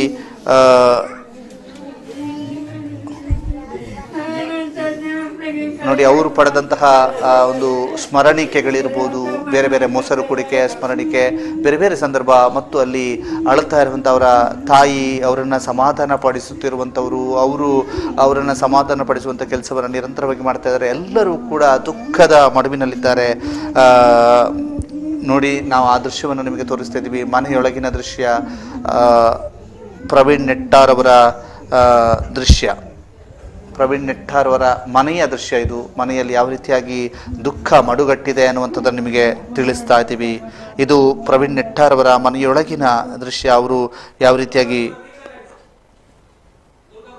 ಈಗ ಈ ಬಗ್ಗೆ ಮಾತನಾಡೋದಕ್ಕೆ ನಮ್ಮ ಜೊತೆಗೆ ಸಂಪರ್ಕದಲ್ಲಿದೆ ದುರ್ಗಾ ಕುಮಾರ್. ನೀವೊಂದು ಅಡಿಪಾಯದ ವಿಚಾರವನ್ನ ಹೇಳ್ತಾ ಇದ್ರಿ. ಆ ಅಡಿಪಾಯದ ಬಳಿಯಲ್ಲೇ ಅವರ ಅಂತ್ಯ ಸಂಸ್ಕಾರ ಆಗತ್ತಾ, ಏನದು? ಹೌದು, ಯಾಕಂದ್ರೆ 4 ವರ್ಷದ ಹಿಂದೆ ಅವರಿಗೆ ಒಂದು ಸ್ವಂತ ಮನೆ ಕಟ್ಟಬೇಕು ಅಂತ ಒಂದು ಅವರ ಕನಸಿರತ್ತೆ, ಯೋಜನೆ ಇರತ್ತೆ. ಆದ್ರೆ ಅದು ಸಾಧ್ಯ ಆಗುವುದಿಲ್ಲ. 3 ವರ್ಷದ ಹಿಂದೆ ಅವರಿಗೆ ವಿವಾಹ ನಿಶ್ಚಯ ಆಗ್ತದೆ. ಆದ್ರೆ ವಿವಾಹದ ಸಂದರ್ಭದಲ್ಲಿ ಒಂದು ಚಂದದ ಮನೆ ಬೇಕು ಎನ್ನುವ ಕಾರಣಕ್ಕೆ ಆ ಹಳೆ ಮನೆಯನ್ನೇ ರಿಪೇರಿ ಮಾಡಿ ಆ ಸಂದರ್ಭದಲ್ಲಿ ವಿವಾಹ ಆಗ್ತದೆ. ಅದ್ರ ಆನಂತರ ಅವರ ಆ ಕಾರ್ಯಯೋಜನೆ ಇದೆ, ಅದು ನೆನೆಗುದ್ದಿಗೆ ಬೀಳ್ತದೆ. ಯಾಕಂದ್ರೆ ತೀರಾ ಮಧ್ಯಮ ವರ್ಗದ ಕುಟುಂಬ, ತುಂಬಾ ಆರ್ಥಿಕವಾಗಿ ತುಂಬಾ ಬಲಾಢ್ಯವಾದ ಕುಟುಂಬ ಏನಲ್ಲ, ಅವರು ಆಧಾರ ಸ್ತಂಭವಾಗಿದ್ರು. ಅವರ ಸ್ವಂತ ಪರಿಶ್ರಮ ಮತ್ತು ಸ್ವಂತ ಉದ್ದಿಮೆಯ ಮೂಲಕ ಅವರು ಮೇಲೆ ಬರ್ತಾ ಇದ್ರು. ಆರಂಭದಲ್ಲಿ ಬೇರೆ ಬೇರೆ ಕಡೆಗಳಲ್ಲಿ ಅವರು ಹೊರಗೆ ಈ ಫಾರ್ಮ್ಗಳಲ್ಲಿ ಅವರು ಮ್ಯಾನೇಜರ್ ಆಗಿ ಕೆಲಸವನ್ನು ನಿರ್ವಹಿಸಿದ್ರು. ಇತ್ತೀಚೆಗಷ್ಟೇ ಅವರು ಸ್ವಂತವಾಗಿ ಬೆಳ್ಳಾರಿಯಲ್ಲಿ ಒಂದು ಅಕ್ಷಯ ಚಿಕನ್ ಫಾರ್ಮ್ ಎನ್ನುವಂತ ಸ್ವಂತ ಸಂಸ್ಥೆಯನ್ನ ಸ್ಥಾಪನೆ ಮಾಡಿದ್ರು. ಅದ್ರ ಜೊತೆಗೆ ಟ್ರಾವೆಲರ್ ಸಂಸ್ಥೆ ಒಂದು ಇನೋವನ್ನು ಕೂಡ ಇಟ್ಟುಕೊಂಡಿದ್ರು. ಹೀಗೆ ಸ್ವಂತ ಪರಿಶ್ರಮದಿಂದ ಅವರು ಮೇಲೆ ಬಂದವರು. ಹಾಗಾಗಿ ಅವರಿಗೆ ಇನ್ನಾದ್ರೂ ಆ ಮನೆಯ ಕನಸು ಈಡೇರಿಸಬೇಕಿತ್ತು ಎನ್ನುವಂತಹ ಆಸೆ ಇತ್ತು ಅಂತ ಅವರ ಮನೆಯವರು ಹೇಳ್ತಾ ಇದ್ದಾರೆ. ಆದ್ರೆ ಆ ಮನೆಯ ಪರಿಸರದಲ್ಲಿ ಇವತ್ತು ಅಂತ್ಯಕ್ರಿಯೆ ನಡೆಯಬೇಕಾಗಿದೆ ಎನ್ನುವಂಥದ್ದು ಬಹಳ ದುಃಖ ತರುವಂತಹ ಒಂದು ವಿಚಾರ. ದಾಮೋದರ್ ಅವರೇ, ಹಲೋ. ಜೊತೆಗೆ ಇವತ್ತು ಅಲ್ಲಿ ಅನೇಕ ಹಿಂದೂ ಪರ ಸಂಘಟನೆಗಳ ನಾಯಕರು ಕೂಡ ಅಲ್ಲಿಗೆ ಬಂದಿದ್ರು. ಅವರೆಲ್ಲ ಈ ಪ್ರವೀಣ್ ಹಿಂದೂ ರಾಷ್ಟ್ರೀಯ ಸ್ವಯಂ ಸೇವಕರ ಸಂಘದ ಅನೇಕ ಉನ್ನತ ಜವಾಬ್ದಾರಿ ಹೊಂದಿರುವವರ ಜೊತೆ ಅತ್ಯಂತ ಹೆಚ್ಚು ಒಡನಾಟವನ್ನ ಇಟ್ಟುಕೊಂಡವರು. ಹಾಗಾಗಿ ಅಲ್ಲಿಗೆ ಇದರ ಧುರೀಣರಾಗಿರುವಂತಹ ಸೀತಾರಾಮರವರು ಬಂದಿದ್ರು. ಮಾಜಿ ಜಿಲ್ಲಾ ಪಂಚಾಯತ್ ಅಧ್ಯಕ್ಷರಾಗಿರುವಂತಹ ಮೀನಾಕ್ಷಿ ಅವರು ಕೂಡ ಬಂದಿದ್ರು. ಅದೇ ರೀತಿಯಲ್ಲಿ ಜಿಲ್ಲಾ ಮಟ್ಟದ ಅನೇಕ ನಾಯಕರು ಕೂಡ ಬಂದಿದ್ರು. ಆದ್ರೆ ಯಾರು ಕೂಡ ಯಾರನ್ನು ಸಮಾಧಾನ ಪಡಿಸುವಂತ ಸ್ಥಿತಿಯಲ್ಲಿಲ್ಲ. ಅಂತ ವಾತಾವರಣ ಆ ಮನೆಯಲ್ಲಿದೆ. ನಾನು ಈಗಾಗಲೇ ಹೇಳಿದಾಗೆ ಎಲ್ಲರೊಂದಿಗೂ ಆತ್ಮೀಯವಾಗಿ ಬೆರೀತಾ ಇದ್ದಂತಹ ಒಂದು ವ್ಯಕ್ತಿತ್ವ ಪ್ರವೀಣ್. ನೀವು ಫೋಟೋದಲ್ಲಿ ಈಗ ಗಮನಿಸ್ತಾ ಇದ್ದೀರಲ್ಲ, ನಗು ಮುಖ ಎನ್ನುವಂಥದ್ದು ಅದು ಫೋಟೋಕ್ಕೆ ಮಾತ್ರ ಸೀಮಿತ ಆಗಿರಲಿಲ್ಲ ದಾಮೋದರ್. ಅದು ಈ ಊರಿನ ಪ್ರತಿಯೊಬ್ಬರ ಅವರ ಮುಖ ದರ್ಶನ ಆಗುವಂತ ಸಂದರ್ಭದಲ್ಲೂ ಕೂಡ ಅಂತ ನಗುವಿತ್ತು. ಹಾಗಾಗಿ ಎಲ್ಲೋ ಒಂದು ಕಡೆ ತಮ್ಮ ಸಹೋದರನನ್ನ, ತಮ್ಮ ಮನೆ ಮಗನನ್ನ ಕಳ್ಕೊಂಡಂತಹ ಒಂದು ದುಃಖ ಈ ಪರಿಸರದಲ್ಲಿ ಮನೆ ಮಾಡಿದೆ. ದುರ್ಗಾಕುಮಾರ್, ಅವರು ಪ್ರತಿಭಾನ್ವಿತ ಅನ್ನುವಂಥದ್ದನ್ನು ಕೇಳಿದ್ವಿ. ಬರವಣಿಗೆಯ ಮೂಲಕವೂ ಕೂಡ ಬಹಳ ಅದ್ಭುತವಂತ ಬರವಣಿಗೆ ಇತ್ತು ಅವರಿಗೆ. ಜೊತೆಗೆ ಜನರ ಜೊತೆಗೆ ಒಡನಾಟ ಇತ್ತು. ಬೇರೆ ಬೇರೆ ಸಂಘಟನಾತ್ಮಕ ಕೆಲಸದಲ್ಲಿ ಭಾಗವಹಿಸ್ತಾ ಇದ್ರು. ಬಹಳ ಅತ್ಯುತ್ತಮವಾಗಿ ತಮ್ಮ ಜವಾಬ್ದಾರಿಯನ್ನ ನಿಭಾಯಿಸ್ತಾ ಇದ್ರು ಅನ್ನುವಂಥದ್ದನ್ನು ಕೇಳಿದ್ವಿ. ಅಲ್ಲಿ ಹೇಗಿದೆ ಅಭಿಪ್ರಾಯ? ಖಂಡಿತ ಅದೇ ನೀವು ಗಮನಿಸಿರ್ಬೋದು. ಅವರ ಏನು ಮರಣ ಆದ ನಂತರ, ಹತ್ಯೆ ಆದ ನಂತರ ಅವರ ಫೇಸ್ಬುಕ್ ನ ಅನೇಕ ಪೋಸ್ಟ್ಗಳು ವೈರಲ್ ಆಗ್ತಾ ಇದೆ. ಬಹಳ ಮುಖ್ಯವಾಗಿ ಕೆಲವು ಜುಲೈ 4-5 ಏನಿರಬೇಕು ಆ ದಿನದಲ್ಲಿ ಮಾಡಿದಂತಹ ಒಂದು ಪ್ರಾಣಿ ಪ್ರೀತಿಯ ಒಂದು ಬರಹ, ಬಹುಶಃ ಅಂತ ಅನೇಕ ಬರಹಗಳು ಅವರ ಫೇಸ್ಬುಕ್ ನ ಪೇಜ್ ನಲ್ಲಿದೆ. ಹಾಗಾಗಿ ಅವರು ಒಂದು ಯಾವುದಕ್ಕೆ ಒಂದು ಘಟನೆಗೆ ಸ್ಪಂದನೆಯನ್ನು ನೀಡುವಂತಹ ಒಂದು ಬರವಣಿಗೆ ಅವರಿಂದ ಉದ್ಭವ ಆಗ್ತಾ ಇತ್ತು. ಕೆಲವು ನಿರ್ದಿಷ್ಟವಾದ ದೃಷ್ಟಿಕೋನಗಳಿದ್ದಿರಬಹುದು, ಇದ್ರೂ ಕೂಡ ಅದೆಲ್ಲವೂ ಕೂಡ ಒಂದು ಸಮಾಜ ಪರವಾದಂತಹ ದೃಷ್ಟಿಕೋನಗಳು, ಬರವಣಿಗೆಗಳು ಇತ್ತು. ಅಂತಹ ಒಂದು ಪ್ರಾಣಿ ಪ್ರೀತಿಯ ಒಂದು ಪೋಸ್ಟ್ ಅನ್ನ ಈಗೆಲ್ಲ ಕಡೆ ವೈರಲ್ ಆಗ್ತಾ ಇದೆ. ಅವರು ರಕ್ಷಣೆ ಮಾಡಿರುವಂತದ್ದು ಆ ಒಂದು ಪೋಸ್ಟ್. ಇದ್ರ ಜೊತೆಗೆ ಕಾಲ ಕಾಲಕ್ಕೆ ಸಮಾಜದಲ್ಲಿ ಏನು ಬೆಳವಣಿಗೆಗಳಾಗ್ತವೆ ಅದಕ್ಕೆ ತನ್ನ ಅದನ್ನ ಏನು ಅಭಿವ್ಯಕ್ತಿಯ ಮೂಲಕ ಅವರು ಪ್ರತಿಕ್ರಿಯೆಯನ್ನ ಕೊಡ್ತಾ ಇದ್ರು. ಅದು ಕೂಡ ಅವರ ಫೇಸ್ಬುಕ್ ಪುಟಗಳಲ್ಲಿ ನೋಡ್ಲಿಕ್ಕೆ ಸಾಧ್ಯ ಇದೆ. ಇದರ ಜೊತೆಗೆ ಬಿಲ್ಲವ ಯುವ ವಾಹಿನಿಯ ತಾಲೂಕಿನ ಅಧ್ಯಕ್ಷರಾಗಿ ಕೂಡ ಅವರು ಈ ಹಿಂದೆ ಕೆಲಸ ಮಾಡಿದ್ರು. ಗೆಜ್ಜೆಗಿರಿಯಂತಹ ಧಾರ್ಮಿಕ ಕ್ಷೇತ್ರದಲ್ಲಿ ಅದರ ಪ್ರಸಾದ ಸಮಿತಿಯ ಮುಖ್ಯಸ್ಥರಾಗಿ ಕೆಲಸವನ್ನ ಮಾಡ್ತಾ ಇದ್ರು. ಅಥವಾ ನಳಿನ್ ಕುಮಾರ್ ಕಟೀಲ್ ಅವರ ಮನೆಯಲ್ಲಿ ಆ ನೇಮೋತ್ಸವ ಆಗುವಂತಹ ಸಂದರ್ಭದಲ್ಲಿ ಅಲ್ಲಿ ಒಂದಷ್ಟು ಜವಾಬ್ದಾರಿಯನ್ನ ಅವರು ವಹಿಸಿದ್ರು. ಹೀಗೆ ತಾನು ಏನು ಜವಾಬ್ದಾರಿಯನ್ನು ವಹಿಸ್ತೇನೆ ಅದನ್ನ ಅತ್ಯಂತ ಪರಿಶ್ರಮದಿಂದ ಮತ್ತು ಶ್ರದ್ಧೆಯಿಂದ ಮಾಡುವಂತಹ ಒಂದು ವ್ಯಕ್ತಿತ್ವ ಕೂಡ ಅವರದಾಗಿತ್ತು ಇರುವಂತದ್ದು. ಓಕೆ, ಇದು ಅವರ ಮನೆಯ ದೃಶ್ಯ. ಮನೆಯಲ್ಲಿ ಯಾವ ರೀತಿಯಂತ ದೃಶ್ಯ ಇದೆ ಅನ್ನುವಂಥದ್ದು ನಿಮಗೆ, ಅಥವಾ ಮನೆಯ ಪರಿಸ್ಥಿತಿ ಹೇಗಿದೆ ಅನ್ನುವಂಥದ್ದು ನಿಮಗೆ ತೋರಿಸ್ತಾ ಇದ್ದೀವಿ. ಮನೆಯವರು ದುಃಖದ ಮಡುವಿನಲ್ಲಿದ್ದಾರೆ. ತಮ್ಮ ಮನೆಗೆ ಆಧಾರವಾಗಿದ್ದದ್ದು ಅಕ್ಷಯ ಚಿಕನ್ ಸೆಂಟರ್. ಅದು ತನ್ನ ಮಗ. ಚಿಕನ್ ಸೆಂಟರನ್ನು ಮಾಡೋದು ದೊಡ್ಡದಲ್ಲ, ಆ ಚಿಕನ್ ಸೆಂಟರನ್ನು ಮುಂದುವರಿಸಿಕೊಂಡು ಹೋಗುವಂಥದ್ದು ದೊಡ್ಡದು. ಜೊತೆಗೆ ಜನರೊಂದಿಗೆ ಅದೇ ರೀತಿಯಂಥ ಒಡನಾಟ ಇದ್ದಾಗ ವ್ಯಾಪಾರ ವಹಿವಾಟು ಹೆಚ್ಚುತ್ತೆ. ಆ ಒಂದು ರೀತಿಯಲ್ಲಿ ವ್ಯಾಪಾರ ವಹಿವಾಟು ಕೂಡ ತಕ್ಕ ಮಟ್ಟಿಗೆ ಇತ್ತು ಅನ್ನುವಂಥದ್ದನ್ನು ಜಯಂತ ನಡುಬೈಲು ಹೇಳಿದ್ರು. ಅವರಿಗೆ ಚಿಕನ್ ಸೆಂಟರನ್ನು ಮಾಡಿಕೊಟ್ಟ ನಂತರ ಸ್ವಲ್ಪ ಮಟ್ಟಿಗೆ ಬದಲಾವಣೆಗಳನ್ನು ಕಂಡುಕೊಳ್ತಾ ಹೋಯಿತು. ಅವರ ಮನೆಯ ಪರಿಸ್ಥಿತಿ ಅಥವಾ ಮನೆಯ ಸಂಪೂರ್ಣ ಜವಾಬ್ದಾರಿ ಇದ್ದಂತಹ ವ್ಯಕ್ತಿ ಪ್ರವೀಣ್ ನೆಟ್ಟಾರು. ಈಗ ಆ ಮನೆಯ ಒಂದು ಬೆಳಕನ್ನು ಕಳೆದುಕೊಂಡಿದೆ ಮನೆ ಅನ್ನುವಂತಹದ್ದು ನಮಗೆ ಕಾಣಸಿಗ್ತಾ ಇದೆ, ಕಂಡು ಬರ್ತಾ ಇದೆ. ಮನೆಯ ವಾತಾವರಣವನ್ನು ನೋಡಿದಾಗಲೂ ಕೂಡ ಅದೇ ರೀತಿಯಾಗಿ ನಮಗೆ ಕಾಣ್ತಾ ಇದೆ. ಮನೆಯಲ್ಲಿ ಎಲ್ಲರೂ ಕೂಡ ದುಃಖದ ಮಡುವಿನಲ್ಲಿರುವಂಥದ್ದು, ಎಲ್ಲರೂ ಕೂಡ ದುಃಖದಲ್ಲಿರುವಂಥದ್ದು. ಅವರು ಮಾತನಾಡುವಂಥ ಪರಿಸ್ಥಿತಿಯಲ್ಲಿಲ್ಲ. ಎಲ್ಲರೂ ಕೂಡ ನಾವು ಅನಾಥರಾದೆವು ಅನ್ನುವಂತಹ ಪ್ರಜ್ಞೆಯಲ್ಲಿದ್ದಾರೆ. ಕೇವಲ ಅವರ ಮನೆಯವರು ಅಂತಲ್ಲ, ಇಡೀ ಬೆಳ್ಳಾರಿಯ ಬಹಳಷ್ಟು ಜನ ಇದೇ ರೀತಿಯಂತ ಒಂದು ಸನ್ನಿವೇಶದಲ್ಲಿ ಇದ್ದಾರೆ. ನಾನು ನಿಮಗೆ ಕಾಲ್ ಮಾಡ್ಲಿಕ್ಕೆ ಹೇಳ್ತೇನೆ 10 ನಿಮಿಷ ಬಿಟ್ಟು. ಈಗ ದರ್ಬೆಯ ಸಮೀಪ ಹರೀಶ್ ಪೂಂಜಾ, ಅಂದರೆ ಬೆಳ್ತಂಗಡಿಯ ಶಾಸಕ ಹರೀಶ್ ಪೂಂಜಾ ಒಂದು ದರ್ಶನವನ್ನು ಮಾಡಿರುವಂಥದ್ದನ್ನು ನಿಮಗೆ ತೋರಿಸ್ತಾ ಇದ್ದೀವಿ. ಬೆಳ್ತಂಗಡಿ ಶಾಸಕ ಹರೀಶ್ ಪೂಂಜಾ ಅವರು ಅಂತಿಮ ದರ್ಶನವನ್ನು ಪಡೆದಿರುವಂಥದ್ದು. ಪಾರ್ಥಿವ ಶರೀರದ ಅಂತಿಮ ದರ್ಶನವನ್ನು ಹರೀಶ್ ಪೂಂಜಾ ಪಡೆದಿರುವಂಥದ್ದನ್ನು ನಿಮಗೆ ತೋರಿಸ್ತಾ ಇದ್ದೀವಿ. ಯಾವ ರೀತಿಯಾಗಿ ಅವರು ಅಂತಿಮ ದರ್ಶನವನ್ನು ಪಡೆದಿದ್ದಾರೆ ಅನ್ನುವಂಥದ್ದನ್ನು ನಿಮಗೆ ತೋರಿಸ್ತಾ ಇದ್ದೀವಿ. ಜೊತೆಗೆ ಹರೀಶ್ ಪೂಂಜಾ ಈ ವೇಳೆ ಮಾತನಾಡಿದ್ದಾರೆ ಕೂಡ. ಅದು ಏನು ಮಾತಾಡ್ತಾರೆ ನೋಡಿ. ಸುಳ್ಯದ ಭಾರತೀಯ ಜನತಾ ಪಾರ್ಟಿಯ ಕಾರ್ಯಕರ್ತರ ಪ್ರವೀಣ್ ಅವರ ಹತ್ಯೆ ನಡೆದಿರ್ತಕ್ಕಂಥದ್ದನ್ನು ನಾನು ಖಂಡಿಸ್ತೇನೆ. ನಮ್ಮ ಭಾರತೀಯ ಜನತಾ ಪಾರ್ಟಿಯ ಪ್ರಾಮಾಣಿಕ ಕಾರ್ಯಕರ್ತರಾಗಿ ಕೆಲಸ ಮಾಡ್ತಕ್ಕಂಥ ಸರಳ ಸಜ್ಜನಿಕೆ ಪ್ರವೀಣ್ ಅವರನ್ನು ಇವತ್ತು ದುಷ್ಕರ್ಮಿಗಳು ಮತ್ತು ಮತಾಂಧ ಶಕ್ತಿಗಳು ಇವತ್ತು ಹತ್ಯೆಯನ್ನು ಮಾಡಿರ್ತಕ್ಕಂಥದ್ದು. ಇದನ್ನು ರಾಷ್ಟ್ರೀಯ ತನಿಖಾ ದಳದ ಮೂಲಕ ತನಿಖೆ ಆಗಬೇಕೆನ್ನುವಂಥ ಆಗ್ರಹವನ್ನು ಸಹ ನಾನು ಮಾಡ್ತೇನೆ. ಇದರ ಹಿಂದೆ ಅತ್ಯಂತ ವ್ಯವಸ್ಥಿತವಾಗಿರ್ತಕ್ಕಂಥ ಷಡ್ಯಂತ್ರ ಅಡಗಿರ್ತಕ್ಕಂಥದ್ದನ್ನು ಗಮನಿಸಬೇಕಾಗ್ತದೆ.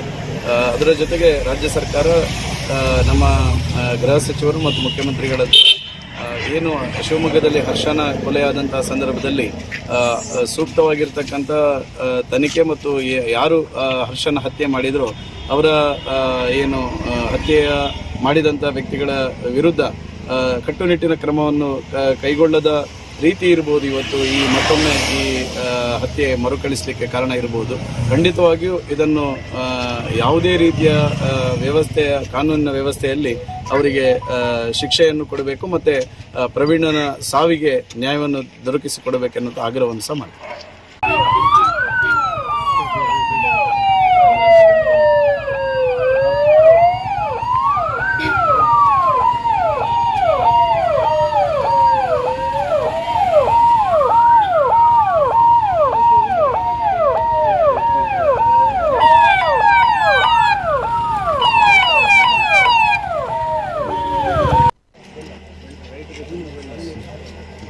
ಸುಳ್ಯದ ಭಾರತೀಯ ಜನತಾ ಪಾರ್ಟಿಯ ಕಾರ್ಯಕರ್ತರ ಪ್ರವೀಣ್ ಅವರ ಹತ್ಯೆ ನಡೆದಿರ್ತಕ್ಕಂಥದ್ದನ್ನು ನಾನು ಖಂಡಿಸ್ತೇನೆ.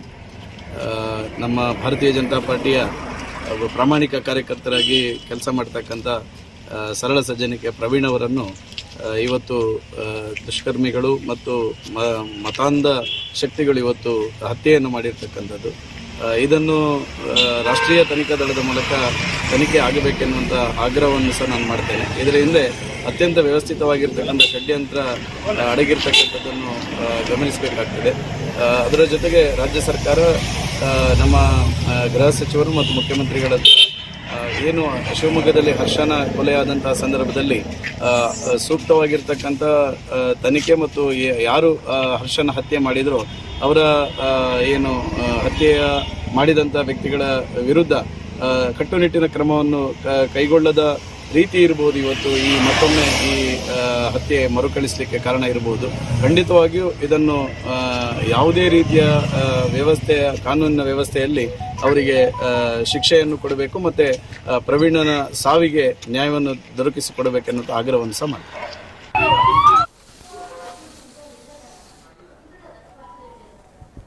ಇದು ಬೆಳ್ತಂಗಡಿ ಶಾಸಕ ಹರೀಶ್ ಪೂಂಜಾ ಅವರು ಅಂತಿಮ ದರ್ಶನವನ್ನು ಪಡೆದು ನಂತರ ಮಾತನಾಡಿರುವಂತಹ ದೃಶ್ಯ. ಈಗ ಅವರ ಮನೆಯ ದೃಶ್ಯವನ್ನ ನೀವು ಮತ್ತೊಮ್ಮೆ ನಾವು ನಿಮಗೆ ತೋರಿಸ್ತೀವಿ. ಮನೆಯಲ್ಲಿ ಪರಿಸ್ಥಿತಿ ಹೇಗಿದೆ ಅನ್ನುವಂಥದ್ದನ್ನು ತೋರಿಸ್ತೀವಿ. ಮನೆಯ ದೃಶ್ಯಗಳು ಯಾಕೆಂತಂದ್ರೆ ಅವರೆಲ್ಲರೂ ಕೂಡ ಆಘಾತಕ್ಕೆ ಒಳಗಾಗಿರುವಂಥದ್ದು, ಜೊತೆಗೆ ಸಂಪೂರ್ಣವಾಗಿ ಕಣ್ಣೀರ ಕೋಡಿಯಲ್ಲಿ ಇರುವಂಥದ್ದನ್ನು ನಿಮಗೆ ತೋರಿಸ್ತಾ ಇದ್ದೀವಿ. ಜೊತೆಗೆ ಬೆಳ್ತಂಗಡಿ ಮತ್ತು ಪುತ್ತೂರು ಇಲ್ಲೆಲ್ಲವೂ ಕೂಡ 144 ಸೆಕ್ಷನ್ ಅನ್ನ ಜಾರಿಗೊಳಿಸಿರುವಂತಹ ಮಾಹಿತಿಯನ್ನ ನಿಮಗೆ ಒದಗಿಸ್ತಾ ಇದ್ದೀವಿ. 144 ಸೆಕ್ಷನ್ ಅನ್ನ ಜಾರಿಗೊಳಿಸಿದ್ದಾರೆ.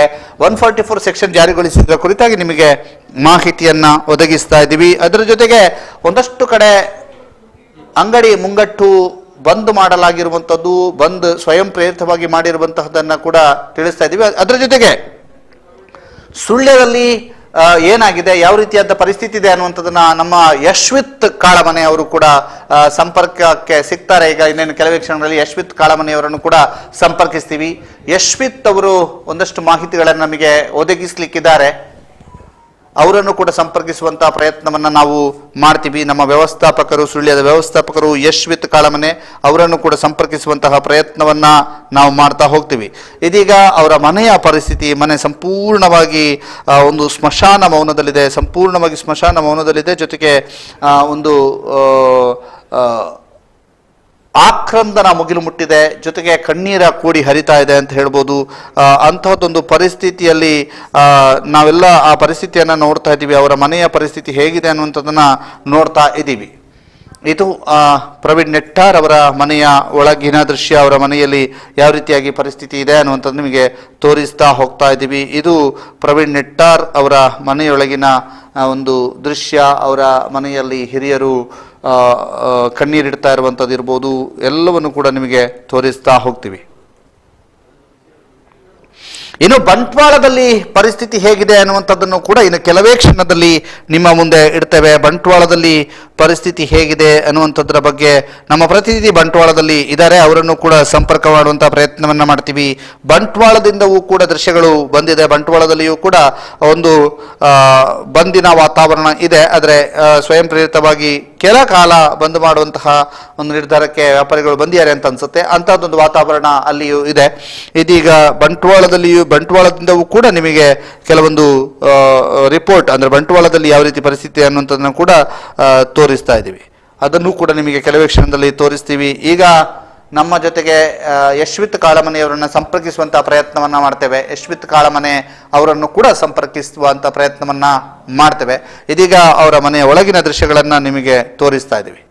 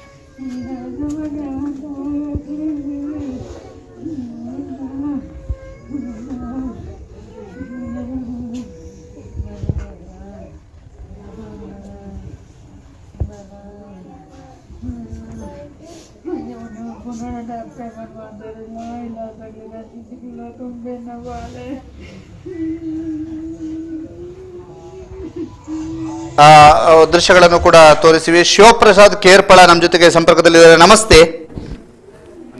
ನಮಸ್ತೆ ಶಿವಪ್ರಸಾದ್. ನಮಸ್ತೆ. ನಮಸ್ತೆ ಸರ್, ಹೇಳಿ. ಎಲ್ಲಿದ್ದೀರಿ? ನಾನೀಗ ಸುಳ್ಯ ನಗರದಲ್ಲಿದ್ದೇನೆ. ಹೇಗಿದೆ ವಾತಾವರಣ? ವಾತಾವರಣ ಈಗ ಬೆಳಗ್ಗಿನ ಒಂದು ಪ್ರತಿಭಟನಾ ಮೆರವಣಿಗೆ ನಂತರ ನೂರಾರು ಸಂಖ್ಯೆಯಲ್ಲಿ ಕಾರ್ಯಕರ್ತರು ಬೆಳ್ಳಾರಿಯತ್ತ ಪ್ರಯಾಣ ಬೆಳೆಸಿದ್ದಾರೆ. ಅವರವರ ವಾಹನದಲ್ಲೇ ಬೆಳ್ಳಾರಿಯತ್ತ ಪ್ರಯಾಣ ಬೆಳೆಸಿದ್ದಾರೆ. ಬೆಳಗಿನ ಪ್ರತಿಭಟನೆ ಟೈರ್ ಉರಿಸುವುದರಿಂದ ಹಿಡಿದು ಅಂಗಡಿ ಮುಂಗಟ್ಟುಗಳನ್ನು ಬಂದ್ ಮಾಡಿಸಿದ್ದಾರೆ. ಜೊತೆಗೆ ಸುಳ್ಯದ ಖಾಸಗಿ ಬಸ್ ನಿಲ್ದಾಣದಲ್ಲಿ ಇರುವಂತಹ ಸುದ್ದಿ ಪತ್ರಿಕಾ ಕಚೇರಿಯನ್ನು ಕೂಡ ಬಂದ್ ಮಾಡಿಸಿದ್ದಾರೆ. ಸುಳ್ಯ ನಗರದ ಸುತ್ತಮುತ್ತಲ ಶಾಲಾ ಕಾಲೇಜುಗಳಿಗೂ ಇವತ್ತು ರಜೆಯನ್ನು ನೀಡಲಾಗಿದೆ ಸರ್. ಈ ಒಂದು ಘಟನೆಯಿಂದಾಗಿ ಬೆಳ್ಳಾರಿಯತ್ತ ಬಂದ್ ಮಾಡಿಸಿದ್ದಾರೆ ಅಂದ್ರೆ ಹೇಗೆ? ಯಾವ್ದು ಸರ್? ಬಂದ್ ಮಾಡಿಸಿದಾರಾ ಅಥವಾ ಸ್ವಯಂ ಪ್ರೇರಿತವಾಗಿ ಬಂದ್ ಆಗ್ತಾ ಇದೆಯಾ? ಸ್ವಯಂ ಪ್ರೇರಿತವಾಗಿ ಬಂದ್ ಮಾಡುವಂತದ್ದು ಬೆಳಗ್ಗೆನೆ ಆಗಿತ್ತು. ಆದ ನಂತರ ಗಾಂಧಿನಗರದಲ್ಲಿ ಕೆಲವು ಹೋಟೆಲ್ಗಳಿರ್ಬೋದು ಇತ್ಯಾದಿಗಳನ್ನು ಕಾರ್ಯಕರ್ತರು ಅವರೇ ಬಂದ್ ಮಾಡಿಸಿದ್ದು. ಇವೇ ಬಂದ್ ಮಾಡಿಸಿರುವಂತ ಬಲಾತ್ಕಾರವಾಗಿ ಬಂದ್ ಮಾಡಿಸಿರುವಂತದ್ದು ಆ ರೀತಿಯ ಘಟನೆಗಳು ನಡೆದಿದೆ ಇವತ್ತು. ಓಕೆ. ಈಗ ಅಲ್ಲಿ ಕಾನೂನು ಸುವ್ಯವಸ್ಥೆಯನ್ನ ಕಾಪಾಡಲಿಕ್ಕೆ ಯಾವ ರೀತಿಯಾಗಿ ಕ್ರಮ ಕೈಗೊಳ್ಳಲಾಗಿದೆ? ಈ ಸುಳ್ಯ ನಗರದಲ್ಲಿ ಯಾವುದೇ ರೀತಿಯ ಟೈರ್ ಉರಿಸಿರುವುದು ಮತ್ತು ಬೆಳಗಿನ ಅಂಗಡಿಗಳನ್ನು ಮುಚ್ಚಿಸಿದ್ದು ಬಿಟ್ರೆ ಬೇರೆ ಯಾವ ರೀತಿಯ ಘಟನೆಗಳು ಅಹಿತಕರ ಘಟನೆಗಳು ಆಗ್ಲಿಲ್ಲ. ಮತ್ತೆ ಇಲ್ಲಿ ಪೊಲೀಸರು ಸುಳ್ಯ ನಗರದ ಪೊಲೀಸರು ಬೆಳ್ಳಾರಿಗೆ ಹೋಗಿರುವುದರಿಂದ ಇಲ್ಲಿ ಪೊಲೀಸರ ಸಂಖ್ಯೆಯು ಸುಳ್ಯದಲ್ಲಿ ಕಡಿಮೆ ಇದೆ. ಎಲ್ಲಾ ಪೊಲೀಸರು ಸುಳ್ಯ, ಸುಬ್ರಹ್ಮಣ್ಯ, ಕಡಬ, ಪುತ್ತೂರಿನ ಮತ್ತು ಬೆಳ್ಳಾರಿಯ ಪೊಲೀಸರು ಕೂಡ ಈಗ ಬೆಳ್ಳಾರಿಯ ಪೇಟೆಯಲ್ಲೇ ಬಂದೋಬಸ್ತ್ಗಳನ್ನು ಮಾಡ್ತಾ ಇದ್ದಾರೆ ಸರ್. ಓಕೆ, ಧನ್ಯವಾದ ಶಿವಪ್ರಸಾದ್. ಈಗ ನೇರ ದೃಶ್ಯಗಳನ್ನ ನಿಮಗೆ ತೋರಿಸ್ತೀವಿ. ಲೈವ್ ಅಂದ್ರೆ ನೇರ ದೃಶ್ಯಗಳು ನಿಮಗೆ ಕಂಡು ಬರ್ತಾ ಇದೆ. ಶಿವಪ್ರಸಾದ್ ಅವರು ನಮ್ಮ ಜೊತೆ ಅವರು ಈಗ ಅಲ್ಲಿಯ ನೇರ ವರದಿಯನ್ನ ಕೊಡ್ತಾ ಇದ್ದಾರೆ.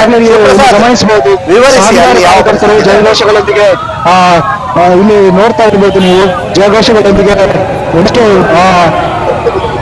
ಈ ಏನು ಪ್ರವೀಣ್ ಅವರ ಸ್ನೇಹಿತರು, ಹಿಂದೂ ಕಾರ್ಯಕರ್ತರು, ಸಂಘಟಕರು ಸೇರಿಕೊಂಡು ಇಲ್ಲಿ ಮೃತದೇಹದ ಅಂತಿಮ ದರ್ಶನದ ವ್ಯವಸ್ಥೆ ಸವನೂರು ಭಾಗದಲ್ಲಿ ಆಗ್ತಾ ಇರುವಂತದ್ದು.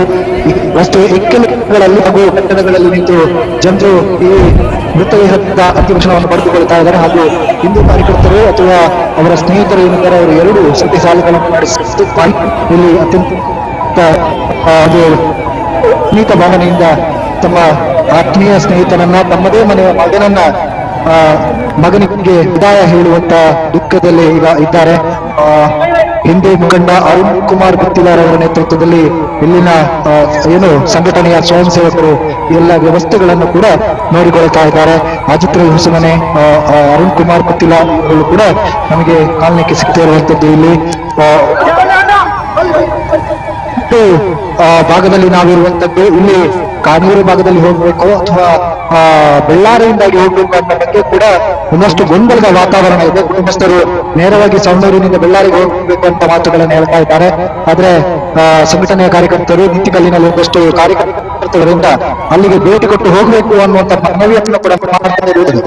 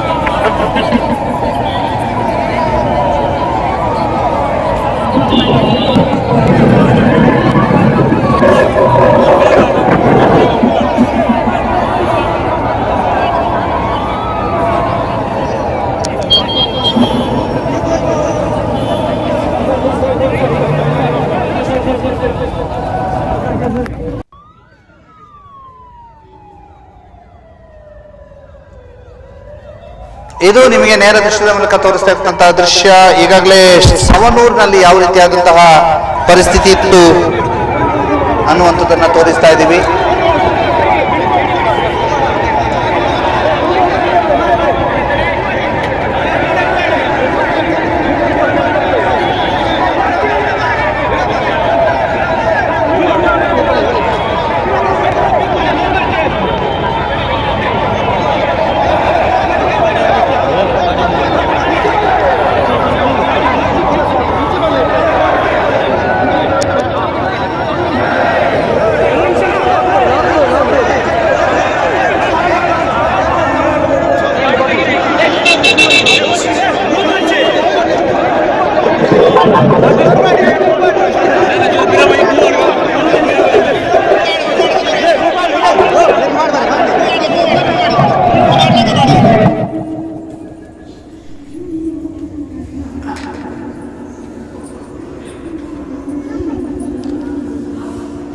ಇದು ಅವರ ಮನೆಯ ದೃಶ್ಯ.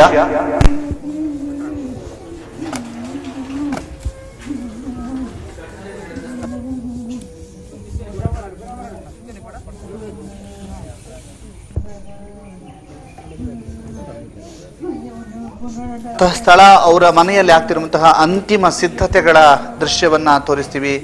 ಹೇಗಿದೆ ಅಲ್ಲಿಯ ಪರಿಸ್ಥಿತಿ ಅಂತ ನೋಡಿ. ಅಲ್ಲಿ ಅಂತ್ಯ ಸಂಸ್ಕಾರಕ್ಕೆ ಬೇಕಾದಂತಹ ವ್ಯವಸ್ಥೆಗಳನ್ನು ಅಲ್ಲಿ ಮಾಡ್ತಾ ಇದ್ದಾರೆ. ಅಲ್ಲಿ ಅವರ ಮನೆಯ ಮುಂಭಾಗದಲ್ಲಿ ಅಂದರೆ ಅಡಿಪಾಯವನ್ನು ಹಾಕಿರ್ತಕ್ಕಂಥ, ಅಂದರೆ ಮನೆಗೆ ಅಂತ ಅಡಿಪಾಯ ಹಾಕಿರೋದು. ಮತ್ತು ಇದು ಘಟನೆ ನಡೆದ ಸ್ಥಳ ಅಂದರೆ ಬೆಳ್ಳಾರಿಯಲ್ಲಿ ಅವರ ಅಂಗಡಿಯ ಸಮೀಪ ಘಟನೆ ನಡೆದಂಥ ಸ್ಥಳದ ದೃಶ್ಯವನ್ನು ನಾವು ನಿಮಗೆ ತೋರಿಸ್ತಾ ಇದ್ದೀವಿ. ಅಕ್ಷಯ ಫಾರ್ಮ್ ಫ್ರೆಶ್ ಚಿಕನ್ ಅನ್ನ ಅವರು ನಡೆಸ್ತಾ ಇದ್ರು. ಅಕ್ಷಯ ಫಾರ್ಮ್ ಫ್ರೆಶ್ ಚಿಕನ್ನ ಮುಂಭಾಗದಲ್ಲಿ ಅವರ ಒಂದು ಹತ್ಯೆ ಆಗಿತ್ತು. ಅಲ್ಲಿಯ ದೃಶ್ಯ ಏನಿದೆ, ಘಟನೆಯ ಸ್ಥಳದ ಪರಿಸ್ಥಿತಿ ಹೇಗಿದೆ ಮತ್ತು ಅವರ ಮನೆಯ ಪರಿಸ್ಥಿತಿ, ಮನೆಯ ಮುಂಭಾಗದ ದೃಶ್ಯಗಳನ್ನು ನಾವು ನಿಮಗೆ ತೋರಿಸ್ತಾ ಇದ್ದೀವಿ. ಇದು ಅವರ ಮನೆಯ ಮುಂಭಾಗದ ದೃಶ್ಯ ಮತ್ತು ಮನೆಯ ಒಳಗಿನ ದೃಶ್ಯ, ಮನೆಯೊಳಗೆ ಯಾವ ರೀತಿಯಾಗಿ ಒಂದು ಪರಿಸ್ಥಿತಿ ಇದೆ ಅನ್ನುವಂಥದ್ದು. ಜೊತೆಗೆ ಅಲ್ಲಿ ಗಣ್ಯರು ಆಗಮಿಸಿಕೊಂಡು ಅವರು ಸಮಾಧಾನವನ್ನು ಪಡಿಸುವಂಥ ಕೆಲಸವನ್ನು ಮಾಡ್ತಾ ಇದ್ದೇವೆ.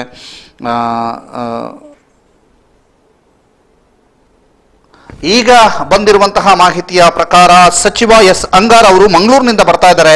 ಇನ್ನೊಂದು ಕಾರಿನಲ್ಲಿ ಸಚಿವ ಸುನಿಲ್ ಕುಮಾರ್ ಬರ್ತಾ ಇದ್ದಾರೆ ಅನ್ನುವಂಥ ಮಾಹಿತಿಗಳು ಲಭ್ಯವಾಗ್ತಾ ಇದೆ. ಸಚಿವ ಎಸ್ ಅಂಗಾರ ಮಂಗಳೂರಿಗೆ ಬರ್ತಾ ಇದ್ದಾರೆ, ಮಂಗಳೂರು ತಲುಪಿದ್ದೇನೆ ಅನ್ನುವಂಥದ್ದನ್ನ ಸುದ್ದಿ ನ್ಯೂಸ್ ಸುಳ್ಯಕ್ಕೆ ಮಾಹಿತಿಯನ್ನು ನೀಡಿದ್ದಾರೆ. ಸಚಿವ ಅಂಗಾರ್ ಅವರು ಮಂಗಳೂರು ತಲುಪಿದ್ದೇನೆ ಅನ್ನುವಂಥ ಮಾಹಿತಿಯನ್ನು ಸುದ್ದಿ ನ್ಯೂಸ್ ಸುಳ್ಯಕ್ಕೆ ನೀಡಿದ್ದಾರೆ. ಸಚಿವ ಅಂಗಾರ್ ಅವರನ್ನ ದೂರವಾಣಿ ಮೂಲಕ ಸಂಪರ್ಕಿಸುವಂತ ಕೆಲಸವನ್ನು ನಾವು ಮಾಡ್ತೇವೆ. ಸಚಿವ ಅಂಗಾರ್ ಅವರನ್ನ ದೂರವಾಣಿ ಮೂಲಕ ಸಂಪರ್ಕಿಸುವಂತ ಕೆಲಸವನ್ನು ನಾವು ಕೂಡ ಮಾಡ್ತೇವೆ. ಸಚಿವ ಅಂಗಾರ್ ಅವರನ್ನ ದೂರವಾಣಿ ಮೂಲಕ ಸಂಪರ್ಕಿಸುವ ಕೆಲಸ ಮಾಡ್ತೀವಿ. ಸುಳ್ಯದ ಪ್ರಜ್ಞಾ ನಮಗೆ ಮಾಹಿತಿಯನ್ನು ನೀಡಿದ್ದಾರೆ. ಸಚಿವ ಅಂಗಾರ್ ಅವರು ಮಂಗಳೂರಿಗೆ ತಲುಪಿದ್ದಾರೆ, ಮಂಗಳೂರು ತಲುಪಿದ್ದೇನೆ ಅಂತ ತಿಳಿಸಿದ್ದಾರೆ. ಪ್ರಜ್ಞಾ ಅವರ ಮಾಹಿತಿಯನ್ನು ನೀಡಿದ್ದೇವೆ. ಪ್ರಜ್ಞಾ ಅವರನ್ನು ಕೂಡ ನಾವು ಸಂಪರ್ಕಿಸುವಂತ ಪ್ರಯತ್ನವನ್ನ ಈಗ ಮಾಡ್ತೇವೆ. ಸಚಿವ ಎಸ್ ಅಂಗಾರ್ ಅವರನ್ನ ನಮ್ಮ ಪ್ರತಿನಿಧಿ ಪ್ರಜ್ಞಾ ಅವರು ಸಂಪರ್ಕಿಸಿದ್ದಾರೆ. ಅವರು ಮಾತನಾಡುವಂತ ವೇಳೆ ನಾನು ಮಂಗಳೂರು ತಲುಪಿದ್ದೇನೆ ಅನ್ನುವಂಥ ಮಾಹಿತಿಗಳನ್ನ ಕೊಟ್ಟಿದ್ದಾರೆ. ಅದನ್ನು ಕೂಡ ನಿಮಗೆ ತಿಳಿಸ್ತೀವಿ. ಮಾಹಿತಿ ಪ್ರಜ್ಞಾ ಅವರನ್ನು ಕೂಡ ಸಂಪರ್ಕಿಸುವಂತ ಪ್ರಯತ್ನವನ್ನು ನಾವೀಗ ಮಾಡ್ತಾ ಇದ್ದೇವೆ. ಸಚಿವ ಎಸ್ ಅಂಗಾರ್ ಅವರು ಮಂಗಳೂರಿಗೆ ತಲುಪಿದ್ದಾರೆ. ಮಂಗಳೂರಿನಿಂದ ಸಂಪರ್ಕ ನಾವು ಅವರನ್ನು ಸಂಪರ್ಕಿಸುವಂತ ಪ್ರಯತ್ನವನ್ನು ಕೂಡ ಮಾಡ್ತೀವಿ. ರಿಪೋರ್ಟರ್ ಪ್ರಜ್ಞಾ ಅವರನ್ನು ಕೂಡ ಸಂಪರ್ಕಿಸುವಂತ ಪ್ರಯತ್ನವನ್ನ ಈಗ ನಾವು ಮಾಡ್ತಾ ಇದ್ದೇವೆ. ಬಂಟ್ವಾಳದಲ್ಲಿ ಪರಿಸ್ಥಿತಿ ಹೇಗಿದೆ ಅನ್ನುವಂಥದ್ದನ್ನು ಕೂಡ ತಿಳಿಸ್ತೀವಿ. ನಮ್ಮ ಪ್ರತಿನಿಧಿ ಅಭಿಷೇಕ್ ಬಂಟ್ವಾಳದಲ್ಲಿದ್ದಾರೆ.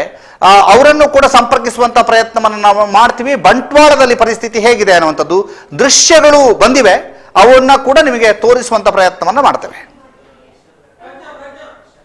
ಈಗ ನಮ್ಮ ಜೊತೆಗೆ ಸಂಪರ್ಕದಲ್ಲಿದ್ದಾರೆ ಪ್ರಜ್ಞಾ ನಮಸ್ತೆ. ನಮಸ್ತೆ ಸರ್. ನೀವೀಗ ಸಚಿವ ಎಸ್ ಅಂಗಾರ್ ಅವರನ್ನ ಸಂಪರ್ಕಿಸಿದ್ದೀರಿ ಅಂತ ಅನ್ಸುತ್ತೆ. ಎಲ್ಲಿದ್ದಾರಂತೆ? ಈಗ ಮಂಗಳೂರಿಂದ ಹೊರಟಿದ್ದಾರೆ, ನೇರವಾಗಿ ಬೆಳ್ಳರಿಗೆ ಮನೆಗೆ ಬರ್ತಾರೆ. ಅವರು ನೇರವಾಗಿ ಮನೆಗೆ ಬರ್ತಾರಂತ ಅಂದ್ರೆ ನೆಟ್ಟಾರಿನಲ್ಲಿ ಇರುವಂತಹ ಅಥವಾ ಪ್ರವೀಣ್ ನೆಟ್ಟಾರ್ ಅವರ ಮನೆಗೆ ಬರ್ತಾರಂತ? ಮನೆಗೆ ಬರ್ತಾರೆ. ಇವಾಗ ಮಂಗಳೂರಿಗೆ ರೀಚ್ ಆಗಿದ್ದಾರೆ. ಈಗ ಕೆಲವು ಕ್ಷಣಗಳಲ್ಲಿ ಒಬ್ಬರೇ ಅಥವಾ ಇನ್ಯಾರಾದ್ರೂ ಇದ್ದಾರಾ ಜೊತೆಗೆ? ಸುನಿಲ್ ಕುಮಾರ್ ಸರ್ ಅವರು ಇದ್ದಾರೆ, ಹಿಂದುಗಡೆ ಇನ್ನೊಂದು ಕಾರಲ್ಲಿ ಬರ್ತಾ ಇದ್ದಾರೆ ಅಂತ ಮಾಹಿತಿ. ಸಚಿವ ಸುನಿಲ್ ಕುಮಾರ್ ಕೂಡ ಜೊತೆಯಾಗಿದ್ದಾರೆ? ಹೌದು ಸರ್. ಓಕೆ, ಧನ್ಯವಾದ ಪ್ರಜ್ಞಾ ನಿಮ್ಮ ಮಾಹಿತಿಗೆ. ಇದೀಗ ಬಂಟ್ವಾಳದಿಂದ ನಮ್ಮ ಪ್ರತಿನಿಧಿ ಅಭಿಷೇಕ್ ನೇರ ಸಂಪರ್ಕದಲ್ಲಿದ್ದಾರೆ. ಆ ದೃಶ್ಯಗಳನ್ನು ಕೂಡ ನಾವು ನಿಮಗೆ ತೋರಿಸ್ತೀವಿ ಇನ್ನೇನು ಕೆಲವೇ ಕ್ಷಣಗಳಲ್ಲಿ. ಬಂಟ್ವಾಳದಲ್ಲಿ ಪರಿಸ್ಥಿತಿ ಹೇಗಿದೆ ಅಂತ ತಿಳಿಸೋದಕ್ಕೆ ಅಭಿಷೇಕ್ ನಮಸ್ತೆ.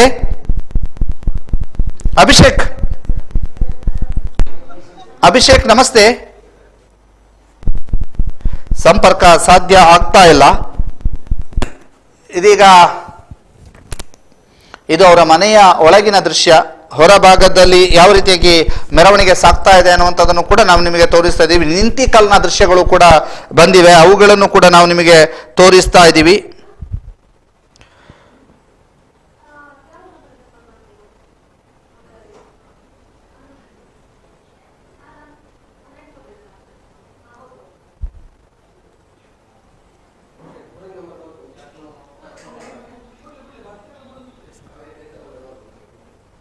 ಇದೀಗ ನಮ್ಮ ಜೊತೆಗೆ ಅಭಿಷೇಕ್ ಸಂಪರ್ಕ ಸಾಧ್ಯ ಆಗ್ತಾ ಇಲ್ಲ. ಅಭಿಷೇಕ್ ಸಂಪರ್ಕ ಕಡಿತಗೊಂಡಿದೆ. ಇದೀಗ ಮೆರವಣಿಗೆಯ ದೃಶ್ಯವನ್ನು ನಾವು ನಿಮಗೆ ತೋರಿಸ್ತಾ ಇದ್ದೀವಿ, ಯಾವ ರೀತಿಯಾಗಿ ಮೆರವಣಿಗೆ ಸಾಗ್ತಾ ಇದೆ ಅನ್ನುವಂಥದ್ದು. ಜೊತೆಗೆ ಇದೀಗ ಬಂದಿರುವಂತಹ ಮಾಹಿತಿಯ ಪ್ರಕಾರ ಬೆಳ್ತಂಗಡಿ, ಸುಳ್ಯ, ಪುತ್ತೂರು, ಕಡಬ ಈ ನಾಲ್ಕು ಕಡೆಯಲ್ಲೂ ಕೂಡ 144 ಸೆಕ್ಷನ್ ಜಾರಿಗೊಳಿಸಿದ್ದಾರೆ. 144 ಸೆಕ್ಷನ್ ಅನ್ನು ಜಾರಿಗೊಳಿಸಿ ಆದೇಶ ಮಾಡಲಾಗಿದೆ. ಬೆಳ್ತಂಗಡಿ, ಸುಳ್ಯ, ಪುತ್ತೂರು ಮತ್ತು ಕಡಬದಲ್ಲಿ 144 ಸೆಕ್ಷನ್ ಜಾರಿಗೊಳಿಸಿರುವುದು ನಮಗೆ ಕಂಡು ಬರ್ತಾ ಇದೆ. ಈಗ ಅಭಿಷೇಕ್ ಬಂಟ್ವಾಳದಿಂದ ಸಂಪರ್ಕದಲ್ಲಿದ್ದಾರೆ. ಅಭಿಷೇಕ್ ನಮಸ್ತೆ. ಸರ್. ಬಂಟ್ವಾಳದಲ್ಲಿ ಪರಿಸ್ಥಿತಿ ಹೇಗಿದೆ? ಈಗ ನಿನ್ನೆ ಪ್ರವೀಣ್ ನೆಟ್ಟಾರ್ ಹತ್ಯೆ ಖಂಡಿಸಿ ಇವಾಗ ಪುತ್ತೂರು ಮತ್ತೆ ಸುಳ್ಯದಲ್ಲಿ ಈಗ ಬಂದ್ ಮಾಡಿದ್ದಾರೆ. ಹಾಗೆ ಈಗ ಮಧ್ಯಾಹ್ನಕ್ಕಾಗ ಒಂದು 11 ಗಂಟೆ ನಂತರ ಎಲ್ಲ ಕಾರ್ಯಕರ್ತರು ಇಲ್ಲಿಯ ಬಿಜೆಪಿ ಇರ್ಬೋದು ಅಥವಾ ಹಿಂದೂ ಪರ ಸಂಘಟನೆ ಕಾರ್ಯಕರ್ತರು ಇರ್ಬೋದು, ಇಲ್ಲಿ ಎಲ್ಲ ಕಡೆ ಅಂಗಡಿ ತೆರಳಿ ಇಲ್ಲಿ ಅಂಗಡಿಯನ್ನು ಮುಚ್ಚಿಸುವಂತ ಕೆಲಸವನ್ನು ಮಾಡ್ತಿದ್ದಾರೆ ಸರ್. ಓಕೆ, ಈಗ ನೀವೆಲ್ಲಿದ್ದೀರಿ? ಈಗ ಬಂಟ್ವಾಳ ಪೇಟೆಯಲ್ಲಿ ಇದ್ದೀನಿ ಸರ್ ನಾನು. ಬಂಟ್ವಾಳ ಪೇಟೆಯಲ್ಲಿ ಎಲ್ಲ ಅಂಗಡಿಯ ಅಥವಾ ಮೆಡಿಕಲ್ ಇವುಗಳೆಲ್ಲ ತೆರೆದಿದ್ಯಾ? ಮೆಡಿಕಲ್ ಎಲ್ಲ ಓಪನ್ ಇದೆ ಸರ್, ಉಳಿದ ಅಂಗಡಿ ಎಲ್ಲ ಅಂಗಡಿಯನ್ನು ಮುಚ್ಚಿಸ್ತಾ ಇದ್ದಾರೆ ಸರ್ ಈಗ. ಮುಚ್ಚಿಸ್ತಾ ಇದ್ದಾರೆ. ಮತ್ತೆ ಶಾಲಾ ಮಕ್ಕಳಿಗೆ ಪರ್ಯಾಯ ವ್ಯವಸ್ಥೆ ಮಾಡ್ತಿದ್ದಾರೆ ಈಗ. ಅಂದ್ರೆ ಈಗ ಶಾಲೆಗೆಲ್ಲ ಹೋಗಿದ್ದಾರೆ ಮಕ್ಕಳೆಲ್ಲ, ಅವರಿಗೆ ಬರುವಂತ ಅದನ್ನೆಲ್ಲ ಮುಂದೆ ಇಟ್ಕೊಂಡು ಈಗ ಒಂದು ವ್ಯವಸ್ಥಿತವಾಗಿ ಇದು ಮಾಡ್ತಿದ್ದಾರೆ ಈಗ. ವಾಹನ ಸಂಚಾರ, ಬಸ್ ಸಂಚಾರ ಇವೆಲ್ಲ ನಡೀತಾ ಇದೆಯಾ? ಅದು ನಡೀತಿದೆ ಸರ್, ಈಗ ಕ್ರಮೇಣ ಕಡಿಮೆ ಆಗ್ತಿದೆ ಆಗಿಂದ. ಬಸ್ ಎಲ್ಲ ಕಡಿಮೆ ಆಗ್ತಾ ಇದೆಯಾ? ಕಡಿಮೆ ಆಗ್ತಿದೆ, ಹೌದು. ಮತ್ತೆ ಒಂದಷ್ಟು ಪೊಲೀಸರ ನಿಯೋಜನೆ ಕೂಡ ಆಗ್ತಿದೆ. ಓಕೆ, ಧನ್ಯವಾದ ಅಭಿಷೇಕ್ ಮಾಹಿತಿಗೆ. ಇದೀಗ ನಾವು ನಿಮಗೆ ತೋರಿಸ್ತಾ ಇದ್ದೀವಿ ಪ್ರವೀಣ್ ನೆಟ್ಟಾರ್ ಅವರ ಪಾರ್ಥಿವ ಶರೀರದ ಮೆರವಣಿಗೆ. ಪ್ರವೀಣ್ ನೆಟ್ಟಾರ್ ಅವರ ಪಾರ್ಥಿವ ಶರೀರದ ಮೆರವಣಿಗೆಯನ್ನ ತೋರಿಸ್ತಾ ಇರುವ ಅಲ್ಲಲ್ಲಿ ಪ್ರವೀಣ್ ನೆಟ್ಟಾರ್ ಅವರ ಪಾರ್ಥಿವ ಶರೀರವಾದ ಅಂತಿಮ ದರ್ಶನವನ್ನ ಬಹಳಷ್ಟು ಜನ ಪಡಿತಾ ಇರುವಂತದ್ದು. ನಿಂತಿಕಲ್ನಿಂದ ಕೂಡ ದೃಶ್ಯಗಳು ಬಂದಿವೆ. ನಿಂತಿಕಲ್ನ ದೃಶ್ಯಗಳನ್ನು ಕೂಡ ನಾವು ನಿಮಗೆ ಪ್ಲೇ ಮಾಡಿ ತೋರಿಸ್ತೀವಿ. ಇದೀಗ ಪಾರ್ಥಿವ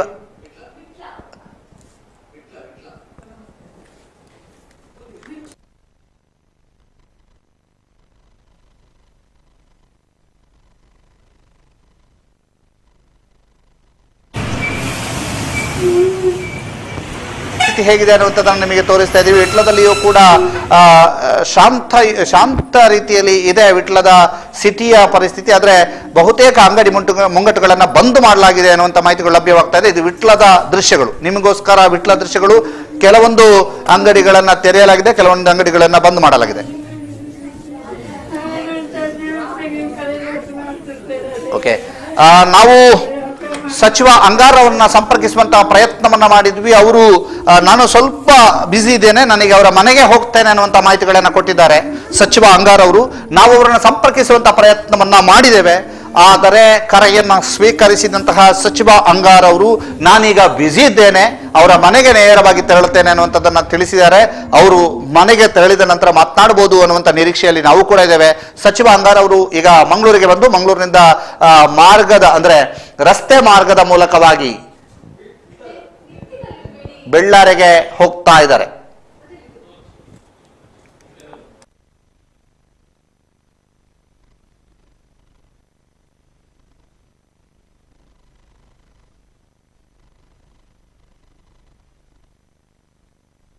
ಇದೀಗ ನಾವು ನಿಮಗೆ ತೋರಿಸ್ತಾ ಇರುವಂತಹ ದೃಶ್ಯ ವಿಟ್ಲದ ಪೇಟೆಯ ದೃಶ್ಯ. ಸಂಪೂರ್ಣ ಯಾವ ರೀತಿಯಾಗಿ ವಿಟ್ಲದಲ್ಲಿ ವಾತಾವರಣ ಇದೆ ಅಂತ. ದಕ್ಷಿಣ ಕನ್ನಡದಾದ್ಯಂತವೂ ಕೂಡ ಉದ್ವಿಗ್ನ ಪರಿಸ್ಥಿತಿ ನಿರ್ಮಾಣ ಆಗುವಂತಹ ಸಾಧ್ಯತೆ ಇದ್ದು ಈಗಾಗಲೇ 144 ಸೆಕ್ಷನ್ ಅನ್ನ ಜಾರಿಗೊಳಿಸಲಾಗಿರುವುದು. ಜೊತೆಗೆ 144 ಸೆಕ್ಷನ್ ಪುತ್ತೂರು, ಸುಳ್ಯ, ಕಡಬ ಮತ್ತು ಬೆಳ್ತಂಗಡಿಗೆ ಅನ್ವಯಿಸ್ತದೆ ಅನ್ನುವಂಥ ಮಾಹಿತಿಗಳು ಲಭ್ಯವಾಗ್ತಾ ಇದೆ. ಬೆಳ್ತಂಗಡಿಯ ಪರಿಸ್ಥಿತಿ ಹೇಗಿದೆ ಅನ್ನುವಂಥದ್ದನ್ನು ಕೂಡ ನಾವು ನಿಮಗೆ ತಿಳಿಸ್ತೀವಿ. ಆದಿತ್ಯ ಅವರನ್ನ ಸಂಪರ್ಕಿಸುವ ಮೂಲಕ, ನಮ್ಮ ವರದಿಗಾರ ಆದಿತ್ಯ ಅವರನ್ನ ಸಂಪರ್ಕಿಸುವ ಮೂಲಕ ಬೆಳ್ತಂಗಡಿಯ ಪರಿಸ್ಥಿತಿ ಹೇಗಿದೆ ಅನ್ನುವಂಥದ್ದನ್ನು ಕೂಡ ನಿಮಗೆ ತಿಳಿಸ್ತಾ ಹೋಗ್ತೀವಿ. ಮಂಗಳೂರು, ಬಂಟ್ವಾಳ, ಪುತ್ತೂರು, ಬೆಳ್ತಂಗಡಿ, ಸುಳ್ಯ ಎಲ್ಲ ಕಡೆಯೂ ಕೂಡ ಒಂದು ರೀತಿಯಲ್ಲಿ ಗೌರವಾರ್ಥ ಪ್ರವೀಣ್ ನೆಟ್ಟಾರ್ ಅವರ ಹತ್ಯೆಯನ್ನು ಖಂಡಿಸುವಂಥದ್ದು. ಇದೀಗ ನಾವು ನಿಮಗೆ ತೋರಿಸ್ತಾ ಇರುವಂತಹ ದೃಶ್ಯ 144 ಸೆಕ್ಷನ್ ಜಾರಿಗೊಳಿಸಿ ಆದೇಶ ಹೊರಡಿಸಿರುವಂತಹದ್ದನ್ನ ನಾವು ನಿಮಗೆ ತೋರಿಸ್ತಾ ಇದ್ದೀವಿ. 144 ಸೆಕ್ಷನ್ ಅನ್ನ ಜಾರಿಗೊಳಿಸಿ ಹೊರಡಿಸಿರುವಂತಹ ಆದೇಶ, 144 ಸೆಕ್ಷನ್ ಅನ್ನ ಜಾರಿಗೊಳಿಸಿ ಹೊರಡಿಸಿರುವಂತಹ ಆದೇಶವನ್ನ ನಾವು ನಿಮಗೆ ತೋರಿಸ್ತಾ ಇದ್ದೀವಿ.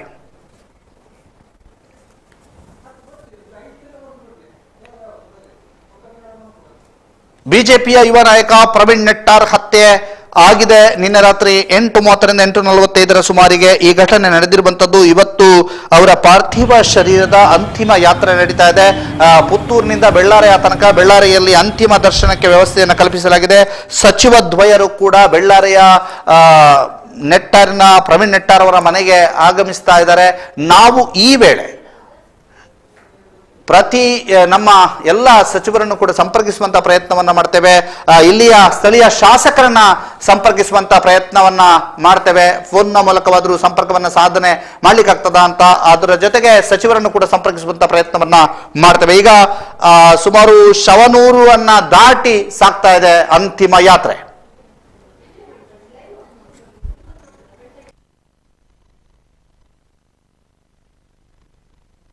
ಪ್ರವೀಣ್ ನೆಟ್ಟಾರ್ ಅವರ ಮನೆಯಲ್ಲಿ ಅಂತ್ಯ ಸಂಸ್ಕಾರಕ್ಕೆ ಯಾವ ರೀತಿಯಾಗಿ ತಯಾರಿಗಳು ನಡೀತಾ ಇದೆ ಅನ್ನುವಂಥದ್ದನ್ನ ನಿಮಗೆ ತೋರಿಸ್ತಾ ಇದ್ದೀವಿ. ಅಂತ್ಯ ಸಂಸ್ಕಾರಕ್ಕೆ ತಯಾರಿಗಳು ನಡೀತಾ ಇರುವಂತಹ ದೃಶ್ಯ. ಅವರು ಒಂದು ಮನೆ ಕಟ್ಟಬೇಕು ಅನ್ನುವಂಥದ್ದನ್ನ ನಿರ್ಧರಿಸಿದ್ರಂತೆ. ಆ ಮನೆ ಕಟ್ಟುವ ಸ್ಥಳದಲ್ಲಿ ಈಗ ಅಂತ್ಯ ಸಂಸ್ಕಾರ ನೆರವೇರಿಸಲಾಗ್ತಾ ಇದೆ ಅನ್ನುವಂಥದ್ದನ್ನ ದುರ್ಗಾಕುಮಾರ್ ನಾಯರ್ಕೆರೆ ಅವರು ನಮಗೆ ಮಾಹಿತಿಯನ್ನ ಒದಗಿಸಿದ್ರು. ಇದೀಗ ಅಲ್ಲಿಯ ದೃಶ್ಯವನ್ನ ನಿಮಗೆ ನೇರವಾಗಿ ತೋರಿಸ್ತಾ ಇದ್ದೀವಿ. ಮನೆಯ ದೃಶ್ಯ, ಅವರ ಮನೆಯಲ್ಲಿ ಅಂತ್ಯ ಸಂಸ್ಕಾರಕ್ಕೆ ಯಾವ ರೀತಿಯಾಗಿ ಪರಿಸ್ಥಿತಿಗಳು ಅಥವಾ ಯಾವ ರೀತಿಯಾಗಿ ತಯಾರಿಗಳಾಗ್ತಾ ಇದೆ ಅನ್ನುವಂಥದ್ದು ಇದು ನೇರ ಪ್ರಸಾರದ ದೃಶ್ಯ. ಇದೀಗ ಸಾಗ್ತಾ ಇರುವಂತಹ ದೃಶ್ಯಗಳನ್ನ ನಾವು ನಿಮಗೆ ತೋರಿಸ್ತಾ ಇದ್ದೀವಿ. ವಾಹನಗಳು ಸಾಲುಗಟ್ಟಿ ಸಾಗ್ತಾ ಇದ್ದಾವೆ. ಬಹಳಷ್ಟು ಜನ ಈ ಒಂದು ಅಂತಿಮ ಪಯಣದಲ್ಲಿ ನಿಶಾ ಕಿರಣ್ ಅವರು ಸಂಪರ್ಕದಲ್ಲಿದ್ದಾರೆ. ವಿಟ್ಲದಿಂದ ನಿಶಾ ಕಿರಣ್ ಅವರು ಸಂಪರ್ಕದಲ್ಲಿದ್ದಾರೆ. ಸರ್ ನಮಸ್ತೆ. ನಮಸ್ತೆ ಹೇಳಿ. ವಿಟ್ಲದಲ್ಲಿ ಪರಿಸ್ಥಿತಿ ಹೇಗಿದೆ ನಿಶಾ ಕಿರಣ್? ವಿಟ್ಲದಲ್ಲಿ ಹೇಳ್ಬೇಕಾದ್ರೆ ಈಗ ಬೆಳಗಿನಿಂದ ಎಲ್ಲ ಅಂಗಡಿ ಮುಂಗಟ್ಟುಗಳು ತೆರೆದಿದ್ದು, ಬಳಿಕದ ಸಮಯದಲ್ಲಿ ಸಂಘಟನೆ ಕಾರ್ಯಕರ್ತರು ಮತ್ತೆ ಪಕ್ಷದ ಕಾರ್ಯಕರ್ತರು ಬಂದು ಏನು ಅಂಗಡಿಗಳು ತೆರೆದಿರುವ ಅಂಗಡಿಗಳಲ್ಲಿ ಬಂದು ಮೇನ್ ಆಗಿ ಹಿಂದೂಗಳ ಅಂಗಡಿಗೆ ಬಂದು ಮನವಿ ಮಾಡಿದ್ರು. ಅದೆಲ್ಲ ಮುಚ್ಚುವಂತೆ ಮನವಿ ಮಾಡಿದ್ರು. ಆ ಬಳಿಕದ ಬೆಳವಣಿಗೆಯಲ್ಲಿ ಕೆಲವೊಂದು ಅಂಗಡಿಗಳು ಮುಚ್ಚಿವೆ. ಒಟ್ಟಾರೆಯಾಗಿ ವಿಟ್ಲಪೇಟೆಯಲ್ಲಿ ಅಂತ ಹೇಳಿದ್ರೆ ಒಂದು ಮಿಶ್ರ ಪ್ರತಿಕ್ರಿಯೆ ವ್ಯಕ್ತವಾಗಿದೆ. ದಾಮೋದರ್ ಅವರೇ, ಯಾವ ರೀತಿಯಾಗಿ? ಅಂದ್ರೆ ಹೆಚ್ಚಿನ ಅಂಗಡಿಗಳು, ಕೆಲವೊಂದು ಅಂಗಡಿಗಳು ತೆರೆದಿವೆ, ಭಾಗಶಃ ಅರ್ಧ ಭಾಗ ಅಂಗಡಿಗಳು ತೆರೆದಿವೆ, ಮತ್ತೆ ಕೆಲವೊಂದು ಮುಚ್ಚಿವೆ. ಮತ್ತೆ ವಾಹನ ಸಂಚಾರ ಈಗ ಬೆಳಿಗ್ಗೆ ಎಲ್ಲ ವಾಹನ ಸಂಚಾರ ಯಾವತ್ತಿನಾಗಿ ಇತ್ತು. ಆ ಬಳಿಕದಲ್ಲಿ ಬಸ್ ಸಂಚಾರ ಕೂಡ ಈಗ ಸ್ಟಾಪ್ ಆಗ್ತಾ ಇದೆ. ಮತ್ತೆ ಬೆರಳೆಣಿಕೆಯ ಒಂದು ಆಟೋ ರಿಕ್ಷಾಗಳು ಪ್ರಯಾಣ ನಡೆಸ್ತಾ ಇದೆ. ಮತ್ತೆ ಖಾಸಗಿ ವಾಹನಗಳು ಎಂದಿನಂತೆ ಸಂಚಾರ ನಡೆಸ್ತಾ ಇದೆ. ಮೇನ್ ಆಗಿ ಈಗ ಕೇರಳ ಕರ್ನಾಟಕ ಗಡಿ ಪ್ರದೇಶವಂತಹ ವಿಟ್ಲಠಾಣಾ ವ್ಯಾಪ್ತಿಯಲ್ಲಿ ಇರುವಂತಹ ಸಾರಡ್ಕ, ಕನ್ಯಾನ, ಸಾಲಿತ್ತೂರು ಚೆಕ್ ಪೋಸ್ಟ್ ಏನಿದೆ, ಈ ಒಂದು ಚೆಕ್ ಪೋಸ್ಟ್ ನಲ್ಲಿ ವಿಟ್ಲಠಾಣಾ ಇನ್ಸ್ಪೆಕ್ಟರ್ ಎಚ್ ನಾಗರಾಜ್ರವರ ನೇತೃತ್ವದಲ್ಲಿ ಬಿಗಿ ಪೊಲೀಸ್ ಬಂದೋಬಸ್ತನ್ನು ಕೂಡ ಏರ್ಪಡಿಸಿದ್ದಾರೆ. ಮತ್ತು ಈ ಒಂದು ಕೇರಳದಿಂದ ಕರ್ನಾಟಕಕ್ಕೆ ಬರುವುದಾಗಿರ್ಲಿ ಅಥವಾ ಕರ್ನಾಟಕದಿಂದ ಕೇರಳಕ್ಕೆ ಹೋಗುವಂತಹ ವಾಹನಗಳ ಬಗ್ಗೆ ತುಂಬಾ ನಿಗಾ ವಹಿಸಿ ವಾಹನ ತಪಾಸಣೆಯನ್ನು ನಡೆಸ್ತಾ ಇದ್ದಾರೆ. ಏನು ನಿನ್ನೆ ಘಟನೆ ನಡೆಯಿತು, ಆ ಬಳಿಕದ ಬೆಳವಣಿಗೆಯಲ್ಲಿ ವಿಟ್ಲಠಾಣಾ ಪೊಲೀಸರು ಅಲರ್ಟ್ ಆಗಿದ್ದಾರೆ. ಈಗ ನಿಶಾ ಕಿರಣ್, ಅಲ್ಲಿ ಒಂದು ಏನಾದ್ರೂ ಬೂದಿ ಮುಚ್ಚಿದ ಕೆಂಡದ ವಾತಾವರಣ ಏನಾದ್ರೂ ಇದೆಯಾ? ಅಥವಾ ಈಗ ಸ್ಕೂಲ್ಗಳಿಗೆ ಮಕ್ಕಳು ಹೋಗಿದ್ದಾರೆ, ಅವರು ವಾಪಸ್ ಹೋಗೋದು ಹೇಗೆ? ಈಗ ನೀವು ಹೇಳ್ತಾ ಇದ್ರಿ ಅಲ್ಲಿ ಸಾರಿಗೆ ವ್ಯವಸ್ಥೆ ಕಡಿಮೆ ಆಗ್ತಾ ಇದೆ ಅನ್ನುವಂಥದ್ದು, ಅಂತದ್ದೆಲ್ಲ ಆತಂಕ ಇದೆಯಾ? ಹೌದು, ಯಾಕಂತ ಹೇಳಿದ್ರೆ ಈಗ ಬೆಳಿಗ್ಗೆ ಎಂದಿನಂತೆ ಶಾಲೆಗಳೆಲ್ಲ ಆರಂಭವಾಗಿದ್ದು, ಆದ್ರೆ ಈ ಪೇಟೆ ಪ್ರದೇಶಗಳಲ್ಲಿ ಅಂಗಡಿಗಳನ್ನು ಮುಚ್ಚಿಸ್ಲಿಕ್ಕೆ ಹೋದಂತಹ ಈ ಒಂದು ಸನ್ನಿವೇಶದಲ್ಲಿ ಆತಂಕಿತರಾದ ಶಾಲಾ ಆಡಳಿತ ಮಂಡಳಿ ಏನಿದೆ ಅಥವಾ ಶಾಲಾ ಮುಖ್ಯೋಪಾಧ್ಯಾಯರಿರ್ಬಹುದು, ಪ್ರಾಂಶುಪಾಲರು ಇರಬಹುದು, ಈ ಒಂದು ಭಯದಿಂದಲೇ ಶಾಲೆಗಳಿಗೆ ರಜೆ ಕೊಟ್ಟಿದ್ದಾರೆ. ಯಾಕಂತ ಹೇಳಿದ್ರೆ ಇಲ್ಲಿ ಈಗ ಇವರು ಬಂದ್ ಮನಸ್ಸಿಗೆ ಬಂದ ವೇಳೆ ಏನಾದ್ರೂ ಅಹಿತಕರ ಘಟನೆ ನಡೆದ್ರೆ ಏನ್ ಮಾಡುದು ಅಂತ ಒಂದು ಸನ್ನಿವೇಶ ಕೂಡ ಅಲ್ಲಿ ನಿರ್ಮಾಣ ಆಗಿತ್ತು. ಅದರಿಂದಾಗಿ ಈಗ ಬಂದ ವಿದ್ಯಾರ್ಥಿಗಳು ಕೂಡ ಕೆಲವೊಂದು ದೂರಕ್ಕೆ ಹೋಗುವಂತ ವಿದ್ಯಾರ್ಥಿಗಳು ಇರ್ತಾರೆ. ಯಾಕಂತ ಹೇಳಿದ್ರೆ ಈ ಒಂದು ಬಿಟ್ಟು ಅಂತ ಒಂದು ಹೇಳುವಂತ ಪೇಟೆಗೆ ಹಲವಾರು ಹಳ್ಳಿ ಅಥವಾ ಗ್ರಾಮೀಣ ಭಾಗದಿಂದ ವಿದ್ಯಾರ್ಥಿಗಳು ವಿದ್ಯಾಭ್ಯಾಸಕ್ಕಾಗಿ ಬರ್ತಾ ಇದ್ದಾರೆ. ಹಾಗೆ. ಓಕೆ, ಧನ್ಯವಾದ ನಿಶಾ ಕಿರಣ್ ನಿಮ್ಮ ಮಾತಿಗೆ. ಇದೀಗ ನಾವು ನೇರ ದೃಶ್ಯಗಳನ್ನು ನೋಡ್ತಾ ಇದ್ದೀವಿ. ಹಿಂದೂ ಜಾಗರಣ ವೇದಿಕೆ ಈಶ್ವರ ಮಂಗಳ ಇಲ್ಲಿಯ ಆಂಬ್ಯುಲೆನ್ಸ್ ನಲ್ಲಿ ಪಾರ್ಥಿವ ಶರೀರವನ್ನು ತೆಗೆದುಕೊಂಡು ಹೋಗಲಾಗ್ತಾ ಇದೆ. ಹಿಂದೂ ಜಾಗರಣ ವೇದಿಕೆ ಈಶ್ವರ ಮಂಗಳ ಇಲ್ಲಿಯ ಆಂಬ್ಯುಲೆನ್ಸ್ ನಲ್ಲಿ ಪಾರ್ಥಿವ ಶರೀರವನ್ನು ತೆಗೆದುಕೊಂಡು ಹೋಗಲಾಗ್ತಾ ಇದೆ. ನಾವು ನಿಮಗೆ ನೇರ ದೃಶ್ಯಗಳನ್ನ ತೋರಿಸ್ತಾ ಇದ್ದೀವಿ.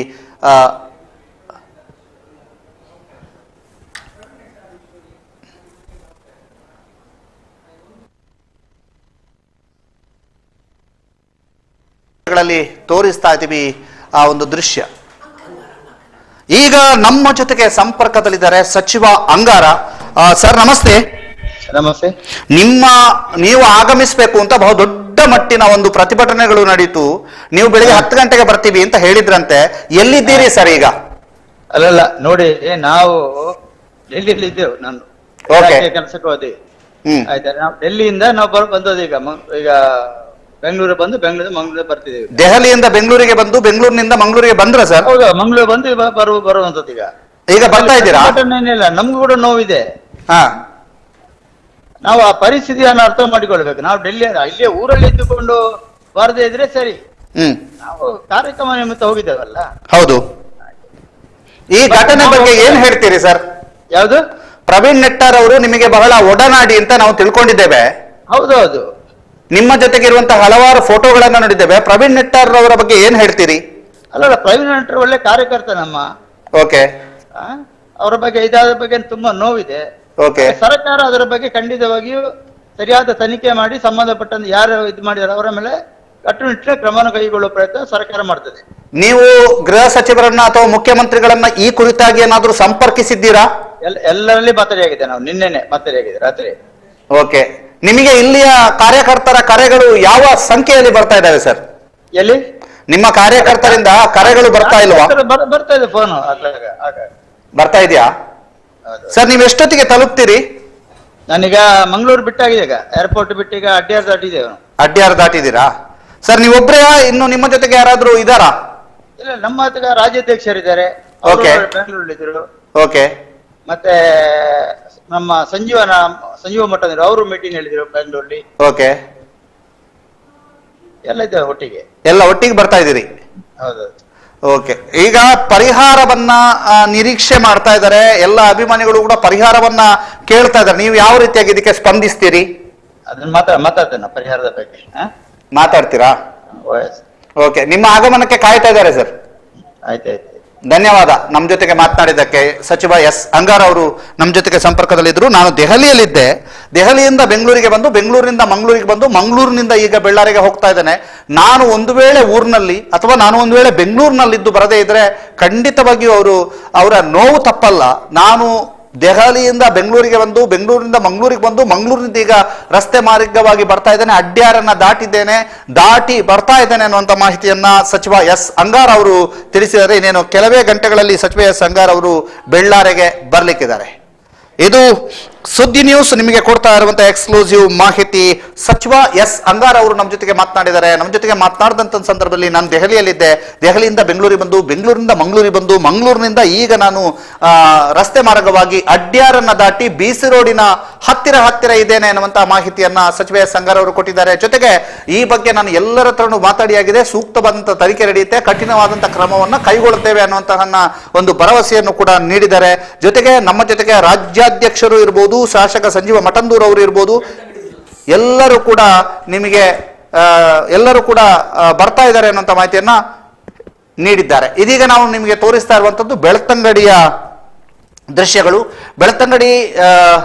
ಬೆಳ್ತಂಗಡಿಯ ದೃಶ್ಯವನ್ನ ನಾವು ನಿಮಗೆ ತೋರಿಸ್ತಾ ಇದ್ದೀವಿ. ಬೆಳ್ತಂಗಡಿಯ ಬಸ್ ಸ್ಟ್ಯಾಂಡ್ ಮತ್ತು ಸುತ್ತಮುತ್ತಲಿನ ಪ್ರದೇಶ ಒಂದು ನಾರ್ಮಲ್ ವಾತಾವರಣ ಬೆಳ್ತಂಗಡಿಯಲ್ಲಿ ಇದೆ. ಜೊತೆಗೆ ಒಂದಷ್ಟು ಆಕ್ರೋಶಗಳಿದ್ರೂ ಕೂಡ ನಾರ್ಮಲ್ ವಾತಾವರಣ ಬೆಳ್ತಂಗಡಿಯಲ್ಲಿ ಇರುವಂತದ್ದನ್ನ ನಾವು ನಿಮಗೆ ತೋರಿಸ್ತಾ ಇದ್ದೀವಿ. ಇದೀಗ ನಾವು ನಿಮಗೆ ತೋರಿಸ್ತಾ ಇರುವಂತದ್ದು ಬೆಳ್ತಂಗಡಿಯ ದೃಶ್ಯ. ನಮ್ಮ ಜೊತೆಗೆ ಸಂಪರ್ಕದಲ್ಲಿದ್ದಾರೆ ಆದಿತ್ಯ ದೊಂಡೋಲೆ. ನಮಸ್ತೆ. ನಮಸ್ತೆ. ಬೆಳ್ತಂಗಡಿಯಲ್ಲಿ ಪರಿಸ್ಥಿತಿ ಹೇಗಿದೆ? ಯಾಕಂದ್ರೆ 144 ಸೆಕ್ಷನ್ ಅನ್ನ ಜಾರಿಗೊಳಿಸಲಾಗಿದೆ. ಪೊಲೀಸರು ಈಗಾಗಲೇ ಈ ಸೆಕ್ಷನ್ ಬೆಳ್ತಂಗಡಿಗೂ ಕೂಡ ಅನ್ವಯಿಸ್ತದೆ ಅಂತ ಹೇಳ್ತಾ ಇದ್ದಾರೆ. ಏನ್ ಹೇಳ್ತೀರಿ ಆದಿತ್ಯ, ಬೆಳ್ತಂಗಡಿಯಲ್ಲಿ ಪರಿಸ್ಥಿತಿ ಹೇಗಿದೆ? ಎಸ್ ದಾಮೋದರ್ ಅವರೇ, ಬೆಳ್ತಂಗಡಿಯಲ್ಲಿ ಕೂಡ 144 ಸೆಕ್ಷನ್ ಜಾರಿಯಾಗಿದೆ. ಅಂದ್ರೆ ನಿನ್ನೆ ರಾತ್ರಿ 8 ಗಂಟೆ ಸುಮಾರಿಗೆ ನಡೆದಂತಹ ಒಂದು ಪ್ರವೀಣ್ ನೆಟ್ಟಾರು ಇವರ ಒಂದು ಹತ್ಯೆ ಆಗಿರುವಂತದ್ದು. ಈ ಹಿನ್ನೆಲೆಯಲ್ಲಿ ಬೆಳ್ತಂಗಡಿಯಲ್ಲೂ ಕೂಡ 144 ಸೆಕ್ಷನ್ ಜಾರಿಯಾಗಿರುವಂತದ್ದು. ಯಾಕಂದ್ರೆ ಪುತ್ತೂರು ಆಗಿರ್ಬೋದು, ಸುಳ್ಯ ಆಗಿರ್ಬೋದು, ಈಗಾಗಲೇ 144 ಸೆಕ್ಷನ್ ಅನ್ನು ಆದೇಶವನ್ನು ಹೊರಡಿಸಿದ್ದಾರೆ. ಈ ನಿಟ್ಟಿನಲ್ಲಿ AC ನಮಗೆ ಬೆಳ್ತಂಗಡಿ ತಾಲೂಕಿಗೆ AC ಪುತ್ತೂರು AC ಬರುವ ಕಾರಣ ಬೆಳ್ತಂಗಡಿಯಲ್ಲೂ ಕೂಡ ಈ ಒಂದು 144 ಸೆಕ್ಷನ್ ಅನ್ನು ಜಾರಿಗೊಳಿಸಲಾಗಿದೆ. ಯಾಕಂದ್ರೆ ಬೆಳ್ತಂಗಡಿ ತಾಲೂಕು ಕೂಡ ಸ್ವಲ್ಪ ಮಟ್ಟಿಗೆ ಕೋಮು ಕದಡುತ್ತಾ ಒಂದು ನಮ್ಮ ತಾಲೂಕಾಗಿರುತ್ತೆ. ಯಾಕಂದ್ರೆ ಹಿಂದೆ ಕೂಡ ಅನೇಕ ಕೋಮು ಗಲಭೆಗಳು ಆಗಿರ್ಬೋದು ಅಥವಾ ಜಾತಿ ಇಂತಹ ಗಲಭೆಗಳು ಬೆಳ್ತಂಗಡಿ ತಾಲೂಕಿನಲ್ಲೂ ಕೂಡ ನಡೆದಿದ್ದರಿಂದ ಬೆಳ್ತಂಗಡಿ ಈ ಹಿನ್ನೆಲೆಯಲ್ಲಿ ಈ ಒಂದು ಪ್ರವೀಣ್ ನೆಟ್ಟಾರು ಹತ್ಯೆ ಆದ ಹಿನ್ನೆಲೆಯಲ್ಲಿ ಪುತ್ತೂರು ಹಾಗೂ ಸುಳ್ಯದಲ್ಲಿ 144 ಸೆಕ್ಷನ್ ಅನ್ನು ಜಾರಿ ಮಾಡಿದ್ದಾರೆ. ಈ ಹಿನ್ನೆಲೆಯಲ್ಲಿ ಬೆಳ್ತಂಗಡಿ ತಾಲೂಕಿನಲ್ಲೂ ಕೂಡ 144 ಸೆಕ್ಷನ್ ಅನ್ನು ಜಾರಿ ಮಾಡಿದ್ದಾರೆ. ದಾಮೋದರ್. ಆದಿತ್ಯ, ನಿಮ್ಮ ಮಾಹಿತಿಗೆ ಧನ್ಯವಾದ ಆದಿತ್ಯ ನಮ್ಮ ಜೊತೆಗೆ ಮಾತನಾಡಿದ್ದಕ್ಕೆ. ಇದು ಬೆಳ್ತಂಗಡಿಯಲ್ಲೂ ಕೂಡ 144 ಸೆಕ್ಷನ್ ಅನ್ನು ಜಾರಿಗೊಳಿಸಿದ್ದಾರೆ ಅನ್ನುವಂಥದ್ದು. ಈಗ ಮೆರವಣಿಗೆಯ ದೃಶ್ಯವನ್ನ ನಾವು ನಿಮಗೆ ತೋರಿಸ್ತೀವಿ. ಮೆರವಣಿಗೆಯ ದೃಶ್ಯಗಳು, ಯಾಕೆಂತಂದ್ರೆ ಪ್ರವೀಣ್ ನೆಟ್ಟಾರ್ ಅವರ ಮೆರವಣಿಗೆಗೆ ಕ್ಷಣದಿಂದ ಕ್ಷಣಕ್ಕೆ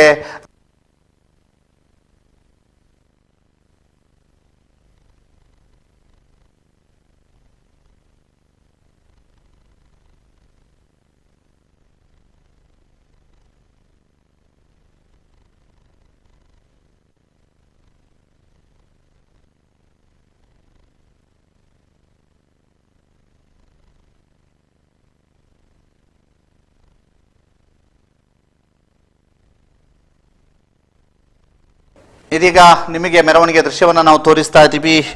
ನಿರಂತರವಾದಂತಹ ಕವರೇಜನ್ನು ನಾವು ಸುದ್ದಿ ನ್ಯೂಸ್ ಕೊಡ್ತಾ ಇದ್ದೇವೆ.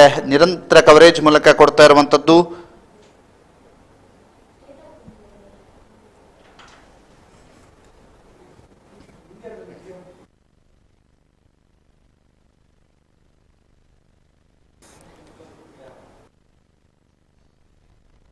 ರಾತ್ರಿ 12 ಗಂಟೆಯ ತನಕ ನಿಷೇಧಾಜ್ಞೆ ಜಾರಿಗೊಳಿಸಿದ್ದಾರೆ. 144 ಸೆಕ್ಷನ್ ಅನ್ನ ಜಾರಿಗೊಳಿಸಿ ಆದೇಶವನ್ನ ಮಾಡಿದ್ದಾರೆ. 27ರ ಪೂರ್ವಾಹ್ನ ಗಂಟೆ 6ರಿಂದ 28ರ ಮಧ್ಯರಾತ್ರಿ 12 ಗಂಟೆಯ ತನಕ ನಿಷೇಧಾಜ್ಞೆಯನ್ನ ಜಾರಿಗೊಳಿಸಿದ್ದಾರೆ ಅನ್ನುವಂತಹ ಮಾಹಿತಿಗಳು ನಮಗೆ ಲಭ್ಯವಾಗ್ತಾ ಇದೆ. ಅದರ ಜೊತೆಗೆ ಈಗ ಮೆರವಣಿಗೆಯಲ್ಲಿ ಬಹಳಷ್ಟು ಜನ ವಾಹನ ಜಾಥದ ಮೂಲಕ ಸೇರಿಕೊಳ್ತಾ ಇರುವಂಥದ್ದು. ಅಲ್ಲಲ್ಲಿ ಅಂತಿಮ ದರ್ಶನಕ್ಕಾಗಿ ಜನತೆ ಮುಗಿಬಿದ್ದಿರುವಂಥದ್ದು. ಜೊತೆಗೆ ಪ್ರವೀಣ್ ನೆಟ್ಟಾರ್ ಬಗ್ಗೆ ಬಹಳ ಅತ್ಯುತ್ತಮ ಅಭಿಪ್ರಾಯಗಳನ್ನು ವ್ಯಕ್ತಪಡಿಸಿರುವಂಥದ್ದು ಎಲ್ಲವೂ ಕೂಡ ಆಗ್ತಾ ಇದೆ. ಜೊತೆಗೆ ಸಚಿವ ಅಂಗಾರ್ ಅವರು ಕೂಡ ಹೇಳಿದ್ದು ಅವರು ಒಬ್ಬ ಅತ್ಯುತ್ತಮ ಕಾರ್ಯಕರ್ತ ಅನ್ನುವಂಥದ್ದು. ಈ ಎಲ್ಲ ಬಗ್ಗೆ ಹೆಚ್ಚಿನ ಮಾಹಿತಿಗಳನ್ನು ನಿಮಗೆ ಒದಗಿಸ್ತಾ ಹೋಗ್ತೀವಿ. ಇದೀಗ ನಾವು ನೇರ ದೃಶ್ಯಗಳನ್ನು ತೋರಿಸ್ತಾ ಇದ್ದೀವಿ.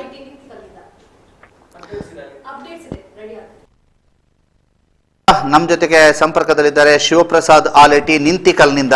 ಶಿವಪ್ರಸಾದ್ ಆಲೇಟಿ ಅವರೇ ನಮಸ್ತೆ. ಶಿವಪ್ರಸಾದ್ ಆಲೇಟಿ ಅವರೇ ನಮಸ್ತೆ. ನಮಸ್ತೆ, ಕೇಳಿಸ್ತಾ ಇದೆಯಾ? ಎಲ್ಲಿಂದ ನೀವು ಇದ್ದೀರಿ? ನಿಂತಿಕಲ್ನಲ್ಲಿ ಪರಿಸ್ಥಿತಿ ಹೇಗಿದೆ?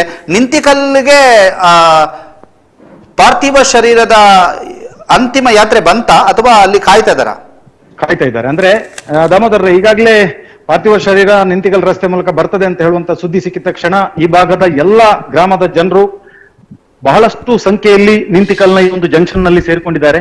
ಸಾಧಾರಣವಾಗಿ ಒಂದು 2,000ಕ್ಕೂ ಮಿಕ್ಕಿ ಜನಸಂಖ್ಯೆಯಲ್ಲಿ ಸೇರಿದ್ದಾರೆ. ಸೊ ಈಗ ಇನ್ನೇನು ಕೆಲವೇ ನಿಮಿಷಗಳಲ್ಲಿ ಪಾರ್ಥಿವ ಶರೀರ ನಿಂತಿಕಲನ್ನ ತಲುಪಲಿಕ್ಕಿದೆ. ಆ ನಿಟ್ಟಿನಲ್ಲಿ ಎಲ್ಲ ಹಿಂದೂ ಬಾಂಧವರು ಅಂತ ಹೇಳ್ಬೋದು. ಸಾಧಾರಣವಾಗಿ ಗ್ರಾಮದ ಎಲ್ಲ ಸಾಧಾರಣ ಸುಳ್ಯದಿಂದಲೂ ಕೂಡ ಇಲ್ಲಿ ಬಂದು ಸೇರ್ಕೊಂಡಿದ್ದಾರೆ. ಸುಳ್ಯದಿಂದ ಮಾತ್ರವಲ್ಲ, ಪುತ್ತೂರು ತಾಲೂಕು ಇರ್ಬೋದು, ಸುಳ್ಯ ತಾಲೂಕು ಇರ್ಬೋದು, ಹಾಗೆ ಉಡುಪಿ ಜಿಲ್ಲೆಯಿಂದ ಕೂಡ ಈ ಒಂದು ಪಾರ್ಥಿವ ಶರೀರದ ಅಂತಿಮ ಯಾತ್ರೆಯಲ್ಲಿ ಪಾಲ್ಗೊಳ್ಳಿಕ್ಕೆ ಈಗ ನಿಂತಿಕಲ್ನ ಜಂಕ್ಷನ್ ನಲ್ಲಿ ಸೇರಿದ್ದಾರೆ. ನಿಮ್ಗೆ ಇಲ್ಲಿನ ಒಂದು ವಿಜುವಲ್ ಅನ್ನ ನಾವು ಕೂಡ ಈಗ ಕಳಿಸಿಕೊಡ್ತೇವೆ ದಾಮೋದರ್ರೆ. ಬಹಳಷ್ಟು ಅಂದ್ರೆ ಜನರು ಒಂದು ತರ ಏನು ಅಂತ ಹೇಳಿದ್ರೆ ಆ ಒಂದು ದುಃಖ ತಪ್ತರಾದಂತ ಜನರು ಇಲ್ಲಿ ಸೇರಿದ್ದಾರೆ. ಆದ್ರೆ ಯಾವುದೇ ರೀತಿಯ ಅಹಿತಕರ ಘಟನೆ ಏನು ನಡೀತಾ ಇಲ್ಲ. ಬಟ್ ಒಂದು ವಿಷಾದವನ್ನ ವ್ಯಕ್ತಪಡಿಸ್ತಾ ಇದ್ದಾರೆ ಜನರು. ಅದರ ಜೊತೆಯಲ್ಲಿ ಎಲ್ಲವೂ ಒಂದು ತರ ನಿಶ್ಶಬ್ದವಾಗಿ ಸೇರ್ಕೊಂಡಂತ ಜನ ಕೂಡ ಅಷ್ಟೇ ನಿಶ್ಶಬ್ದವಾಗಿ ಇಲ್ಲಿ ಪಾಲ್ಗೊಳ್ತಾ ಇದ್ದಾರೆ. ಎಲ್ಲರೂ ತಮ್ಮ ಒಂದು ಪ್ರವೀಣ್ ನೆಟ್ಟಾರ್ ಅವರ ಪಾರ್ಥಿವ ಶರೀರವನ್ನ ಕಾಣಬೇಕನ್ನುವಂತ ನಿಟ್ಟಿನಲ್ಲಿ ರಸ್ತೆಯ 2 ಇಕ್ಕೆಲಗಳಲ್ಲಿ ಕೂಡ ಸಾಲುಗಟ್ಟಿ ನಿಂತಿದ್ದಾರೆ ದಾಮೋದರ್ ಅವರೇ. ಶಿವಪ್ರಸಾದ್, 1,000ಕ್ಕೂ ಅಧಿಕ ಜನರಿದ್ದಾರೆ ಅನ್ನುವಂತ ಮಾಹಿತಿ ಲಭ್ಯವಾಯಿತು, ಹೌದಾ? ಖಂಡಿತವಾಗಿಯೂ 1,000ಕ್ಕಿಂತಲೂ ಮಿಕ್ಕಿ ಸುಮಾರು ನನ್ನ ಪ್ರಕಾರ ಇಲ್ಲಿ ಒಂದು 2,000 ಮಂದಿ ಜನ ಸೇರಿದ್ದಾರೆ ಅಂತ ಹೇಳ್ಬೋದು. ಅಷ್ಟರ ಮಟ್ಟಿಗೆ ಜನ ಜಂಗುಳಿಯಾಗಿದೆ ದಾಮೋದರ್.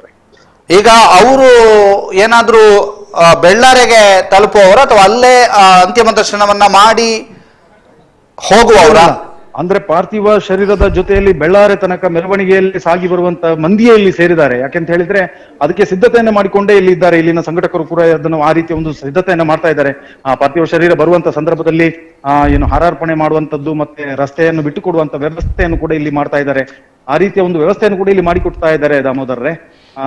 ಮೋಸ್ಟ್ಲಿ ಇಲ್ಲಿಂದ ಅಂದ್ರೆ ಎಲ್ಲರೂ ಇಲ್ಲಿದ್ದ ಜನರೆಲ್ಲರೂ ಕೂಡ ಪಾರ್ಥಿವ ಶರೀರದ ಜೊತೆ ಅಂತ್ಯ ಸಂಸ್ಕಾರಕ್ಕೆ ಅವರ ಮನೆ ತನಕ ಹೋಗುವಂತ ಒಂದು ವ್ಯವಸ್ಥೆಯನ್ನ ಮಾಡಿಕೊಂಡಿದ್ದಾರೆ ಅಂತ ಹೇಳ್ಬಹುದು ದಾಮೋದರ್ರೆ. ಓಕೆ, ಇದೀಗ ಅಲ್ಲಿಯ ಒಂದು ಲಾ ಅಂಡ್ ಆರ್ಡರ್ ಅಂದ್ರೆ ಪೊಲೀಸ್ ವ್ಯವಸ್ಥೆ ಏನೆಲ್ಲ ಕಟ್ಟುನಿಟ್ಟಿನ ಕ್ರಮ ಕೈಗೊಂಡಿದೆ ಅಥವಾ ಅಲ್ಲಿ ಭದ್ರತೆಗೆ ಯಾವ ರೀತಿಯಾಗಿ ಕ್ರಮ ಕೈಗೊಳ್ಳಲಾಗಿದೆ? ದಾಮೋದರ್ರೆ, ಇಲ್ಲಿ ಸಾಮಾನ್ಯವಾಗಿ ಈಗ ಪೊಲೀಸ್ ಸಂಖ್ಯೆ ಬಹಳಷ್ಟು ಕಡಿಮೆ ಇದೆ. ಆದ್ರೂ ಕೂಡ ಎಲ್ಲ ಕಡೆಗಳಲ್ಲಿ ಎಲ್ಲಾ ಜಂಕ್ಷನ್ ಅಲ್ಲಿ ಕೂಡ ಪೊಲೀಸ್ನವರು ಈಗ ಬಂದೋಬಸ್ತ್ ಅನ್ನು ಕೂಡ ಮಾಡಿಕೊಳ್ತಾ ಇದ್ದಾರೆ. ಬಟ್ ಇಷ್ಟು ಜನಸಂಖ್ಯೆ ಇರಬೇಕಾದ್ರೆ ಪೊಲೀಸ್ ಸಂಖ್ಯೆ ಕಡಿಮೆ ಅಂತ ಹೇಳ್ಬೋದು. ಬೆಳ್ಳಾರಿಯಲ್ಲಿ ಕೂಡ ಸಾಕಷ್ಟು ಮಂದಿ ಪೊಲೀಸರಿದ್ದಾರೆ. ಆದ್ರೆ ನಿಂತಿಕಲ್ನ ಅಷ್ಟೊಂದು ಮಟ್ಟದಲ್ಲಿ ಪೊಲೀಸ್ ಸಂಖ್ಯೆ ಕಾಣಿಸ್ತಾ ಇಲ್ಲ. ಬಟ್ ಇಲ್ಲಿ ಸಂಘಟಕರೇ ಅದನ್ನ ಒಂದು ನಿಯಂತ್ರಣ ಮಾಡಿಕೊಂಡು ವ್ಯವಸ್ಥೆ ಮಾಡ್ತಾ ಇದ್ದಾರೆ. ಓಕೆ, ಧನ್ಯವಾದ ಶಿವಪ್ರಸಾದ್ ನಮ್ಮ ಜೊತೆಗೆ ಮಾತನಾಡಿದ್ದಕ್ಕೆ. Thank you Damodar.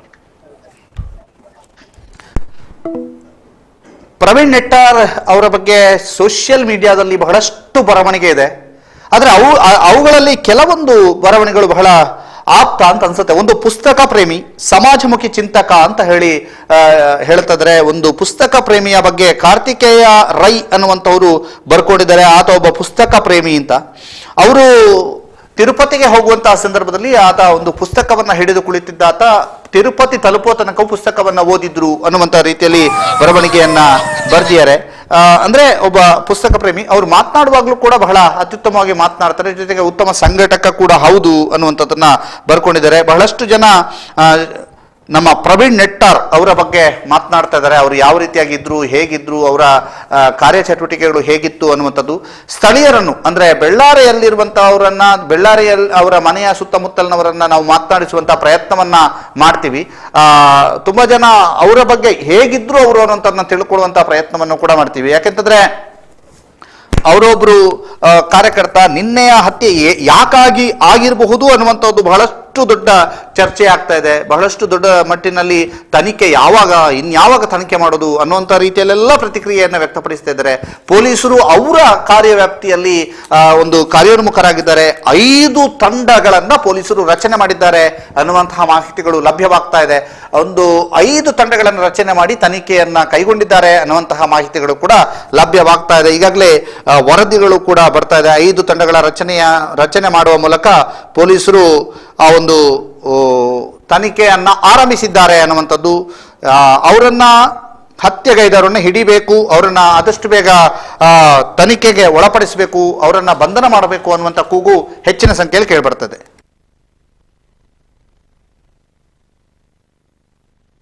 ಬೆಳ್ಳಾರಿಯಿಂದ ಸುನಿಲ್ ರೈ ಅವರು ಸಂಪರ್ಕದಲ್ಲಿದ್ದಾರೆ. ಉದ್ಯಮಿ ಸುನಿಲ್ ರೈ ಉದ್ಯಮಿ ಅವರು ಪ್ರವೀಣ್ ನೆಟ್ಟಾರ್ ಜೊತೆಗೆ ಸಂಪರ್ಕದಲ್ಲಿ ಇದ್ದವರು. ಪ್ರವೀಣ್ ನೆಟ್ಟಾರ್ ಅವ್ರನ್ನ ಬಹಳ ಚಿಕ್ಕಂದಿನಿಂದಲೇ ನೋಡಿದವರು. ಸುನಿಲ್ ರೈ ಅವರೇ ನಮಸ್ತೆ. ನಮಸ್ತೆ. ಸುದ್ದಿಯೊಂದಿಗೆ ಮಾತನಾಡ್ತಾ ಇದ್ದಾರೆ ಸುನಿಲ್ ರೈ ಅವರು. ಸುನಿಲ್ ರೈ, ನಿಮಗೆ ಪ್ರವೀಣ್ ನೆಟ್ಟಾರ್ ಬಗ್ಗೆ ಏನೆಲ್ಲ ಗೊತ್ತು? ಬಾಲ್ಯದಿಂದನೇ ನೀವು ನೋಡಿದ್ದೀರಿ ಅಲ್ವಾ? ಹೌದೌದು, ಚಿಕ್ಕ ಹುಡುಗ, ಒಂದು ಹೈಸ್ಕೂಲ್ ನಲ್ಲಿ ನನಗೆ ಗೊತ್ತುಂಟು ಪ್ರವೀಣ್, ಒಳ್ಳೆ ಹುಡುಗ. ನನಗೆ ಅವನ ತಂದೆ ಕೂಡ ಪರಿಚಯ, ತಂದೆ ಬಹಳ ಆತ್ಮೀಯ ನನಗೆ. ಹಾಗೆ ಬೆಳೀತಾ ಬೆಳೀತಾ ಅವನು ಸ್ವಲ್ಪ ಸಂಘ ಪರಿವಾರದಲ್ಲಿ ಗುರುತಿಸಿಕೊಂಡ ಹುಡುಗ, ಕೆಲಸ ಮಾಡ್ತಾ ಇದ್ದ. ಒಳ್ಳೆಯವನು, ಒಳ್ಳೆ ಮಾನವೀಯತೆ ಹುಡುಗ ಅವನು. ಯಾರಿಗಾದ್ರೂ ಒಂದು ತೊಂದರೆ ಆದ್ರೆ, ಕಷ್ಟ ಆದ್ರೆ, ಪಕ್ಷ ಆಗ್ಲಿ, ಜಾತಿ ಆಗ್ಲಿ, ಧರ್ಮ ಆಗ್ಲಿ ನೋಡದ ಕೆಲಸ ಮಾಡುವಂತ ಒಬ್ಬ ಹುಡುಗ ಆಗಿದ್ದ. ಅವನನ್ನು ಯಾಕೆ ಹತ್ಯೆ ಮಾಡಿದ್ರು ಅನ್ನೋದೇ ಬಹಳ ಆಶ್ಚರ್ಯ, ಪರಮಾಶ್ಚರ್ಯ ನಮಗೆಲ್ಲ. ಯಾಕೆಂತ ಹೇಳಿದ್ರೆ ಅವನು ಮಾಡುವಂತ ಹುಡುಗ ಅಲ್ಲ ಅಂತ ಈಗ ನಮ್ಗೆ ಗೊತ್ತಿರ್ತದಲ್ಲ. ಊರಲ್ಲಿ ಯಾರಾದ್ರೂ ಆ ತರದಲ್ಲಿ ಇದ್ರೆ ಹಾಗೇನಾದ್ರು ಮಾಡಿದ್ರು ಅಂತ ಹೇಳ್ಬಹುದು. ಇವನನ್ನು ಯಾಕೆ ಮಾಡಿದ್ರು ದೇವರಿಗೆ ಗೊತ್ತು. ಒಳ್ಳೆ ಒಂದು ಹುಡುಗನನ್ನ ಇವತ್ತು ಇಡೀ ಊರು ಕಲ್ಕೊಂಡಿದ್ದೆ. ಅವನ ಮನೆಯವರಲ್ಲ, ಇಡೀ ಊರು ಕಲ್ಕೊಂಡಿದ್ದೆ. ಏನೇ ಕಷ್ಟ ಸುಖಕ್ಕೆ ಅವನು ಸ್ಪಂದಿಸುವಂತವನು. ಒಂದು ಯಾರಿಗೆ ಹುಷಾರಿಲ್ಲ ಅಂತ ಹೇಳಿದ್ರೆ ಹಾಸ್ಪಿಟ್ಲ್ ಕರ್ಕೊಂಡು ಹೋಗುವನು. ಏನಾದ್ರೂ ಒಂದು ಕೆಲಸ ನೀವು ಎಷ್ಟೇ ರಾತ್ರಿಗೆ ಹೇಳಿದ್ರು ಅಣ್ಣ ಬರ್ಬೇಕು ಅಂತ ಹೇಳಿ ಬರುವಂತ ಹುಡುಗ. ಸುನಿಲ್ ರೈ ಅವರೇ, ನೀವು ಕೆಪಿಸಿಸಿಯಲ್ಲಿ ಗುರುತಿಸಿಕೊಂಡವರು, ಅಂದ್ರೆ ಕರ್ನಾಟಕ ಪ್ರದೇಶ ಕಾಂಗ್ರೆಸ್ ಸಮಿತಿಯಲ್ಲಿ ಗುರುತಿಸಿಕೊಂಡವರು. ಹೌದು ಹೌದು. ಪ್ರವೀಣ್ ನೆಟ್ಟಾರ್ ಬಿಜೆಪಿಯಲ್ಲಿ ಗುರುತಿಸಿಕೊಂಡವರು. ಹೌದು. ನಿಮ್ಮ ಇಬ್ಬರ ಒಡನಾಟ ಪಕ್ಷವನ್ನ ಮರೆತು ಹೇಗಿತ್ತು? ಅಲ್ಲ, ಬಹಳ ಒಳ್ಳೆ ಸಂಬಂಧ ನನಗೆ ಅವನಿಗೆ. ಅವನು ಒಂದು ದಿವಸ ನನ್ನ ಹತ್ರ ಪಕ್ಷದ ಬಗ್ಗೆ ಆಗ್ಲಿ ಬೇರೆ ಬಗ್ಗೆ ಆಗ್ಲಿ ಮಾತಾಡಿದ್ದೇ ಇರ್ಲಿಕ್ಕಿಲ್ಲ. ಬಹಳ ಚೆನ್ನಾಗಿ ಮಾತಾಡೋನು, ನಾವು ಮಾತಾಡೋದು. ಅವೇನಾದ್ರು ಹೆಲ್ಪ್ ಬೇಕಾದ್ರೆ ಕೇಳೋದು, ಅವನಿಗೆ ಏನಾದ್ರು ಬೇಕಾದ್ರೆ ನನ್ನ ಹತ್ರ ಹೇಳ್ತಿದ್ದ, ನಾವು ಮಾತಾಡ್ತಿದ್ದೆ. ಹಾಗೆ ನೀವು ಪಕ್ಷದ ಬಗ್ಗೆ ಮಾತಾಡೋದಿಲ್ಲ ಇಲ್ಲ, ಅದ್ರ ಅಂತದ್ದು ವಿಷಯವೇ ಇಲ್ಲ. ಸ್ವಲ್ಪ ಧಾರ್ಮಿಕವಾಗಿ ಜಾಸ್ತಿ ಗುರುತಿಸ್ಕೊಳ್ತಿರುವಂತ ಹುಡುಗ. ಪಕ್ಷದಲ್ಲಿ ಬಿಜೆಪಿ ಪಕ್ಷದಲ್ಲಿ ಲೆಕ್ಕಕ್ಕಿಂತಲೂ ಹೆಚ್ಚು ಧಾರ್ಮಿಕವಾಗಿ ಪೂಜೆಗಳಲ್ಲಿ ಅಂತದಲ್ಲಿ ಭಾಗವಹಿಸಿ. ಹಾಗೇನಾದ್ರೂ ಅವನು ಹೇಳ್ತಿದ್ದ ಹಣಕ್ಕೆ ಅಂತ ಕಲೆಕ್ಷನ್ ಕೊಡ್ತಿದ್ದೇವೆ ನಾವು ಅವನಿಗೆ. ಆಮೇಲೆ ಅವ್ರು ಚಿಕ್ಕದಿನ ನಮಗೆ ಎಲ್ಲದಕ್ಕಿಂತ ಸಂಬಂಧ, ಮಾನವೀಯತೆ ಸಂಬಂಧ ಬಹಳ ಮುಖ್ಯ ಅವನ ಜೊತೆ ನಮಗೆ. ಈಗ ಅವರು ಚಿಕನ್ ಶಾಪ್ ಮಾಡಿದ ನಂತರ ಅವರ ಉದ್ಯಮ ಹೇಗಿತ್ತು? ಅವರ ಒಡನಾಟ ಹೇಗಿತ್ತು? ಊರಿನವರ ಜೊತೆಗೆ ಅವರ ಸೇವೆ ಹೇಗಿತ್ತು? ನೋಡಿ, ಬಹಳ ಚೆನ್ನಾಗಿತ್ತು. ನಮಗೆಲ್ಲ ನಾವು ಅಂಗಡಿಯಲ್ಲಿ ಪರ್ಚೇಸ್ ಮಾಡ್ತಾ ಇದ್ದೇವೆಲ್ಲ. ಏನು ನಮಗೆ ಅಲ್ಲಿ ಹೋಗ್ಲಿಕ್ಕೆ ಆಗಿಲ್ಲ ಅಂತ ಯಾರ ಮನೆಗಾದ್ರೂ ತಂದು ಕೊಡೋನು ಅವನೇ ಸ್ವಂತ. ಅದು ಕೂಡ ಜನ ಕಳಿಸಿಲ್ಲ, ಅವನೇ ಪಾಪ ತೆಕೊಂಡು ಬಂದು ಕೊಡೋನು. ಯಾರಿಲ್ಲ ಇಲ್ಲ ನಾಳೆ ಕಳಿಸ್ತೇನೆ ಬರ್ತೇನೆ ನಾನು ಅಂತ ಹೇಳಿ ಬರೋಡು. ಮತ್ತೆ ಯಾರಿಗಾದ್ರೂ ಒಂದು ತೊಂದರೆ ಆಗೋದು, ಕಿರಿಕ್ ಮಾಡೋದು, ಅವನದೊಂದು ಏನು ಇಲ್ಲ. ಅವನಷ್ಟಕ್ಕೆ ಅವನ ಕೆಲಸ ಆಯ್ತು. ಅವನ ಹೆಂಡತಿ ಮತ್ತು ಗಂಡ ಒಳ್ಳೆ ಒಂದು ಕೆಲಸ ಮಾಡ್ತಾ ಇದ್ರು. ಅಂಗಡಿಯಲ್ಲಿ ಇಬ್ರು ಜೊತೆಲಿ ಇರ್ತಿದ್ರು. ಹಾಗೆ ನಮಗೆ ಅದನ್ನ ನಂಬಲಿಕ್ಕೆ ಅಸಾಧ್ಯ. ಅವನಿಗೆ ಈ ತರ ಆಗಿದೆ, ಅವನು ಸತ್ತಿದ್ದಾನೆ ಅಲ್ಲ ಇಲ್ಲ ಅನ್ನೋದನ್ನ ಅದನ್ನ ಅರಗಿಸಿಕೊಳ್ಳಿಕ್ಕೆ ಸಾಧ್ಯ ಇಲ್ಲ. ನಮ್ಮ ಮನೆಯಲ್ಲೇ ಕಣ್ಣೀರು ಬಂದಿದೆ ಅವನಿಗೆ ಈಗ ಆಗಿದೆ ಅಂತ ಹೇಳ. ಧನ್ಯವಾದ ಸುನಿಲ್ ರೈ, ನೀವು ನಮ್ಮ ಜೊತೆಗೆ ಮಾತನಾಡಿದ್ದಕ್ಕೆ. ಸುನಿಲ್ ರೈ ಅವರು ಕೆಪಿಸಿಸಿಯಲ್ಲಿ ಗುರುತಿಸಿಕೊಂಡವರು. ಅವರು ಕಾಂಗ್ರೆಸ್ ಪಕ್ಷದಲ್ಲಿದ್ದವರು, ಇವರು ಬಿಜೆಪಿ ಪಕ್ಷದವರು. ಅದಕ್ಕೋಸ್ಕರನೇ ನಾವು ಅವ್ರನ್ನ ಕನೆಕ್ಟ್ ಮಾಡಿದ್ವಿ. ಅಂದ್ರೆ ಯಾವ ರೀತಿಯಾಗಿ ಅವರ ಒಂದು ವ್ಯಕ್ತಿತ್ವ ಇತ್ತು ಅಲ್ಲಿ ಅನ್ನುವಂಥದ್ದನ್ನು ತಿಳ್ಕೋದಕ್ಕೋಸ್ಕರವಾಗಿ ಸುನಿಲ್ ರೈ ಅವರನ್ನ ಸಂಪರ್ಕ ಮಾಡಿರುವಂಥದ್ದು. ಜೊತೆಗೆ ನಾವು ಒಂದು ವಿಂಡೋದಲ್ಲಿ ಮೆರವಣಿಗೆಯನ್ನು ತೋರಿಸ್ತಿದ್ವಿ, ಮತ್ತೊಂದು ವಿಂಡೋದಲ್ಲಿ ಪ್ರವೀಣ್ ನೆಟ್ಟಾರ್ ಅವರ ಬೇರೆ ಬೇರೆ ಫೋಟೋಗಳನ್ನು ತೋರಿಸ್ತಾ ಇದ್ದೀವಿ. ಅಲ್ಲಿ ನೀವು ನೋಡ್ಬೋದು, ಒಂದು ಶಾಸಕ ಸಂಜೀವ ಮಠಂದೂರ್ ಅವರಿಗೆ ವಿಶ್ ಮಾಡಿರುವಂಥದ್ದು, ಜೊತೆಗೆ ಆತ ಸೈಕಲ್ ಯಾನವನ್ನು ಅಥವಾ ಭರತ್ ಶೆಟ್ಟಿ ಜೊತೆಗೆ ಗುರುತಿಸಿಕೊಂಡಿರುವಂಥದ್ದು, ಆನಂತರ ಭಾರತಾಂಬೆಯ ಜೊತೆಗೆ ನಿಂತಿರುವಂಥ ಒಂದು ಫೋಟೋವನ್ನು ನಾವು ನಿಮಗೆ ತೋರಿಸ್ತಾ ಇದ್ದೀವಿ. ಅದರ ಜೊತೆಗೆ ಆತನ ಒಂದು ನಗುಮುಖದ ಫೋಟೋ ಬಹಳ ಒಂದು ಮನಸ್ಸಿಗೆ ತಾಗುತ್ತೆ. ಈ ನಗುಮುಖ ಇನ್ನಿಲ್ಲವಲ್ಲ ಅನ್ನುವಂತಹ ಒಂದು ಇದು. ಅದರ ಜೊತೆಗೆ ಆತ ಕೂಲಿಂಗ್ ಗ್ಲಾಸನ್ನು ಹಾಕಿಕೊಂಡು ತೆಗೆಸಿರುವಂತಹ ಫೋಟೋ ಇರ್ಬೋದು. ಇವೆಲ್ಲದಕ್ಕಿಂತ ಜಾಸ್ತಿಯಾಗಿ ಅವರು ಸಚಿವೆ ಶೋಭಾ ಕರಂದ್ಲಾಜೆ ಅವರಿಗೆ ರಾಖಿ ಕಟ್ಟಿದಂತಹ ಒಂದು ಫೋಟೋ ಇದೆ. ಅದನ್ನು ನಾವೀಗ ಕೆಲವೇ ಕ್ಷಣಗಳಲ್ಲಿ ನಿಮಗೆ ತೋರಿಸ್ತೀವಿ. ಸಚಿವೆ ಶೋಭಾ ಕರಂದ್ಲಾಜೆ ಅವರಿಗೆ ರಕ್ಷಾಬಂಧನವನ್ನ ಕಟ್ಟಿರುವಂತಹ ಫೋಟೋವನ್ನ ನಾವು ನಿಮಗೆ ತೋರಿಸ್ತೀವಿ. ಇದೀಗ ನಮ್ಮ ಜೊತೆಗೆ ಸಂಪರ್ಕದಲ್ಲಿದ್ದಾರೆ. ಇಲ್ಲಿ ನಾವು ಒಂದು ಫೋಟೋವನ್ನು ತೋರಿಸ್ತಿದ್ವಿ, ನಾಯಿ ಮತ್ತು ನಾಯಿಯನ್ನ ಒಂದು ರಕ್ಷಣೆ ಮಾಡಿರುವಂಥದ್ದು. ಜೊತೆಗೆ ನಳಿನ್ ಕುಮಾರ್ ಕಟೀಲ್ ಅವರ ಜೊತೆಗಿನ ಫೋಟೋವನ್ನ ತೋರಿಸ್ತಾ ಇದ್ದೀವಿ, ಪ್ರತಾಪ್ ಸಿಂಹ ಅವರ ಜೊತೆಗಿನ ಫೋಟೋವನ್ನ ತೋರಿಸ್ತಾ ಇದ್ದೀವಿ, ಮತ್ತು ಸಚಿವ ಅಂಗಾರ ಅವರು ಮತ್ತು ಅವರು ಎಷ್ಟು ಆತ್ಮೀಯರಾಗಿದ್ರು ಅನ್ನುವಂಥದ್ದಕ್ಕೆ ಈ ಫೋಟೋ ಸಾಕ್ಷಿಯಾಗಿದೆ. ಅದರ ಜೊತೆಗೆ ಸಚಿವ ಅಂಗಾರ ಅವರಿಗೆ ಸನ್ಮಾನಿಸಿದಂತಹ ಸಂದರ್ಭದ ಫೋಟೋ ನಾವು ತೋರಿಸ್ತಾ ಇದ್ದೀವಿ. ಅದರ ಜೊತೆಗೆ ಅವರು ಶೋಭಾ ಕರಂದ್ಲಾಜೆ ಅವರಿಗೆ ರಕ್ಷಾಬಂಧನವನ್ನ ಕಟ್ಟಿರುವಂತಹ ಫೋಟೋ ಮತ್ತು ಕ್ಲೀನ್ ಮಾಡ್ತಾ ಇರುವಂತದ್ದು, ಆ ಒಂದು ಸಮಾಜ ಕೈಂಕರ್ಯವನ್ನ ಅವರು ಮಾಡ್ತಾ ಇದ್ದಂತ ಸಂದರ್ಭದಲ್ಲಿ ನಳಿನ್ ಕುಮಾರ್ ಅವ್ರ ಜೊತೆಗೆ ಯಾವುದೊಂದು ಕಾರ್ಯಕ್ರಮದ ತಯಾರಿಯಲ್ಲಿ ಇದ್ದಾಗಿನದ್ದು. ಇದೀಗ ನಾವು ನಿಮಗೆ ತೋರಿಸ್ತಾ ಇದ್ದೀವಿ ಶೋಭಾ ಕರಂದ್ಲಾಜೆ ಅವರಿಗೆ ರಕ್ಷಾಬಂಧನವನ್ನ ಕಟ್ಟಿದಂತಹ ಸಂದರ್ಭ. ಅದರ ಜೊತೆಗೆ ಒಂದು ನೀಡೆಡ್ ಪೀಪಲ್ಸ್ಗೆ ಸಹಾಯವನ್ನ ಮಾಡಿರುವಂಥದ್ದು ಕೂಡ ನಾವು ನಿಮಗೆ ತೋರಿಸ್ತಾ ಇದ್ದೀವಿ. ನಮ್ಮ ಜೊತೆಗೆ ಈಗ ಸಂಪರ್ಕದ ಸುನೀಲ್ ಕುಮಾರ್ ಅವ್ರ ಜೊತೆಗೆ, ಸಚಿವ ಸುನೀಲ್ ಕುಮಾರ್ ಅವ್ರ ಜೊತೆಗಿನ ಮಾತುಕತೆ ಆದಂತಹ ಫೋಟೋಗಳು, CT ರವಿ ಅವರ ಜೊತೆಗಿನ ಫೋಟೋಗಳು, ಎಲ್ಲ ಫೋಟೋಗಳನ್ನ ತೋರಿಸ್ತಾ ಇದ್ದೀವಿ. ಅವರು ಯಾವ ರೀತಿಯಾಗಿದ್ರು ಅಂತ, ಬಂಟ್ವಾಳ ಶಾಸಕ ರಾಜೇಶ್ ನಾಯ್ಕ್ ಅವರ ಜೊತೆಗಿನ ಫೋಟೋ, ಹೀಗೆ ಸಚಿವ ಅಂಗಾರ್ ಅವರಿಗೆ ರಕ್ಷಾಬಂಧನವನ್ನ ಕಟ್ತಾ ಇದ್ದಂತಹ ಸಂದರ್ಭದ ಫೋಟೋಗಳು, ಬಹಳ ತನ್ನನ್ನು ತಾನು ಬಿಜೆಪಿಯಲ್ಲಿ ತೊಡಗಿಸಿಕೊಂಡಿದ್ರು ಅನ್ನುವಂಥದ್ದಕ್ಕೆ ಇದೆಲ್ಲ ಸಾಕ್ಷಿ. ಈಗ ನಮ್ಮ ಜೊತೆಗೆ ಸಂಪರ್ಕದಲ್ಲಿದ್ದಾರೆ ಶಿವಪ್ರಸಾದ್ ರೈ ಅವರು. ನಮಸ್ತೆ ಶಿವಪ್ರಸಾದ್, ಎಲ್ಲಿದ್ದೀರಿ? ನಾವೀಗ ನಿಂತಿಕಲ್ಲಿನಲ್ಲಿದ್ದೇವೆ ದಾಮೋದರ್. ನಿಂತಿಕಲ್ನಲ್ಲಿ ಸುಮಾರು 2,000ಕ್ಕೂ ಅಧಿಕ ಜನ ಸೇರಿದ್ದಾರೆ ಅನ್ನುವಂತ ಮಾಹಿತಿಯನ್ನ ಶಿವಪ್ರಸಾದ್ ಆಲೆಟ್ಟಿ ಅವರು ನೀಡಿದ್ರು. ಹೇಗಿದೆ ವಾತಾವರಣ? ಖಂಡಿತ ದಾಮೋದರ್, ನಿಂತಿಕಲ್ಲಿನಲ್ಲಿ 2,000 ಜನ ಸೇರಿರುವುದಕ್ಕಿಂತಲೂ ಹೆಚ್ಚಿನದ್ದಾಗಿ ನಾವು ಇಲ್ಲಿ ಗಮನಿಸಬೇಕಾದ್ದು, ನಾನು ಆಗಾಗ್ಲೇ ಹೇಳಿದೆ, ಇಕ್ಕೆಲಗಳಲ್ಲಿ ಜನ ಕೂತಿದ್ದಾರೆ ಅನ್ನುವಂಥದ್ದನ್ನ. ಯಾವಾಗ ಮೃತದೇಹ ಆ ಭಾಗಕ್ಕೆ ಬರುವಾಗ ಅಲ್ಲಿನ ವಿಶೇಷವಾಗಿ ಮಾತೆಯರು ಕಣ್ಣೀರನ್ನ ಸುರಿಸಿ ಆ ಮೃತದೇಹವನ್ನ ನೋಡಿ ಅವರಿಗೆ ಅಂತಿಮ ವಿದಾಯವನ್ನ ಸಲ್ಲಿಸುತ್ತಿರುವಂತಹ ದೃಶ್ಯಗಳು ಮನ ಕಳುಕುವಂತಿದೆ. ಇದೀಗ ನಿಂತಿಕಲ್ಲಿಗೆ ನಾವು ತಲುಪಿರುವಂತದ್ದು ಪೊಲೀಸ್ ರಕ್ಷಣೆಯಲ್ಲಿ ಹಿಂದೂ ಕಾರ್ಯಕರ್ತರ ಮತ್ತು ಅವರ ಸ್ನೇಹಿತರ ಜೊತೆಯಲ್ಲಿ ಈಗ ನಾವು ಸಾಕ್ತಾ ಇದ್ದೇವೆ. ಬಹಳಷ್ಟು ವಾಹನದ ಸಂಖ್ಯೆ ಇದೆ. ನೀವು ಹೇಳೋದಾಗಿ ನಿಂತಿಕಲ್ಲಿನಲ್ಲಿ 2,000 ಅಂತ ಹೇಳಿದ್ರೆ, ಪ್ರತಿ ಗ್ರಾಮದಲ್ಲಿ 50ರಿಂದ 100 ಜನರು ಒಂದೊಂದು ಜಂಕ್ಷನ್ ನಲ್ಲಿ ಸೇರಿಕೊಳ್ಳುತ್ತಾ ಇದ್ದಾರೆ. ವಿಶೇಷವಾಗಿ ಸವನೂರಿನಲ್ಲೂ ಕೂಡ ನೀವು ಈಗಾಗಲೇ ಆ ವಿಜುವಲ್ಸ್ ಗಳನ್ನು ನೋಡಿರ್ತೀರಿ. ಅಲ್ಲಿಯೂ ಕೂಡ ಏನು ಮೃತದೇಹಕ್ಕೆ ಅಂತಿಮ ಒಂದು ದರ್ಶನಕ್ಕೆ ವ್ಯವಸ್ಥೆಯನ್ನ ಮಾಡಿಕೊಡಲಾಗಿತ್ತು. ಆದ್ರೆ ಎಲ್ಲಿಯೂ ಕೂಡ ಹೆಚ್ಚು ಕಾಲ ನಿಲ್ಲಿಸ್ತಾ ಇಲ್ಲ. ಯಾಕಂತ ಹೇಳಿದ್ರೆ ಈಗಾಗಲೇ ಮಿತಿ ಮೀರಿ ಹೋಗ್ತಾ ಇದೆ ಕಾಲ. ನಿನ್ನೆ ರಾತ್ರಿಯ ವೇಳೆಗೆ ನಡೆದಿರುವಂತಹ ಘಟನೆ ಆದ ಕಾರಣವಾಗಿ ಹೆಚ್ಚಿನ ಸಮಯಾವಕಾಶವನ್ನು ನೀಡದೆ ಆದಷ್ಟು ಬೇಗ ಯಾರು ಅಭಿಮಾನಿಗಳಿದ್ದಾರೆ ಅವರಿಗೆ ಈ ವಿಚಾರಗಳನ್ನ ಅಥವಾ ಮೃತದೇಹದ ಅಂತಿಮ ದರ್ಶನವನ್ನ ನೋಡೋದಕ್ಕೆ ಅವಕಾಶವನ್ನು ಮಾಡಿಕೊಟ್ಟು ಮುಂದಕ್ಕೆ ಸಾಕ್ತಾ ಇದ್ದೇವೆ. ನಾವಿನ್ನು ಮುಂದಕ್ಕೆ ಬೆಳ್ಳಾರೆ ಮಾರ್ಗವಾಗಿ ಬೆಳ್ಳಾರಿಯಲ್ಲಿ ಅಂತಿಮ ದರ್ಶನಕ್ಕೆ ವ್ಯವಸ್ಥೆಯನ್ನ ಮಾಡಲಾಗಿದೆ. ಆ ಬಳಿಕ ನಾವು ನೆಟ್ಟಾರು ಭಾಗಕ್ಕೆ ತಲುಪಿ ಅಲ್ಲಿ ಅವರ ಮನೆಯಲ್ಲಿ ಅಂತಿಮ ಸಂಸ್ಕಾರದ ವಿಧಾನಗಳು ನಡೀಲಿಕ್ಕೆ ನೋಡಿ, ಅಲ್ಲಿ ದೃಶ್ಯವನ್ನ ತೋರಿಸ್ತಾ ಇದೀವಿ. ಶಿವಪ್ರಸಾದ್, ನಿಮಗೆ ಧನ್ಯವಾದ ಮಾಹಿತಿ. ನೋಡಿ ಯಾವ ರೀತಿಯಾಗಿ ತಾವು ಉಟ್ಟ ಬಟ್ಟೆಯಲ್ಲಿ ಓಡಿ ಬಂದು ಆ ಒಂದು ಪಾರ್ಥಿವ ಶರೀರದ ಅಂತಿಮ ದರ್ಶನವನ್ನ ಪಡಿತಿರುವಂತಹ ದೃಶ್ಯವನ್ನ ನಾವು ನಿಮಗೆ ತೋರಿಸ್ತಾ ಇದ್ದೀವಿ. ನಿಜಕ್ಕೂ ಜನ ಎಲ್ಲರೂ ಕೂಡ ಪಾರ್ಥಿವ ಶರೀರದ ಅಂತಿಮ ದರ್ಶನಕ್ಕೆ ಕಾಯ್ತಾ ಇರುವಂತದ್ದು ನೋಡಿ. ಪ್ರತಿಯೊಬ್ಬರು ರಸ್ತೆಯ ಇಕ್ಕೆಲಗಳಲ್ಲಿ ಬಂದು ಆ ಪಾರ್ಥಿವ ಶರೀರದ ಅಂತಿಮ ದರ್ಶನಕ್ಕಾಗಿ ಓಡೋಡಿ ಬರ್ತಾ ಇರುವಂತಹ ಮಹಿಳೆಯನ್ನ ನಾವು ನಿಮಗೆ ನೋಡಿ, ಅಲ್ಲಿ ಓಡೋಡಿ ಹೋಗ್ತಾ ಇದ್ದು ಓಡಿ ಹೋಗಿ ಪಾರ್ಥಿವ ಶರೀರದ ದರ್ಶನವನ್ನ ಮಾಡ್ತಾ ಇದ್ದಾರೆ. ಅಗಲಿದಂತಹ ಯುವ ನಾಯಕನಿಗೆ ಅಂತಿಮ ನಮನವನ್ನ ಸಲ್ಲಿಸ್ತಾ ಇದ್ದಾರೆ. ಆ ಮಕ್ಕಳಿಗೆ ಎತ್ತಿ ಆ ಒಂದು ಪಾರ್ಥಿವ ಶರೀರವನ್ನು ದರ್ಶನ ಮಾಡಿಸ್ತಾ ಇರುವಂಥದ್ದು, ಜೊತೆಗೆ ಮಹಿಳೆಯರು, ಮಕ್ಕಳು, ಹಿರಿಯರು ಎಲ್ಲರೂ ಸೇರಿ ಪಾರ್ಥಿವ ಶರೀರದ ದರ್ಶನವನ್ನು ಯಾವ ರೀತಿಯಾಗಿ ಮಾಡ್ತಾ ಇದ್ದಾರೆ ಅನ್ನುವಂಥದ್ದನ್ನ ನಿಮಗೆ ತೋರಿಸ್ತಾ ಇದ್ದೀವಿ. ಇದು ಎಕ್ಸ್ಕ್ಲೂಸಿವ್ ದೃಶ್ಯ, ಸುದ್ದಿಯಲ್ಲಿ ಮಾತ್ರ ನಾವು ನಿಮಗೆ ತೋರಿಸ್ತಾ ಇದ್ದೀವಿ. ಇದು ನಮ್ಮ ಪ್ರತಿನಿಧಿಗಳು ಈಗಾಗಲೇ ವಾಹನವನ್ನ ಹಿಂಬಾಲಿಸ್ತಾ ಇದ್ದಾರೆ, ಅವರು ಕಳುಹಿಸಿಕೊಟ್ಟಂತ ದೃಶ್ಯ ಇದು.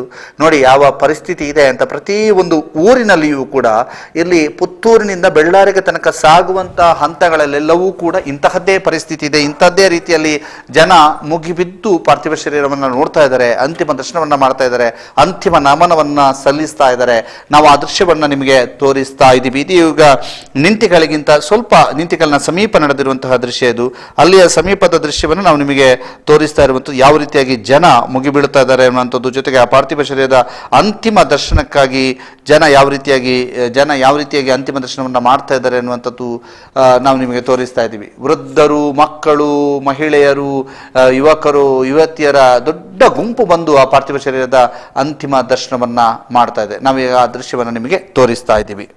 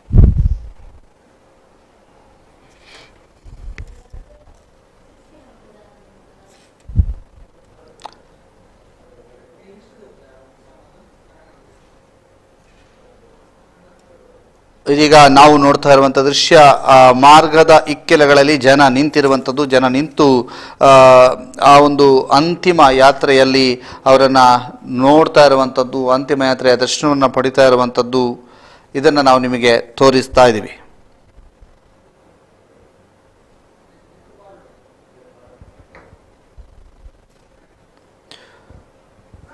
ಇದೀಗ ನೀವು ನೋಡ್ತಾ ಇರುವಂಥ ದೃಶ್ಯ ಮತ್ತೊಂದು ವಿಂಡೋದಲ್ಲಿ ಪ್ರವೀಣ್ ನೆಟ್ಟಾರ್ ಅವರ ಬೇರೆ ಬೇರೆ ದೃಶ್ಯಗಳನ್ನು, ಬೇರೆ ಬೇರೆ ಫೋಟೋಗಳನ್ನು ತೋರಿಸ್ತಾ ಇದ್ದೀವಿ. ಪ್ರವೀಣ್ ನೆಟ್ಟಾರ್ ಅವರು ಯಾವ ರೀತಿಯಾಗಿ ಇದ್ದರು, ಪ್ರವೀಣ್ ನೆಟ್ಟಾರ್ ಅವರು ಮತ್ತು BJPಯ ನಾಯಕರ ಜೊತೆಗಿದ್ದಂಥ ಫೋಟೋಗಳು ಎಲ್ಲವನ್ನು ಕೂಡ ನಿಮಗೆ ತೋರಿಸ್ತಾ ಇದ್ವಿ. ಪ್ರವೀಣ್ ನೆಟ್ಟಾರ್ ಅವರ ಬಗ್ಗೆ ಅಥವಾ ಅವರು ಯಾವ ರೀತಿಯಾಗಿ ಪಕ್ಷದಲ್ಲಿ ತೊಡಗಿಸಿಕೊಂಡಿದ್ರು, ಜೊತೆ ಸಮಾಜಮುಖಿ ಕಾರ್ಯಗಳಲ್ಲಿ ಯಾವ ರೀತಿಯಾಗಿ ತೊಡಗಿಸಿಕೊಂಡಿದ್ರು ಅನ್ನುವಂಥದ್ದನ್ನು ಸಾರುವಂಥ ಕೆಲವು ಫೋಟೋಗಳಿದ್ದಾವೆ, ಅವುಗಳನ್ನು ನೋಡ್ತಾ ಇದ್ದೀರಿ. ಜೊತೆಗೆ ಅವರ ಪಾರ್ಥಿವ ಶರೀರದ ಮೆರವಣಿಗೆಯ ದೃಶ್ಯವನ್ನು ನೋಡ್ತಾ ಇದ್ದೀರಿ. ಅಲ್ಲಿ ಆ ಮೆರವಣಿಗೆಯ ಸಂದರ್ಭದಲ್ಲಿ ಓಡೋಡಿ ಬಂದು ಅವರ ಪಾರ್ಥಿವ ಶರೀರದ ಅಂತಿಮ ದರ್ಶನವನ್ನು ಮಾಡ್ತಿರುವಂತಹ ಜನಸಂದಣಿ, ಜನರನ್ನು ಕೂಡ ನಾವು ನಿಮಗೆ ನೋಡ್ತಾ ಇದ್ದೀವಿ. ಈ ದೃಶ್ಯ ಪುತ್ತೂರಿನಿಂದ ಬೆಳ್ಳಾರಿ ತನಕ ಸರ್ವೇ ಸಾಮಾನ್ಯವಾಗಿ ಸಿಗ್ತಾ ಇದೆ ಅನ್ನುವಂತಹ ಮಾಹಿತಿಯನ್ನು ನಮ್ಮ ಪ್ರತಿನಿಧಿ ಶಿವಪ್ರಸಾದ್ ಅವರು ಹೇಳಿದರು. ಅಂದರೆ ಇಕ್ಕೆಲಗಳಲ್ಲೂ ಕೂಡ ಜನರು ಸೇರಿದ್ದಾರೆ. ಅವರು ಸೇರಿರುವಂತಹ ಒಂದು ದೃಶ್ಯಗಳು, ಅವರು ಸೇರಿರುವಂಥದ್ದು, ಅಂತಿಮ ದರ್ಶನವನ್ನು ಮಾಡ್ತಾ ಇರುವಂಥದ್ದು ಕೂಡ ಮಾಹಿತಿಗಳು ಲಭ್ಯವಾಗ್ತಾ ಇದೆ.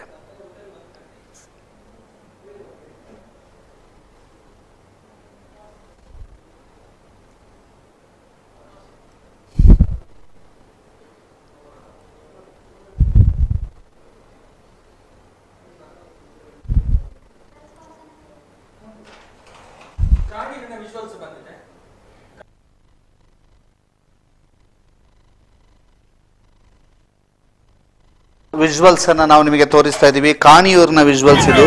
ಕಾಣಿಯೂರಿನ ವಿಜುವಲ್ಸ್ ಅನ್ನ ನಾವು ನಿಮಗೆ ತೋರಿಸ್ತಾ ಇದ್ದೀವಿ. ಕಾಣಿಯೂರಿನಲ್ಲಿ ಯಾವ ರೀತಿಯಾಗಿ ಸಾಗ್ತಾ ಇದೆ ಮೆರವಣಿಗೆ ಅನ್ನುವಂಥದ್ದು ನಾವು ನಿಮಗೆ ತೋರಿಸ್ತಾ ಇದ್ದೀವಿ.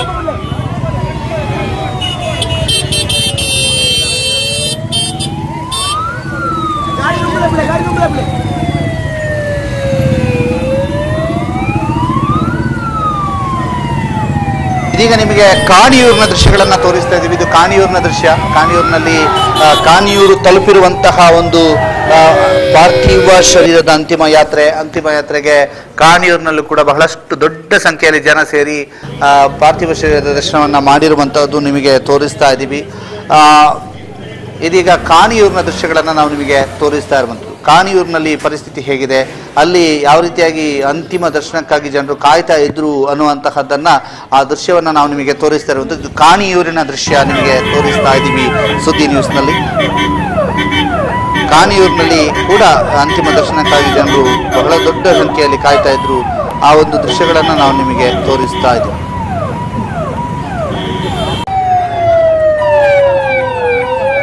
ಬಹಳ ದೊಡ್ಡ ಸಂಖ್ಯೆಯಲ್ಲಿ ಯುವಕರ ದಂಡಿದೆ. ಎಲ್ಲರೂ ಕೂಡ ಭಗವದ್ಧ್ವಜವನ್ನ ಹಿಡಿದು ಆ ಒಂದು ದರ್ಶನವನ್ನ ಮಾಡ್ತಾ ಇರುವಂಥದ್ದು. ಜೊತೆಗೆ ಬಹಳಷ್ಟು ದೊಡ್ಡ ಸಂಖ್ಯೆಯಲ್ಲಿ ಆ ಪಾರ್ಥಿವ ಶರೀರದ ಅಂತಿಮ ಯಾತ್ರೆಯಲ್ಲಿ ಭಾಗವಹಿಸಿರುವಂಥದ್ದು, ಅಂತಿಮ ದರ್ಶನವನ್ನ ಪಡಿತಾ ಇರುವಂಥದ್ದು. ಜೊತೆಗೆ ಇಲ್ಲಿಂದ ಮುಂದಕ್ಕೆ ಸಾಗುವಾಗ ಅದರಲ್ಲಿ ಬಹುತೇಕರು ಆ ಒಂದು ಪಾರ್ಥಿವ ಶರೀರದ ಜೊತೆಗೆ ಮುಂದೆ ಸಾಗಿ ಬೆಳ್ಳಾರಿಯ ತನಕ ಕೂಡ ಸಾಗ್ತಾ ಇದ್ದಾರೆ ಅನ್ನೋಂಥ ಮಾಹಿತಿಗಳು ಕೂಡ ನಮಗೆ ಲಭ್ಯವಾಗ್ತಾ ಇದೆ.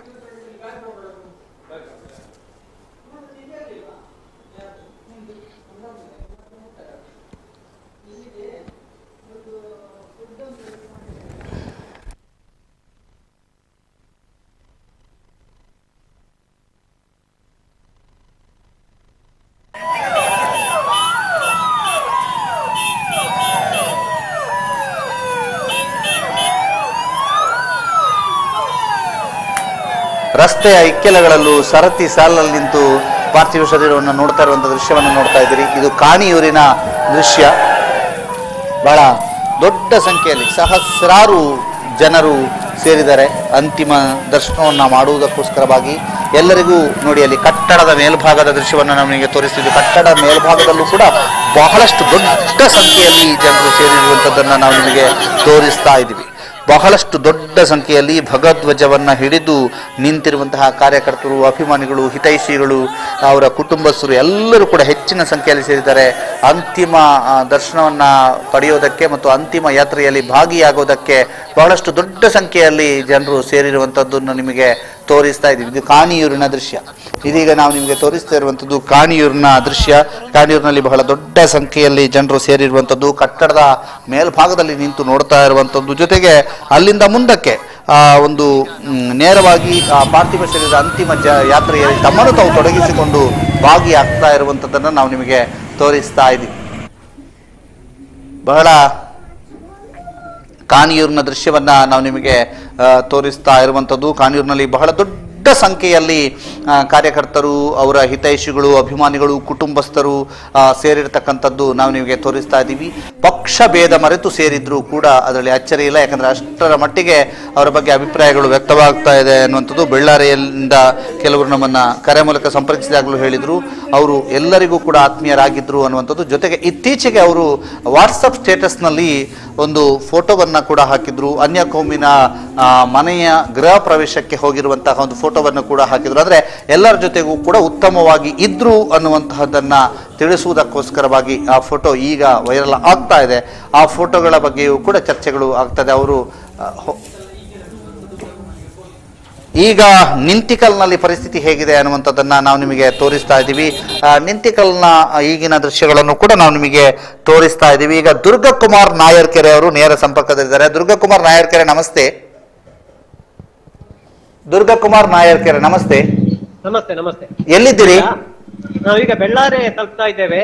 ನಿಂತಿಕಲ್ಲಿನಲ್ಲಿ ಸುಮಾರು 3,000ಕ್ಕೂ ಹೆಚ್ಚು ಮಂದಿ ಪಾರ್ಥಿವ ಶರೀರ ಅಂತಿಮ ದರ್ಶನವನ್ನ ಪಡೀಲಿಕ್ಕೆ ಅಲ್ಲಿ ಭಾಗವಹಿಸಿದ್ರು.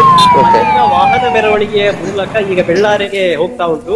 ಈ ಮಧ್ಯೆ ಸಿಗುವಂತ ಎಲ್ಲ ರಸ್ತೆಗಳಲ್ಲೂ ಕೂಡ ರಸ್ತೆಯ ಇಕ್ಕೆಲಗಳಲ್ಲೂ ಕೂಡ ನೂರಾರು ಸಂಖ್ಯೆಯಲ್ಲಿ, ಸಾವಿರಾರು ಸಂಖ್ಯೆಯಲ್ಲಿ ಅವರ ಅಭಿಮಾನಿಗಳು, ಹಿತೈಷಿಗಳು ಅವರ ಮೃತದೇಹದ ಅಂದ್ರೆ ಪಾರ್ಥಿವ ಶರೀರದ ಅಂತಿಮ ದರ್ಶನವನ್ನ ಪಡೀಲಿಕ್ಕೆ ಸೇರಿದ್ದಾರೆ.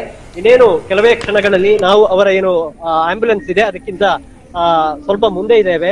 ವಾಹನ ಮೆರವಣಿಗೆಯಲ್ಲಿ ಹಿಂದಿನಿಂದ ವಾಹನ ಬರ್ತಾ ಇದೆ. ನೂರಾರು ವಾಹನಗಳು ಇಲ್ಲಿ ಇದೆ.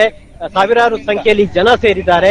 ಎಲ್ಲರೂ ಕೂಡ ನಿನ್ನೆಯವರೆಗೆ ಈ ಪರಿಸರದಲ್ಲಿ ಓಡಾಡಿಕೊಂಡಿದ್ದಂತಹ ಪ್ರವೀಣ್ ನೆಟ್ಟಾರು ಎಂಬ ಆತ್ಮೀಯ ಯುವಕನ ಆ ಪಾರ್ಥಿವ ಶರೀರದ ಮುಖ ದರ್ಶನವನ್ನ ಮಾಡ್ಲಿಕ್ಕೆ ಸೇರಿದ್ದಾರೆ.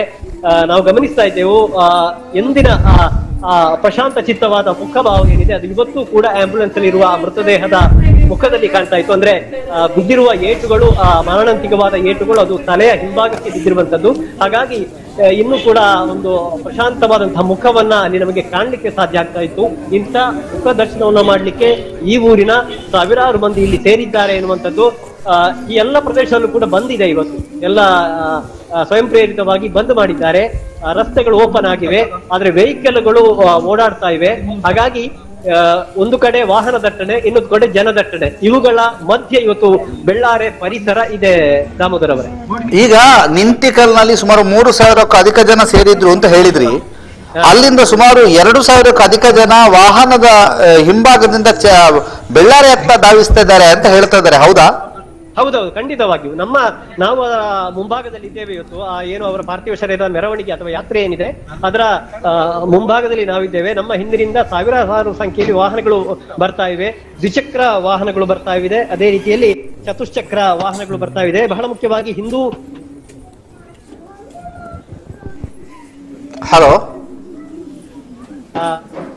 ಪಕ್ಷದ ನಾಯಕರು ಕೂಡ ಆಗಮಿಸ್ತಾ ಇದ್ದಾರೆ.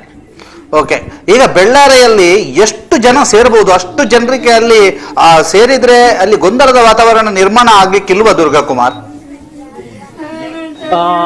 ಅಂತ ಪರಿಸ್ಥಿತಿ ಇದೆ. ಆದ್ರೆ ಒಂದು ಗಮನಿಸಿಕೊಳ್ಬೇಕು, ಅಲ್ಲಿ ಒಂದು ಬಸ್ ಸ್ಟ್ಯಾಂಡ್ ನ ವಿಶಾಲವಾದ ಒಂದು ಪರಿಸರ ಏನಿದೆ ಅದರ ಮುಂದೆ ಅಂತಿಮ ದರ್ಶನಕ್ಕೆ ಅವಕಾಶವನ್ನ ಮಾಡಿಕೊಡಲಾಗ್ತದೆ. ಅದಕ್ಕೆ ಈಗಾಗಲೇ ಅಲ್ಲಿ ಎಲ್ಲ ಸಿದ್ಧ ಆಗಿದೆ. ವಿಶೇಷವಾಗಿ ಅಲ್ಲಿ ಪುಷ್ಪಾಂಜಲಿ ಸಲ್ಲಿಸಲಿಕ್ಕೆ ಸಕಲ ವ್ಯವಸ್ಥೆಗಳನ್ನು ಕೂಡ ಮಾಡಲಾಗಿದೆ. ಆ ಬಸ್ ಸ್ಟ್ಯಾಂಡ್ ಎದುರು ಪರಿಸರ ಮತ್ತು ಇವತ್ತು ಬಂದಿರೋದ್ರಿಂದ ಸಾಧಾರಣವಾಗಿ ಅಲ್ಲಿ ಉಳಿದ ಜನದಟ್ಟಣೆ ಅಂದ್ರೆ ಗ್ರಾಹಕರಾಗಿ ಬರುವಂತವರು, ಇತರರೆಲ್ಲ ಬರುವಂತವರು ಅಲ್ಲಿಯ ಜನ ಕಡಿಮೆ ಇದ್ದಾರೆ.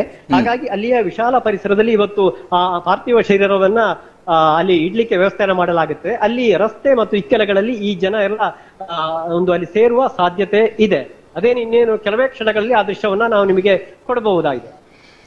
ಥ್ಯಾಂಕ್ ಯು ದುರ್ಗಾಕುಮಾರ್ ನಾಯರ್ಕೆರೆ, ನಮ್ಮ ಪ್ರತಿನಿಧಿ ಸುಳ್ಯದಿಂದ ಮಾತನಾಡಿದ್ರು. ಅವರು ಈಗ ನಿಂತಿಕಲ್ಗೆ ಬಂದು ನಿಂತಿಕಲ್ನಲ್ಲಿ ಸುಮಾರು 3,000ಕ್ಕೂ ಅಧಿಕ ಜನ ಅಂತಿಮ ದರ್ಶನವನ್ನ ಪಡೆದು ಸುಮಾರು 2,000ಕ್ಕೂ ಅಧಿಕ ಜನ ಆ ಒಂದು ವಾಹನವನ್ನ ಹಿಂಬಾಲಿಸಿದ್ದಾರೆ ಅನ್ನುವಂತಹ ಮಾಹಿತಿಗಳನ್ನ ಕೊಟ್ಟರು. ಅದರ ಜೊತೆಗೆ ಬೆಳ್ಳಾರೆಯಲ್ಲಿ ಅಂತಿಮ ದರ್ಶನಕ್ಕೆ ಬೇಕಾದಂತಹ ವ್ಯವಸ್ಥೆಗಳನ್ನ ಕಲ್ಪಿಸಲಾಗಿದೆ. ಅದರ ಜೊತೆಗೆ ಅವರ ಮನೆಯ ಸಮೀಪ ಅಂತ್ಯ ಸಂಸ್ಕಾರಕ್ಕೆ ಬೇಕಾದಂತಹ ಸಿದ್ಧತೆಗಳನ್ನ ಮಾಡಿಕೊಳ್ಳಲಾಗ್ತಾ ಇದೆ ಅನ್ನುವಂಥ ಮಾಹಿತಿಗಳನ್ನ ದುರ್ಗಾಕುಮಾರ್ ನಾಯರ್ಕೆರೆ ಅವರು ಕೊಟ್ಟರು. ಅವರೀಗ ನಮಗೆ ಬೆಳ್ಳಾರೆಯಿಂದ ಮತ್ತಷ್ಟು ದೃಶ್ಯಗಳನ್ನು ಕೊಡುವರಿದ್ದಾರೆ, ಮತ್ತಷ್ಟು ಸುದ್ದಿಗಳನ್ನು ಕೂಡ ಕೊಡುವರಿದ್ದಾರೆ. ಅವರು ನಿಂತಿಕಲ್ನಿಂದ ಬೆಳ್ಳಾರೆಯತ್ತ ಧಾವಿಸ್ತಾ ಇದ್ದಾರೆ. ಈಗ ಪಾರ್ಥಿವ ಶರೀರವು ಕೂಡ ನಿಂತಿಕಲ್ನಿಂದ ಹೊರಟು ಬೆಳ್ಳಾರೆಯತ್ತ ಹೋಗ್ತಾ ಇರುವಂತಹ ಮಾಹಿತಿಗಳು ಕೂಡ ಲಭ್ಯವಾಗಿದೆ. ಇದೀಗ ಇದನ್ನ ನಾವು ನಿಮಗೆ ಆ ದೃಶ್ಯಗಳನ್ನು ಕೂಡ ನಾವು ನಿಮಗೆ ತೋರಿಸ್ತಾ ಇದ್ದೀವಿ. ಇದೀಗ ನಿಂತಿಕಲ್ನ ದೃಶ್ಯ ಮತ್ತು ನಿಂತಿಕಲ್ನ ದೃಶ್ಯವನ್ನು ನಾವು ನಿಮಗೆ ತೋರಿಸ್ತಾ ಇದ್ದೀವಿ.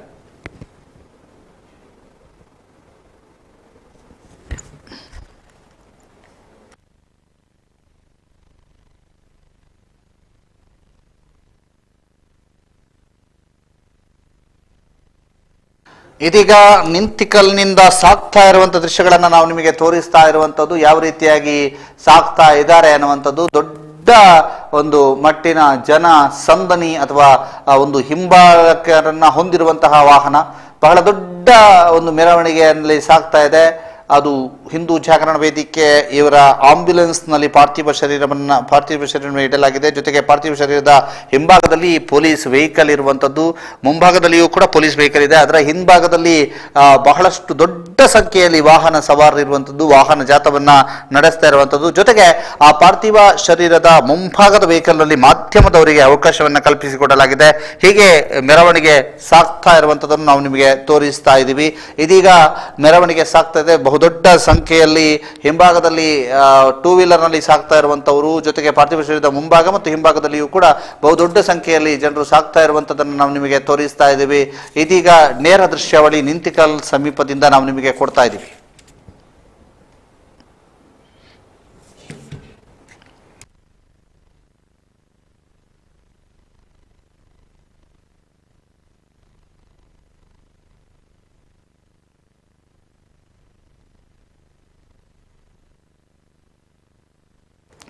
ಇದೀಗ ಮೆರವಣಿಗೆಯ ದೃಶ್ಯಗಳನ್ನು ನಾವು ನಿಮಗೆ ಸುದ್ದಿ ನ್ಯೂಸ್ನಲ್ಲಿ ನೇರ ಪ್ರಸಾರದಲ್ಲಿ ತೋರಿಸ್ತಾ ಇದ್ದೀವಿ. ಯಾವ ರೀತಿಯಾಗಿ ಮೆರವಣಿಗೆ ಸಾಗ್ತಾ ಇದೆ ಅನ್ನುವಂಥದ್ದನ್ನು ನಾವು ನಿಮಗೆ ತೋರಿಸ್ತಾ ಇದ್ದೀವಿ. ಅದರಲ್ಲಿ ಪ್ರತಿಯೊಂದರಲ್ಲೂ ಕೂಡ ನಾವು ನಿಮಗೆ ಜನಸಂಖ್ಯೆ ಕ್ಷಣದಿಂದ ಕ್ಷಣಕ್ಕೆ ಜಾಸ್ತಿ ಆಗ್ತಾ ಇದೆ ಅನ್ನುವಂಥ ಮಾಹಿತಿಗಳನ್ನು ನಮ್ಮ ಪ್ರತಿನಿಧಿಗಳು ಕೊಡ್ತಾ ಇದ್ದಾರೆ. ಅದರ ಜೊತೆಗೆ ಸುಳ್ಯದಿಂದ, ಬೆಳ್ಳಾರೆಯಿಂದ ನಮ್ಮ ಪ್ರತಿನಿಧಿಗಳು ಕೂಡ ನಮ್ಮನ್ನು ಸಂಪರ್ಕಿಸಲಿದ್ದಾರೆ. ಬೆಳ್ಳಾರೆಯಿಂದ ನಮ್ಮ ಪ್ರತಿನಿಧಿಗಳನ್ನು ಕೂಡ ಮಾತನಾಡಿಸುವಂತಹ ಪ್ರಯತ್ನವನ್ನು ಕೂಡ ಮಾಡ್ತೇವೆ. ಈಗ ನಮ್ಮ ಪ್ರತಿನಿಧಿಯಾಗಿರುವಂತಹ ಗೌತಮ್ ಶೆಟ್ಟಿ ಅವರನ್ನು ಕೂಡ ನಾವು ಮಾತನಾಡಿಸ್ತೇವೆ. ಯಾಕೆಂತಂದ್ರೆ ಅವರು ಮಾಹಿತಿಗಳನ್ನ ಒದಗಿಸ್ಲಿಕ್ಕಿದ್ದಾರೆ ನಮಗೆ ಸಂಪೂರ್ಣ ಮಾಹಿತಿ. ಇಲ್ಲಿಂದ ತೆರಳಿ ಮೆರವಣಿಗೆ ಯಾವ ರೀತಿಯಾಗಿ ಆಯಿತು, ಯಾವ ರೀತಿಯಾಗಿ ಸಾಕ್ತು ಅನ್ನುವಂಥ ಮಾಹಿತಿಗಳನ್ನು ಕೂಡ ನಮಗೆ ಒದಗಿಸಿಕೊಡ್ಲಿಕ್ಕಿದ್ದಾರೆ. ನಿಂತಿಕಲ್ ಸಮೀಪದಿಂದ ಸಾಗಿರುವಂತಹ ಪಾರ್ಥಿವ ಶರೀರದ ಅಂತಿಮ ಯಾತ್ರೆ ಇನ್ನೇನು ಕೆಲವು ಕ್ಷಣಗಳಲ್ಲಿ ಬೆಳ್ಳಾರೆಯನ್ನು ತಲುಪುವಂಥದ್ದಿದೆ. ಬೆಳ್ಳಾರೆಯ ಮಾರ್ಗದ ಇಕ್ಕೆಲಗಳಲ್ಲೂ ಕೂಡ ಅಥವಾ ನಿಂತಿಕಲ್ನಿಂದ ಬೆಳ್ಳಾರಿಗೆ ಸಾಗುವಂತಹ ಮಾರ್ಗದ ಇಕ್ಕೆಲಗಳಲ್ಲೂ ಕೂಡ ಜನರು ಬಹಳಷ್ಟು ದೊಡ್ಡ ಸಂಖ್ಯೆಯಲ್ಲಿ ಸೇರಿರುವಂಥದ್ದು, ಪಾರ್ಥಿವ ಶರೀರದ ಅಂತಿಮ ದರ್ಶನವನ್ನ ಮಾಡುವುದಕ್ಕೋಸ್ಕರವಾಗಿ ಸೇರಿರುವಂಥದ್ದನ್ನ ನಾವು ನಿಮಗೆ ತೋರಿಸ್ತಾ ಇದ್ದೀವಿ. ಆ ದೃಶ್ಯಗಳಲ್ಲೇ ನಿಮಗೆ ತೋರಿಸ್ತಿದ್ದೀವಿ. ಬಹುದೊಡ್ಡ ಸಂಖ್ಯೆಯಲ್ಲಿ ಜನರು ಸೇರಿರುವಂಥದ್ದು, ಕಟ್ಟಡದ ಮೇಲ್ಭಾಗದಲ್ಲಿ ನಿಂತು ನೋಡ್ತಾ ಇರುವಂಥದ್ದು ಎಲ್ಲವನ್ನೂ ಕೂಡ ನಾವು ನಿಮಗೆ ತೋರಿಸ್ತಾ ಇದ್ದೀವಿ.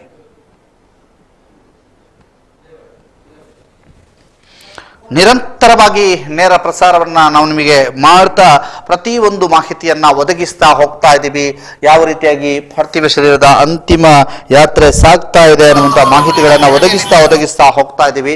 ಇದೀಗ ಅಲ್ಲಿ ಜನರು ಪಾರ್ಥಿವ ಶರೀರದ ಅಂತಿಮ ದರ್ಶನವನ್ನ ಅಲ್ಲಲ್ಲಿ ಪಡಿತಾ ಇರುವುದನ್ನು ಕೂಡ ನಾವು ನಿಮಗೆ ತೋರಿಸ್ತಾ ಇದ್ದೀವಿ. ಜೊತೆಗೆ ನಿಂತಿಕಲ್ನಲ್ಲಿ ಸುಮಾರು 3,000ಕ್ಕೂ ಅಧಿಕ ಜನರು ಇದ್ರು. ಅವರಲ್ಲಿ 2,000ಕ್ಕೂ ಅಧಿಕ ಜನರು ಪಾರ್ಥಿವ ಶರೀರವನ್ನ ಹಿಂಬಾಲಿಸಿಕೊಂಡು ಬೆಳ್ಳಾರೆಯತ್ತ ಇಟ್ಟಿದ್ದಾರೆ ಅನ್ನುವಂಥದ್ದು.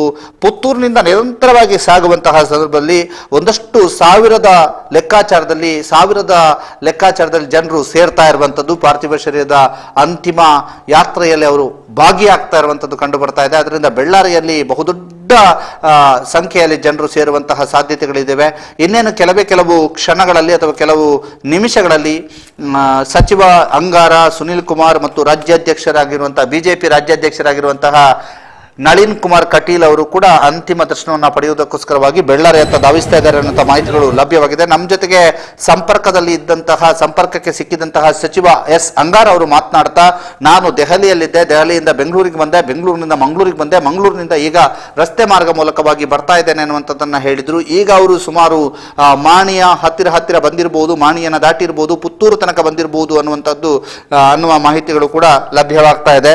ಅವರು ಇನ್ನೇನು ಕೆಲವೇ ನಿಮಿಷಗಳಲ್ಲಿ ಅವರು ಬೆಳ್ಳಾರೆಯನ್ನು ತಲುಪಲಿಕ್ಕಿದ್ದಾರೆ. ಬೆಳ್ಳಾರೆ ತಲುಪಿ ಪ್ರವೀಣ್ ನೆಟ್ಟಾರ್ ಅವರ ಅಂತಿಮ ದರ್ಶನವನ್ನ ಪಡೀಲಿಕ್ಕಿದ್ದಾರೆ ಅನ್ನುವಂಥ ಮಾಹಿತಿಗಳು ಕೂಡ ಲಭ್ಯವಾಗ್ತಾ ಇದೆ. ಪ್ರತಿಯೊಂದು ಹಂತದಲ್ಲೂ ಕೂಡ ಜನರು ಹೆಚ್ಚಾಗ್ತಿದ್ರೆ, ಅಂತಿಮ ದರ್ಶನವನ್ನ ಪಡೆಯುವಂತಹ ಜನರ ಸಂಖ್ಯೆಯೂ ಕೂಡ ಹೆಚ್ಚಾಗ್ತಾ ಇದೆ. ನಿರಂತರವಾಗಿ ಜನರು ಅಂತಿಮ ಯಾತ್ರೆಯಲ್ಲಿ ತೊಡಗಿಕೊಳ್ತಾ ಇದ್ದಾರೆ. ಅಂತಿಮ ಯಾತ್ರೆಯಲ್ಲಿ ತೊಡಗಿಕೊಂಡಿದ್ದು ಮಾತ್ರವಲ್ಲದೆ ಅಂತಿಮ ದರ್ಶನವನ್ನು ಪಡೆಯುವುದಕ್ಕೋಸ್ಕರವಾಗಿ ಕಾಯ್ತಾ ಇದ್ದಾರೆ.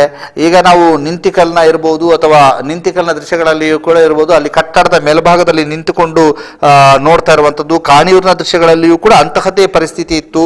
ಅಲ್ಲಿಯೂ ಕೂಡ ರಸ್ತೆ ಎಕ್ಕೆಲಗಳಲ್ಲೂ ಜನರು ತುಂಬಿಕೊಂಡಿದ್ರು, ಕಟ್ಟಡದ ಮೇಲ್ಭಾಗದಲ್ಲಿ ಜನರು ನಿಂತ್ಕೊಂಡಿದ್ರು. ಅಂತಿಮ ದರ್ಶನವನ್ನ ಪಡೆಯುವುದಕ್ಕೋಸ್ಕರವಾಗಿ ಜನರು ಓಡೋಡಿ ಆಂಬ್ಯುಲೆನ್ಸ್ನತ್ತ ದಾಪುಗಳಿಟ್ಟದ್ದು. ತಾವು ಅಲ್ಲಿ ದಾಪುಗಳಿಟ್ಟು ವೃದ್ಧರು, ಮಕ್ಕಳು, ಮಹಿಳೆಯರು, ಪುಟ್ಟ ಮಕ್ಕಳು ಎಲ್ಲರಾದಿಯಾಗಿ ಬಂದು ಅಂತಿಮ ದರ್ಶನವನ್ನ ಪಡೆದು ಪ್ರವೀಣ್ ನೆಟ್ಟಾರ್ ಅವರ ಆತ್ಮಕ್ಕೆ ಚಿರಶಾಂತಿಯನ್ನ ಕೋರಿರುವಂತದ್ದನ್ನ ನಾವು ನಿಮಗೆ ತೋರಿಸ್ತಾ ಇದ್ವಿ. ಇದು ನಿರಂತರವಾಗಿ ನಡೀತಾ ಇದೆ. ಇದೀಗ ನಾವು ಇನ್ನೇನು ಕೆಲವು ನಿಮಿಷಗಳಲ್ಲಿ ಪಾರ್ಥಿವ ಶರೀರ ಬೆಳ್ಳಾರಿಗೆ ತಲುಪಲಿಕ್ಕಿದೆ ಅನ್ನುವಂತಹ ಮಾಹಿತಿಗಳು ಲಭ್ಯವಾಗ್ತಾ ಇದೆ. ಈಗ ನಾವು ನಿಮಗೆ ಆ ದೃಶ್ಯಗಳನ್ನು ಕೂಡ ಇನ್ನೇನು ಕೆಲವೇ ಕ್ಷಣಗಳಲ್ಲಿ ತೋರಿಸ್ತೀವಿ. ಬೆಳ್ಳಾರಿಯಲ್ಲಿ ಎಲ್ಲಿ ಅಂತಿಮ ದರ್ಶನವನ್ನ ಮಾಡ್ತಾರೆ, ಎಲ್ಲಿ ಅದಕ್ಕೆ ವ್ಯವಸ್ಥೆಗಳನ್ನು ಕಲ್ಪಿಸಿದ್ದಾರೆ, ಯಾವ ರೀತಿಯಾದಂತಹ ಪರಿಸ್ಥಿತಿ ಇದೆ ಎಲ್ಲವನ್ನು ಕೂಡ ನಾವು ನಿಮಗೆ ತಿಳಿಸ್ತೀವಿ.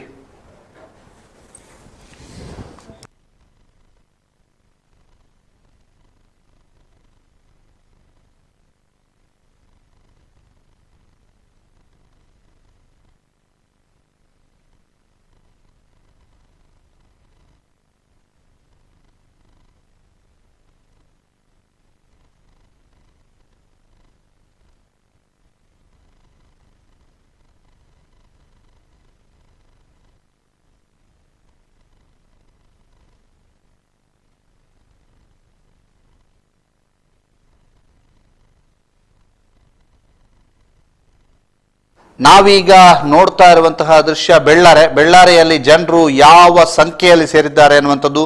ಪಾರ್ಥಿವ ಶರೀರ ಇನ್ನೂ ಕೂಡ ಅಲ್ಲಿಗೆ ತಲುಪಿಲ್ಲ, ಆದರೆ ಅದಾಗಲೇ ಬೆಳ್ಳಾರೆಯತ್ತ ಜನರು ಬಹಳಷ್ಟು ದೊಡ್ಡ ಸಂಖ್ಯೆಯಲ್ಲಿ ಬಂದಿರುವಂಥದ್ದು, ಬಹಳಷ್ಟು ದೊಡ್ಡ ಸಂಖ್ಯೆಯಲ್ಲಿ ಬೆಳ್ಳಾರೆಯತ್ತ ಜನರು ಬರ್ತಾ ಇರುವಂಥದ್ದನ್ನ ಕೂಡ ನಾವು ನಿಮಗೆ ತೋರಿಸ್ತಾ ಇದ್ದೀವಿ. ಬೆಳ್ಳಾರೆಯತ್ತ ಜನರು ಬಹಳ ದೊಡ್ಡ ಸಂಖ್ಯೆಯಲ್ಲಿ ಬರ್ತಾ ಇದ್ದಾರೆ. ಈಗಾಗಲೇ ಬೆಳ್ಳಾರೆಯಲ್ಲಿ ಬಹಳ ದೊಡ್ಡ ಸಂಖ್ಯೆಯಲ್ಲಿ ಜನರು ಸೇರಿರುವಂಥದ್ದು. ಬೆಳ್ಳಾರಿ ಸಮೀಪದ ದೃಶ್ಯಗಳನ್ನು ನಿಮಗೆ ತೋರಿಸ್ತಾ ಇದ್ದೀವಿ, ಯಾವ ರೀತಿಯಾಗಿ ಜನರು ಸೇರಿದ್ದಾರೆ ಅನ್ನುವಂಥದ್ದು. ಜೊತೆಗೆ ಬೆಳ್ಳಾರೆಯ ಪಕ್ಕದಲ್ಲಿರುವಂತಹ ಕಟ್ಟಡದ ಮುಂಭಾಗದಲ್ಲಿ, ಜೊತೆಗೆ ರಸ್ತೆಯ ಇಕ್ಕೆಲಗಳಲ್ಲಿಯೂ ಕೂಡ ಜನರು ಸೇರಿರುವಂತಹ ದೃಶ್ಯಗಳನ್ನು ನಾವು ನಿಮಗೆ ತೋರಿಸ್ತಾ ಇದ್ದೀವಿ. ಇದು ಬೆಳ್ಳಾರಿಗಿಂತ ಒಂದು 3 ಕಿಲೋಮೀಟರ್ ಈ ಭಾಗಕ್ಕೆ ಸೇರಿರುವಂತಹ ಜನರ ಸಂಖ್ಯೆ. ಅದರ ಜೊತೆಗೆ ಬೆಳ್ಳಾರಿಯಲ್ಲೂ ಕೂಡ ಸಹಸ್ರಾರು ಜನರು ಸೇರ್ತಾ ಇದ್ದಾರೆ. ಜೊತೆಗೆ ಪಾರ್ಥಿವ ಶರೀರದೊಂದಿಗೆ ಕೂಡ ಬೆಳ್ಳಾರಿಯತ್ತ ಸಹಸ್ರಾರು ಜನರು ಆಗಮಿಸ್ತಾ ಇರುವಂತಹ ದೃಶ್ಯಗಳನ್ನು ಕೂಡ ನಾವು ನಿಮಗೆ ತೋರಿಸ್ತಾ ಇದ್ದೀವಿ. ಇದು ಬೆಳ್ಳಾರೆಯ ದೃಶ್ಯ. ಬೆಳ್ಳಾರಿಯಲ್ಲಿ ಯಾವ ರೀತಿಯಾಗಿ ಜನರು ಸೇರ್ತಾ ಇದ್ದಾರೆ, ಜನದಟ್ಟಣೆ ಹೆಚ್ಚಾಗ್ತಾ ಇದೆ, ನಿರಂತರವಾಗಿ ಜನಸಂಖ್ಯೆ ಜಾಸ್ತಿ ಆಗ್ತಾ ಇದೆ. ಬಹಳಷ್ಟು ದೊಡ್ಡ ಸಂಖ್ಯೆಯಲ್ಲಿ ಜನರು ಬೆಳ್ಳಾರಿಯತ್ತ ಬರ್ತಾ ಇದ್ದಾರೆ. ಬೆಳ್ಳಾರಿಯಲ್ಲಿ ಪ್ರವೀಣ್ ನೆಟ್ಟಾರ್ ಅವರ ಪಾರ್ಥಿವ ಶರೀರದ ಅಂತಿಮ ದರ್ಶನವನ್ನ ಪಡೆಯುವುದಕ್ಕೋಸ್ಕರವಾಗಿ ಬೆಳ್ಳಾರಿಯತ್ತ ದಾಪುಗಾಲು ಇಡ್ತಾ ಇದ್ದಾರೆ. ಬಹಳಷ್ಟು ದೊಡ್ಡ ಸಂಖ್ಯೆಯಲ್ಲಿ ಬೆಳ್ಳಾರಿಯಲ್ಲಿ ಜನ ಸೇರ್ತಾ ಇದ್ದಾರೆ. ಈ ಕುರಿತು ನಮ್ಮ ಜೊತೆಗೆ ಮಾತನಾಡೋದಕ್ಕೆ ಶಿವಪ್ರಸಾದ್ ಸಂಪರ್ಕದಲ್ಲಿದ್ದಾರೆ. ನಮಸ್ತೆ ಶಿವಪ್ರಸಾದ್, ಎಲ್ಲಿದ್ದೀರಿ?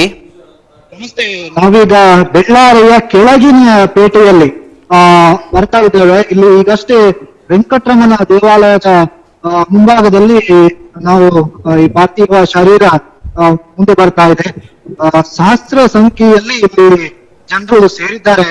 ದಾಮೋದರ್ ಅವರೇ, ಶಿವಪ್ರಸಾದ್, ಈಗ ಪಾರ್ಥಿವ ಶರೀರ ಬೆಳ್ಳಾರಿಗೆ ತಲುಪಿತಾ? ಎಸ್, ಹೌದು, ಎಕ್ಸಾಕ್ಟ್ ಆಗಿ ಕೆಳಗಿನ ಪೇಟೆಯಲ್ಲಿ, ಬೆಳ್ಳಾರಿಯ ಕೆಳಗಿನ ಪೇಟೆಯಲ್ಲಿ ಈಗ ಪಾರ್ಥಿವ ಶರೀರ ಮುಂದುವರಿತಾ ಇದೆ. ಬೆಳ್ಳಾರಿಯ ಕೆಳಗಿನ ಪೇಟೆಯಲ್ಲಿ? ಹೌದು ಹೌದು. ಈಗ ಪಾರ್ಥಿವ ಶರೀರವನ್ನ ಹಿಂಬಾಲಿಸಿಕೊಂಡು ಬಂದಂತಹ ಜನರು ಎಷ್ಟಾಗಬಹುದು? ಬೆಳ್ಳಾರಿಯಲ್ಲಿ ಸೇರಿರುವಂತಹ ಜನರ ಸಂಖ್ಯೆ ಎಷ್ಟಾಗಬಹುದು? ದಾಮೋದರ್, ಪಾರ್ಥಿವ ಶರೀರವನ್ನ ಹಿಂಬಾಲಿಸಿಕೊಂಡು ಬಂದವರು ನಾನು ಆಗಾಗ್ಲೇ ನಿಮ್ಗೆ ತಿಳಿಸಿದೆ. ಪ್ರತಿ ಗ್ರಾಮದಲ್ಲೂ ಗುಂಪು ಗುಂಪಾಗಿ ಜನರು ನಿಂತಿದ್ರು. ಅಲ್ಲಲ್ಲಿ ಏನು ಅಂತಿಮ ನಮನವನ್ನ ಸಲ್ಲಿಸಲಿಕ್ಕೆ ಅವರು ನಿಂತಿದ್ರು. ಅವರೆಲ್ಲರೂ ಕೂಡ ಹೆಚ್ಚಿನ ಸಂಖ್ಯೆಯಲ್ಲಿ ಸೇರಿಕೊಂಡಿದ್ದಾರೆ. ಓರ್ವ ಹಿಂದೂ ಕಾರ್ಯಕರ್ತ, ಒಂದು ಪಕ್ಷದ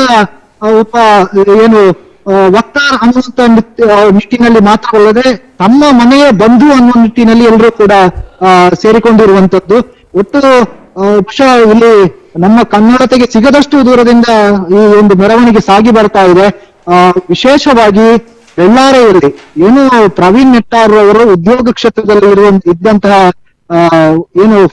ಕೋಳಿ ಫಾರಂ ಇತ್ತು, ಆ ಭಾಗದಲ್ಲೂ ಈಗ ಸಂಚರಿಸಲಿಕ್ಕೆ ಇದೆ ಈ ಮೃತದೇಹ. ಮತ್ತು ಪ್ರವೀಣ್ ನೆಟ್ಟಾರು ಬೆಳ್ಳಾರಿಯ ಒಬ್ಬ ಚಿರಪರಿಚಿತ ಯುವಕ ಅವರು ಇವತ್ತು ಈ ರೀತಿಯಾಗಿ ದುರ್ಮರಣ ಆಗಿರುವಂತದ್ದು, ಹತ್ಯೆ ಆಗಿರುವಂತದ್ದು ಬಹಳಷ್ಟು ಜನರಲ್ಲಿ ಬೇಸರ ಉಂಟು ಮಾಡಿರುವಂತದ್ದು. ಈಗ ಎಲ್ಲ ಅಂಗಡಿ ವರ್ತಕರು ಸ್ವಯಂ ಪ್ರೇರಿತರಾಗಿ ಅಂಗಡಿ ಮುಂಗಟ್ಟುಗಳನ್ನ ಮುಚ್ಚಿ ಎಲ್ಲರೂ ದಾರಿಯ ಇಕ್ಕೆಲಗಳಲ್ಲಿ ನಿಂತು ಅವರ ಅಂತಿಮ ದರ್ಶನವನ್ನು ಪಡೆದುಕೊಳ್ತಾ ಇದ್ದಾರೆ.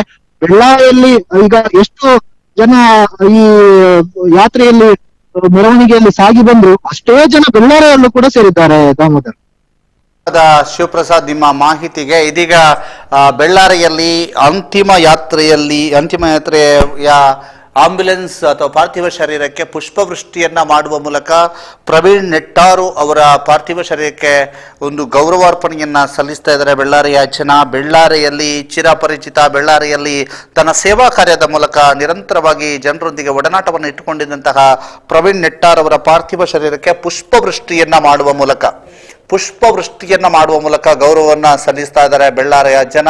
ಇದೀಗ ಆ ದೃಶ್ಯಗಳನ್ನು ನಾವು ನಿಮಗೆ ತೋರಿಸ್ತಿದ್ದೀವಿ. ಪಾರ್ಥಿವ ಶರೀರ ಬೆಳ್ಳಾರಿಯ ಕೆಳಗಿನ ಪೇಟೆಗೆ ತಲುಪಿದೆ. ಬೆಳ್ಳಾರಿಯ ಕೆಳಗಿನ ಪೇಟೆಗೆ ಪಾರ್ಥಿವ ಶರೀರ ತಲುಪಿರುವಂತದ್ದು ನಾವು ನಿಮಗೆ ತೋರಿಸ್ತಾ ಇದ್ದೀವಿ. ಬೆಳ್ಳಾರಿಯ ಕೆಳಗಿನ ಪೇಟೆಗೆ ಪಾರ್ಥಿವ ಶರೀರ ತಲುಪಿರುವಂತಹ ದೃಶ್ಯಗಳನ್ನು ನಾವು ನಿಮಗೆ ತೋರಿಸ್ತಾ ಇದ್ದೀವಿ. ಇದು ಬೆಳ್ಳಾರಿಯ ಕೆಳಗಿನ ಪೇಟೆಯ ದೃಶ್ಯ. ಅಲ್ಲಿ ಪುಷ್ಪವೃಷ್ಟಿಯನ್ನ ಗೈಯುವ ಮೂಲಕ ಪಾರ್ಥಿವ ಶರೀರಕ್ಕೆ ಗೌರವಾರ್ಪಣೆಯನ್ನ ಸಲ್ಲಿಸ್ತಾ ಇರುವಂತದ್ದು. ಇದೀಗ ಪ್ರವೀಣ್ ನೆಟ್ಟಾರ್ ಅವರ ಪಾರ್ಥಿವ ಶರೀರ ಅವರ ತವರಾದಂತಹ ಬೆಳ್ಳಾರಿಗೆ ತಲುಪ್ತಾ ಇದೆ. ನಿನ್ನೆ ರಾತ್ರಿ 8:30ರಿಂದ 8:45 ಸುಮಾರಿಗೆ ಪ್ರವೀಣ್ ರವರನ್ನ ಹತ್ಯೆಗೈಯಲಾಗಿತ್ತು. ಮೇಲಿನ ಪೇಟೆ ಮಾಸ್ತಿಕಟ್ಟೆಯಲ್ಲಿರುವ ತನ್ನ ಚಿಕನ್ ಅಂಗಡಿ ಅಂದ್ರೆ ಅಕ್ಷಯ ಚಿಕನ್ ಸೆಂಟರ್ ಅಥವಾ ಚಿಕನ್ ಫಾರ್ಮ್ ಆ ಒಂದು ಅಂಗಡಿಯ ಮುಂಭಾಗ ಅವರನ್ನ ಹತ್ಯೆಗೈಯಲಾಗಿತ್ತು. ದುಷ್ಕರ್ಮಿಗಳು ಹತ್ಯೆ ಮಾಡಿದ್ರು. ಮುಸುಕುದಾರಿಗಳಿಂದ ಅವರನ್ನ ಹತ್ಯೆಗೈಯಲಾಗಿತ್ತು. ಅವರ ಪಾರ್ಥಿವ ಶರೀರ ಈಗ ಬೆಳ್ಳಾರಿಗೆ ಆಗಮಿಸಿರುವಂಥದ್ದು. ಬೆಳ್ಳಾರಿಯಲ್ಲಿ ಪುಷ್ಪವೃಷ್ಟಿಯನ್ನ ಮಾಡುವ ಮೂಲಕ ಅವರ ಪಾರ್ಥಿವ ಶರೀರಕ್ಕೆ ಗೌರವವನ್ನ ಸಲ್ಲಿಸಲಾಗ್ತಾ ಇದೆ. ಸಹಸ್ರಾರು ಸಂಖ್ಯೆಯಲ್ಲಿ ಯುವ ಸಮುದಾಯ ಸೇರಿರುವಂಥದ್ದು, ಸಹಸ್ರಾರು ಸಂಖ್ಯೆಯಲ್ಲಿ ಜನರು ಕೂಡ ಸೇರಿರುವಂಥದ್ದು. ಆ ದೃಶ್ಯಗಳನ್ನು ನಾವು ನಿಮಗೆ ತೋರಿಸ್ತಾ ಇದ್ದೀವಿ. ಪುಷ್ಪವೃಷ್ಟಿ ಮಾಡಿರುವಂತಹ ದೃಶ್ಯಗಳನ್ನು ನಾವು ನಿಮಗೆ ತೋರಿಸ್ತಾ ಇದ್ದೀವಿ. ಬೆಳ್ಳಾರಿಯಿಂದ ನೇರ ಪ್ರಸಾರವನ್ನ ನಿಮಗೆ ತೋರಿಸ್ತಾ ಇದ್ದೀವಿ. ಆ ಒಂದು ಅಂತಿಮ ಯಾತ್ರೆಯ ಆಂಬ್ಯುಲೆನ್ಸ್ನಲ್ಲಿ ಅಂತಿಮ ಯಾತ್ರೆ ವಾಹನದಲ್ಲಿ ಅವರ ಒಂದು ಪಾರ್ಥಿವ ಶರೀರದ ದರ್ಶನವನ್ನ ಮಾಡ್ತಾ ಇರುವಂತಹದ್ದು. ಜೊತೆಗೆ ಅದು ಇಲ್ಲಿ ಬೆಳ್ಳಾರಿಗೆ ಬರ್ತಾ ಇರುವಂತದ್ದು, ಅವರಿಗೆ ಪುಷ್ಪವೃಷ್ಟಿಯನ್ನ ಮಾಡ್ತಾ ಇರುವಂತದ್ದು. ಈಗ ನಮ್ಮ ಜೊತೆಗೆ ಸಂಪರ್ಕದಲ್ಲಿದ್ದಾರೆ ಪುತ್ತೂರಿನ ಶಾಸಕರಾಗಿರುವಂತಹ ಸಂಜೀವ ಮಠಂದೂರ್ ಅವರು. ಸರ್ ನಮಸ್ತೆ. ನಮಸ್ಕಾರ. ಸರ್ ತಾವು ಎಲ್ಲಿದ್ದೀರಿ? ನಾನೀಗ ಹೋಗ್ತಾ ಇದ್ದೇನೆ ಬೆಳ್ಳಾರಿಗೆ. ನಾನು ಕುಂಬ್ರ ಹತ್ರ ಇದ್ದೇನೆ. ತಾವು ಎಲ್ಲಿದ್ರಿ? ಎಲ್ಲಿಂದ ಸರ್ ಈಗ ಬಂದದ್ದು? ನಾವು ಬೆಂಗಳೂರಲ್ಲಿ ನಮಗೆ ನಿನ್ನೆ ರಾತ್ರಿ ಮೀಟಿಂಗ್ ಇತ್ತು. ಇಡೀ ದಿವಸ ನಿನ್ನೆ ಪಾರ್ಟಿಯ ಮೀಟಿಂಗ್ ಇತ್ತು. ನಮ್ಮ ರಾಜ್ಯದ ಪದಾಧಿಕಾರಿಗಳದ್ದು ಮತ್ತೆ ನಮ್ಮ ಸಂಘಟನಾ ಕಾರ್ಯದರ್ಶಿ ಅವರ ಬದಲಾವಣೆಯದ್ದೆಲ್ಲ ಮೀಟಿಂಗ್ ಇತ್ತು. ಹಾಗೆ ನಾವು ರಾಜ್ಯಾಧ್ಯಕ್ಷರು, ಜಿಲ್ಲಾಧ್ಯಕ್ಷರು, ಪಕ್ಷದ ಪದಾಧಿಕಾರಿಗಳೆಲ್ಲ ಅಲ್ಲಿದ್ದೆವು, ಜವಾಬ್ದಾರಿ ಇರುವವರು. ಹಾಗೆ ಅಂಗಾರರು ಕೂಡ ಅವರು ಡೆಲ್ಲಿಗೆ ಹೋಗಿದ್ರು. ಅವರು ಡೆಲ್ಲಿಯಿಂದ ಬಂದ್ರು ರಾತ್ರಿ. ಹಾಗೆ ನಾವು ರಾತ್ರಿ ಎಲ್ಲ ಮುಗಿಸಿ ಮತ್ತೆ ಬೆಳಿಗ್ಗೆ ಈಗ ಫ್ಲೈಟ್ ಅಲ್ಲಿ ಬಂದೇವಲ್ಲ ಒಟ್ಟಿಗೆ ಬಂದ್ರ. ಈಗ ಎಲ್ಲಿದ್ದೀರಿ? ಹೌದು, ಈಗೆಲ್ಲ ಒಟ್ಟಿಗೆ ಬರ್ತಾ ಇದ್ದೇವೆ. ನಾವು ಈಗ ಕುಂಬ್ರ ದಾಟಿದ್ದೀರಿ. ಸರ್ ನಿಮಗೆ ಪ್ರವೀಣ್ ನೆಟ್ಟಾರ್ ಗೊತ್ತಾ? ಗೊತ್ತು, ನಮ್ಮ ಕಾರ್ಯಕರ್ತ. ಹೌದು. ಅಲ್ಲ, ನಿಮ್ಗೇನಾದ್ರು ಅಂದ್ರೆ ಈಗ ಗೆಜ್ಜೆಗಿರಿಯಲ್ಲಿ ಅಥವಾ ಇಂಥ ಸಂದರ್ಭದಲ್ಲಿ ಸಂಪರ್ಕಕ್ಕೆ ಸಿಕ್ಕಿದ್ರ? ಕೆಲಸ ಮಾಡ್ತಾ ಇದ್ದರು, ಒಳ್ಳೆ ಕಾರ್ಯಕರ್ತ ನಮ್ಮದು. ಓಕೆ. ಈ ಘಟನೆ ಬಗ್ಗೆ ಎಷ್ಟೊತ್ತಿಗೆ ಗೊತ್ತಾಯ್ತು ಸರ್ ನಿನ್ನೆ? ನನಗೆ ರಾತ್ರಿ ಆದ ತಕ್ಷಣ ನನಗೆ ಫೋನ್ ಮಾಡಿದ್ರು. ಮತ್ತೆ ನಾನು DSP ಮತ್ತೆ ಸಂಬಂಧಪಟ್ಟವರಿಗೆಲ್ಲ AC ಅವರಿಗೆಲ್ಲ ಮಾತಾಡಿದೆ, ಏನೇನು ಅಂತ ಹೇಳಿ ವಿಷಯ ತಿಳ್ಕೊಂಡೆ. ಮತ್ತೆ ನಮ್ಮ ಕಾರ್ಯಕರ್ತರು ಅದನ್ನು ಹೇಳಿದ್ರು ನನಗೆಲ್ಲ. ಈ ಬಗ್ಗೆ ನೀವು ಗೃಹ ಸಚಿವರು ಇರ್ಬೋದು, ಮುಖ್ಯಮಂತ್ರಿಗಳ ಜೊತೆಗೆ ಏನಾದ್ರು ಮಾತುಕತೆ ನಡೆಸಿದ್ದೀರಾ? ಹಲೋ ಸರ್, ಧ್ವನಿ ಕೇಳ್ತಾ ಇದೆಯಾ ಸರ್? ಶಾಸಕರು ಸಂಜೀವ ಮಠಂದೂರ್ ಅವರು ಸಂಪರ್ಕದಲ್ಲಿದ್ದಾರೆ. ಅವರ ಧ್ವನಿ ಕೇಳ್ತಾ ಇಲ್ಲ. ಸಂಪರ್ಕ ಕಡಿತಗೊಂಡಿದೆ ಅಂತ ಅನ್ಸುತ್ತೆ. ಯಾಕಂದ್ರೆ ಅವರು ಕುಂಬ್ರವನ್ನ ದಾಟಿ ಹೋಗ್ತಾ ಇದ್ದಾರೆ. ಇನ್ನೇನು ಕೆಲವೇ ಕ್ಷಣಗಳಲ್ಲಿ ಬೆಳ್ಳಾರಿಗೆ ತಲುಪಲಿಕ್ಕಿದ್ದಾರೆ ಅನ್ನುವಂಥ ಮಾಹಿತಿಗಳು ಲಭ್ಯವಾಗ್ತದೆ. ಈಗ ಪಾರ್ಥಿವ ಶರೀರ ಬೆಳ್ಳಾರಿಗೆ ತಲುಪಿದೆ. ಸರ್ ನಮಸ್ತೆ. ನಮಸ್ಕಾರ. ಧ್ವನಿ ಕೇಳ್ತಾ ಇದೆಯಾ? ಈಗ ಗೆಲ್ತಾ ಉಂಟು. ಅದೇ ಬಹಳ ಸಹಸ್ರಾರು ಸಂಖ್ಯೆಯಲ್ಲಿ ಜನರು ಸೇರಿದ್ದಾರೆ. ನೀವೇನಾದ್ರೂ ಗೃಹ ಸಚಿವರಿಗೆ, ಮುಖ್ಯಮಂತ್ರಿಗಳಿಗೆ ಈ ಬಗ್ಗೆ ಮಾತನಾಡಿದ್ದೀರಾ ಅಂತ? ಈಗ ನೇರವಾಗಿ ಗೃಹ ಸಚಿವರಿಗೆ ಮತ್ತು ನಮ್ಮ ಡೈರೆಕ್ಟರ್ ಜನರಲ್ ಆಫ್ ಪೊಲೀಸ್ ಅವರಿಗೆ ಹೇಳಿದೆ. ನಾನು ಹೇಳಿದ್ದೇನೆ, ನಮ್ಮ ರಾಜ್ಯಾಧ್ಯಕ್ಷರು ನಾವು ಒಟ್ಟಿಗೆ ಇದ್ದು ಎಲ್ಲ ಫೋನ್ ಮಾಡಿದೆ ಅವರಿಗೆ. ಮುಖ್ಯಮಂತ್ರಿಗಳಿಗೆ ಹೇಳುವಂತ ಸಂಗತಿಯನ್ನು ನಾವೆಲ್ಲ ಮಾಡಿದ್ದೇವೆ. ಬೆಂಗಳೂರಿಂದ ಅದನ್ನೆಲ್ಲ ವ್ಯವಸ್ಥೆ ಮಾಡಿದ್ದೇವೆ. ಮುಂದೆ ದಕ್ಷಿಣ ಕನ್ನಡ ಜಿಲ್ಲೆಯಲ್ಲಿ ಇಂತಹ ಘಟನೆಗಳು ಯಾವ್ದು ನಡೀಬಾರದು. ಯಾಕಂದ್ರೆ ಅಮಾಯಕರು ಇವತ್ತು ಬಲಿಪಶು ಆಗ್ತಾ ಇದ್ದಾರೆ. ಅದರಲ್ಲಿ ಬಿಜೆಪಿ ಕಾರ್ಯಕರ್ತ ಈ ಮೊದಲು ಯಾವುದೇ ಒಂದು ಇದಕ್ಕೆ ಇಂಥ ಇನ್ಸಿಡೆಂಟ್ಗೆ ಹೋದವಲ್ಲ. ಅಂತವರ ಅಂಗಡಿಯಲ್ಲಿ ವ್ಯಾಪಾರ ಮಾಡ್ತಾ ಇರ್ಬೇಕಿದ್ರೆ ಇಂತಹ ಒಂದು ಮತೀಯ ಸಂಘಟನೆಗಳು ಬಹುಶಃ ನಮ್ ಕಂಡುಕೊಂಡಾಗಿ KFD SDPI ಸಂಘಟನೆ ಹಿಂದೆ ಇದೆ ಅಂತ ಹೇಳುವಂಥದ್ದು ನಮ್ಮ ಭಾವನೆ. ಮಾರಕಾಯುಧಗಳಿಂದ ಈ ಹತ್ಯೆ ಮಾಡುವಂತದ್ದು ಬಹುಶಃ ಈ ದಕ್ಷಿಣ ಕನ್ನಡ ಜಿಲ್ಲೆಯಲ್ಲಿ ನಿಲ್ಬೇಕು ಅಂತೇಳಿ ನಾವು ಅದನ್ನು ಸ್ಪಷ್ಟವಾಗಿ ಹೇಳಿದ್ದೇವೆ. ಅವರ ಮೇಲೆ ಏನೇನು ಕ್ರಮ ತಗೊಳ್ಬೇಕು ಅದರ ಬಗ್ಗೆ ಕೂಡ ನಾವು DGಗೆ ಹೇಳಿದ್ದೇವೆ. ನಾನು ಮತ್ತೆ SPಗೆ, ಇಲ್ಲಿ DSPಗೆ ಎಲ್ರಿಗೂ ಹೇಳುವಂತ ಸಂಗತಿಯನ್ನು ಮಾಡಿದ್ದೇವೆ. ಓಕೆ ಸರ್, ಈಗ ದಕ್ಷಿಣ ಕನ್ನಡ ಜಿಲ್ಲೆಯಲ್ಲಿ ಕಾನೂನು ಸುವ್ಯವಸ್ಥೆ ಹದಗೆಡ್ತಾ ಇದೆ ಅನ್ನುವಂತಹ ಒಂದು ಆರೋಪ ಕೂಡ ಇದೆ, ಹೌದಾ ಅದು? ಏನಿಲ್ಲ, ಹಿಂದೆ ಇದಕ್ಕೆ ಮೊದಲು ಸಿದ್ದರಾಮಯ್ಯ ಸರ್ಕಾರ ಇರುವಾಗ ನಮ್ಮ 4-5 ಕಾರ್ಯಕರ್ತರ ಹತ್ಯೆ ಆಯ್ತು.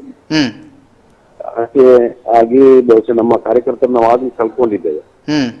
ಇದು ನಮ್ಮ ಫಸ್ಟ್ ಟೈಮ್ ನಮ್ಮ ಈ ಒಂದು ಅವಧಿಯಲ್ಲಿ ಆಗ್ತಾ ಇದೆ. ಆಗ್ಬಾರ್ದಿತ್ತು ಇಂತ ಒಂದು ಘಟನೆ, ನಮ್ಗೆ ವಿಷಾದ ಇದೆ.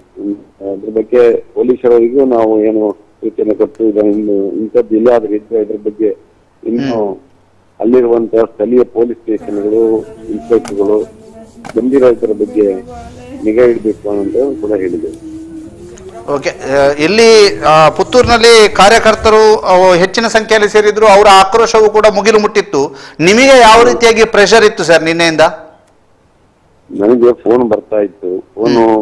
ಫೋನಿಗೆ ನಾವು ಅಟೆಂಡ್ ಆಗ್ತಾ ಇದ್ದೆವು. ಮತ್ತೆ ಯಾರ್ಯಾರಿಗೆ ಹೇಳ್ಬೇಕು ಎಲ್ಲವನ್ನು ಹೇಳುವಂತ ಕೆಲಸವನ್ನು ನಾವು ನಮ್ಮ ಕಡೆಯಿಂದ ಮಾಡಿದ್ದೇವೆ. ಮತ್ತೆ ಹಾಗೆ ನಾವು ಮೀಟಿಂಗ್ ಅಲ್ಲೆಲ್ಲ ಇದ್ದ ಕಾರಣ ತಕ್ಷಣಕ್ಕೆ ಅಲ್ಲಿಂದ ಬರ್ಲಿಕ್ಕೆ ಆಗ್ಲಿಲ್ಲ. ಮತ್ತೆ ವೆಹಿಕಲ್ ಕೂಡ ಆಗಿದೆ, ನೈಟ್ ಎಲ್ಲ ಸ್ವಲ್ಪ ಪ್ರಾಬ್ಲಮ್ ಇದ್ದ ಕಾರಣ ನಾವು ಬೆಳಿಗ್ಗೆ ಎಲ್ಲ ಹೊರಟೆ. ಮತ್ತೆ ನಮ್ಮ ಪ್ರಮುಖರು, ರಾಜ್ಯಾಧ್ಯಕ್ಷರು ಇಲ್ಲಿಯವರೇ, MP, ಹಂಗಾರು ಸ್ಥಳೀಯ ಶಾಸಕರು ಅಲ್ಲಿ, ಅವರು ಮಂತ್ರಿಗಳು ಅವರು ಇರ್ಲಿಲ್ಲ. ಹಾಗೆ ನಾವೆಲ್ಲ ಮತ್ತೆ ಒಟ್ಟಿಗೆ ಬರುವ ಅಂತ ಹೇಳಿ ನಾವು ಒಂದೇ ಫ್ಲೈಟ್ ಅಲ್ಲಿ ಟಿಕೆಟ್ ಮಾಡಿ ಬರ್ತಾ ಇದ್ದೇವೆ.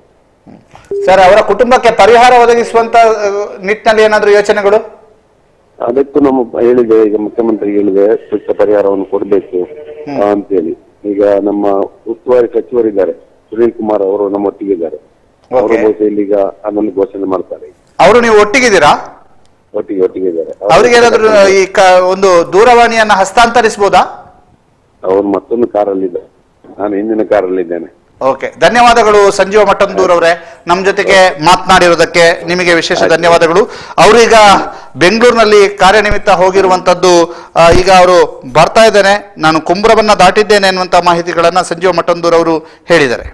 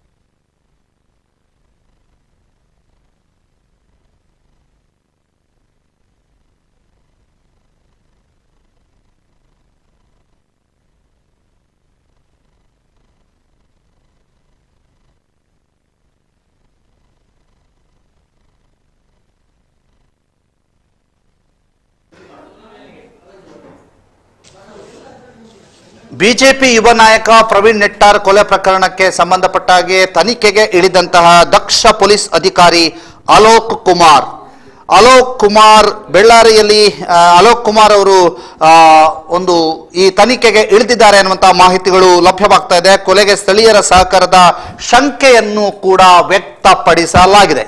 ಬೆಳ್ಳಾರಿಯಲ್ಲಿ ಜುಲೈ 26ರಂದು ರಾತ್ರಿ ನಡೆದಂತಹ ಬಿಜೆಪಿ ಯುವ ನಾಯಕ ಪ್ರವೀಣ್ ನೆಟ್ಟಾರ್ ಅವರ ಬರ್ಬರ ಕೊಲೆ ಪ್ರಕರಣದ ಹಂತಕರ ಬಂಧನಕ್ಕಾಗಿ ಪೊಲೀಸ್ 5 ತಂಡ ರಚಿಸಲಾಗಿರುವ ನಡುವೆಯೇ ದಕ್ಷ ಪೊಲೀಸ್ ಅಧಿಕಾರಿ ಅಲೋಕ್ ಕುಮಾರ್ರನ್ನ ತನಿಖೆಗೆ ಅವರು ಇಳಿದಿದ್ದಾರೆ ಅನ್ನುವಂತಹ ಮಾಹಿತಿಗಳೀಗ ಲಭ್ಯವಾಗಿರುವಂತದ್ದು. ಈ ಬಗ್ಗೆ ನಮ್ಮ ಜೊತೆಗೆ ಹೆಚ್ಚಿನ ಮಾಹಿತಿಯನ್ನ ಶೇರ್ ಮಾಡಿಕೊಳ್ಳಿಕ್ಕಿದ್ದಾರೆ ಸಂತೋಷ್ ಅವರನ್ನ ದೂರವಾಣಿ ಮೂಲಕ ಸಂಪರ್ಕಿಸುವಂತ ಪ್ರಯತ್ನವನ್ನ ಮಾಡ್ತೇವೆ.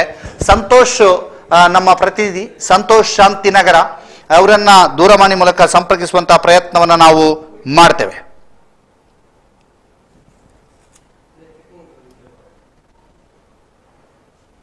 ಅಲೋಕ್ ಕುಮಾರ್ ಅವರನ್ನ ಈ ತನಿಖೆಗೆ ನೇಮಿಸಲಾಗಿದೆ ಅನ್ನುವಂತಹದ್ದು ಈಗಾಗಲೇ ಸಿಕ್ಕಿರುವಂತಹ ಮಾಹಿತಿ. ಈಗ ಸಂತೋಷ್ ಅವರನ್ನ ಸಂಪರ್ಕಿಸುವಂತಹ ಪ್ರಯತ್ನವನ್ನ ನಾವು ಮಾಡ್ತೇವೆ. ಈಗಾಗಲೇ ಬಂದಿರುವಂತಹ ಮಾಹಿತಿ ಇದು. ಅಲೋಕ್ ಕುಮಾರ್, ಬಿಜೆಪಿ ಯುವ ನಾಯಕ ಪ್ರವೀಣ್ ನೆಟ್ಟಾರ್ ಕೊಲೆ ಪ್ರಕರಣದ ತನಿಖೆಗಿಳಿದ ದಕ್ಷ ಪೊಲೀಸ್ ಅಧಿಕಾರಿ ಅಲೋಕ್ ಕುಮಾರ್ ಅನ್ನುವಂಥ ಮಾಹಿತಿಗಳು ಲಭ್ಯವಾಗ್ತಾ ಇದೆ. ಅವರನ್ನ ಈ ಬಗ್ಗೆ ಹೆಚ್ಚಿನ ಮಾಹಿತಿಯನ್ನ ನೀಡಲಿಕ್ಕಿದ್ದಾರೆ ನಮ್ಮ ಪ್ರತಿನಿಧಿ ಸಂತೋಷ್. ಅವರನ್ನ ಸಂಪರ್ಕಿಸುವಂತ ಪ್ರಯತ್ನವನ್ನ ನಾವು ಮಾಡ್ತೇವೆ ಇನ್ನೇನು ಕೆಲವೇ ಕ್ಷಣಗಳಲ್ಲಿ. ಮತ್ತೊಂದು ಕಡೆ ಪಾರ್ಥಿವ ಶರೀರ ಬೆಳ್ಳಾರಿಗೆ ತಲುಪಿದೆ. ಬೆಳ್ಳಾರಿಯಲ್ಲಿ ಪಾರ್ಥಿವ ಶರೀರವನ್ನ ಪುಷ್ಪವೃಷ್ಟಿ ಮಾಡುವ ಮೂಲಕ, ಪಾರ್ಥಿವ ಶರೀರಕ್ಕೆ ಪುಷ್ಪವೃಷ್ಟಿ ಮಾಡುವ ಮೂಲಕ ಗೌರವವನ್ನು ಸಲ್ಲಿಸಲಾಗ್ತಾ ಇದೆ. ಸಹಸ್ರಾರು ಸಂಖ್ಯೆಯಲ್ಲಿ ಸೇರಿರುವಂತಹ ಸಾರ್ವಜನಿಕರು, ಸಹಸ್ರಾರು ಸಂಖ್ಯೆಯಲ್ಲಿ ಸೇರಿರುವಂತಹ ಯುವ ಸಮುದಾಯ, ಅವರ ಅಭಿಮಾನಿಗಳು, ಅವರ ಹಿತೈಷಿಗಳು, ಅವರ ಕಾರ್ಯಕರ್ತರು ಎಲ್ಲರೂ ಕೂಡ ಪುಷ್ಪವೃಷ್ಟಿ ಮಾಡುವ ಮೂಲಕ ಸ್ವಾಗತವನ್ನ ಕೋರ್ತಾ ಇದ್ದಾರೆ. ಇದೀಗ ನಾವು ನಿಮಗೆ ತೋರಿಸ್ತಾ ಇರುವಂತಹ ದೃಶ್ಯ ಅದು ಬೆಳ್ಳಾರಿಯಿಂದ ನೇರ ಪ್ರಸಾರದಲ್ಲಿ ಬರ್ತಾ ಇರುವಂತಹ ದೃಶ್ಯ. ಇದು ಬೆಳ್ಳಾರಿಯಿಂದ ಕಂಡು ಬರ್ತಾ ಇರುವಂತಹ ದೃಶ್ಯ. ಬೆಳ್ಳಾರಿಯಲ್ಲಿ ಬಹಳ ಸಂಖ್ಯೆಯಲ್ಲಿ, ಬಹುದೊಡ್ಡ ಸಂಖ್ಯೆಯಲ್ಲಿ ಜನ ಸೇರಿರುವಂತದನ್ನು ನಾವು ನಿಮಗೆ ತೋರಿಸ್ತಾ ಇದ್ದೀವಿ. ಮತ್ತೊಂದು ಕಡೆಯಿಂದ ತನಿಖೆಗೆ ಪೊಲೀಸರು 5 ತಂಡಗಳನ್ನು ರಚನೆ ಮಾಡಿರುವಂತದ್ದು. ಆ 5 ತಂಡಗಳ ರಚನೆಗೆ ಮಾಡಿರುವಂತ ಮಾತ್ರ ಅಲ್ಲ, ದಕ್ಷ ಪೊಲೀಸ್ ಅಧಿಕಾರಿ ಅಲೋಕ್ ಕುಮಾರ್ ಅವರು ತನಿಖೆಗೆ ಇಳಿದಿರುವಂತಹದ್ದು ಬಹುದೊಡ್ಡ ಸುದ್ದಿಯಾಗಿ ಕಂಡು ಬರ್ತಾ ಇದೆ. ಅಲೋಕ್ ಕುಮಾರ್ ಅವರನ್ನ, ಪೊಲೀಸ್ ಅಧಿಕಾರಿ ಅಲೋಕ್ ಕುಮಾರ್ ಅವರು ತನಿಖೆಗೆ ಇಳಿದಿದ್ದಾರೆ ಅಂತ ಹೇಳುವಂತ ಮಾಹಿತಿಗಳು ಲಭ್ಯವಾಗ್ತಾ ಇದೆ. ಇದೀಗ ನಾವು ನಿಮಗೆ ತೋರಿಸ್ತಾ ಇದ್ದೀವಿ ಆ ಒಂದು ಪಾರ್ಥಿವ ಶರೀರದ ಅಂತಿಮ ಯಾತ್ರೆಯ ದೃಶ್ಯಗಳನ್ನ ನಾವು ನಿಮಗೆ ತೋರಿಸ್ತಾ ಇದ್ದೀವಿ. ಎಲ್ಲ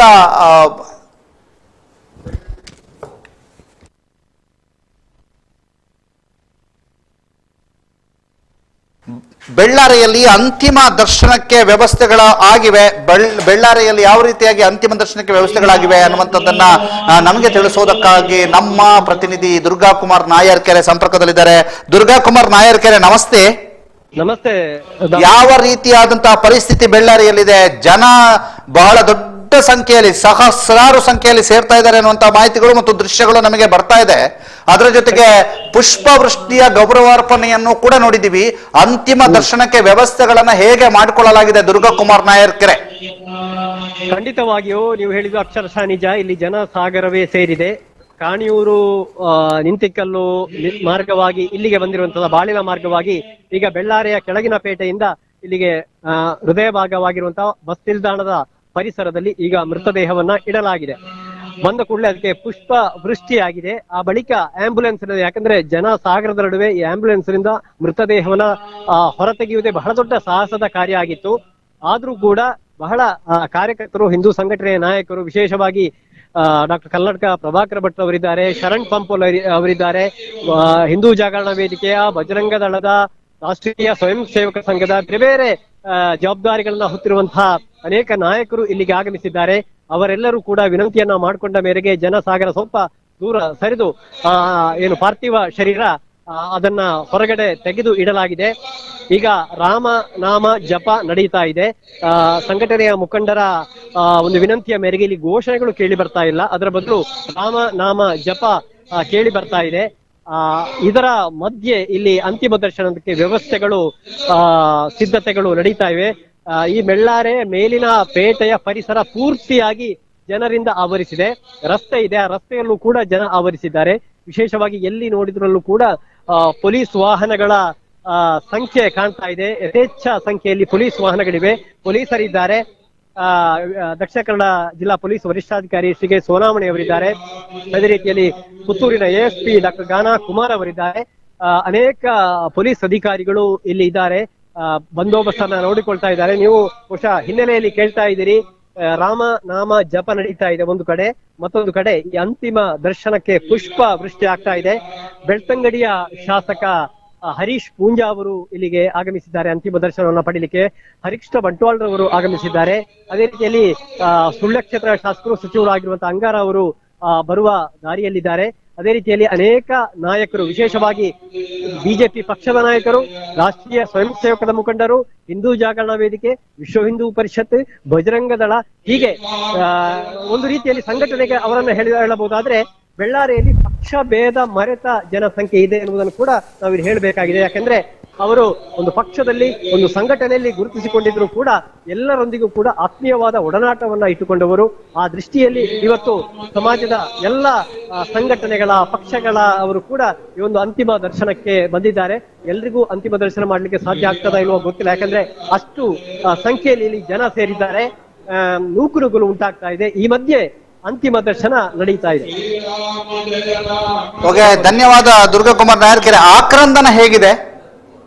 ಆಕ್ರಂದನ ಅಂದ್ರೆ ಬಹುಶಃ ನಿಂತಿಕಲ್ಲು ಪರಿಸರಕ್ಕೆ ಬರಬೇಕಿದ್ರೆ ಅಲ್ಲಿ ಒಂದು ಯುವಕರ ಗುಂಪು, ಆತ್ಮೀಯವಾಗಿ ಕಂಡಿರುವಂತಹ ಗುಂಪು, ಅವರು ಬಹಿರಂಗವಾಗಿ ಆಕ್ರಂದವನ್ನ ತೋಡಿಸಿಕೊಂಡ ಘಟನೆ ನಡೆದಿದೆ.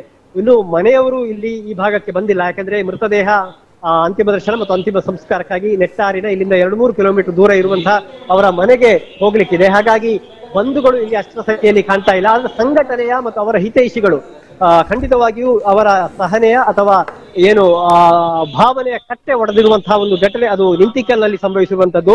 ಅವರು ಗೋಳೆಂದು ಹತ್ತುಕೊಳ್ಳುವಂತಹ ದೃಶ್ಯಗಳು ಎಂಥವರ ಮನವನ್ನ ಕಲಕುವಂತಹ ದೃಶ್ಯ ಆಗಿತ್ತು ಇದು ನಿಂತಿಕಲ್ಲಲ್ಲಿ. ಮತ್ತೆ ಇದಕ್ಕೆ ಸಂಬಂಧಪಟ್ಟ ಹಾಗೆ ನಿಂತಿಕಲ್ನಲ್ಲಿ ಒಂದಷ್ಟು ಕೆಲವರು ಫೋಟೋವನ್ನ ತೆಗೆದುಕೊಳ್ಬೇಕಿದ್ರೆ ಅವರ ವಿರುದ್ಧ ಅಸಮಾಧಾನವನ್ನು ವ್ಯಕ್ತಪಡಿಸಿದಂತ, ಆಕ್ರೋಶ ವ್ಯಕ್ತಪಡಿಸಿದ ಘಟನೆಗಳು ಕೂಡ ನಡೆದಿದ್ದಾವೆ ಅನ್ನುವಂತಹ ಮಾಹಿತಿ ಕೂಡ ಬರ್ತಾ ಇದೆ. ಅದೇನೇ ಇದ್ರೂ ಇದುವರೆಗೆ ಅತ್ಯಂತ ಶಾಂತಿಯುತವಾಗಿ ಈ ಅಂತಿಮ ದರ್ಶನಕ್ಕಾಗಿ ಮತ್ತು ಈ ಅಂತಿಮ ಯಾತ್ರೆ ನಡ್ಕೊಂಡು ಬಂದಿದೆ. ದಾಮೋದರ್, ಧನ್ಯವಾದಗಳು ದುರ್ಗಾಕುಮಾರ್ ನಾಯರ್ಕೆರೆ. ಬೆಳ್ಳಾರಿಯಿಂದ ನೇರ ಸಂಪರ್ಕದಲ್ಲಿ ಕುಮಾರ್ ನಾಯರ್ಕೆರೆ ಅವರು ನಮಗೆ ಮಾಹಿತಿಯನ್ನ ಒದಗಿಸಿದ್ರು. ಧನ್ಯವಾದಗಳು. ನಮಗೆ ಒಂದಷ್ಟು ಮಾಹಿತಿಗಳು ಬರ್ತಾ ಇರುವಂತದ್ದು, ಒಂದು ಚಿಕ್ಕಮಗಳೂರಿನಲ್ಲಿ ಒಂದು ಘಟನೆ ಆಗಿದೆ ಅನ್ನುವಂತಹ ಮಾಹಿತಿಗಳು. ಚಿಕ್ಕಮಗಳೂರಿನಲ್ಲಿ ಒಂದು ಘಟನೆ ಆಗಿರುವಂತಹ ಚಿಕ್ಕಮಗಳೂರಿನ ದೃಶ್ಯ ಇದು. ನಾವೀಗ ನಮಗೆ ತೋರಿಸ್ತಾ ಇರುವಂತಹ ಚಿಕ್ಕಮಗಳೂರಿನ ದೃಶ್ಯ. ಇಲ್ಲಿ ಏನಾಗ್ತಿದೆ ಅಂತಂದ್ರೆ, ಬಿಜೆಪಿ ಮುಖಂಡ ಪ್ರವೀಣ್ ನೆಟ್ಟಾರ್ ಹತ್ಯೆ ಪ್ರಕರಣ, ಪಕ್ಷದ ವಿರುದ್ಧವೇ ಆಕ್ರೋಶ ಹೊರಹಾಕಿದ ಚಿಕ್ಕಮಗಳೂರು ಬಿಜೆಪಿಯ ಯುವ ಮೋರ್ಚಾ, ಸಾಮೂಹಿಕ ರಾಜೀನಾಮೆಗೆ ಮುಂದಾದ ಬಿಜೆಪಿ ಯುವ ಮೋರ್ಚಾದ ಸದಸ್ಯರು. ಇದು ಚಿಕ್ಕಮಗಳೂರಿನ ದೃಶ್ಯ. ಬಿಜೆಪಿ ಸರ್ಕಾರದ ವಿರುದ್ಧ ಬಿಜೆಪಿ ಯುವ ಮೋರ್ಚಾ ಆಕ್ರೋಶ, ಬಿಜೆಪಿ ಯುವ ಮೋರ್ಚಾ ಸದಸ್ಯ ಪ್ರವೀಣ್ ಹತ್ಯೆಗೆ ಆಕ್ರೋಶ, ಸಾಮೂಹಿಕ ರಾಜೀನಾಮೆಗೆ ಮುಂದಾಗಿರುವ ಯುವ ಮೋರ್ಚಾ ಘಟಕ ಅನ್ನುವಂತಹ ಮಾಹಿತಿಗಳು ಲಭ್ಯವಾಗ್ತಾ ಇದೆ. ನಮ್ಮ ಜೊತೆಗೆ ಈಗ ನಮ್ಮ ಜೊತೆಗೆ ಸಂಪರ್ಕದಿದ್ದಾರೆ ಸಂತೋಷ್ ಶಾಂತಿನಗರ. ಸಂತೋಷ್ ಶಾಂತಿನಗರ ಅವರ ಹತ್ರ ಈ ತನಿಖೆಯ ಪ್ರಕ್ರಿಯೆ ಬಗ್ಗೆ ಕೇಳಬೇಕು. ಸರ್ ನಮಸ್ತೆ. ಸಂತೋಷ್ ಶಾಂತಿನಗರ ನಮ್ಮ ಪ್ರತಿನಿಧಿ ಸಂಪರ್ಕದಲ್ಲಿದ್ದಾರೆ. ಸರ್ ನಮಸ್ತೆ. ನಮಸ್ತೆ. ಈಗ ತನಿಖೆಯ ನೇತೃತ್ವವನ್ನ ಅಲೋಕ್ ಕುಮಾರ್ ವಹಿಸ್ತಾರೆ ಅನ್ನುವಂತ ಮಾಹಿತಿಗಳು ಲಭ್ಯವಾಗ್ತಾ ಇದೆ, ಹೌದಾ? ಅದು ಹೌದು, ಅವರು ಕಾನೂನು ವಿಭಾಗದ ಎಡಿಜಿಪಿ ಆಗಿದ್ದಾರೆ ಈಗ. ಹೌದು, ಒಬ್ಬ ದಕ್ಷ ಅಧಿಕಾರಿಯಾಗಿ ಗುರುತಿಸಿಕೊಂಡವರು ಹಲವಾರು ನಕ್ಸಲರ್ಗಳನ್ನ, ರೌಡಿಗಳನ್ನೆಲ್ಲ ಮಟ್ಟ ಹಾಕಿದಂತ ಒಬ್ಬ ಅಧಿಕಾರಿ. ಹೌದು. ಇದೀಗ ರಾಜ್ಯಾದ್ಯಂತ ಸಂಚಲನ ಮೂಡಿಸಿರುವಂತ ಒಂದು ಪ್ರಕರಣ ಪ್ರವೀಣ್ ನೆಟ್ಟಾರು. ಹೌದು. ಒಂದೆಡೆ ರಾಜ್ಯ ಸರ್ಕಾರಕ್ಕೆ ಮತ್ತು ಬಿಜೆಪಿಗೆ ಕೂಡ ಮುಜುಗರ ತರುವಂತ ಸನ್ನಿವೇಶ ಸೃಷ್ಟಿಯಾಗಿದೆ. ಭಾರಿ ವಿರೋಧಗಳು, ಸಾಮಾಜಿಕ ಜಾಲತಾಣಗಳಲ್ಲಿ ಜನಪ್ರತಿನಿಧಿಗಳ ವಿರುದ್ಧ ಆಕ್ರೋಶ ವ್ಯಕ್ತವಾಗುವಂತದ್ದು. ನೀವು ಈಗಾಗಲೇ ಉಲ್ಲೇಖ ಮಾಡಿದ ಹಾಗೆ ಚಿಕ್ಕಮಗಳೂರು, ಬೇರೆ ಬೇರೆ ಭಾಗದಲ್ಲಿ ಪಕ್ಷಕ್ಕೆ ರಾಜೀನಾಮೆ ಕೊಡುವಂತ ಚಟುವಟಿಕೆಗಳು ನಡೀತಾ ಇದೆ.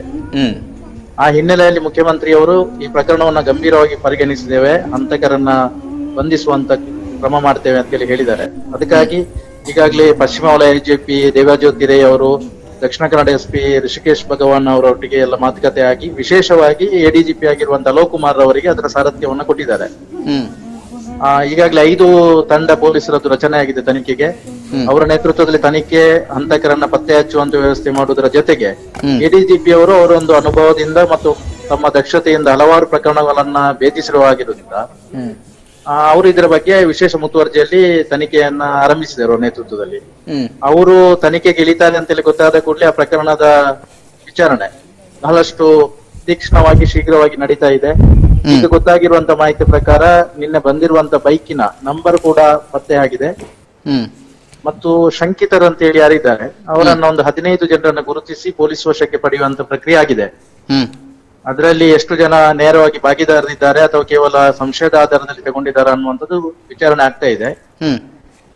ಪ್ರವೀಣ್ ನೆಟ್ಟಾರ್ ಒಬ್ಬ ಭಾರತೀಯ ಜನತಾ ಪಾರ್ಟಿಯ ಯುವ ಮೋರ್ಚಾದ ಸಕ್ರಿಯ ಸದಸ್ಯರಾಗಿದ್ರು, ಹಿಂದೂ ಸಂಘಟನೆಗಳಲ್ಲಿ ಸಕ್ರಿಯರಾಗಿದ್ರು, ಬಿಲ್ಲವ ಸಮುದಾಯದ ಸಂಘಟನೆಗಳಲ್ಲಿ ಸಕ್ರಿಯವಾಗಿದ್ರು. ಹಾಗಾಗಿ ಅವರಿಗೆ ಯಾವುದೇ ಕ್ರಿಮಿನಲ್ ಹಿನ್ನೆಲೆ ಇಲ್ಲದಿದ್ರು ಅವರನ್ನ ಈ ಪ್ರಕರಣದಲ್ಲಿ ಯಾಕೆ ಕೊಲೆ ಆಯ್ತು, ಅದರಲ್ಲಿ ಏನಾದ್ರೂ ರಿವೆಂಜ್ ಮರ್ಡರ್ ಇದೆಯಾ, ವ್ಯಕ್ತಿಗತವಾದ ವಿಚಾರಗಳಿದೆಯಾ, ರಾಜಕೀಯ ದ್ವೇಷ ಇದೆಯಾ ಅಂತ ಹೇಳುವಂತ ಬೇರೆ ಬೇರೆ ಆಯಾಮಗಳಲ್ಲಿ ತನಿಖೆ ಮಾಡುವಂತ ಪ್ರಕ್ರಿಯೆ ಆಗ್ತಾ ಇದೆ. ಈಗ ಪ್ರವೀಣ್ ನೆಟ್ಟಾರ್ ಅವರು ಬೇರೆ ಬೇರೆ ಸಂಘಟನೆಗಳಲ್ಲಿ ತೊಡಗಿಕೊಂಡಂತವ್ರು ಮತ್ತು ಇತ್ತೀಚೆಗೆ ನಡೆದಂತ ಒಂದು ಮರ್ಡರ್ ಕೇಸ್ ಏನಿದೆ ಅದರ ರಿವೆಂಜ್ ಅಂತ ಹೇಳುವಂತ ಚರ್ಚೆಗಳು ನಡೀತಿತ್ತು. ಆದ್ರೆ ಅದರ ರಿವೆಂಜ್ ಅಲ್ಲ ಅನ್ನುವಂತ ಚರ್ಚೆಗಳು ಕೂಡ ಇದೆ. ಹೇಗೆ ವಿಶ್ಲೇಷಣೆ ಮಾಡಲಾಗ್ತಾ ಇದೆ ಹೊರಗಡೆ? ಅಲ್ಲ, ಅದಕ್ಕೆ ರಿವೆಂಜ್ ಆಗ್ಲಿಕ್ಕೆ ಒಂದು ಕಾರಣ ಏನು ಅಂತ ಹೇಳಿದ್ರೆ, ಮೊನ್ನೆ ಬೆಳ್ಳಾರಿಯಲ್ಲಿ ನಡೆದಂತ ಮಸೂದ್ ಅಂತ ಹೇಳುವ ಒಂದು ಯುವಕನ ಕೊಲೆಯಲ್ಲಿ ಪ್ರವೀಣ್ ಅವರ ಯಾವುದೇ ಪಾತ್ರ ಇಲ್ಲ. ಓಕೆ. ಅದರಲ್ಲಿ ಇರುವಂತ 8 ವ್ಯಕ್ತಿಗಳು ಯಾರಿದ್ದಾರೆ ಅವರನ್ನ ಕೊಲೆಯತ್ನ ಪ್ರಕರಣದಲ್ಲಿ ಪೊಲೀಸರು ಬಂಧನ ಮಾಡಿದ್ರು. ಆ ನಂತರ ಮಸೂದ್ ಆಸ್ಪತ್ರೆಯಲ್ಲಿ ನಿಧನರಾದ ನಂತರ ಅದು ಕೊಲೆ ಪ್ರಕರಣ ಆಗಿ ಪರಿವರ್ತನೆ ಆಯಿತು. ಅದು ಆಗ ಕೊಲೆ ಆರೋಪದಲ್ಲಿ ಕೂಡ 8 ಜನ ಯಾರು ಕಸ್ಟಡಿಯಲ್ಲಿದ್ರು ಅವರನ್ನೇ ಕೊಲೆ ಆರೋಪಿಗಳು ಅಂತ ಬಂಧನ ಆಗಿದೆ. ಅವರು ಈಗ ನ್ಯಾಯಾಂಗ ಬಂಧನದ ವ್ಯವಸ್ಥೆಯಲ್ಲಿ ಇದ್ದಾರೆ. ಹಾಗಾಗಿ ಆ ಪ್ರಕರಣದಲ್ಲಿ ಪ್ರವೀಣ್ ನೆಟ್ಟಾರ್ ಇರ್ತಿದ್ರೆ ಅವರು ಕೂಡ ಆರೋಪಿ ಆಗಿರ್ತಿದ್ರು.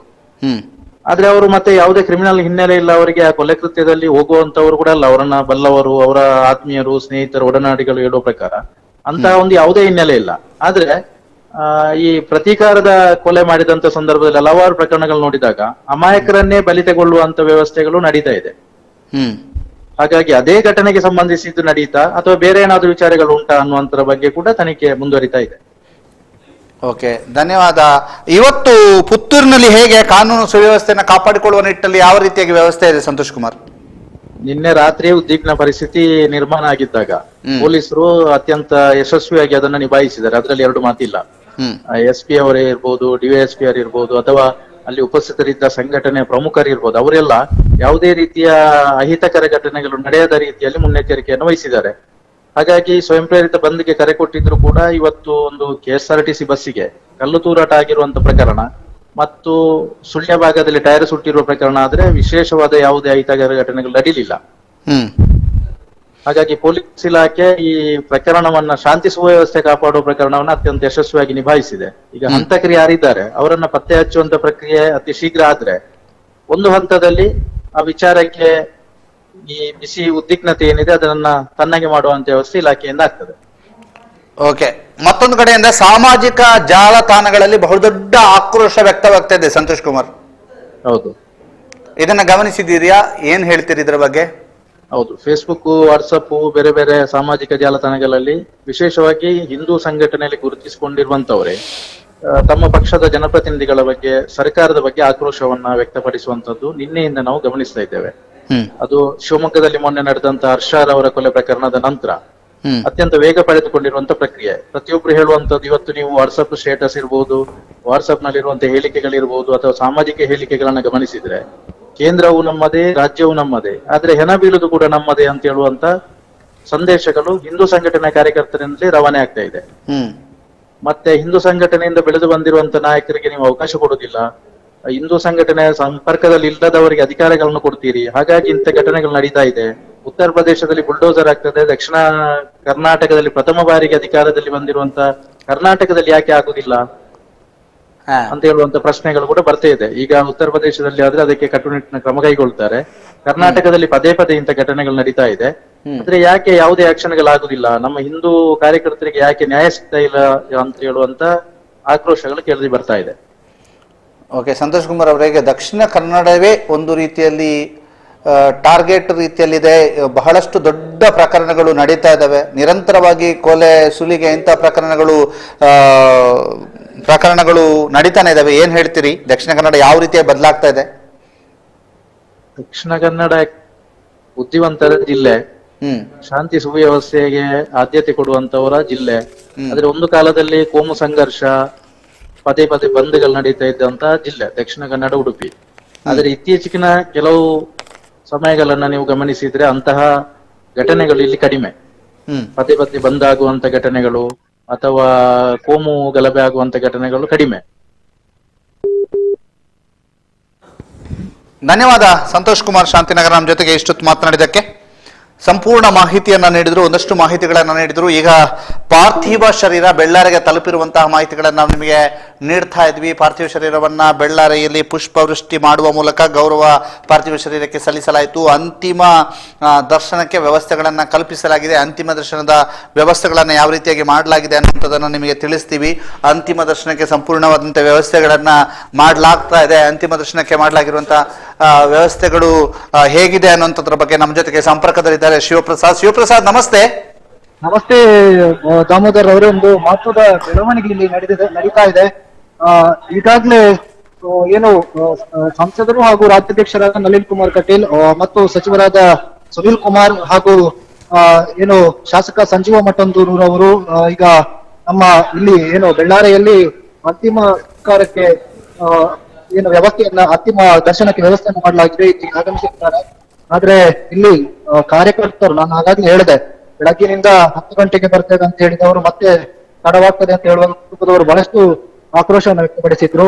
ಇಲ್ಲಿ ಒಟ್ಟು ಕಾರ್ಯಕರ್ತರು ಭಾವೋದ್ವೇಗಕ್ಕೆ ಒಳಗಾಗಿ ಬಹಳಷ್ಟು ಧಿಕ್ಕಾರದ ಕೂಗನ್ನ ಹಾಕ್ತಾ ಇದ್ದಾರೆ. ದಾಮೋದರ್, ಯಾರಿಗೆ ಧಿಕ್ಕಾರ? ಏನು ಇಷ್ಟೊಂದು ಕೊಲೆಗಳು ನಡೆದ್ರು ಕೂಡ ಈ ರೀತಿಯಾಗಿ ಏನು ಒಂದು ಯಾವುದೇ ಸಂಬಂಧ ಇದ್ದಾರೆ ಅನ್ನುವಂತ ರೀತಿಯಲ್ಲಿ ಒಂದು ವರ್ತಿಸುತ್ತಿರುವಂತ ಜನಪ್ರತಿನಿಧಿಗಳ ವಿರುದ್ಧ ಏನು ಇವರು ಧಿಕ್ಕಾರವನ್ನ ಕೊಡ್ತಾ ಇದ್ದಾರೆ, ನ್ಯಾಯಕ್ಕಾಗಿ ಧಿಕ್ಕಾರವನ್ನ ಕೊಡ್ತಾ ಇದ್ದಾರೆ. ಒಟ್ಟು ಬೆಳ್ಳಾರಿಯಲ್ಲಿ ಇವತ್ತು ಏನು ಈಗ ಆಗಮಿಸಿರುವಂತಹ ಸಂಸದರು ಹಾಗೂ ಇನ್ನಿತರ ಜನಪ್ರತಿನಿಧಿಗಳ ವಿರುದ್ಧ ಬಹಳಷ್ಟು ಆಕ್ರೋಶ ವ್ಯಕ್ತವಾಗ್ತಾ ಇದೆ. ಓಕೆ, ಆ ದೃಶ್ಯಗಳು ಲಭ್ಯ ಆಗಿದೆಯಾ? ಎಸ್, ಲಭ್ಯ ಆಗಿದೆ. ಈಗಾಗಲೇ ತಮಗೆ ಅದು ತಲುಪಿದೆ ಅಂತ ಭಾವಿಸ್ತಾ ಇದ್ದೇನೆ. ಓಕೆ ಓಕೆ ಓಕೆ ಓಕೆ ಇದೀಗ ಬಂದಿರುವಂತಹ ಮಾಹಿತಿ. ಶಿವಪ್ರಸಾದ್, ಮತ್ತೆ ಜನ ಎಷ್ಟಿದ್ದಾರೆ? ಜನ ಬಹಳಷ್ಟು ಇಲ್ಲಿ ಒಂದು ಶಿವಪ್ರಸಾದ್ ಹೋಲ್ಡ್ ಆನ್. ಈಗ ಆ ದೃಶ್ಯಗಳನ್ನ ತೋರಿಸ್ತಾ ಇದೀವಿ, ಯಾವ ರೀತಿಯಾದ ಪ್ರತಿಭಟನೆಯಲ್ಲಿ ನಡೀತಾ ಇದೆ ಅನ್ನುವಂಥದ್ದು. ಆ ದೃಶ್ಯಗಳಿಗೆ ಸೌಂಡ್ ಕೊಡಿ.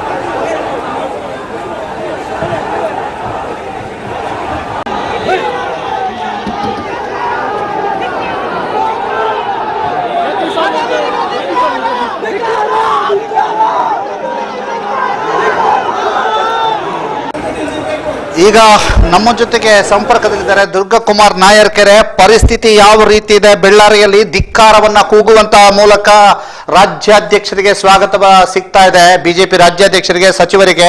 ಹೇಗಿದೆ ದುರ್ಗಕುಮಾರ್ ಆಕ್ರೋಶ? ಒಂದು 15 ನಿಮಿಷದ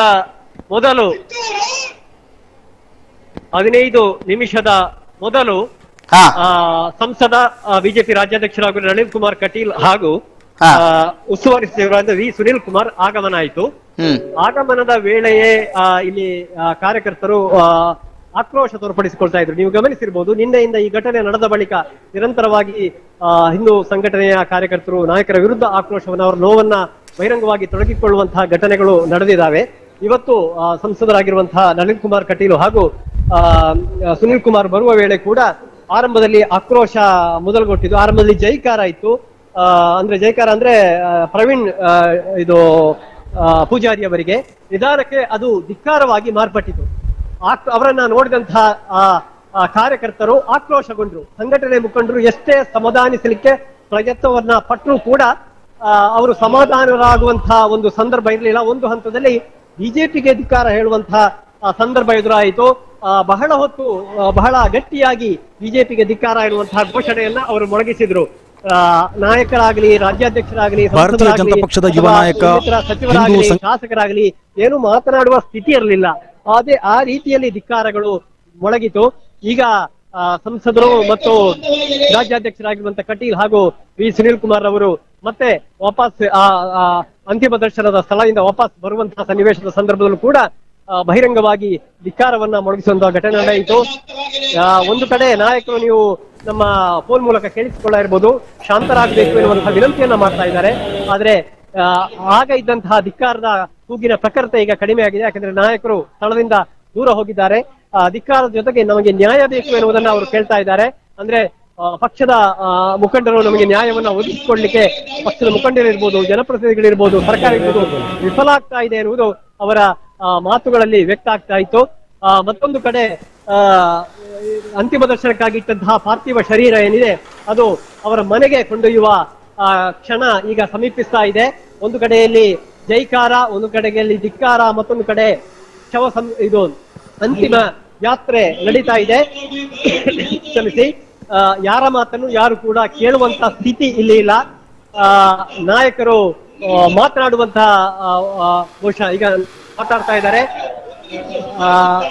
ಬಹುಶಃ ನೇರ ಪ್ರಸಾರದಲ್ಲಿ, ಅಂದ್ರೆ ನೇರ ಧ್ವನಿಯಲ್ಲಿ ಅದನ್ನ ಕೇಳಿಸಲಿಕ್ಕೆ ಸಾಧ್ಯ ಆಗತ್ತಾ ಅಂತ ಪ್ರಯತ್ನ ಪಡ್ತಾ ಇದ್ದೇನೆ. ಧ್ವನಿವರ್ಧಕಗಳ ಮೂಲಕ ನಾಯಕರು ಮಾತನಾಡಲಿಕ್ಕೆ ವಿನಂತಿಯನ್ನ ಮಾಡ್ತಾ ಇದ್ದಾರೆ. ಅದನ್ನು ಕೇಳಿಸುವ ಸ್ಥಿತಿಯಲ್ಲಿ ಕಾರ್ಯಕರ್ತರಿಲ್ಲ. ಯಾಕಂದ್ರೆ ಅವರ ಘೋಷಣೆಗಳು ಇನ್ನೂ ಕೂಡ ನಿಂತಿಲ್ಲ. ಸಂಘಟನೆಯ ಮುಖಂಡರು, ನಾಯಕರು ಮಾತನಾಡ್ತಾ ಇದ್ದಾರೆ ಧ್ವನಿವರ್ಧಕದಲ್ಲಿ ಅಂತ ವಿನಂತಿಯನ್ನ ಮಾಡ್ತಾ ಇದ್ದಾರೆ. ಆದ್ರೆ ಘೋಷಣೆಗಳು ನಿಲ್ತಾ ಇಲ್ಲ. ಹಾಗಾಗಿ ಅವರು ಮಾತನಾಡಲಿಕ್ಕೆ ಕೂಡ ಈಗ ಆರಂಭ ಮಾಡಲಿಲ್ಲ. ದಾಮೋದರ್, ದುರ್ಗಕುಮಾರ್, ಈಗ ಜನರು ಎಷ್ಟು ಸಂಖ್ಯೆಯಲ್ಲಿದ್ದಾರೆ? ಬಹುತೇಕರದ್ದು ಕೂಗು ಒಂದೇ ರೀತಿ ಇತ್ತ? ಬಹುತೇಕರದು ಅಂತಲ್ಲ, ಈ ಭಾಗದಲ್ಲಿ ಅಂತಿಮ ದರ್ಶನದ ಭಾಗದಲ್ಲಿ ಯಾರು ಸಂಘಟನೆಯ ಕಾರ್ಯಕರ್ತರು ನಿಂತಿದ್ದಾರೆ ಅವರಿಂದ ಒಂದು 20-30 ಮೀಟರ್ ಪರಿಧಿಯಲ್ಲಿ ನಿಂತಿರುವಂತಹ ಕಾರ್ಯಕರ್ತರು ಯಾರಿದ್ದಾರೆ ಅವರು ಈ ಘೋಷಣೆಯನ್ನ ಮೊಳಗಿಸ್ತಾ ಇದ್ದಾರೆ. ಸಾವಿರಾರು ಸಂಖ್ಯೆಯಲ್ಲಿ ಸೇರಿದಂತಹ ಉಳಿದ ಜನಗಳು ಈ ಒಂದು ಘಟನೆಯನ್ನ ವೀಕ್ಷಣೆ ಮಾಡ್ತಾ ಇದ್ದಾರೆ ಅಷ್ಟೇ. ಅವರಿಂದ ಯಾವುದೇ ಭಾವನೆಗಳು ಅಥವಾ ಘೋಷಣೆಗಳು ವ್ಯಕ್ತ ಆಗ್ತಾ ಇಲ್ಲ. ಆದ್ರೆ ಹತ್ತಿರ ಇರುವಂತಹ ಕಾರ್ಯಕರ್ತರು ಯಾರಿದ್ದಾರೆ ಅವರು ಇನ್ನೂ ಕೂಡ ತಮ್ಮ ಘೋಷಣೆಯನ್ನ ಇನ್ನೂ ಕೂಡ ನಿಲ್ಲಿಸಿಲ್ಲ. ನೀವು ಕೇಳ್ತಾ ಇದೆ, ಬಹುಶಃ ಬೇರೆ ಬೇರೆ ಸಂಘಟನೆಗಳ ನಾಯಕರು ಪ್ರಯತ್ನವನ್ನ ಪಡ್ತಾ ಇದ್ದಾರೆ. ಮತ್ತೊಂದು ಕಡೆ ಟ್ರಾಫಿಕ್ ಕ್ಲಿಯರೆನ್ಸ್ ಮಾಡಬೇಕಾಗತ್ತೆ. ಯಾಕಂದ್ರೆ ಆಂಬ್ಯುಲೆನ್ಸ್ ಹೋಗ್ಬೇಕಿದ್ರೆ ಇಲ್ಲಿ ಟ್ರಾಫಿಕ್ ಕ್ಲಿಯರೆನ್ಸ್ ಮಾಡಬೇಕು. ಅದಕ್ಕಾಗಿ ನಾಯಕರು ಮತ್ತು ಪೊಲೀಸ್ ಅಧಿಕಾರಿಗಳು ಮುಂದುವರೆದಿದ್ದಾರೆ.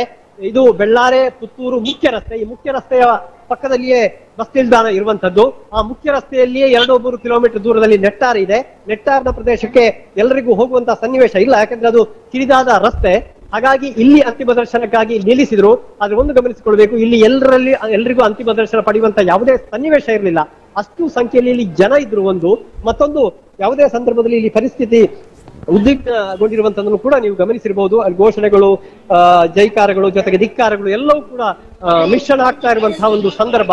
ಹಾಗಾಗಿ ತುಂಬಾ ಹೊತ್ತು ಇಲ್ಲಿ ಅಂತಿಮ ದರ್ಶನಕ್ಕಾಗಿ ಮೃತದೇಹವನ್ನ, ಪಾರ್ಥಿವ ಶರೀರವನ್ನ ಇಟ್ರೆ ಅದರ ಪರಿಸ್ಥಿತಿ ಯಾವ ದಿಕ್ಕಿಗೆ ಹೋಗಬಹುದು ಅಂತ ಅವರಿಗೂ ಕೂಡ ಮನವರಿಕೆ ಆಗಿಲ್ಲ. ಹಾಗಾಗಿ ಬಹಳ ದೂರದಿಂದ ಇದನ್ನ ಗಮನಿಸುವ ಸಂಖ್ಯೆಯಲ್ಲಿ ಇದ್ದಾರೆ. ಅವರು ಯಾರು ಕೂಡ ದೂರದಲ್ಲಿದ್ದವರು ಅಂತಿಮ ದರ್ಶನ ಪಡೆಯಲಿಕ್ಕೆ ಹೋಗ್ತಾ ಇಲ್ಲ. Thank you. ಇದು ನಾವು ನಿಮಗೆ ತೋರಿಸ್ತಾ ಇದ್ದೀವಿ ಅಂತಿಮ ದೃಶ್ಯಗಳು, ಅಂತಿಮ ಕ್ಷಣದ ದೃಶ್ಯಗಳು, ಅಂತಿಮ ದರ್ಶನದ ದೃಶ್ಯಗಳು. ಅಲ್ಲಿ ನಾವು ನಿಮಗೆ ತೋರಿಸ್ತಾ ಇದ್ದೀವಿ ಯಾವ ರೀತಿಯಲ್ಲಿ ಜನರು ಸೇರಿದ್ದಾರೆ ಅನ್ನುವಂಥದ್ದು, ವ್ಯವಸ್ಥೆಗಳು ಹೇಗಾಗಿದೆ ಅನ್ನುವಂಥದ್ದನ್ನು ನಾವು ನಿಮಗೆ ತೋರಿಸ್ತಾ ಇದ್ದೀವಿ. ಅದರ ಜೊತೆಗೆ ಕಾರ್ಯಕರ್ತರು ಯಾವ ರೀತಿಯಲ್ಲಿ ಇದ್ದಾರೆ ಅನ್ನುವಂತಹ ದೃಶ್ಯವನ್ನು ನೋಡ್ತಾ ಇದ್ದೀರಿ ನೀವು.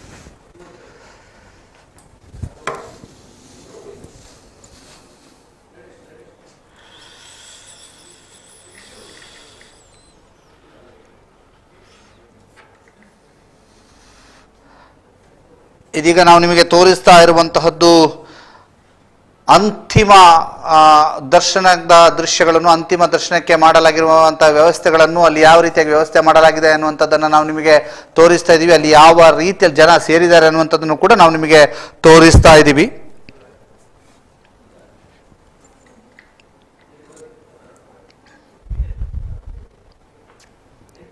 ಆ ದೃಶ್ಯಗಳನ್ನು ನಾವು ನಿಮಗೆ ಈಗ ತೋರಿಸ್ತಾ ಇದ್ದೀವಿ. ಬಹಳ ದೊಡ್ಡ ಸಂಖ್ಯೆಯಲ್ಲಿ ಜನರು ಸೇರಿರುವಂಥದ್ದು, ಅಂತಿಮ ದರ್ಶನಕ್ಕೆ ಮಾಡಲಾಗಿರುವಂಥ ವ್ಯವಸ್ಥೆಗಳು, ಬಹಳ ದೊಡ್ಡ ಸಂಖ್ಯೆಯಲ್ಲಿ ಜನ ಸೇರಿರುವಂಥದ್ದು, ಆಗಮಿಸಿದಂತಹ ನಾಯಕರು ಎಲ್ಲರನ್ನು ಕೂಡ ನಾವು ನಿಮಗೀಗ ತೋರಿಸ್ತಾ ಇದ್ದೀವಿ.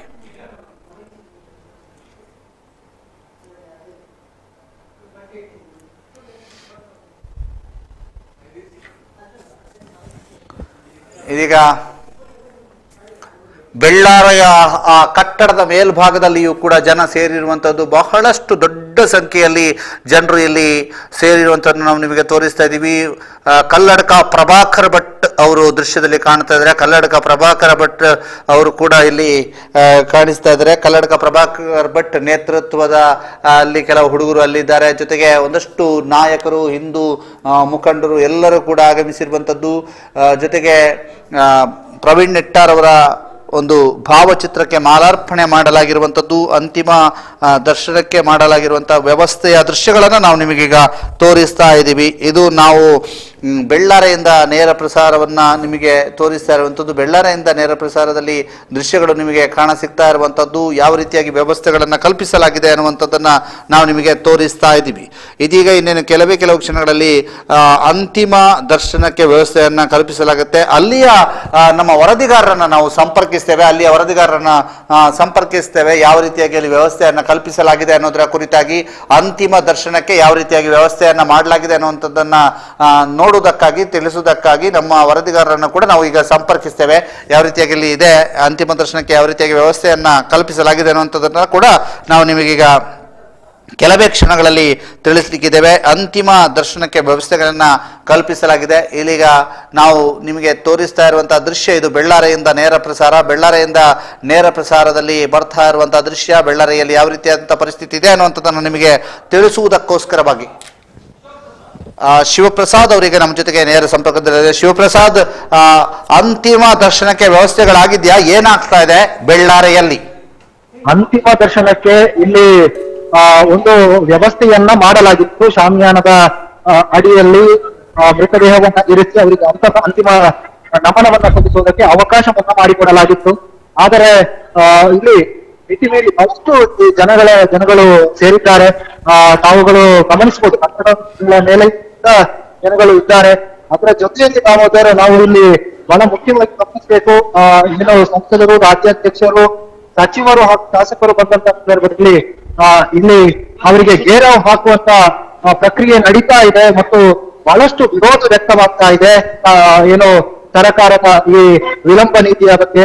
ಹಾಗಾಗಿ ಇಲ್ಲಿ ಬಹಳಷ್ಟು ಒಂದು ಉದ್ವಿಗ್ನ ಪರಿಸ್ಥಿತಿಯೂ ಕೂಡ ಇದೆ. ಅದನ್ನ ಕಂಟ್ರೋಲ್ ಮಾಡೋದಕ್ಕಾಗಿ ಪ್ರಭಾಕರ್ ಭಟ್ರು ಅವರು ಸ್ವತಃ ತಾವೇ ಮೈಕನ್ನು ಹಿಡಿದು ಜನರನ್ನ ಸಮಾಧಾನ ಪಡಿಸುವಂತ ಕೆಲಸವನ್ನು ಮಾಡ್ತಾ ಇದ್ದಾರೆ.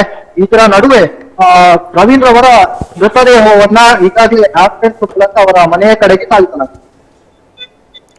ಓಕೆ, ಅಲ್ಲಿ ಆ ಜನಸಂದಣಿಯಲ್ಲಿ ಒಂದು ವ್ಯವಸ್ಥಿತವಾಗಿ ಈಗಾಗಲೇ ಇಲ್ಲಿ ಸಾಮ್ಯಾನವನ್ನು ಕೂಡ ಕಿತ್ತೊಗೆಯುವಂತ ಕೆಲಸಗಳು ಆಗ್ತಾ ಇದೆ. ದಾಮೋದರ್ ನಿಮಗೆ ಲೈವ್ ವಿಚಾರಗಳನ್ನು ನಾವು ಇಲ್ಲಿ ತಿಳಿಸ್ತಾ ಇದ್ದೇವೆ. ಶಾಸಕರ ಮನೆಗೆ ಅತೀವವಾದ ಆಕ್ರೋಶ ಇಲ್ಲಿನ ಜನರಿಗೆ ವ್ಯಕ್ತವಾಗ್ತಾ ಇದೆ. ಹಾಕಿದ್ದಂತ ಸಾಮ್ಯಾನವನ್ನು ಕೂಡ ಕಿತ್ತು ಬರುವ ರೀತಿಯಲ್ಲಿ ಕೆಲಸಗಳಾಗ್ತಾ ಇದೆ, ನೂಕುನುಗ್ಗಳಾಗ್ತಾ ಇದೆ. ಶಾಸಕರನ್ನ, ಸಚಿವರನ್ನ ಒಂದಾಡಿ ಇಡ್ಲಿಕ್ಕೆ ಬಿಡುತ್ತಾ ಇಲ್ಲ. ಪ್ರಭಾಕರ ಭಟ್ರು ಅವರ ನೇತೃತ್ವದಲ್ಲಿ ಅವರನ್ನ ಕರೆದುಕೊಂಡು ಹೋಗಕ್ಕೆ ಆಗ್ತಾ ಇದೆ. ಆದ್ರೆ ಜನರು ಅಡ್ಡ ಬಂದು ಅವರನ್ನ ಯಾವುದೇ ರೀತಿಯಲ್ಲೂ ಹೋಗದ ರೀತಿಯಲ್ಲಿ ತಡೀತಾ ಇದ್ದಾರೆ. ದಾಮೋದರ್, ಓಕೆ, ಶಾಸಕರು ಸಚಿವರನ್ನ ಯಾವುದೇ ಕಾರಣಕ್ಕೂ ಅಲ್ಲಿ ಮುಂದಡಿ ಇಡ್ಲಿಕ್ಕೆ ಬಿಡ್ತಾ ಇಲ್ಲ. ಪ್ರಭಾಕರ ಭಟ್ರ ನೇತೃತ್ವದಲ್ಲಿ ಅವರನ್ನ ಕರೆದುಕೊಂಡು ಹೋಗಲಾಗ್ತಾ ಇದೆ ಅನ್ನುವಂತಹ ಮಾಹಿತಿಗಳನ್ನ ನೀಡಿದ್ದಾರೆ ಶಿವಪ್ರಸಾದ್. ಈಗ ಹೇಗಿದೆ ಅಲ್ಲಿ ಕಾನೂನು ಸುವ್ಯವಸ್ಥೆಯನ್ನ ಕಾಪಾಡುವಂತ ನಿಟ್ಟಿನಲ್ಲಿ ಪೊಲೀಸರು ಯಾವ ರೀತಿಯಾಗಿ ಭದ್ರತೆಯನ್ನ ಕೈಗೊಂಡಿದ್ದಾರೆ ಶಿವಪ್ರಸಾದ್? ಇಲ್ಲೇ ಮೇಲ್ನೋಟಕ್ಕೆ ಗಮನಿಸುತ್ತಿದ್ರೆ ಒಂದ್ ಸ್ವಲ್ಪ ಪೊಲೀಸರ ಕೊರತೆ ಎಂದು ಕಾಣ್ತಾ ಇದೆ. ಒಂದಷ್ಟು ಭದ್ರತೆಯನ್ನು ಮಾಡಿದ್ದು ಕೂಡ ಇಲ್ಲಿನ ಜನರನ್ನ ಕಂಟ್ರೋಲ್, ಅಂದ್ರೆ ಅವರ ಆಕ್ರೋಶವನ್ನು ಕಂಟ್ರೋಲ್ ಮಾಡೋದು ಪೊಲೀಸರಿಗೂ ಸಾಧ್ಯವಾಗ್ತಾ ಇಲ್ಲ. ಪ್ರಭಾಕರ ಭಟ್ರು ಮತ್ತು ಶರಣ್ ಪಂಪೆಲ್ರವರು ನೇರವಾಗಿ ಮುಂಭಾಗದಲ್ಲಿ ನಿಂತು ಮೆರವಣಿಗೆಯನ್ನು ಮುಂದುವರಿಸ್ತಾ ಇದ್ದಾರೆ. ಹಿಂದೂ ಮುಖಂಡರಾಗಿರುವಂತಹ ಕಲ್ಲಡ್ಗ ಪ್ರಭಾಕರ ಭಟ್ ಮತ್ತು ಶರಣ್ ಪಂಪೇಲ್ ಅವರು ಮುಂದಡಿ ಇಟ್ಟು ಈಗ ನಾವು ಆ ಒಂದು ಪಾರ್ಥಿವ ಶರೀರವನ್ನ ಕರೆತರ್ತಾ ಇರುವಂತಹ ದೃಶ್ಯವನ್ನ ನೋಡ್ತಾ ಇದ್ದೇವೆ. ಅಂತಿಮ ದರ್ಶನಕ್ಕೆ ಮಾಡಬೇಕಾಗಿರುವಂತಹ ವ್ಯವಸ್ಥೆಯನ್ನ ಕಲ್ಪಿಸ್ತಾ ಇರುವಂತದ್ದು, ವ್ಯವಸ್ಥೆಯನ್ನ ಮಾಡ್ತಾ ಇರುವಂತಹ ದೃಶ್ಯಗಳನ್ನ ನಾವು ನಿಮಗೆ ತೋರಿಸ್ತಾ ಇದ್ದೀವಿ. ಅಂತಿಮ ದರ್ಶನದ ವ್ಯವಸ್ಥೆಗಳನ್ನ ನಿಮಗೆ ತೋರಿಸ್ತಾ ಇದ್ದೀವಿ. ಅಂತಿಮ ದರ್ಶನಕ್ಕೆ ಮಾಡಬೇಕಾಗಿರುವಂತದ್ದು ಪಾರ್ಥಿವ ಶರೀರವನ್ನ ಆ ಒಂದು ಅಂತಿಮ ದರ್ಶನಕ್ಕೆ ಇಡಲಾಗುವಂತಹ ಪ್ರದೇಶಕ್ಕೆ ಕರೆತಂದಂತಹ ರೀತಿಯನ್ನ ನಿಮಗೆ ತೋರಿಸ್ತಾ ಇದ್ದೀವಿ. ಆ ದೃಶ್ಯಗಳನ್ನ ನಾವು ನಿಮಗೆ ಈಗ ತೋರಿಸ್ತಾ ಇದ್ದೀವಿ. ಇದು ಅಂತಿಮ ದರ್ಶನಕ್ಕೆ ಮಾಡಲಾಗಿರುವಂತಹ ದೃಶ್ಯಗಳು. ಅಂತಿಮ ದರ್ಶನಕ್ಕೆ ಯಾವ ರೀತಿಯಾಗಿ ವ್ಯವಸ್ಥೆಯನ್ನ ಕಲ್ಪಿಸಲಾಗಿದೆ ಅನ್ನುವಂಥದ್ದನ್ನು ನಿಮಗೆ ತೋರಿಸ್ತಾ ಇದ್ದೀವಿ. ಇಲ್ಲಿ ಪ್ರವೀಣ್ ನೆಟ್ಟಾರ್ ಅವರ ಪಾರ್ಥಿವ ಶರೀರವನ್ನ ಸಹಸ್ರಾರು ಸಂಖ್ಯೆಯಲ್ಲಿ ನೋಡುವುದಕ್ಕಾಗಿ ಜನರು ಕಾಯ್ತಾ ಇದ್ದಾರೆ. ಪಾರ್ಥಿವ ಶರೀರವನ್ನ ನೋಡುವುದಕ್ಕಾಗಿ ಸಹಸ್ರಾರು ಸಂಖ್ಯೆಯಲ್ಲಿ ಜನರು ಕಾಯ್ತಾ ಇರುವಂತದ್ದು. ಇದೀಗ ಪಾರ್ಥಿವ ಶರೀರವನ್ನ ಆ ಒಂದು ಅಂತಿಮ ದರ್ಶನಕ್ಕೆ ವ್ಯವಸ್ಥೆ ಮಾಡಲಾಗಿರುವಂತಹ ಪ್ರದೇಶಕ್ಕೆ ಕರೆತಲಾಗಿದೆ. ಅಲ್ಲಿ ಆ ಒಂದು ಪಾರ್ಥಿವ ಶರೀರವನ್ನು ಇಡಲಾಗ್ತದೆ. ಆ ಇಡುವಂತಹ ವ್ಯವಸ್ಥೆಯನ್ನ ಮಾಡಲಾಗ್ತದೆ. ಜೊತೆಗೆ ಸಹಸ್ರಾರು ಸಂಖ್ಯೆಯಲ್ಲಿ ಹಿಂದೂ ಕಾರ್ಯಕರ್ತರು, ಪ್ರವೀಣ್ ನೆಟ್ಟಾರ್ ಅವರ ಅಭಿಮಾನಿಗಳು, ಜೊತೆಗೆ ಬಿಜೆಪಿ ಕಾರ್ಯಕರ್ತರು, ಜೊತೆಗೆ ಹಿತೈಷಿಗಳು, ಕುಟುಂಬಸ್ಥರು ಅಲ್ಲಿ ಸೇರಿರ್ತಕ್ಕಂಥದ್ದು. ಇದೀಗ ಬೆಳ್ಳಾರಿಯಿಂದ ನೇರ ದೃಶ್ಯಗಳಲ್ಲಿ ನಿಮಗೆ ತೋರಿಸ್ತಾ ಇದ್ದೀವಿ ಪರಿಸ್ಥಿತಿ ಹೇಗಿದೆ ಅನ್ನುವಂಥದ್ದನ್ನ. ಅಲ್ಲಿ ಇಂಥ ವಾತಾವರಣವನ್ನು ನಾವು ನಿಮಗೆ ತೋರಿಸ್ತಾ ಇದ್ದೀವಿ ಯಾವ ರೀತಿಯಾಗಿದೆ ಅನ್ನುವಂಥದ್ದು. ಬೆಳ್ಳಾರಿಯಿಂದ ನೇರ ಪ್ರಸಾರದಲ್ಲಿ ನಿಮಗೆ ತೋರಿಸ್ತಾ ಇದ್ದೀವಿ ಆ ದೃಶ್ಯಗಳನ್ನ, ಅಲ್ಲಿಯ ದೃಶ್ಯಗಳು ಹೇಗಿದೆ ಅಂತ, ಜೊತೆಗೆ ಅಂತಿಮ ದರ್ಶನಕ್ಕೆ ಬೇಕಾದಂತಹ ವ್ಯವಸ್ಥೆಗಳನ್ನು ಯಾವ ರೀತಿಯಾಗಿ ಮಾಡ್ತಾ ಇದ್ದಾರೆ ಅನ್ನುವಂಥ ದೃಶ್ಯಗಳನ್ನ ಈಗ ನಿಮಗೆ ತೋರಿಸ್ತಾ ಇದ್ದೀವಿ.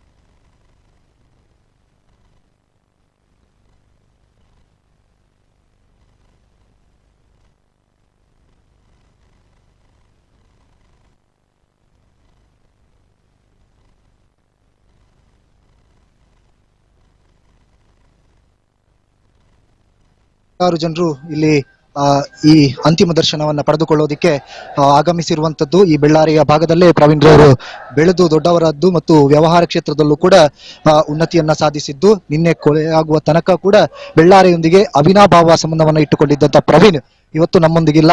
ಅವರ ಮೃತದೇಹವನ್ನ ಕಣ್ತುಂಬಿಕೊಳ್ಳಬೇಕು, ಅವರಿಗೆ ಪ್ರೀತಿಯ ವಿದಾಯ ಹೇಳಬೇಕು ಅನ್ನುವ ದೃಷ್ಟಿಯಿಂದ ಸಾವಿರಾರು ಕಾರ್ಯಕರ್ತರು ಸಹಸ್ರ ಸಂಖ್ಯೆಯಲ್ಲಿ ಇಲ್ಲಿ ಸೇರಿದ್ದಾರೆ ಮತ್ತು ಒಟ್ಟು ಮೆರವಣಿಗೆಯಲ್ಲೂ ಕೂಡ ಆಗಮಿಸ್ತಾ ಇರುವಂತದ್ದು. ಇಲ್ಲಿ ಬೆಳ್ಳಾರಿಯ ಬಸ್ ಸ್ಟ್ಯಾಂಡ್ ಅನ್ನ ನೀವು ನೋಡ್ತಾ ಇದ್ದೀರಿ. ಇಲ್ಲಿ ಅಂತಿಮ ದರ್ಶನಕ್ಕೆ ವ್ಯವಸ್ಥೆಯನ್ನ ಮಾಡಿರುವಂತದ್ದು. ಇಲ್ಲಿನ ಎಲ್ಲ ವ್ಯವಸ್ಥೆಗಳನ್ನು ಕೂಡ ಇಲ್ಲಿ ನೋಡಬಹುದು. ಈ ಭಾಗದಲ್ಲಿ ಶಾಹಿನ್ ಮಾಲ್ ಅನ್ನುವಂತ ಅಥವಾ ಕಾಮಧೇನು ಅನ್ನುವಂತ ಮತ್ತು ಅನುಗ್ರಹ ಸಭಾಂಗಣ ಈ ಭಾಗಗಳಿಂದ ಎಲ್ಲರೂ ಕೂಡ ಎಲ್ಲರೂ ನಿಂತು ದೂರದಿಂದ ನೋಡ್ತಾ ಇದ್ದಾರೆ. ಪುಷ್ಪವೃಷ್ಟಿಯಾಗುತ್ತಿದೆ. ಒಟ್ಟು ಪ್ರವೀಣ್ ರವರಿಗೆ ಅಂತಿಮ ವಿದಾಯ ಹೇಳೋದಿಕ್ಕೆ ಸಹಸ್ರ ಸಂಖ್ಯೆಯಲ್ಲಿ ಕಾರ್ಯಕರ್ತರು ಮತ್ತು ಸ್ನೇಹಿತರ ಬಳಗ ಸೇರಿಕೊಂಡಿದೆ. ಬೆಳ್ಳಾರಿಯಿಂದ ಮುಂದಕ್ಕೆ ಪಾದಯಾತ್ರೆ ಮೂಲಕವೇ ಅವರ ಹುಟ್ಟೂರು ನೆಟ್ಟಾರಿಗೆ ತೆರಳುವಂತ ವ್ಯವಸ್ಥೆಗಳು ಆಗಲಿಕ್ಕಿದೆ. ನೆಟ್ಟಾರಿನಲ್ಲಿ ಇವರು ಅಧ್ಯಕ್ಷರು ಆಗಿದ್ದಂತ ಮತ್ತು ಈಗಿನ ಸಕ್ರಿಯ ಸದಸ್ಯರು ಆಗಿದ್ದಂತ ಅಕ್ಷಯ ಯುವಕ ಮಂಡಲ ಇವತ್ತು ಇವರ ಸ್ವಯಂ ಸೇವಕರಾಗಿ ಸೇರಿಕೊಂಡಿದ್ದಾರೆ. ದುಃಖದಲ್ಲಿದ್ರೂ ಕೂಡ ಸ್ನೇಹಿತನನ್ನ ಅತ್ಯಂತ ಪ್ರೀತಿಯಿಂದ ಕಳಿಸಿಕೊಡಬೇಕು ಅನ್ನೋ ದೃಷ್ಟಿಯಿಂದ ಸಹಸ್ರ ಸಂಖ್ಯೆಯಲ್ಲಿ ಇಲ್ಲಿನ ಜನರು ಸೇರಿದ್ದಾರೆ. ಇವಿಷ್ಟು ಬೆಳ್ಳಾರಿಯ ಮಾಹಿತಿ. ಕ್ಯಾಮರಾ ಪರ್ಸನ್ ಧನುಷ್ ಜೊತೆಗೆ ಶಿವಪ್ರಸಾದ್ ರೈಸ್ ಪಿರ್ವಾಜೆ, ಸುದ್ದಿ ನ್ಯೂಸ್ ಪುತ್ತೂರು. ಭಾರತೀಯ ಜನತಾ ಪಕ್ಷದ ಯುವ ನಾಯಕ, ಹಿಂದೂ ಸಂಘಟನೆಗಳ ಯುವ ನಾಯಕ, ಮುಖಂಡರಾಗಿರ್ತಕ್ಕಂಥ ಪ್ರವೀಣ್ ನೆಟ್ಟಾರ್ ಅವರ ಪಾರ್ಥಿವ ಶರೀರ ಇದೀಗಾಗಲೇ ನಿಂತಿಕಲ್ನಿಂದ ಸಾಗಿ ಬೆಳ್ಳಾರಿಗೆ ಬರ್ತಾ ಇದೆ. ಬೆಳ್ಳಾರಿಯ ಈ ಲಕ್ಷ್ಮೀ ವೆಂಕಟರಮಣ ದೇವಸ್ಥಾನದ ಈ ಒಂದು ಜಂಕ್ಷನ್ನಲ್ಲಿ ಈಗಾಗಲೇ ಸಾವಿರಾರು ಮಂದಿ ಹಿಂದೂ ಪರ ಸಂಘಟನೆಯ ಯುವ ಬಹಳಷ್ಟು ಮಂದಿ ಗ್ರಾಮಸ್ಥರು ಇಡೀ ಊರೇ ಇಲ್ಲಿ ಸೇರ್ಕೊಂಡಿದೆ. ಸುಮಾರು ನಿಂತಿಕಲ್ನಲ್ಲಿ ಸುಮಾರು 3,000ಕ್ಕೂ ಅಧಿಕ ಮಂದಿ ಅವರ ಅಭಿಮಾನಿ ವರ್ಗದವರು ಸೇರಿಕೊಂಡಿದ್ದರು. ಬೇರೆ ಬೇರೆ ಸಂಘಟನೆಗಳ ಮುಖಂಡರುಗಳು ಹಾಗೆ ಬೇರೆ ಬೇರೆ ಸಂಘಟನೆಗಳ ಸದಸ್ಯರು ಹಾಗೆ ಬೇರೆ ಬೇರೆ ಊರಿನಿಂದ, ಅಂದರೆ ಬರೀ ಬೆಳ್ಳಾರಿ ಗ್ರಾಮದಿಂದ ಮಾತ್ರವಲ್ಲ, ಬೇರೆ ಪುತ್ತೂರು ತಾಲೂಕಿನಿಂದ, ಸುಳ್ಯ ತಾಲೂಕಿನಿಂದ, ಹೀಗೆ ಬೇರೆ ಬೇರೆ ಸ್ಥಳಗಳಿಂದ ಆಗಮಿಸಿದಂಥ ಬಹಳಷ್ಟು ಮಂದಿ ಇವತ್ತು ಇಲ್ಲಿ ಬೆಳ್ಳಾರಿಯ ಈ ಒಂದು ಕೆಳಗಿನ ಪೇಟೆಯಲ್ಲಿ ಸೇರಿಕೊಂಡಿದ್ದಾರೆ. ತಾವು ನೋಡ್ತಾ ಇದ್ದೀರಿ, ಇಲ್ಲಿ ಕೂಡ ಸುಮಾರು ಸಾವಿರಾರು ಮಂದಿ ಸೇರಿದ್ದಾರೆ. ರಸ್ತೆಯ ಇಕ್ಕೆಲಗಳಲ್ಲಿ ಕೂಡ ಬಹಳಷ್ಟು ಮಂದಿ ಪ್ರವೀಣ್ ನೆಟ್ಟಾರ್ ಅವರ ಅಭಿಮಾನಿಗಳು ಸೇರ್ಕೊಂಡಿದ್ದಾರೆ. ಹಾಗೆ ವಾಹನ ಜಾಥವನ್ನು ಕೂಡ ಮಾಡ್ಕೊಂಡು ಬರ್ತಾ ಇದ್ದಾರೆ. ಬಹಳಷ್ಟು ಒಂದು ವಿಷಾದಕರ ಒಂದು ಸಂಗತಿಯಲ್ಲಿ ನಾವೆಲ್ಲರೂ ಸೇರಿಕೊಂಡಿದ್ದೇವೆ. ಎಲ್ಲ ಜನರ ಮುಖದಲ್ಲಿ ಕೂಡ ಒಂದು ದುಃಖತಪ್ತವಾದಂಥ ಒಂದು ವಾತಾವರಣ ಕೂಡ ನಿರ್ಮಾಣವಾಗಿದೆ. ಸಾವಿರಾರು ಸಂಖ್ಯೆಯಲ್ಲಿ ಸೇರಿದ್ರೂ ಕೂಡ ಯಾವುದೇ ರೀತಿಯ ಅಹಿತಕರ ಘಟನೆ ಇಲ್ಲದೆ, ಅಶಾಂತಿ ಇಲ್ಲದೆ ಶಾಂತಿಯಿಂದ ಈ ಒಂದು ಪಾರ್ಥಿವ ಶರೀರದ ಮೆರವಣಿಗೆ ಸಾಗ್ತಾ ಇದೆ. ಪಾರ್ಥಿವ ಶರೀರವನ್ನು ಅಂತಿಮ ದರ್ಶನ ಮಾಡಲಿಕ್ಕೆ ಸಾವಿರಾರು ಮಂದಿ ಗ್ರಾಮಸ್ಥರು, ಅವರ ಅಭಿಮಾನಿಗಳು ಇಲ್ಲಿ ಸೇರ್ಕೊಂಡಿದ್ದಾರೆ. ಇನ್ನು ಮುಂದೆ ಬೆಳ್ಳಾರಿ ಮೇಲಿನ ಪೇಟೆ ಕೂಡ ಈ ಒಂದು ಪಾರ್ಥಿವ ಶರೀರದ ಶವಯಾತ್ರೆ ಸಾಗಲಿಕ್ಕಿದೆ. ನಂತರ ನೆಟ್ಟಾರ್ನಲ್ಲಿರುವಂಥ ಅವರ ಮನೆಯಲ್ಲಿ ಅವರ ಅಂತ್ಯ ಸಂಸ್ಕಾರ ನಡೀಲಿಕ್ಕಿದೆ. ಈ ಎಲ್ಲ ದೃಶ್ಯವನ್ನು ತಾವು ನೋಡ್ತಾ ಇದ್ರಿ. ನೋಡಿ, ಈಗಾಗಲೇ ಪ್ರವೀಣ್ ನೆಟ್ಟಾರ್ ಅವರ ಪಾರ್ಥಿವ ಶರೀರವನ್ನು ಹೊತ್ತಿರತಕ್ಕಂಥ ಆಂಬ್ಯುಲೆನ್ಸ್ ಬರ್ತಾ ಇದೆ. ಜೊತೆಯಲ್ಲಿ ಅವರ ಅಭಿಮಾನಿ ವರ್ಗದವರು ಕೂಡ ವಾಹನದ ಮೂಲಕ ಹಾಗೆ ಮೆರವಣಿಗೆಯಲ್ಲಿ ಪಾದಯಾತ್ರೆಯ ಮೂಲಕ ಕೂಡ ಸಾಗಿ ಬರ್ತಾ ಇದ್ದಾರೆ. ಈ ಒಂದು ದೃಶ್ಯವನ್ನು ತಾವು ನೋಡ್ತಾ ಇದ್ರಿ. ಮನ ಕಲಕುವಂತ ಒಂದು ದೃಶ್ಯ. ಒಬ್ಬ ಯುವ ಸಂಘಟಕ, ಯುವ ಶಕ್ತಿ, ಒಂದು ಸಂಘಟನೆಯ ಮುಖಂಡ ಇವತ್ತು ದುಷ್ಕರ್ಮಿಗಳ ಹತ್ಯೆಗೀಡಾಗಿರುವಂಥದ್ದು ಎಲ್ಲ ಶೋಕ ಸಾಗರದಲ್ಲಿ ಮುಳುಗಿದೆ. ಇಡೀ ಊರೇ ಶೋಕ ಸಾಗರದಲ್ಲಿ ಮುಳುಗಿದೆ. ಅವರ ಪಾರ್ಥಿವ ಶರೀರವನ್ನು ಅಂತಿಮ ದರ್ಶನವನ್ನ ಮಾಡಲಿಕ್ಕೆ ಬಹಳಷ್ಟು ಮಂದಿ ಇಲ್ಲಿ ಕಾತರದಿಂದ ಕಾಯ್ತಾ ಇದ್ದಾರೆ.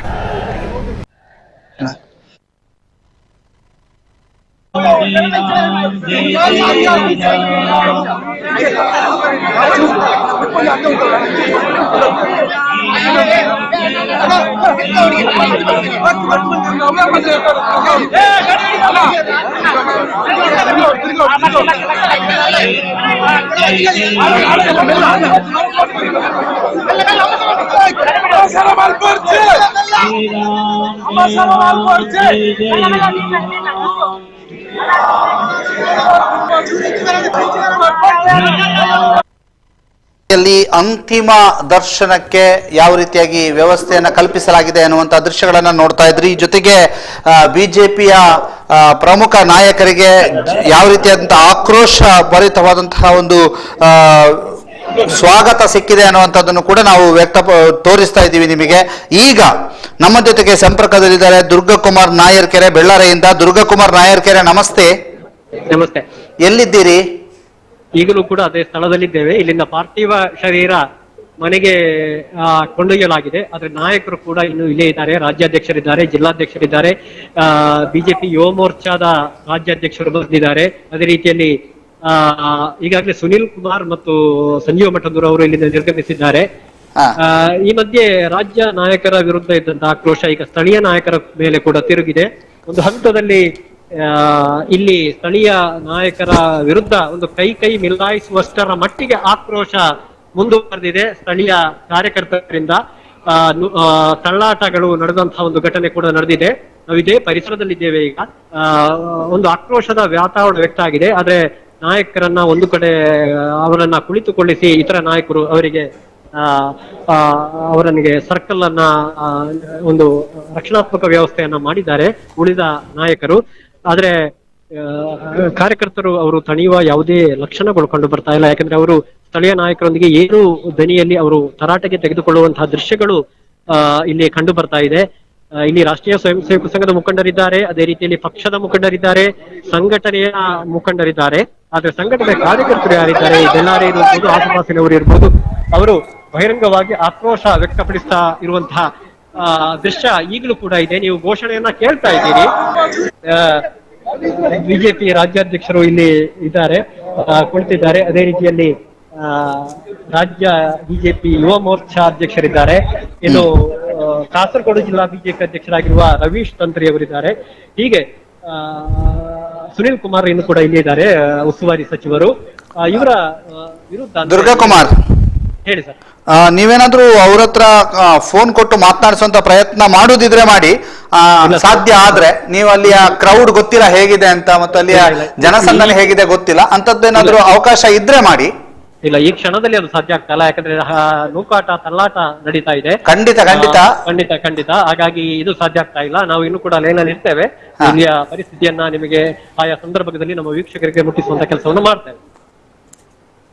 ಓಕೆ ದುರ್ಗಾಕುಮಾರ್, ಮತ್ತಷ್ಟು ದೃಶ್ಯಗಳು ಮತ್ತಷ್ಟು ಅಪ್ಡೇಟ್ಗಳು ನಿಮ್ಮಿಂದ ನಿರೀಕ್ಷೆಯನ್ನ ಮಾಡ್ತಾ ಇದ್ದಾವೆ. ದುರ್ಗಾಕುಮಾರ್ ಸ್ಥಳದಿಂದ ನಮಗೆ ನಮ್ಮ ಪ್ರತಿನಿಧಿ ಮಾಹಿತಿಯನ್ನ ನೀಡಿದ್ರು. ದುರ್ಗಾಕುಮಾರ್ ಅವರು ಹೇಳುವಂತಹ ಪ್ರಕಾರ ಇಲ್ಲಿಯ ತನಕ ರಾಜ್ಯ ಮಟ್ಟದ ನಾಯಕರಿಗೆ ವಿರೋಧವನ್ನ ವ್ಯಕ್ತವಾಗಿತ್ತು, ಸಚಿವರಿಗೆ ವಿರೋಧಗಳು ವ್ಯಕ್ತವಾಗಿತ್ತು. ಆದ್ರೆ ಈಗ ಸ್ಥಳೀಯ ನಾಯಕರಿಗೂ ಕೂಡ ವಿರೋಧಗಳು ವ್ಯಕ್ತವಾಗ್ತಾ ಇದೆ. ಕಾರ್ಯಕರ್ತರು ವಿರೋಧವನ್ನ ವ್ಯಕ್ತಪಡಿಸಿದ್ರು, ಜೊತೆಗೆ ಕೈ ಮಿಲಾಯಿಸುವ ಹಂತಕ್ಕೂ ಕೂಡ ಅಲ್ಲಿ ಹೋಗಿತ್ತು ಅನ್ನುವಂಥದ್ದನ್ನ ಹೇಳ್ತಾ ಇದ್ದಾರೆ. ನೋಡ್ಬೇಕು ಯಾವ ರೀತಿಯಂತ ಪರಿಸ್ಥಿತಿ ಇದೆ ಅನ್ನುವಂಥದ್ದು. ಇದೀಗ ಅಂತಿಮ ದರ್ಶನದ ವ್ಯವಸ್ಥೆಯನ್ನು ಯಾವ ರೀತಿಯಾಗಿ ಮಾಡಿದ್ದಾರೆ, ಅಲ್ಲಿ ಕಲ್ಲಡ್ಕ ಪ್ರಭಾಕರ್ ಭಟ್ ಅವರು ಇರುವಂಥದ್ದು ನಿಮಗೆ ಕಾಣ ಸಿಗ್ತಾ ಇದೆ ದೃಶ್ಯ. ಅಲ್ಲಿ ಅಂತಿಮ ಹಂತದ ಶರಣ್ ಪಂಪ್ವೇಲ್ ಅವರ ನೇತೃತ್ವದಲ್ಲಿ ನಡೀತಾ ಇರುವಂತಹ ಒಂದು ಅಂತಿಮ ದರ್ಶನಕ್ಕೆ ಬೇಕಾದಂತಹ ವ್ಯವಸ್ಥೆಗಳನ್ನು ಅಲ್ಲಿ ಮಾಡಲಾಗ್ತಾ ಇದೆ. ಶರಣ್ ಪಂಪ್ವೇಲ್ ಅವರ ನೇತೃತ್ವದಲ್ಲಿ ನಡೀತಾ ಇರುವಂತಹ ಅಂತಿಮ ದರ್ಶನದ ವ್ಯವಸ್ಥೆಯನ್ನು ನಾವು ನಿಮಗೆ ತೋರಿಸ್ತಾ ಇದ್ದೀವಿ. ಶಿವಪ್ರಸಾದ್ ಅವರೀಗ ನೇರ ಸಂಪರ್ಕದಲ್ಲಿದ್ದಾರೆ, ನಮ್ಮ ಜೊತೆಗೆ ದೂರವಾಣಿ ಸಂಪರ್ಕದಲ್ಲಿದ್ದಾರೆ. ಶಿವಪ್ರಸಾದ್ ನಮಸ್ತೆ. ಸರ್ ನಮಸ್ತೆ. ಏನ್ ನಡೀತಾ ಇದೆ, ಯಾವ ಸ್ಥಳದಲ್ಲಿ ನೀವಿದ್ದೀರಿ ಬೆಳ್ಳಾರಿಯಲ್ಲಿ? ಸರ್ ನಾನು ಎಕ್ಸಾಕ್ಟ್ ಆಗಿ ಬೆಳ್ಳಾರಿಯ ಬಸ್ ನಿಲ್ದಾಣದ ಬಳಿಯಲ್ಲೇ ಇದ್ದೇವೆ. ಅಂದ್ರೆ ಏನು ಮೃತ ದೇಹವನ್ನ ಅಂತಿಮ ನಮನ ಸಲ್ಲಿಸುವುದಕ್ಕೆ ಅವಕಾಶವನ್ನ ಮಾಡಿಕೊಡಲಾಗಿತ್ತು, ಅದೇ ಸ್ಥಳದಲ್ಲಿ ಇದ್ದೇವೆ. ಯಾವುದೇ ಮುಂದುವರಿಕೆ ಆಗಿಲ್ಲ. ಯಾಕಂತ ಹೇಳಿದ್ರೆ ಮೆರವಣಿಗೆ ಮುಂದುವರಿಕೆ ಆಗೋದಕ್ಕೆ ಇಲ್ಲಿ ಬಿಡ್ತಾ ಇಲ್ಲ. ಬಹಳಷ್ಟು ಜನ ಆಕ್ರೋಶವನ್ನ ಪಡಿಸ್ತಾ ಇದ್ದಾರೆ. ಬೇರೆಯವರಿಗಾಗುವಾಗ ಪರಿಹಾರವನ್ನ ಸ್ಥಳದಲ್ಲೇ ಕೊಡ್ತಾ ಇದ್ದಾರೆ, ನಮಗೆ ಪರಿಹಾರವನ್ನ ನೀಡ್ತಾ ಇಲ್ಲ. ನಮ್ಮ ಹೆಂಡತಿ ಮಕ್ಕಳು ಅನಾಥರಾಗಬೇಕು, ನೀವು ರಾಜಕೀಯವನ್ನ ಮಾಡ್ತೀರಿ ಅನ್ನುವಂತ ಮಾತುಗಳು ಇಲ್ಲಿ ಕೇಳಿ ಬರ್ತಾ ಇದೆ. ರಸ್ತೆಯನ್ನ ತಡೆದು ಪ್ರತಿಭಟನೆಯನ್ನ ನಡೆಸ್ತಾ ಇದ್ದಾರೆ. ಸಿಆರ್ಪಿ ತುಕಡಿಗಳು ಕೂಡ ಇಲ್ಲಿ ಬಂದಿರುವಂತದ್ದು. ಲಾಠಿ ಚಾರ್ಜಿನ ಸಾಧ್ಯತೆಗಳು ಅತ್ಯಂತ ಹೆಚ್ಚು ಇದೆ ಅನ್ನುವಂತ ಮಾಹಿತಿ ಲಭ್ಯವಾಗ್ತಾ ಇದೆ. ಓಕೆ, ಈಗ ಅಲ್ಲಿ ಪರಿಸ್ಥಿತಿ ಹೇಗಿದೆ? ಈಗ ಸ್ಥಳೀಯ ನಾಯಕರನ್ನು ಕೂಡ ತರಾಟೆಗೆ ತೆಗೆದುಕೊಳ್ಳುವಂತ ಕೆಲಸ ಆಗ್ತದೆ ಅಂತ ದುರ್ಗಾಪ್ರಸಾದ್ ಹೇಳ್ತಾ ಇದ್ರು. ನೀವೇನಾದ್ರೂ ಆ ಸ್ಥಳದಲ್ಲಿ ಇದ್ದೀರಾ? ಎಸ್ ಅದೇ ಸ್ಥಳದಲ್ಲಿ ಇದ್ದೇವೆ ನಾವು. ಯಾವುದೇ ಮುಂದೆ ಹೋಗೋದಿಕ್ಕೆ ಆಗ್ತಾ ಇಲ್ಲ. ಅಂದ್ರೆ ಇಲ್ಲಿ ಮೃತದೇಹವನ್ನ ಮನೆಗೆ ತಲುಪಿಸುವಂತ ವ್ಯವಸ್ಥೆ ಆದ್ರೂ ಕೂಡ ಬೆಳ್ಳಾರಿಯ ಜನರು ತಮ್ಮ ಆಕ್ರೋಶವನ್ನ ವ್ಯಕ್ತಪಡಿಸ್ತಾ ಇದ್ದಾರೆ, ಧಿಕ್ಕಾರವನ್ನ ಕೂಗ್ತಾ ಇದ್ದಾರೆ. ಶಾಸಕರು ಅಥವಾ ಏನು ಸ್ಥಳೀಯ ಪ್ರತಿನಿಧಿಗಳಿದ್ದಾರೆ ಅವರನ್ನು ಕೂಡ ಮುಂದಕ್ಕೆ ಹೋಗೋದಕ್ಕೆ ಬಿಡ್ತಾ ಇಲ್ಲ. ಓಕೆ, ಧನ್ಯವಾದ ಶಿವಪ್ರಸಾದ್. ಇಲ್ಲಿ ಶಿವಪ್ರಸಾದ್ ಹೇಳ್ತಾ ಇರುವಂತಹದ್ದು ಶಾಸಕರು ಮತ್ತು ಸ್ಥಳೀಯ ಮುಖಂಡರಿರ್ಬೋದು ಅಥವಾ ರಾಜ್ಯಾಧ್ಯಕ್ಷರಿರ್ಬೋದು ಯಾರನ್ನು ಕೂಡ ಮುಂದೆ ಹೋಗ್ಲಿಕ್ಕೆ ಬಿಡ್ತಾ ಇಲ್ಲ ಅನ್ನುವಂತಹ ಮಾಹಿತಿಗಳನ್ನ ಕೊಡ್ತಾ ಇದ್ದಾರೆ. ಅವುಗಳನ್ನು ಕೂಡ ನಾವು ನಿಮಗೆ ಆ ದೃಶ್ಯಗಳನ್ನು ಕೂಡ ಇನ್ನೇನು ಕೆಲವೇ ಕ್ಷಣದಲ್ಲಿ ತೋರಿಸ್ತಾ ಇದ್ದೀವಿ. ಅಂಥದ್ದೊಂದು ಆಕ್ರೋಶ ಅಲ್ಲಿ ವ್ಯಕ್ತವಾಗ್ತಾ ಇದೆ. ಈಗ ನಾವು ನಿಮಗೆ ಕೆಲವು ಅಂತಹ ದೃಶ್ಯಗಳನ್ನು ಕೂಡ ತೋರಿಸ್ತೀವಿ.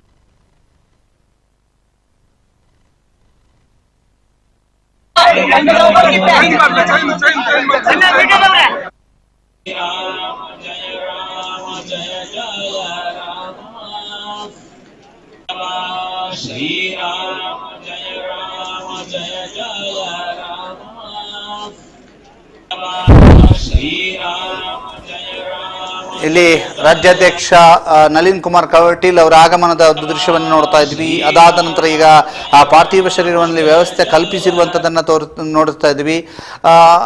ಸಚಿವ ಅಂಗಾರ್ ಅವರು ನಮಗೆ ದೂರವಾಣಿ ಸಂಪರ್ಕದಲ್ಲಿ ಸಿಕ್ಕದಂಥ ಸಂದರ್ಭದಲ್ಲಿ ಹೇಳಿದರು, ನಾನು ನಿನ್ನೆ ದೆಹಲಿಯಲ್ಲಿದ್ದೆ, ದೆಹಲಿಯಿಂದ ಬೆಂಗಳೂರಿಗೆ ಬಂದು ಬೆಂಗಳೂರಿನಿಂದ ಊರಿಗೆ ಅಂದರೆ ಮಂಗಳೂರಿನ ಏರ್ಪೋರ್ಟಿಗೆ ಬಂದು ಮಂಗಳೂರಿನಿಂದ ಬೆಳ್ಳಾರಿಗೆ ಹೋಗ್ತಾ ಇದ್ದೇನೆ ಅಂತ ಹೇಳುವಂಥದ್ದು. ಈಗ ಅವರು ತಲುಪಿದ್ದಾರೆ. ಅವರು ಲೇಟ್ ಬಂದರು ಅನ್ನುವಂಥ ಕಾರಣಕ್ಕೋಸ್ಕರವಾಗಿ ಆಕ್ರೋಶಗಳು ಜಾಸ್ತಿ ಆಗಿರುವಂತಹ ಸಾಧ್ಯತೆಗಳು ಕೂಡ ಇದ್ದಾವೆ. ಅದು ಸೋಷಿಯಲ್ ಮೀಡಿಯಾದಲ್ಲೂ ಕೂಡ ಮುಂದುವರೆದಿರುವಂಥದ್ದು. ಮತ್ತೊಂದು ಕಡೆ ಚಿಕ್ಕಮಗಳೂರಿನಲ್ಲಿ ಸಾಮೂಹಿಕ ರಾಜೀನಾಮೆ ಕೊಟ್ಟಿರುವಂಥ ಘಟನೆ ಕೂಡ ನಡೆದಿರುವಂಥದ್ದು.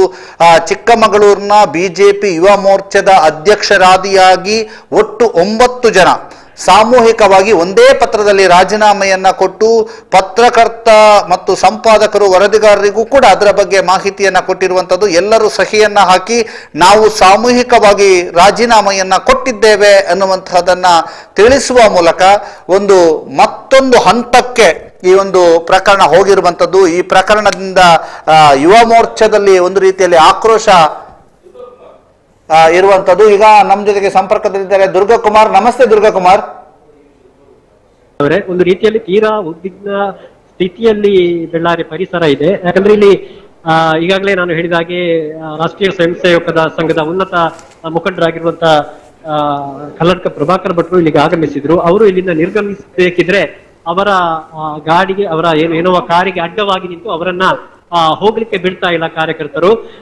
ಈಗ ಅಷ್ಟೇ ಕೆಲವು ಕ್ಷಣಗಳ ಮುಂದೆ ತೀವ್ರವಾಗಿ ಗಾಡಿಗೆ ಅಡ್ಡ ನಿಂತು ಆಕ್ರೋಶವನ್ನ ತೋರಿಸಿಕೊಂಡ ಘಟನೆ ನಡೆಯಿತು. ಒಂದು ರೀತಿಯಲ್ಲಿ ಕಾರಿಗೆ ಮುತ್ತಿಗೆ ಹಾಕಿ ಕಾರನ್ನ ಅಲುಗಾಡಿಸುವಂತಹ ರೀತಿಯಲ್ಲಿ ಅಲ್ಲರವರೆಗೆ ಅವರ ಆಕ್ರೋಶ ಮುಗಿಲು ಮುಟ್ಟಿರುವಂತದ್ದು. ಅವರು ಇನ್ನೂ ಕೂಡ ಮುಖ್ಯ ರಸ್ತೆಯ ಮಧ್ಯೆ ಇದ್ದಾರೆ. ಅವರ ಕಾರನ್ನ ಪುತ್ತೂರು ಭಾಗಕ್ಕೆ ಕೊಂಡು ಹೋಗ್ಲಿಕ್ಕೆ ಇಲ್ಲಿಯ ಕಾರ್ಯಕರ್ತರು ಬಿಡ್ತಾ ಇಲ್ಲ.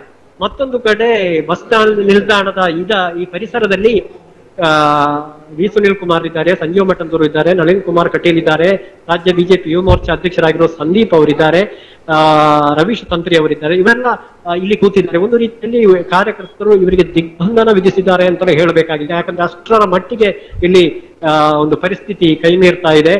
ಅವರು ಹೋಗುವ ಯಾವುದೇ ಸಾಧ್ಯತೆಗಳು ಕೂಡ ಈ ಸಂದರ್ಭದಲ್ಲಿ ಕಾಣ್ತಾ ಇಲ್ಲ. ಯಾಕಂದ್ರೆ ಸುತ್ತಮುತ್ತ ಇಡೀ ಕಾರ್ಯಕರ್ತರಿದ್ದಾರೆ, ಸ್ಥಳೀಯ ನಾಯಕರು ಅವರಿಗೆ ರಕ್ಷಣೆಯನ್ನು ಒದಗಿಸಿದ್ದಾರೆ, ಸುತ್ತಮುತ್ತ ಕಾರ್ಯಕರ್ತರಿದ್ದಾರೆ. ಅವರು ಹೇಳುವಾಗ ಘೋಷಣೆಯನ್ನು ಹಾಕುವಂತ ಸ್ಥಿತಿ ಇದೆ. ಇನ್ನೊಂದು ಕಡೆ ಮುಖ್ಯ ರಸ್ತೆಯಲ್ಲಿ ಡಾಕ್ಟರ್ ಪ್ರಭಾಕರ್ ಭಟ್ ಕಲ್ಲಡ್ಕ ಅವರ ವಾಹನ ಇದೆ. ಆ ವಾಹನಕ್ಕೆ ಕಾರ್ಯಕರ್ತರು ಸುತ್ತುವರೆದ ದೃಶ್ಯ, ಈ 2 ದೃಶ್ಯಗಳನ್ನ ಈ ಸಂದರ್ಭದಲ್ಲಿ ಕಾಣ್ತಾ ಇದ್ದೀರಿ. ಇಲ್ಲಿಗೆ ಬಂದಿರುವಂತಹ ಯಾವ ಕಾರ್ಯಕರ್ತರು ಕೂಡ ತೆರಳಿಲ್ಲ. ಬೆರಳೆಣಿಕೆಯ ಕಾರ್ಯಕರ್ತರು ಮಾತ್ರ ಶವದ ಮೃತದೇಹದ ಪಾರ್ಥಿವ ಶರೀರದ ಅಂತಿಮ ಯಾತ್ರೆ ಇದೆ, ಅದು ಮನೆಗೆ ಹೋಗಿದೆ, ಅಲ್ಲಿಗೆ ಹೋಗಿದ್ದಾರೆ. ಉಳಿದಂತೆ ಎಲ್ಲರೂ ಕೂಡ ಇಲ್ಲಿ ಈ ಪರಿಸರದಲ್ಲೇ ಇದ್ದಾರೆ. ಹಾಗಾಗಿ ಯಾವ ಕ್ಷಣದಲ್ಲೂ ಕೂಡ ಈ ಪರಿಸ್ಥಿತಿ ಕೈಮೀರುವ ಒಂದು ಲಕ್ಷಣ ಕಂಡು ಬರ್ತಾ ಇದೆ. ಪೊಲೀಸರು ಯಾರು ಇಲ್ಲಿ ಅಧಿಕಾರಿಗಳು ದೂರದಲ್ಲಿ ಇದ್ದಾರೆ, ಸ್ಥಳೀಯ ಪರಿಸ್ಥಿತಿಯನ್ನು ಅವರು ಅವಲೋಕನ ಮಾಡ್ತಾ ಇದ್ದಾರೆ. ಓಕೆ ದುರ್ಗಕುಮಾರ್, ಧನ್ಯವಾದಗಳು ನಿಮ್ಮ ಮಾಹಿತಿಗೆ. ಮತ್ತಷ್ಟು ನೋಡಿ ಅಲ್ಲಿ ನಾಯಕರ ಗಾಡಿಗೆ ಅಡ್ಡ ಹಾಕಿರುವಂತಹ ದೃಶ್ಯಗಳನ್ನ ನಾವು ನಿಮಗೆ ತೋರಿಸ್ತಾ ಇದ್ದೀವಿ. ಯಾವ ರೀತಿಯಾಗಿ ನಾಯಕರನ್ನ ಹೋಗ್ಲಿಕ್ಕೆ ಬಿಡ್ತಾ ಇಲ್ಲ ಅನ್ನುವಂಥ ದೃಶ್ಯವನ್ನ ನಾವು ನಿಮಗೆ ತೋರಿಸ್ತಾ ಇದ್ದೀವಿ. ಕಾರ್ಯಕರ್ತರು ಹೇಳ್ತಾ ಇರುವಂತದ್ದು, ಕಾರ್ಯಕರ್ತರು ಒತ್ತಾಯಿಸ್ತಾ ಇರುವಂತದ್ದು, ಕಾರ್ಯಕರ್ತರಿಗೆ ಕೂಗಿಗೆ ನೀವು ಸರಿಯಾಗಿ ಸ್ಪಂದಿಸಿಲ್ಲ ಅನ್ನುವಂತಹ ನೋವನ್ನ ಕಾರ್ಯಕರ್ತರು ವ್ಯಕ್ತಪಡಿಸ್ತಾ ಇರುವಂತದ್ದು. ಜೊತೆಗೆ ಸೋಷಿಯಲ್ ಮೀಡಿಯಾದಲ್ಲೂ ಕೂಡ ಇಂತಹದ್ದೇ ಒಂದು ಅಭಿಪ್ರಾಯಗಳು ವ್ಯಕ್ತವಾಗ್ತಾ ಇರುವಂತದ್ದನ್ನು ಕೂಡ ನಾವು ನಿಮಗೆ ತೋರಿಸ್ತಾ ಇದ್ದೀವಿ. ಈಗ ಅಲ್ಲಿ ಅಂತಿಮ ದರ್ಶನದ ಒಂದು ಸಂದರ್ಭದಲ್ಲಿ ಅಲ್ಲಿಯ ನೇತೃತ್ವವನ್ನು ಅರುಣ್ ಕುಮಾರ್ ಪುತ್ತಿಲ ಇರಬಹುದು, ಶರಣ್ ಪಂಪೇಲ್ ಇವರು ವಹಿಸಿಕೊಂಡಿರುವಂಥದ್ದು. ಅಲ್ಲಿ ಆ ಒಂದು ಅಂತಿಮ ದರ್ಶನದ ಒಂದು ಕ್ಷಣವನ್ನ ನಾವು ನಿಮಗೆ ತೋರಿಸ್ತಾ ಇದ್ದೀವಿ.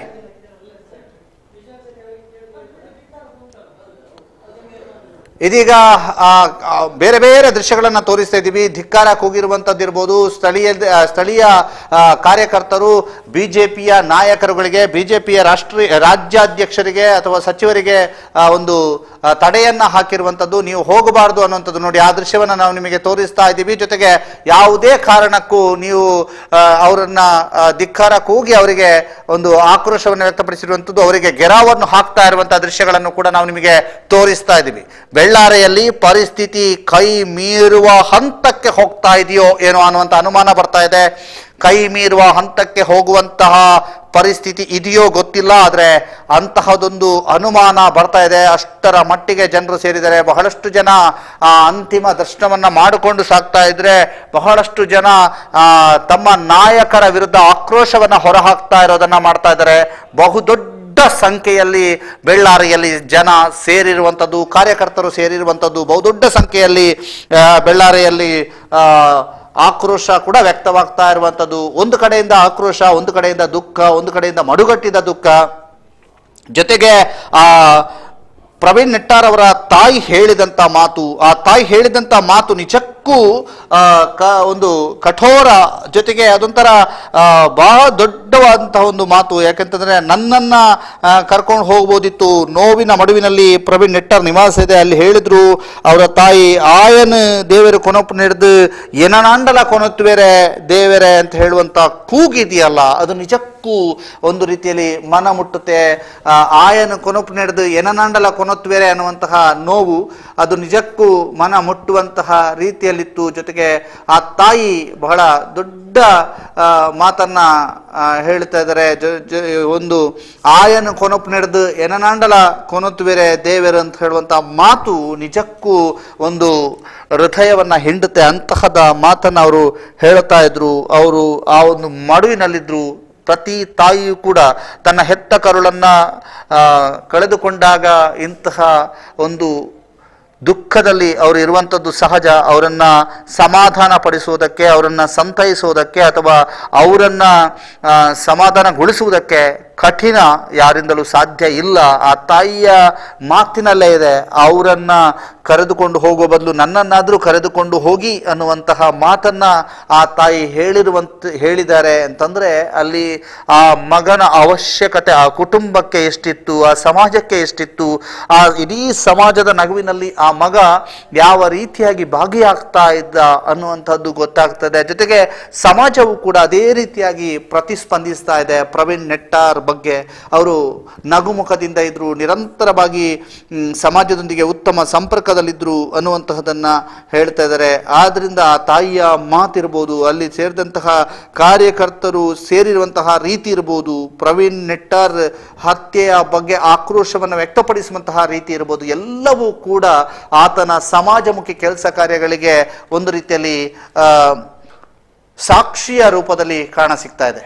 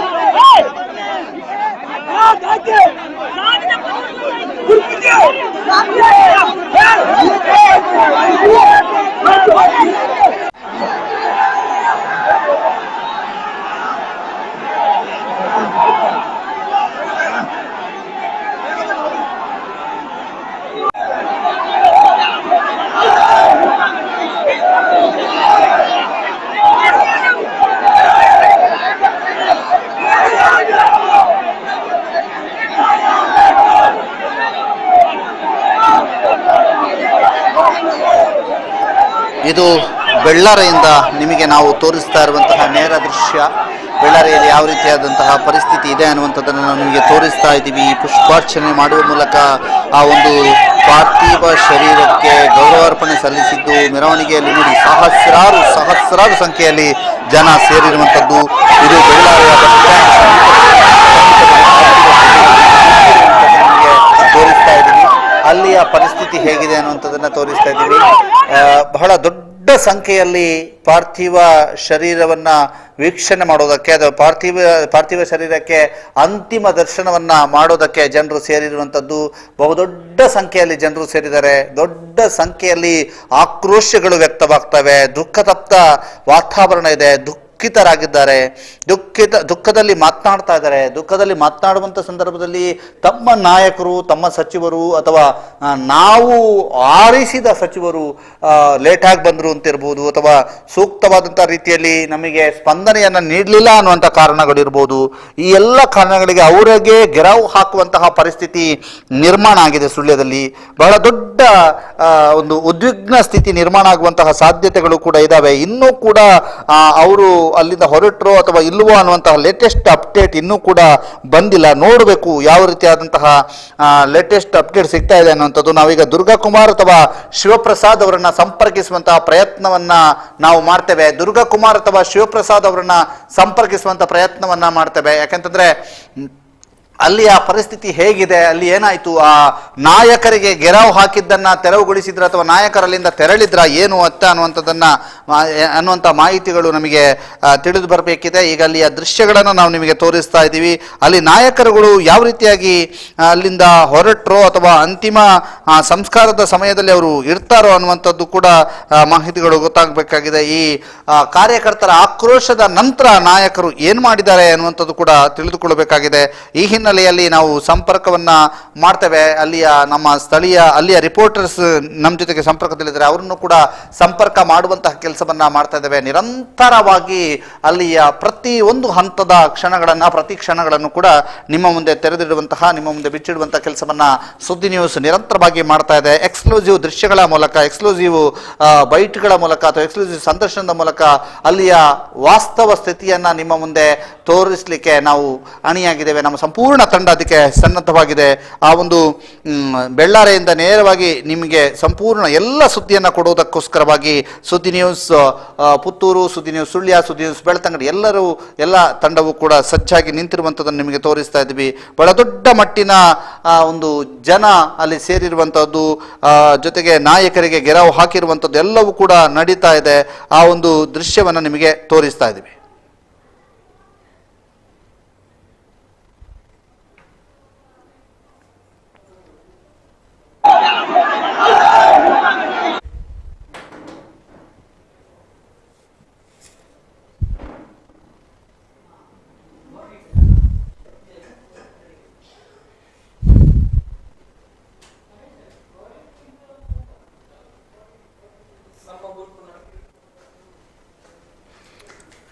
ಅಲ್ಲಿ ಮನೆಯ ದೃಶ್ಯವನ್ನ ನಿಮಗೆ ತೋರಿಸ್ತಾ ಇದ್ದೀವಿ. ಅಲ್ಲಿ ತಾಯಿ ಯಾವ ರೀತಿಯಾಗಿ ಆಕ್ರೋಶವನ್ನು ವ್ಯಕ್ತಪಡಿಸ್ತಾ ಇದ್ದಾರೆ ಅನ್ನೋಂಥದ್ದನ್ನು ತೋರಿಸ್ತಾ ಇದ್ದೀವಿ. ಆ ದೃಶ್ಯವನ್ನ ಒಂದು ವಿಂಡೋದಲ್ಲಿ ತೋರಿಸ್ತಾ ಇದ್ರೆ, ಮತ್ತೊಂದು ವಿಂಡೋದಲ್ಲಿ ಪಾರ್ಥಿವ ಶರೀರದ ಅಂತಿಮ ದರ್ಶನಕ್ಕೆ ಮಾಡಲಾಗಿರುವ ವ್ಯವಸ್ಥೆಗಳ ಬಗ್ಗೆಯೂ ಕೂಡ ನಿಮಗೆ ತೋರಿಸ್ತಾ ಇದ್ದೀವಿ.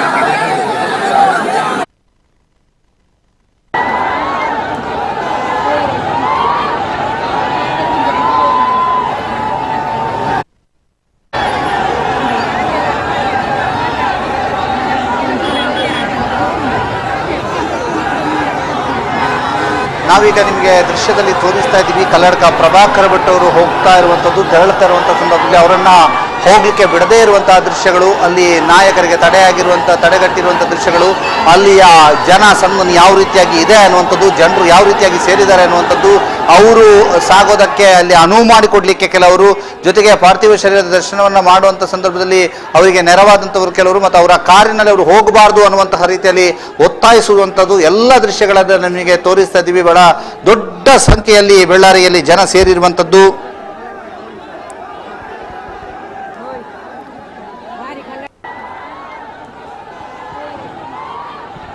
ಇಲ್ಲಿಗ ಆ ಒಂದು ದೃಶ್ಯಗಳನ್ನು ನಾವು ನಿಮಗೆ ತೋರಿಸ್ತಾ ಇದ್ದೀವಿ.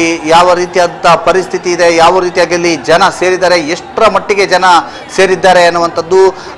ಕಲ್ಲಡ್ಕ ಪ್ರಭಾಕರ್ ಭಟ್ ಅವರು ತೆರಳುವಂತಹ ಸಂದರ್ಭದಲ್ಲಿ ಬಹಳ ದೊಡ್ಡ ಸಂಖ್ಯೆಯಲ್ಲಿ ಜನರು ಅವರನ್ನು ತಡೆಗಟ್ಟಿರುವಂಥದ್ದು, ಜನರು ಅವರು ನೀವು ಹೋಗಬಾರ್ದು ಅಂತ ಹೇಳಿರುವಂಥದ್ದು, ನೀವು ಇಲ್ಲಿ ಇರಬೇಕು ಅನ್ನುವಂಥದ್ದನ್ನು ಒತ್ತಾಯಿಸ್ತಾ ಇರುವಂಥದ್ದು ಅನ್ನುವಂಥದ್ದನ್ನು ನಾವು ನಿಮಗೆ ತೋರಿಸ್ತಾ ಇದ್ದೀವಿ. ಬಹುದೊಡ್ಡ ಸಂಖ್ಯೆಯಲ್ಲಿ ಜನರು ಅಲ್ಲಿದ್ದಾರೆ, ಜನರು ಬಹುದೊಡ್ಡ ಸಂಖ್ಯೆಯಲ್ಲಿ ಅಲ್ಲಿ ಸೇರಿರುವಂಥದ್ದು ನಾವು ನಿಮಗೆ ಎಕ್ಸ್ಕ್ಲೂಸಿವ್ ದೃಶ್ಯಗಳನ್ನು ತೋರಿಸ್ತಾ ಇದ್ದೀವಿ. ಇದು ಸುದ್ದಿ ನ್ಯೂಸ್ನಲ್ಲಿ ನೀವು ನೋಡ್ತಾ ಇದ್ದೀರಿ. ಬಹುದೊಡ್ಡ ಒಂದು ಸಂಖ್ಯೆಯಲ್ಲಿ ಜನ ಸೇರಿರುವಂಥದ್ದು ಬೆಳ್ಳಾರಿಯಿಂದ ನೇರ ಪ್ರಸಾರದಲ್ಲಿ ಬಂದಿರತಕ್ಕಂತಹ ದೃಶ್ಯಗಳಿದವು. ಬೆಳ್ಳಾರಿಯಿಂದ ನೇರ ದೃಶ್ಯ ನಿಮಗೆ ತೋರಿಸ್ತಾ ಇದ್ದೀವಿ. ಯಾವ ರೀತಿಯಾಗಿ ಜನ ಸೇರಿದ್ದಾರೆ, ಯಾವ ರೀತಿಯಾಗಿ ಅಲ್ಲಿ ನಾಯಕರುಗಳನ್ನು ತಡೆದು ನಿಲ್ಲಿಸ್ತಾ ಇದ್ದಾರೆ ಅನ್ನುವಂತಹ ಒಂದು ದೃಶ್ಯ ನೋಡಿ.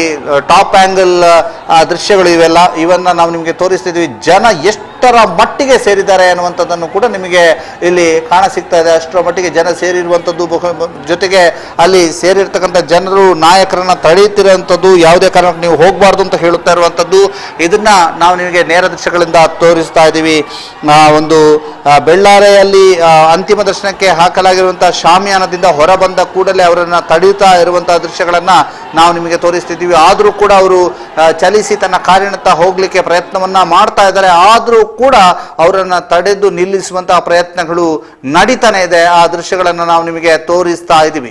ಬಹುದೊಡ್ಡ ಸಂಖ್ಯೆಯಲ್ಲಿ ಜನರು ಇಲ್ಲಿ ಸೇರಿರ್ತಕ್ಕಂಥದ್ದು, ಬಹುದೊಡ್ಡ ಸಂಖ್ಯೆಯಲ್ಲಿ ಜನರು ತಮ್ಮ ನಾಯಕರನ್ನ ನಿಲ್ಲಿಸುವಂತಹ ಪ್ರಯತ್ನವನ್ನ ಮಾಡ್ತಾ ಇರುವಂಥದ್ದನ್ನು ಎಲ್ಲವನ್ನು ಕೂಡ ನಾವು ನಿಮಗೆ ತೋರಿಸ್ತಾ ಇದ್ದೀವಿ. ಇದೀಗ ಬೆಳ್ಳಾರಿಯಿಂದ ನಾವು ನಿಮಗೆ ತೋರಿಸ್ತಾ ಇರುವಂತಹ ಎಕ್ಸ್ಕ್ಲೂಸಿವ್ ದೃಶ್ಯ ಇದು. ಈ ದೃಶ್ಯದಲ್ಲಿ ಕಲ್ಲಡ್ಕ ಪ್ರಭಾಕರ್ ಭಟ್ ಅವರಿಗೆ ಹೊರ ಹೋಗೋದಕ್ಕೆ ಬಿಡದ ರೀತಿಯಲ್ಲಿ ಅವರನ್ನು ತಡೆಗಟ್ಟುವಂತ ಪ್ರಯತ್ನ ಆಗಿರುವಂತಹದನ್ನು ಕೂಡ ನಾವು ನಿಮಗೆ ತೋರಿಸ್ತಾ ಇದ್ದೀವಿ.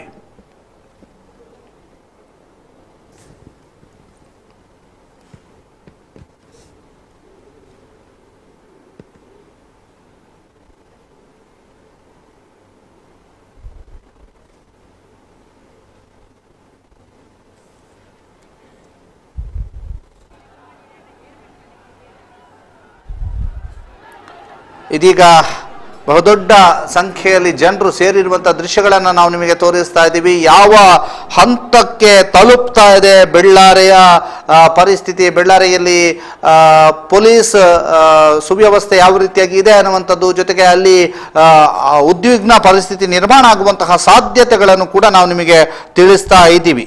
ಇದೀಗ ಮತ್ತೆ ಕೆಲವು ದೃಶ್ಯಗಳು ನಮಗೆ ಲಭಿಸಿರುವಂಥದ್ದು, ಅವುಗಳನ್ನು ಕೂಡ ನಾವು ನಿಮಗೆ ತೋರಿಸ್ತಾ ಇದ್ದೀವಿ. ಯಾವ ರೀತಿಯಾದಂಥ ಪರಿಸ್ಥಿತಿ ಇದೆ ಅಲ್ಲಿ ಅನ್ನುವಂಥದ್ದು, ಜೊತೆಗೆ ಅಲ್ಲಿಯ ಜನಸಂದಣಿಯ ದೃಶ್ಯಗಳನ್ನು ನಾವು ನಿಮಗೆ ತೋರಿಸ್ತಿದ್ದೀವಿ. ಬಹುದೊಡ್ಡ ಸಂಖ್ಯೆಯಲ್ಲಿ ಜನರಲ್ಲಿ ಸೇರಿರ್ತಕ್ಕಂತಹ ದೃಶ್ಯಗಳು ಕೂಡ ಲಭ್ಯ ಆಗ್ತಾ ಇದೆ. ಒಂದು ಅಲ್ಲಿಯ ಕಟ್ಟಡದ ಮೇಲ್ಭಾಗದಲ್ಲಿ ನಿಂತಿರುವಂತಹ ದೃಶ್ಯಗಳನ್ನು ಕೂಡ ನಾವು ನಿಮಗೆ ಈಗ ಕೆಲವೇ ಕ್ಷಣಗಳಲ್ಲಿ ತೋರಿಸಲಿಕ್ಕೆ ಇದ್ದೇವೆ. ಈ ಒಂದು ಕ್ರೌಡ್ ಅನ್ನು ನಾವು ನೋಡ್ತಾ ಇದ್ರೆ ಅದನ್ನ ಕಂಟ್ರೋಲ್ ಮಾಡೋದು ಬಹಳ ಕಷ್ಟ ಅಂತ ನಮಗೆ ಗೋಚರ ಆಗ್ತಾ ಇದೆ. ಅಷ್ಟರ ಮಟ್ಟಿಗೆ ಕ್ರೌಡ್ ಇದೆ. ಆ ಕ್ರೌಡ್ನ ಒಂದು ದೃಶ್ಯವನ್ನು ನಾವು ನಿಮಗೆ ತೋರಿಸ್ತಾ ಇದ್ದೇವೆ.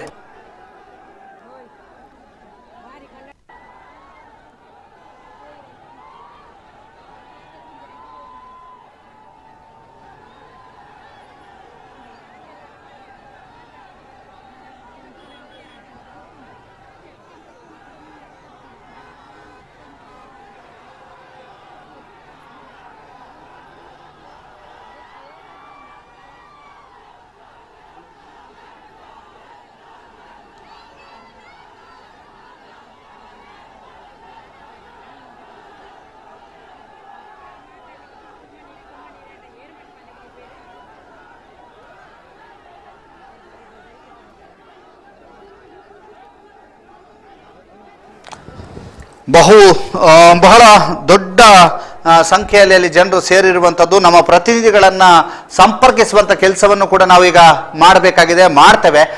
ಯಾಕಂದರೆ ನಮ್ಮ ಪ್ರತಿನಿಧಿಗಳು ಆ ಕ್ರೌಡಿನಲ್ಲಿ ಇದ್ದಾರೆ. ಆ ಕ್ರೌಡ್ನಲ್ಲಿ ವರದಿಗಾರಿಕೆ ಅಷ್ಟು ಸುಲಭದ ವಿಚಾರ ಅಲ್ಲ. ಬಹಳ ದೊಡ್ಡ ಸಂಖ್ಯೆಯಲ್ಲಿ ಜನರು ಸೇರಿರುವಂಥದ್ದು. ಬೆಳ್ಳಾರೆಯಿಂದ ನಮ್ಮ ಪ್ರತಿನಿಧಿಗಳು ಇನ್ನೇನು ಕೆಲವೇ ಕ್ಷಣಗಳಲ್ಲಿ ನಮ್ಮನ್ನು ಸಂಪರ್ಕ ಮಾಡ್ತಾರೆ. ಆ ಸಂಪರ್ಕ ಮಾಡುವಂಥ ಸಂದರ್ಭದಲ್ಲಿ ನಿಮಗೆ ಒಂದಷ್ಟು ನಮಗೆ ನಿರಂತರವಾಗಿ ಮಾಹಿತಿಗಳನ್ನು ಕೊಡ್ತಾ ಹೋಗ್ತಾ ಇದ್ರು. ಅದನ್ನು ಕೂಡ ನಿಮಗೆ ತೋರಿಸ್ತೀವಿ, ಯಾವ ರೀತಿಯಾಗಿ ಅಲ್ಲಿ ಕ್ರೌಡ್ ಇದೆ ಅನ್ನುವಂಥದ್ದು. ನಮ್ಮ ಪ್ರತಿನಿಧಿಗಳನ್ನ ನಾವು ಸಂಪರ್ಕ ಮಾಡ್ತೇವೆ, ಅವರು ಹೇಳ್ತಾರೆ, ಯಾವ ಅಲ್ಲಿಯ ಪರಿಸ್ಥಿತಿಯನ್ನು ವಿವರಿಸ್ತಾರೆ ನಮಗೆ. ಯಾಕಂತಂದರೆ ಈಗ ಹೇಗಿದೆ ಅಲ್ಲಿ ವಾತಾವರಣ ಅನ್ನುವಂಥದ್ದು. ಯಾಕಂತಂದರೆ ಅಷ್ಟರ ಮಟ್ಟಿಗೆ ಜನ ಸೇರಿದ್ದಾರೆ.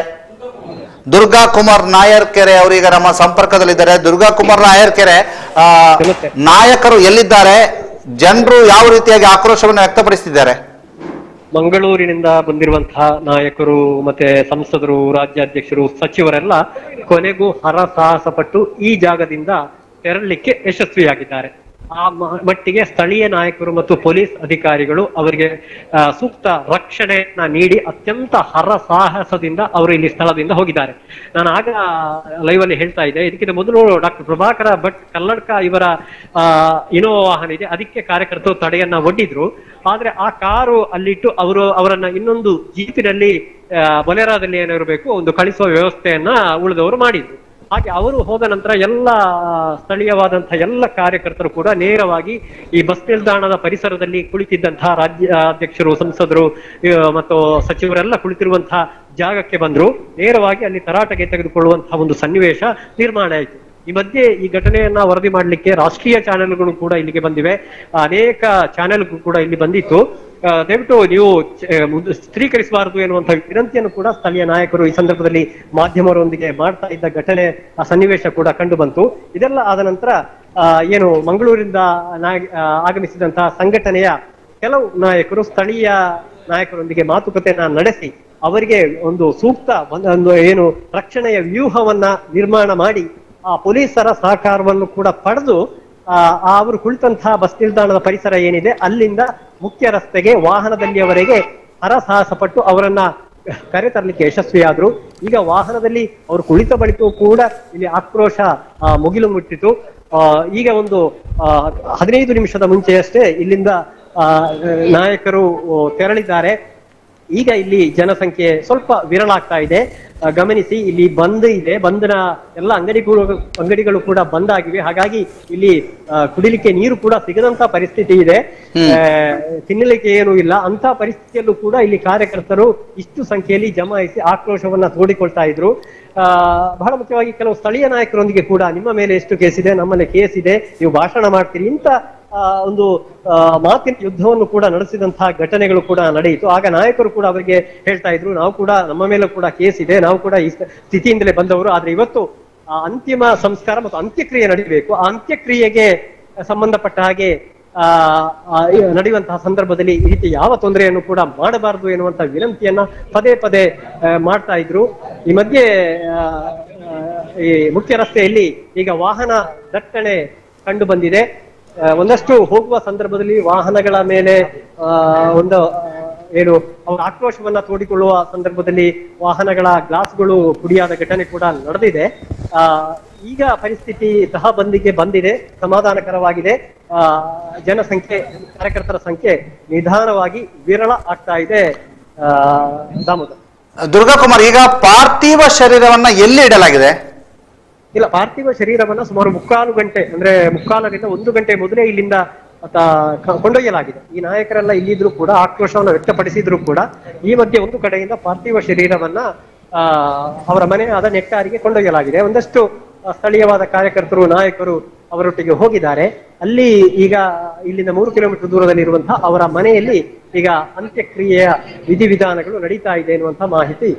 ಪಾರ್ಥಿವ ಶರೀರವನ್ನ ಇಲ್ಲಿ ಬಸ್ ಸ್ಟ್ಯಾಂಡಿನ ಸಮೀಪದಲ್ಲಿ ಇಡಲಾಗಿತ್ತಲ್ಲ, ಅಲ್ಲಿಂದ ತೆಗೆಯಲಾಗಿದೆಯಾ? ಅಲ್ಲಿಂದ ತೆಗೆಯಲಾಗಿದೆ. ಇಲ್ಲಿಂದ ಸುಮಾರು 45 ನಿಮಿಷ ಮೊದಲು ಇಲ್ಲಿಂದ ತೆಗೆಯಲಾಗಿತ್ತು. ತೆಗೆದು ಅವರ ಮನೆಗೆ ಕೊಂಡೊಯ್ಯಲಾಗಿದೆ. ಈಗ ಇಲ್ಲಿಯ ನಮ್ಮ ನಾಯಕರೆಲ್ಲ ಬಂದ್ರಲ್ಲ, ಈಗ ರಾಜ್ಯಾಧ್ಯಕ್ಷ, ಬಿಜೆಪಿ ರಾಜ್ಯಾಧ್ಯಕ್ಷ, ಸಚಿವರೆಲ್ಲ ಬಂದ್ರಲ್ಲ, ಅವರು ಅಂತಿಮ ದರ್ಶನ ಮಾಡಿದ್ರಾ? ಅವರು ಮಾಡಿದ್ದಾರೆ, ಅವರು ಮಾಡಿ ಅಲ್ಲಿ ಹೋಗಿ ಕೂತಿರುವಂತದ್ದು. ಆದ್ರೆ ಆಗ ಆಕ್ರೋಶ ಬಹಳ ದೊಡ್ಡ ಮಟ್ಟದಲ್ಲಿ ಇತ್ತು. ಆದ್ರೂ ಕೂಡ ಅಂತಿಮ ಪಟ್ಟು ಅವರು ಸೈಡಿಗೆ ಬಂದು ಅಲ್ಲಿ ಕೂತ್ರು. ಈ ಮಧ್ಯೆ ಕೂತ ಬಳಿಕ ಅವರ ಆಕ್ರೋಶ ದೊಡ್ಡದಾಯಿತು. ಒಂದು ರೀತಿಯಲ್ಲಿ ದಿಗ್ಬಂಧನ ಅಂತಲೇ ಹೇಳ್ಬೋದು. ಅವರ ಸುತ್ತ ಕಾರ್ಯಕರ್ತರು ನೆರೆಯಿದ್ರು, ವಿವಿಧ ಸಂಘಟನೆಗಳ, ಹಿಂದೂಪರ ಸಂಘಟನೆಗಳ ಕಾರ್ಯಕರ್ತರು ನೆರೆದಿದ್ರು. ಹಾಗಾಗಿ ಅವರಿಗೆ ಹೋಗುವಂತ ಯಾವುದೇ ಅವಕಾಶ ಇರಲಿಲ್ಲ.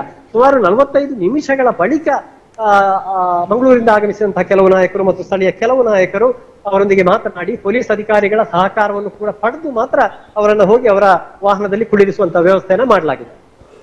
ಓಕೆ, ಧನ್ಯವಾದ. ಮತ್ತಷ್ಟು ಮಾಹಿತಿ ನಿಮ್ಮಿಂದ ನಿರೀಕ್ಷಿಸಲಾಗಿದೆ. ಮತ್ತು ಅವರ ಮನೆ ಹತ್ರ ನಮ್ಮ ಪ್ರತಿನಿಧಿಗಳು ಯಾರಿದ್ದಾರೆ? ಮನೆ ಹತ್ರ ನಮ್ಮ ಪ್ರತಿನಿಧಿ ನಾನು, ಯಾಕಂದ್ರೆ ಈ ಗುಂಪಿನಲ್ಲಿದ್ದೆ, ನಾನು ಇನ್ನೇನು ಅದಕ್ಕೆ ವ್ಯವಸ್ಥೆ ಮಾಡ್ತೇನೆ. ವ್ಯವಸ್ಥೆ ಮಾಡಿ ನಿಮ್ಮನ್ನು ಸಂಪರ್ಕಿಸುವ ಪ್ರಯತ್ನ ಮಾಡ್ತೇನೆ. ಧನ್ಯವಾದ ದುರ್ಗಾಕುಮಾರ್ ನಾಯರ್ಕೆರೆ ಅವರೇ, ನೀವು ನಮ್ಮ ಜೊತೆಗೆ ಸಂಪರ್ಕದಲ್ಲಿ ಇರಿ. ನೀವು ಮನೆ ಹತ್ರದ ಪ್ರತಿನಿಧಿ ನಮ್ಮ ಶಿವಪ್ರಸಾದ್ ಆಲೆಟ್ಟಿ ಅವರಿದ್ದಾರೆ, ಅವರನ್ನು ಕೂಡ ನಾವು ಮಾತನಾಡಿಸ್ತೇವೆ. ಅಲ್ಲಿ ಮನೆಯ ಸಮೀಪದಲ್ಲಿ ಇರುವಂತವರನ್ನು ಕೂಡ ಮಾತನಾಡಿಸಿವೆ. ನಾಯಕರಿಗೆ ಗೆರವು ಹಾಕಿರುವಂತಹ ದೃಶ್ಯಗಳನ್ನು ಕೂಡ ನಿಮಗೆ ಕೆಲವು ಕ್ಷಣದಲ್ಲಿ ತೋರಿಸ್ತೇವೆ. ನಾಯಕರು ಅಲ್ಲಿಂದ ತೆರಳೋದಕ್ಕೆ ಪಟ್ಟಂತಹ ಪರಿಶ್ರಮ, ಹರಸಾಹಸ, ಇದು ನೋಡಿ ಅಲ್ಲಿ ಬೆಳ್ಳಾರೆಯ ದೃಶ್ಯಗಳು, ಯಾವ ರೀತಿಯಾಗಿ ಜನ ಆ ಒಂದು ಕಟ್ಟಡದ ಮೇಲ್ಭಾಗದಲ್ಲೆಲ್ಲ ನಿಂತಿದ್ದಾರೆ. ಇದೀಗ ನೀವು ನೋಡ್ತಾ ಇದ್ದೀರಿ, ರಾಜ್ಯಾಧ್ಯಕ್ಷ ನಳಿನ್ ಕುಮಾರ್ ಕಟೀಲ್, ಬಿಜೆಪಿ ರಾಜ್ಯಾಧ್ಯಕ್ಷ ನಳಿನ್ ಕುಮಾರ್ ಕಟೀಲ್ ಅವರು ಹೊರ ಹೋಗೋದಕ್ಕೆ ಹರಸಾಹಸವನ್ನ ಪಡ್ತಾ ಇರುವಂತಹ ದೃಶ್ಯವನ್ನ ನಾವು ನಿಮಗೆ ತೋರಿಸ್ತಾ ಇದ್ದೀವಿ. ಅಲ್ಲಿ ಸಚಿವರಾದಂತಹ ಸುನೀಲ್ ಕುಮಾರ್ ಅವರು ಕೂಡ ಆ ಒಂದು ದೃಶ್ಯದಲ್ಲಿ ಇದ್ದಾರೆ. ಯಾವ ರೀತಿಯಾಗಿ ಹರಸಾಹಸವನ್ನ ಪಡ್ತಾ ಇದ್ದಾರೆ ಹೊರ ಹೋಗೋದಕ್ಕೆ ಅನ್ನುವಂಥದ್ದು ಇದೀಗ ನಾವು ನಿಮಗೆ ತೋರಿಸ್ತಾ ಇದ್ದೀವಿ. ಅವರನ್ನ ಹೊರ ಕಳಿಸುವಂತಹ ನಿಟ್ಟಿನಲ್ಲಿ ಪೊಲೀಸರು ಜೊತೆಗೆ ಸ್ಥಳೀಯ ಮುಖಂಡರು ಯಾವ ರೀತಿಯಾಗಿ ಅವರಿಗೆ ಒಂದು ವ್ಯೂಹವನ್ನ ರಚಿಸಿ ಇಲ್ಲಿಂದ ತೆರಳಿಸುವ ಅಥವಾ ಇಲ್ಲಿಂದ ಕಳುಹಿಸಿಕೊಡುವಂತ ಕೆಲಸವನ್ನ ಮಾಡ್ತಿದ್ದಾರೆ ಅಂತ ನಿಮಗೆ ನಾವು ತೋರಿಸ್ತಾ ಇದ್ದೀವಿ. ಅಷ್ಟರ ಮಟ್ಟಿಗೆ ಆಕ್ರೋಶವನ್ನ ವ್ಯಕ್ತಪಡಿಸ್ತಿದ್ದಾರೆ ಕಾರ್ಯಕರ್ತರು. ಜೊತೆಗೆ ಅಲ್ಲಿ ಸೇರಿರ್ತಕ್ಕಂತಹ ಪ್ರವೀಣ್ ನೆಟ್ಟಾರ್ ಅವರ ಅಭಿಮಾನಿ ಬಳಗ. ಈಗ ನಾವು ನಿಮಗೆ ಆ ದೃಶ್ಯವನ್ನ, ಎಕ್ಸ್ಕ್ಲೂಸಿವ್ ದೃಶ್ಯವನ್ನ ನಿಮಗೆ ತೋರಿಸ್ತಾ ಇದ್ದೀವಿ. ಯಾವ ರೀತಿಯಾಗಿ ನಳಿನ್ ಕುಮಾರ್ ಕಟೀಲ್ ಮತ್ತು ಉಳಿದ ಸಚಿವದ್ವಯರಿಗೆ ಯಾವ ರೀತಿಯಾದಂತಹ ಒಂದು ಗೆರವು ಹಾಕಲಾಗಿತ್ತು ಅಂತ ಈಗ ನಮ್ಮ ಜೊತೆಗೆ ಸಂಪರ್ಕದಲ್ಲಿದೆ ಶಿವಪ್ರಸಾದ್. ಎಲ್ಲಿದ್ದೀರಿ? ಮನೆ ಹತ್ರನೋ ಬಸ್ ಸ್ಟ್ಯಾಂಡ್ ಸಮೀಪವೋ? ಬಸ್ ಸ್ಟ್ಯಾಂಡ್ ಸಮೀಪದಲ್ಲಿದ್ದೇವೆ. ಈ ಭಾಗದಲ್ಲಿ ಈಗ ಶಾಸಕರನ್ನ, ಒಂದಷ್ಟು ಸಂಸದರನ್ನ ಪೊಲೀಸ್ ಭದ್ರತೆಯಲ್ಲಿ ಅವರನ್ನ ಕರೆದುಕೊಂಡು ಹೋಗಲಾಯಿತು. ಆದ್ರೆ ಜನರು ಚದುರಲಿಲ್ಲ, ಬಹಳಷ್ಟು ಆಕ್ರೋಶ ವ್ಯಕ್ತಪಡಿಸಿದ್ರು. ಮತ್ತು ಮಸೀದಿ ಭಾಗ, ಅಲ್ಲಿ ಬೆಳ್ಳಾರಿಯಲ್ಲಿ ಇರುವಂತಹ ಮಸೀದಿ ಭಾಗಕ್ಕೆ ಕಲ್ಲನ್ನ ತೂರುವಂತ ಪ್ರಯತ್ನ ಮತ್ತು ಕಲ್ಲನ್ನು ತೂರಿದ್ದಾರೆ ಕೂಡ ಅನ್ನುವಂತ ಮಾಹಿತಿ ಲಭ್ಯ ಆಗ್ತಾ ಇದೆ. ಹಾಗೂ ಈ ಕಾರಣದಿಂದಾಗಿ ಜನರನ್ನ ಚದುರಿಸುವುದಕ್ಕಾಗಿ ಲಘು ಲಾಠಿ ಪ್ರಹಾರವು ಕೂಡ ಪೊಲೀಸರ ಪ್ರಯೋಗ ನಡೆಸಿದ್ದಾರೆ. ಮತ್ತು ಜನರು ಚದುರಿಕೊಂಡು ಓಡಾಡುವಂತ ದೃಶ್ಯಗಳು ಈಗಾಗಲೇ ನಮಗೆ ಇಲ್ಲಿ ಕಾಣಸಿಗ್ತಾ ಇದೆ. ತಮಗೂ ಕೂಡ ಅದು ಈಗ ಸದ್ಯದಲ್ಲೇ ಲಭ್ಯ ಆಗ್ಲಿಕ್ಕಿದೆ. ಓಕೆ, ಧನ್ಯವಾದ ಶಿವಪ್ರಸಾದ್ ಈ ಮಾಹಿತಿಯನ್ನ ಕೊಟ್ಟಿರುವಂತದ್ದಕ್ಕೆ. ಅಲ್ಲಿ ಜನರನ್ನ ಒಂದು ಆ ಜನಸಂದಣಿಯನ್ನ ಕಡಿಮೆ ಮಾಡೋದಕ್ಕೆ ಮತ್ತು ಆಕ್ರೋಶ ಭರಿತರಾಗಿರುವಂತರನ್ನ ಕಡಿಮೆ ಮಾಡೋದಕ್ಕೆ ಲಘು ಲಾಠಿಯ ಪ್ರಹಾರ ನಡೆಸುವಂತಹ ಸಾಧ್ಯತೆ ಇದೆ ಅನ್ನುವಂಥದ್ದನ್ನ ಹೇಳಲಾಗ್ತದೆ. ಅದು ಯಾವ ರೀತಿಯ ಹಂತಕ್ಕೆ ಹೋಗಿ ಮುಟ್ಟತ್ತೆ ಗೊತ್ತಿಲ್ಲ. ಈಗ ಪಾರ್ಥಿವ ಶರೀರವನ್ನ ನೆಟ್ಟಾರಿನ ಮನೆಗೆ, ಪ್ರವೀಣ್ ಅವರ ಮನೆಗೆ ತೆಗೆದುಕೊಂಡು ಹೋಗಲಾಗಿರುವಂತದ್ದು ಮಾಹಿತಿಗಳು ನಮಗೆ ಸಿಗ್ತಾ ಇರುವಂತದ್ದು. ಪಾರ್ಥಿವ ಶರೀರವನ್ನ ಪ್ರವೀಣ್ ಅವರ ಮನೆಗೆ ತೆಗೆದುಕೊಂಡು ಹೋಗಲಾಗಿದೆ, ಇಲ್ಲಿಂದ ರವಾನಿಸಲಾಗಿದೆ ಅನ್ನುವಂಥ ಮಾಹಿತಿಗಳು ನಮಗೆ ಲಭ್ಯ ಆಗ್ತಾ ಇದೆ. ಪಾರ್ಥಿವ ಶರೀರವನ್ನು ನೆಟ್ಟಾರಿನಲ್ಲಿರುವ ಅವರ ಮನೆಗೆ ತೆಗೆದುಕೊಂಡು ಹೋಗಲಾಗಿರುವಂಥದ್ದನ್ನ ಈಗ ನಮಗೆ ತಿಳಿಯಪಡಿಸಿದೆ. ಅದರ ಜೊತೆಗೆ ನಾವು ಈಗ ನೋಡ್ತಾ ಇದ್ದೀವಿ, ಶಾಸಕರು ಮತ್ತು ಸಚಿವರುಗಳು ಅಥವಾ ರಾಜ್ಯಾಧ್ಯಕ್ಷರು ಯಾವ ರೀತಿಯಾಗಿ ಹೊರ ಹೋಗೋದಕ್ಕೆ ಹರಸಾಹಸ ಪಟ್ಟರು ಅನ್ನುವಂಥದ್ದನ್ನ ನಿಮಗೆ ತೋರಿಸ್ತಾ ಇದ್ವಿ. ಹೊರ ಹೋಗೋದಕ್ಕೆ ಯಾವ ರೀತಿಯಂತಹ ಹರಸಾಹಸ ಪಡಬೇಕಾದಂತಹ ಪರಿಸ್ಥಿತಿ ನಿರ್ಮಾಣ ಆಗಿದೆ ಅನ್ನುವಂಥದ್ದನ್ನು ನಾವು ನಿಮಗೆ ತೋರಿಸ್ತಾ ಇದ್ದೀವಿ.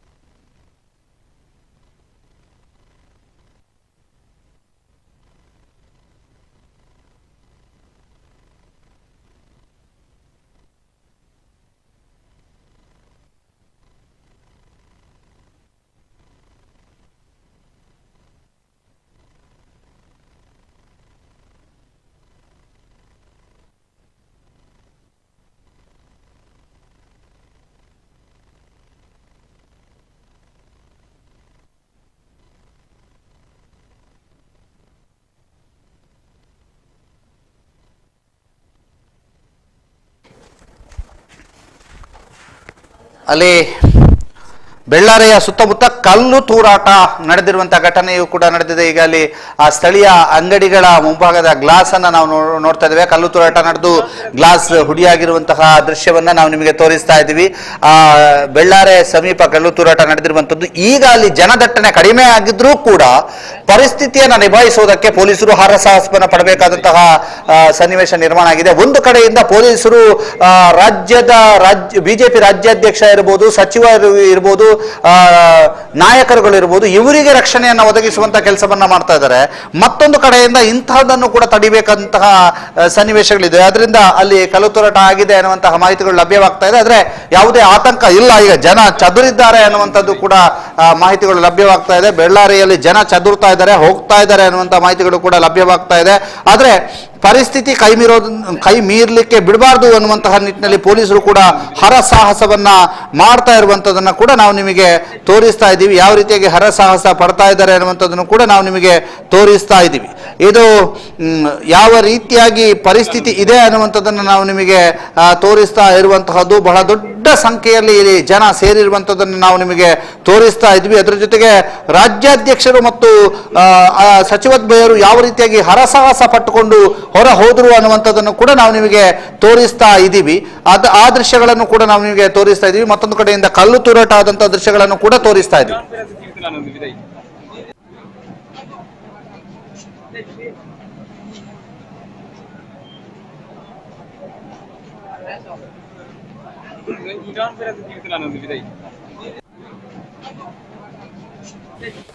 ಈಗ ನಮಗೆ ಎಕ್ಸ್ಕ್ಲೂಸಿವ್ ದೃಶ್ಯಗಳು ಲಭ್ಯ ಆಗಿರುವಂತದ್ದು. ನಾವು ನಿಮಗೆ ಅಲ್ಲಿ ನಡೆದಕ್ಕಂತ ಕಲ್ಲು ತೂರಾಟ ದೃಶ್ಯಗಳನ್ನು ನಿಮಗೆ ತೋರಿಸ್ತಾ ಇದ್ದೀವಿ. ಯಾವ ರೀತಿಯಾಗಿ ಅಲ್ಲಿ ನಡೆದಿದೆ ಅನ್ನುವಂಥದ್ದು. ಬಹುದೊಡ್ಡ ಆತಂಕ ಅಥವಾ ಬಹುದೊಡ್ಡ ಉದ್ವಿಗ್ನ ಪರಿಸ್ಥಿತಿ ನಿರ್ಮಾಣ ಆಗಿರುವಂತದ್ದು. ತಮ್ಮ ಸ್ನೇಹಿತನನ್ನ ಕಳೆದುಕೊಂಡಂತ ನೋವಿನಲ್ಲಿ ಅಲ್ಲಿಯ ಸ್ಥಳೀಯ ಪ್ರವೀಣ್ ನೆಟ್ಟಾರ್ ಅವರ ಬಂಧು ಬಳಗ, ಪ್ರವೀಣ್ ನೆಟ್ಟಾರ್ ಅವರ ಸ್ನೇಹಿತರು, ಪ್ರವೀಣ್ ನೆಟ್ಟಾರ್ ಅವರ ಅಭಿಮಾನಿ ಬಳಗ ಮತ್ತು ಪ್ರವೀಣ್ ನೆಟ್ಟಾರ್ ಅವರ ಅಲ್ಲಿಯ ಸ್ಥಳೀಯ ನಾಯಕರು ಎಲ್ಲರೂ ಕೂಡ ಇರುವಂತದ್ದು. ಅದರಿಂದ ಆಕ್ರೋಶ ಅಥವಾ ದುಃಖ ತಪ್ಪ, ಮುಗಿಲು ಮುಟ್ಟಿದ ಆಕ್ರಂದನ ಎಲ್ಲವೂ ಇದ್ದೇ ಇರುತ್ತೆ.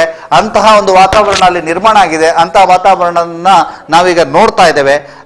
ಅಲ್ಲಿ ಈಗ ಡಬಲ್ ವಿಂಡೋದಲ್ಲಿ ನಾವು ನಿಮಗೆ ತೋರಿಸ್ತಾ ಇದ್ದೇವೆ. ಒಂದು ವಿಂಡೋದಲ್ಲಿ ಯಾವ ರೀತಿಯಾಗಿ ಜನಸಂದಣಿ ಇತ್ತು, ಜನರು ಯಾವ ರೀತಿಯಾಗಿ ಆಕ್ರೋಶವನ್ನು ವ್ಯಕ್ತಪಡಿಸಿದ್ರು, ಜನ ಯಾವ ರೀತಿಯಾಗಿ ಸೇರಿದ್ರು, ಅಲ್ಲಿ ನಾಯಕರಿಗೆ ಯಾವ ರೀತಿಯಾಗಿ ತಡೆಯೊಡ್ಡಿದ್ರು, ನಾಯಕರನ್ನ ಕಳಿಸಿಕೊಳ್ಳುವುದಕ್ಕಾಗಿ ಎಷ್ಟು ಸಾಹಸ ಮಾಡಬೇಕಾಯಿತು ಅಂತ ಒಂದು ಕಡೆ ಇದ್ರೆ, ಮತ್ತೊಂದು ಕಡೆಯಿಂದ ಕಲ್ಲು ತೂರಾಟ ನಡೆದಿರುವಂತಹ ದೃಶ್ಯ, ಕಲ್ಲು ತೂರಾಟದಿಂದ ಹಾನಿಯಾಗಿರುವಂತಹ ದೃಶ್ಯವನ್ನು ಕೂಡ ನಾವು ನಿಮಗೆ ಒಟ್ಟಾಗಿ ತೋರಿಸ್ತಾ ಇದ್ದೀವಿ.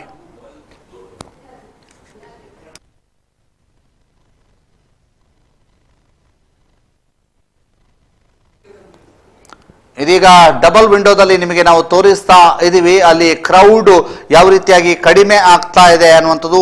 ಏಕಾಏಕಿ ಅಲ್ಲಿ ಬಹುದೊಡ್ಡ ಸಂಖ್ಯೆಯಲ್ಲಿ ಕ್ರೌಡ್ ಸೇರಿತ್ತು, ಜನ ಸೇರಿದ್ರು. ಜನರು ಸೇರಿ ಅಲ್ಲಿಯ ವಾತಾವರಣ ಒಂದು ರೀತಿಯಲ್ಲಿ ಉದ್ವಿಗ್ನ ಪರಿಸ್ಥಿತಿಗೆ ತಲುಪಿತ್ತು. ಈಗ ಅಲ್ಲಿ ವಾತಾವರಣ ಸ್ವಲ್ಪ ಮಟ್ಟಿಗೆ ತಿಳಿಯಾಗ್ತಾ ಇದೆ ಅನ್ನುವಂಥದ್ದು ಇದೆ. ಆದ್ರೆ ಇನ್ನೂ ಕೂಡ ಸಂಪೂರ್ಣವಾಗಿ ತಿಳಿಯಾಗಿಲ್ಲ. ಯಾಕೆಂತಂದ್ರೆ ಜನ ಮತ್ತು ಸೇರ್ತಾ ಇದ್ದಾರೆ. ಅಂತ್ಯ ಸಂಸ್ಕಾರ ಆಗುವಂತಹ ನೆಟ್ಟಾರ್ನ ಕಡೆಗೆ ಜನರು ಹೋಗ್ತಾ ಇದ್ದಾರೆ ಅನ್ನುವಂಥ ಮಾಹಿತಿಗಳು ಲಭ್ಯವಾಗ್ತಾ ಇದೆ.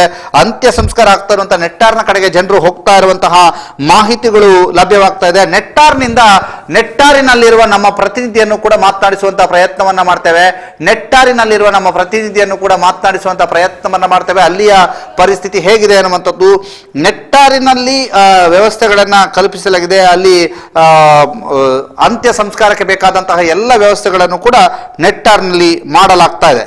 ಮತ್ತಷ್ಟು ಅಪ್ಡೇಟ್ ಸುದ್ದಿಗಳು ಕೂಡ ನಮಗೆ ಬರ್ತಾ ಇದೆ. ಅಪ್ಡೇಟ್ ಸುದ್ದಿಗಳಲ್ಲಿಯೂ ಕೂಡ ನೀವು ಆ ಒಂದು ಮಾಹಿತಿಯನ್ನು ನಾವು ನಿಮಗೆ ಒದಗಿಸ್ತೀವಿ.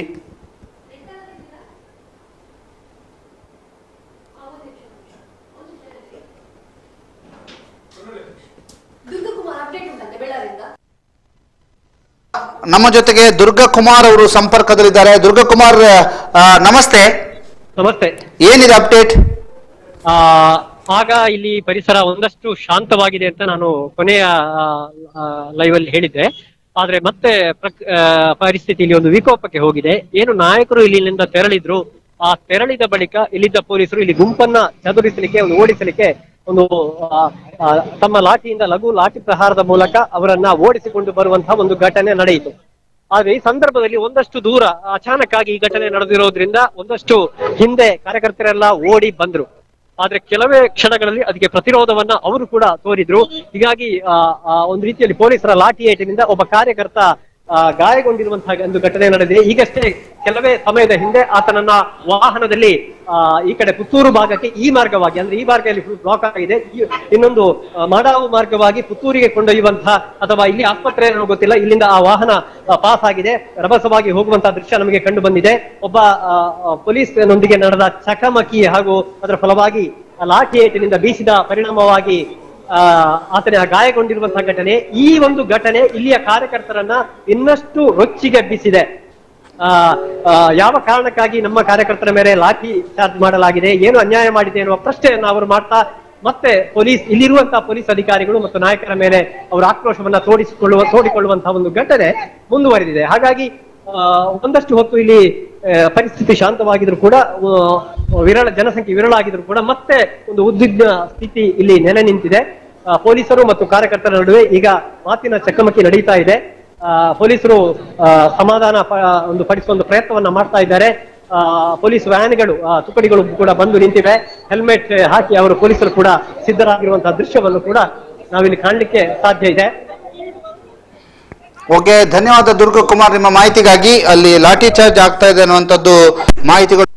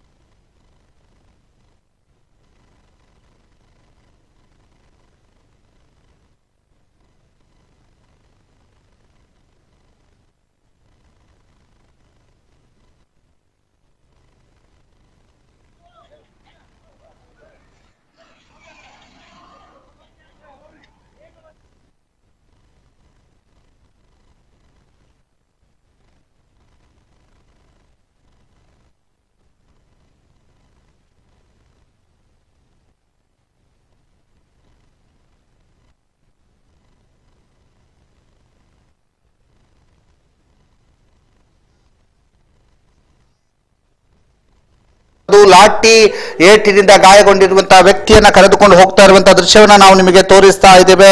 ಇದೀಗ ಬೆಳ್ಳಾರಿಯಲ್ಲಿ ನಡೆದಿದ್ದಂತಹ ಗಾಯಗೊಂಡಿರುವವನ ದೃಶ್ಯವನ್ನ ನಾವು ನಿಮಗೆ ತೋರಿಸ್ತಾ ಇದ್ದೀವಿ. ಗಾಯಗೊಂಡಿರುವವನ ದೃಶ್ಯವನ್ನ ನಿಮಗೆ ತೋರಿಸ್ತಾ ಇದ್ದೀವಿ. ಗಾಯಗೊಂಡಿರುವ ವ್ಯಕ್ತಿ, ಅವರ ತಲೆಗೆ ಲಾಠಿ ಏಟು ಬಿದ್ದು ಗಾಯಗೊಂಡಿದ್ದಾರೆ ಅನ್ನುವಂಥ ಮಾಹಿತಿಗಳು ಲಭ್ಯವಾಗ್ತಾ ಇದೆ. ಅವರನ್ನು ಆಸ್ಪತ್ರೆಗೆ ಕರೆದುಕೊಂಡು ಹೋಗುವಂತಹ ಒಂದು ಸಂದರ್ಭದಲ್ಲಿ ತೆಗೆದಿರುವಂತಹ ದೃಶ್ಯ. ಈ ಬಗ್ಗೆ ನಮ್ಮ ಜೊತೆಗೆ ಮಾತನಾಡುವುದಕ್ಕೆ ಶಿವಪ್ರಸಾದ್ ಅವರು ನೇರ ಸಂಪರ್ಕದಿದ್ದಾರೆ. ಶಿವಪ್ರಸಾದ್, ಏನಾಯ್ತು? ಸರ್, ದಾಮೋದರ್, ಇಲ್ಲಿ ಮಸೀದಿಗೆ ಏನು ಕಲ್ಲು ಬಿಸಾಡುವಂತ ಸಂದರ್ಭದಲ್ಲಿ ಲಾಠಿ ಚಾರ್ಜ್ ಆಗಿರುವಂತ ಘಟನೆ ನಡೆಯಿತು. ಆ ಘಟನೆಯಲ್ಲಿ ಓರ್ವರಿಗೆ ತಲೆಗೆ ಗಾಯವಾಗಿದ್ದು ಅವರನ್ನ ಆಸ್ಪತ್ರೆಗೆ ಸಾಗಿಸುವಂತಹ ವ್ಯವಸ್ಥೆಗಳು ಕೂಡ ನಡೆದಿವೆ.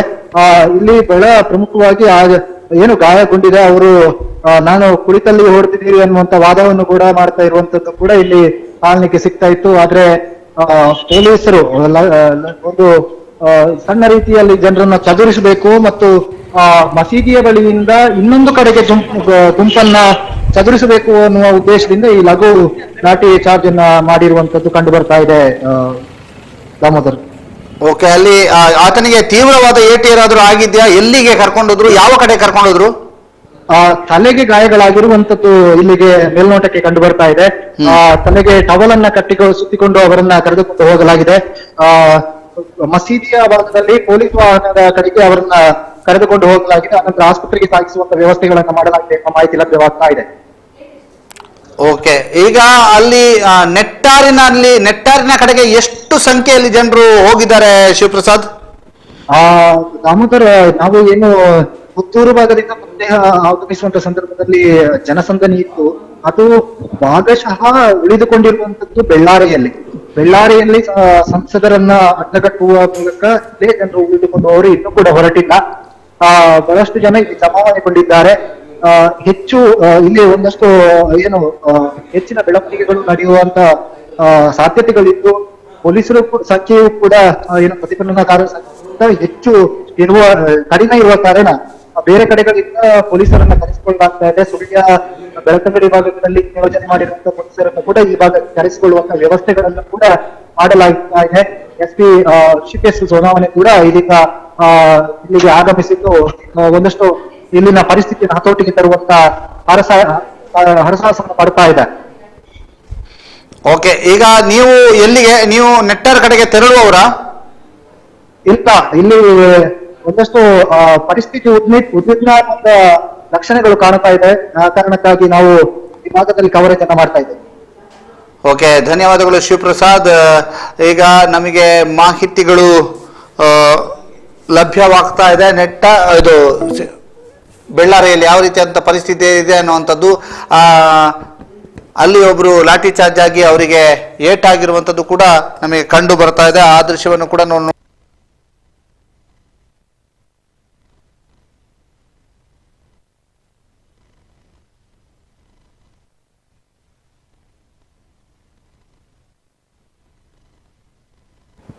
ಇದೀಗ ಅಲ್ಲಿ ಜನಸಂಖ್ಯೆ ಕೊಂಚ ಮಟ್ಟಿಗೆ ಕಡಿಮೆ ಆಗ್ತಾ ಇರುವಂತದನ್ನು ನಾವು ನಿಮಗೆ ತೋರಿಸ್ತಾ ಇದ್ದೀವಿ ದೃಶ್ಯಗಳಲ್ಲಿ. ಯಾವ ರೀತಿಯಾಗಿ ಪರಿಸ್ಥಿತಿ ಇದೆ ಅನ್ನುವಂಥದ್ದು ಮತ್ತು ಲಾಠಿ ಹಿಡಿದು ಪೊಲೀಸರು ಚದುರಿಸುವಂತಹ ಪ್ರಯತ್ನವನ್ನು ಯಾವ ರೀತಿಯಾಗಿ ಮಾಡ್ತಾ ಇದ್ದಾರೆ ಅಂತ ನಾವು ನಿಮಗೆ ತೋರಿಸ್ತಾ ಇದ್ದೀವಿ. ಅಲ್ಲಿ ಲಾಠಿ ಹಿಡಿದು ಪೊಲೀಸರು ಎಲ್ಲಾ ಕಡೆಯಲ್ಲೂ ಓಡ್ತಾ ಇರುವಂತದನ್ನು ನಾವು ನಿಮಗೆ ತೋರಿಸ್ತಾ ಇದ್ದೀವಿ.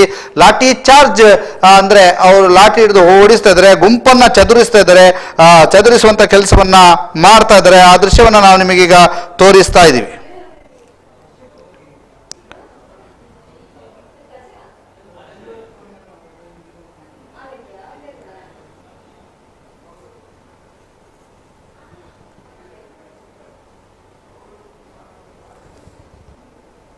ಲಾಠಿ ಹಿಡಿದು ಲಾಠಿ ಚಾರ್ಜ್ ಮಾಡಿ ಒಬ್ಬರಿಗೆ ಗಾಯಗೊಂಡಿರುವಂತಹ ಘಟನೆ ಕೂಡ ನಡೆದಿದೆ ಬೆಳ್ಳಾರಿಯಲ್ಲಿ. ಅದನ್ನು ಕೂಡ ನಾವು ನಿಮಗೆ ತೋರಿಸ್ತೀವಿ.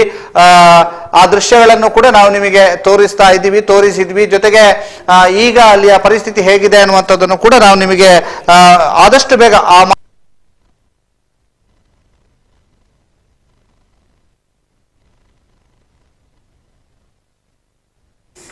ಇದೀಗ ಬಂದಿರುವಂತಹ ಮಾಹಿತಿಯ ಪ್ರಕಾರ ಗಾಯಗೊಂಡಿರುವ ವ್ಯಕ್ತಿಯನ್ನು ಆಸ್ಪತ್ರೆಗೆ ಸಾಗಿಸಿದ್ದಾರೆ, ಆಸ್ಪತ್ರೆಗೆ ಕರ್ಕೊಂಡು ಹೋಗಲಾಗಿದೆ ಅನ್ನುವಂಥದ್ದು. ಜೊತೆಗೆ ಅಲ್ಲಿ ಚಿಕ್ಕ ಒಂದು ಲಾಠಿ ಚಾರ್ಜ್ ಕೂಡ ಮಾಡಲಾಗಿರುವಂಥದ್ದು. ಜೊತೆಗೆ ಅಲ್ಲಿಯ ಗುಂಪನ್ನ ಚದುರಿಸುವಂತಹ ನಿಟ್ಟಿನಲ್ಲಿ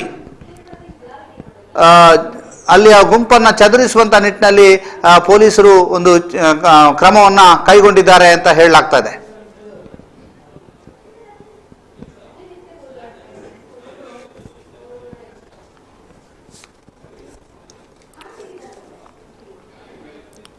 ಅಲ್ಲಿಯ ನೇರ ದೃಶ್ಯಗಳು ಈಗ ನಿಮಗೆ ಕಂಡು ಬರ್ತಾ ಇದೆ. ಗಲ್ಲಿಗಳಲ್ಲಿ ಪೊಲೀಸರು ಲಾಠಿ ಹಿಡಿದು ಸಾಗ್ತಾ ಇರುವಂತದ್ದನ್ನ ನಾವು ನಿಮಗೆ ತೋರಿಸ್ತಾ ಇದ್ದೀವಿ. ಯಾವ ರೀತಿಯಾಗಿ ಪರಿಸ್ಥಿತಿಯನ್ನ ಹತೋಟಿಗೆ ತರುವುದಕ್ಕೆ ಪೊಲೀಸರು ಹರಸಾಹಸವನ್ನ ಪಡ್ತಾ ಇದ್ದಾರೆ ಅನ್ನುವಂತಹ ಒಂದು ದೃಶ್ಯಗಳನ್ನು ನಿಮಗೆ ತೋರಿಸ್ತಾ ಇದ್ವಿ. ಅಲ್ಲಿಯ ನೇರ ದೃಶ್ಯಗಳು ಈಗ ಲಾಠಿ ಹಿಡಿದುಕೊಂಡು ಗಲ್ಲಿಗಳಲ್ಲಿ ಪೊಲೀಸರು ಸಾಗ್ತಾ ಇದ್ದಾರೆ. ಅಲ್ಲಿಯ ಪರಿಸ್ಥಿತಿಯನ್ನು ಹತೋಟಿಗೆ ತರುವ ನಿಟ್ಟಿನಲ್ಲಿ ಪೊಲೀಸರು ಹರಸಾಹಸವನ್ನ ಪಡ್ತಾ ಇರುವಂತದ್ದನ್ನು ನಿಮಗೆ ತೋರಿಸ್ತಾ ಇದ್ದೀವಿ. ಬಹಳ ದೊಡ್ಡ ಸಂಖ್ಯೆಯಲ್ಲಿ ಪೊಲೀಸರು ಕೂಡ ಅಲ್ಲಿ ನಡೆದಿದ್ದಾರೆ. ಆದರೆ ಅದಕ್ಕಿಂತ ಒಂದು 100 ಪಟ್ಟು ಹೆಚ್ಚು ಅಲ್ಲಿ ಜನರು ಸೇರಿರುವಂತದ್ದು, ಬಹುದೊಡ್ಡ ಜನರು 100 ಪಟ್ಟು ಹೆಚ್ಚು ಜನರು ಸೇರಿದ್ದಾರೆ. ಜೊತೆಗೆ ತಮ್ಮ ಆತ್ಮೀಯ ಸ್ನೇಹಿತ ಬಿಜೆಪಿಯ ಯುವ ನಾಯಕ ಪ್ರವೀಣ್ ನೆಟ್ಟಾರ್ ಅವರ ಪಾರ್ಥಿವ ಶರೀರವನ್ನ ನೋಡುವುದು ಒಂದು ಕಡೆ, ಆದರೆ ಅವರ ಸಾವಿಗೆ ಆಕ್ರೋಶವನ್ನ ವ್ಯಕ್ತಪಡಿಸುವವರ ಸಂಖ್ಯೆ ಬಹುದೊಡ್ಡದಿದೆ. ಅವರ ಸಾವಿಗೆ ನೋವನ್ನು ವ್ಯಕ್ತಪಡಿಸುವಂಥದ್ದು, ಅವರ ಸಾವಿಗೆ ಬೇಸರವನ್ನು ವ್ಯಕ್ತಪಡಿಸುವಂಥದ್ದು, ಜೊತೆಗೆ ಅವರ ಸಾವಿಗೆ ಆಕ್ರೋಶವನ್ನು ವ್ಯಕ್ತಪಡಿಸುವಂತಹ ಕಾರ್ಯಕರ್ತರ ಪಡೆ ಒಂದು ದೊಡ್ಡ ಸಂಖ್ಯೆಯಲ್ಲಿದೆ. ಆ ಒಂದು ದೃಶ್ಯವನ್ನು ನಿಮಗೆ ನೇರವಾಗಿ ತೋರಿಸ್ತಾ ಇದ್ದೀವಿ, ಯಾವ ರೀತಿಯಾಗಿ ಕಾರ್ಯಕರ್ತರು ಆಕ್ರೋಶವನ್ನು ವ್ಯಕ್ತಪಡಿಸ್ತಾ ಇದ್ದಾರೆ ಅನ್ನುವಂಥದ್ದನ್ನು. ಜೊತೆಗೆ ಈಗ ಅಲ್ಲಿ ಗುಂಪನ್ನ ಚದುರಿಸುವಂತ ಕೆಲಸವು ನಿರಂತರವಾಗಿ ಆಗ್ತಾ ಇರೋದ್ರ ಬಗ್ಗೆ ಮಾಹಿತಿಗಳು ಲಭ್ಯವಾಗಿದೆ. ನಿರಂತರವಾಗಿ ಗುಂಪನ್ನು ಚದುರಿಸ್ತಾ ಇದ್ದಾರೆ. ಜೊತೆಗೆ ನೆಟ್ಟಾರಿನತ್ತ ಜನರು ಹೋಗ್ತಾ ಇರುವಂತದ್ದನ್ನ ನಾವು ನಿಮಗೆ ತೋರಿಸ್ತಾ ಇದ್ದೀವಿ. ನೆಟ್ಟಾರಿನತ್ತ ಜನರು ಹೋಗ್ತಾ ಇದ್ದಾರೆ.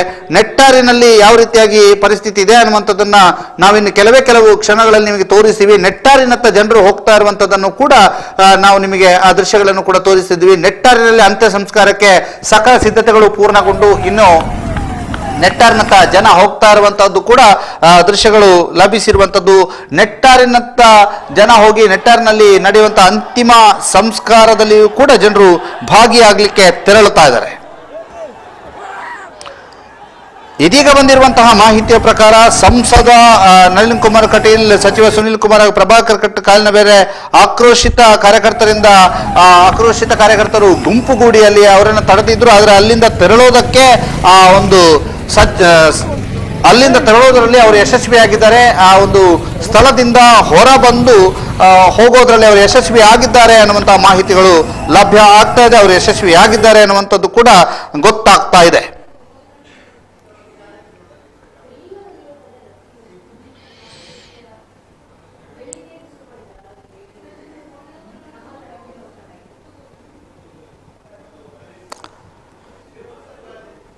ಬಹಳ ದೊಡ್ಡ ಮಟ್ಟದಲ್ಲಿ ಬೆಳ್ಳಾರಿಯಲ್ಲಿ ಜನರು ಸೇರಿರುವಂತಹದ್ದು, ಬಹುದೊಡ್ಡ ಸಂಖ್ಯೆಯಲ್ಲಿ ಬೆಳ್ಳಾರಿಯಲ್ಲಿ ಆಕ್ರೋಶಿತಗೊಂಡಿರುವಂತಹ ಜನರು ಸೇರಿರುವಂತದ್ದು. ತಮ್ಮ ಸ್ನೇಹಿತನ ಅಥವಾ ತಮ್ಮ ಹಿತೈಷಿಯ ಸಾವಿಗೆ ಅವರು ಆಕ್ರೋಶವನ್ನು ವ್ಯಕ್ತಪಡಿಸ್ತಾ ಇರುವಂತದ್ದು, ರಾಜ್ಯಾಧ್ಯಕ್ಷರಿಗೆ ಗೆರವು ಹಾಕಿರುವಂತದ್ದು, ಜಿಲ್ಲಾಧ್ಯಕ್ಷನಿಗೆ ಗೆರವು ಹಾಕಿರುವಂತದ್ದು, ಸಚಿವರನ್ನ ವಿರೋಧಿಸಿರುವಂತದ್ದು ಎಲ್ಲವನ್ನೂ ಕೂಡ ನಾವು ನೋಡ್ತಾ ಇದ್ದೀವಿ. ಕಲ್ಲು ತೂರಾಟ ಆಗಿದೆ, ಜೊತೆಗೆ ಲಘು ಲಾಠಿ ಪ್ರಹಾರ ಕೂಡ ಆಗಿರುವಂತದ್ದು ನಾವು ತೋರಿಸ್ತಾ ಇದ್ದೀವಿ. ಅಂತ ಆ ಒಂದು ದೃಶ್ಯಗಳನ್ನು ಕೂಡ ನಿಮಗೆ ತೋರಿಸ್ತಾ ಇದ್ದೀವಿ. ಬಹಳ ದೊಡ್ಡ ಸಂಖ್ಯೆಯಲ್ಲಿ ಜನ ಸೇರಿರುವಂತಹ ದೃಶ್ಯಗಳನ್ನು ಕೂಡ ನಾವು ನಿಮಗೆ ತೋರಿಸ್ತಾ ಇದ್ದೀವಿ. ಬೆಳ್ಳಾರಿ ಸಂಪೂರ್ಣವಾಗಿ ಬೆಳ್ಳಾರಿಯ ಪರಿಸ್ಥಿತಿಯನ್ನ ಸಂಪೂರ್ಣವಾಗಿ ಹತೋಟಿಗೆ ತರುವುದಕ್ಕೆ ಪೊಲೀಸರು ಹರಸಾಹಸವನ್ನ ಪಡ್ತಾ ಇದ್ದಾರೆ. ಆದ್ರೆ ಆ ಒಂದು ಪೊಲೀಸರು ಹರಸಾಹಸವನ್ನ ಪಡ್ತಾ ಇದ್ರು ಕೂಡ ಸಾಧ್ಯ ಆಗ್ತಾ ಇಲ್ಲ. ಅದರ ಪ್ರಯತ್ನ ನಿರಂತರವಾಗಿ ಮಾಡ್ತಾ ಇದ್ದಾರೆ. ಸಂಪೂರ್ಣವಾಗಿ ಹತೋಟಿಗೆ ತರುವುದಕ್ಕೆ ಪ್ರಯತ್ನವನ್ನ ಮಾಡ್ತಾ ಇದ್ದಾರೆ. ಆ ಪ್ರಯತ್ನದಲ್ಲಿ ಅವರು ಯಶಸ್ವಿಯನ್ನ ಕಾಣೋದಕ್ಕೋಸ್ಕರವಾಗಿ ಲಾಠಿಯನ್ನು ಕೂಡ ಬೀಸ್ತಾ ಇದ್ದಾರೆ. ಅದರ ಪರಿಸ್ಥಿತಿ ಇನ್ನೂ ಕೂಡ ಹತೋಟಿಗೆ ಬಂದಿಲ್ಲ. ಹತೋಟಿಗೆ ಬರ್ತಾ ಇದೆ ಅನ್ನುವಂಥ ಮಾಹಿತಿಗಳು ಕೂಡ ಲಭ್ಯವಾಗ್ತಾ ಇದೆ. ನಾವು ದುರ್ಗಾ ಕುಮಾರ್ ನಾಯರ್ ಕೆರೆ ಅವರನ್ನ ಒಮ್ಮೆ ಸಂಪರ್ಕಿಸ್ತೇವೆ. ಯಾಕಂತಂದ್ರೆ ಅಲ್ಲಿಯ ಪರಿಸ್ಥಿತಿ ಹೇಗಿದೆ, ಬೆಳ್ಳಾರಿಯ ಪರಿಸ್ಥಿತಿ ಹೇಗಿದೆ ಅನ್ನುವಂಥದ್ದನ್ನು ತಿಳಿದುಕೊಳ್ಳುವುದಕ್ಕಾಗಿ ದುರ್ಗಾ ಕುಮಾರ್ ನಾಯರ್ ಕೆರೆ ಅವ್ರನ್ನ ನಾವು ಸಂಪರ್ಕಿಸ್ತೇವೆ. ಅವರು ಅಲ್ಲಿಯ ಮಾಹಿತಿಗಳನ್ನು ನಮಗೆ ಕೊಡ್ಲಿಕ್ಕಿದ್ದಾರೆ.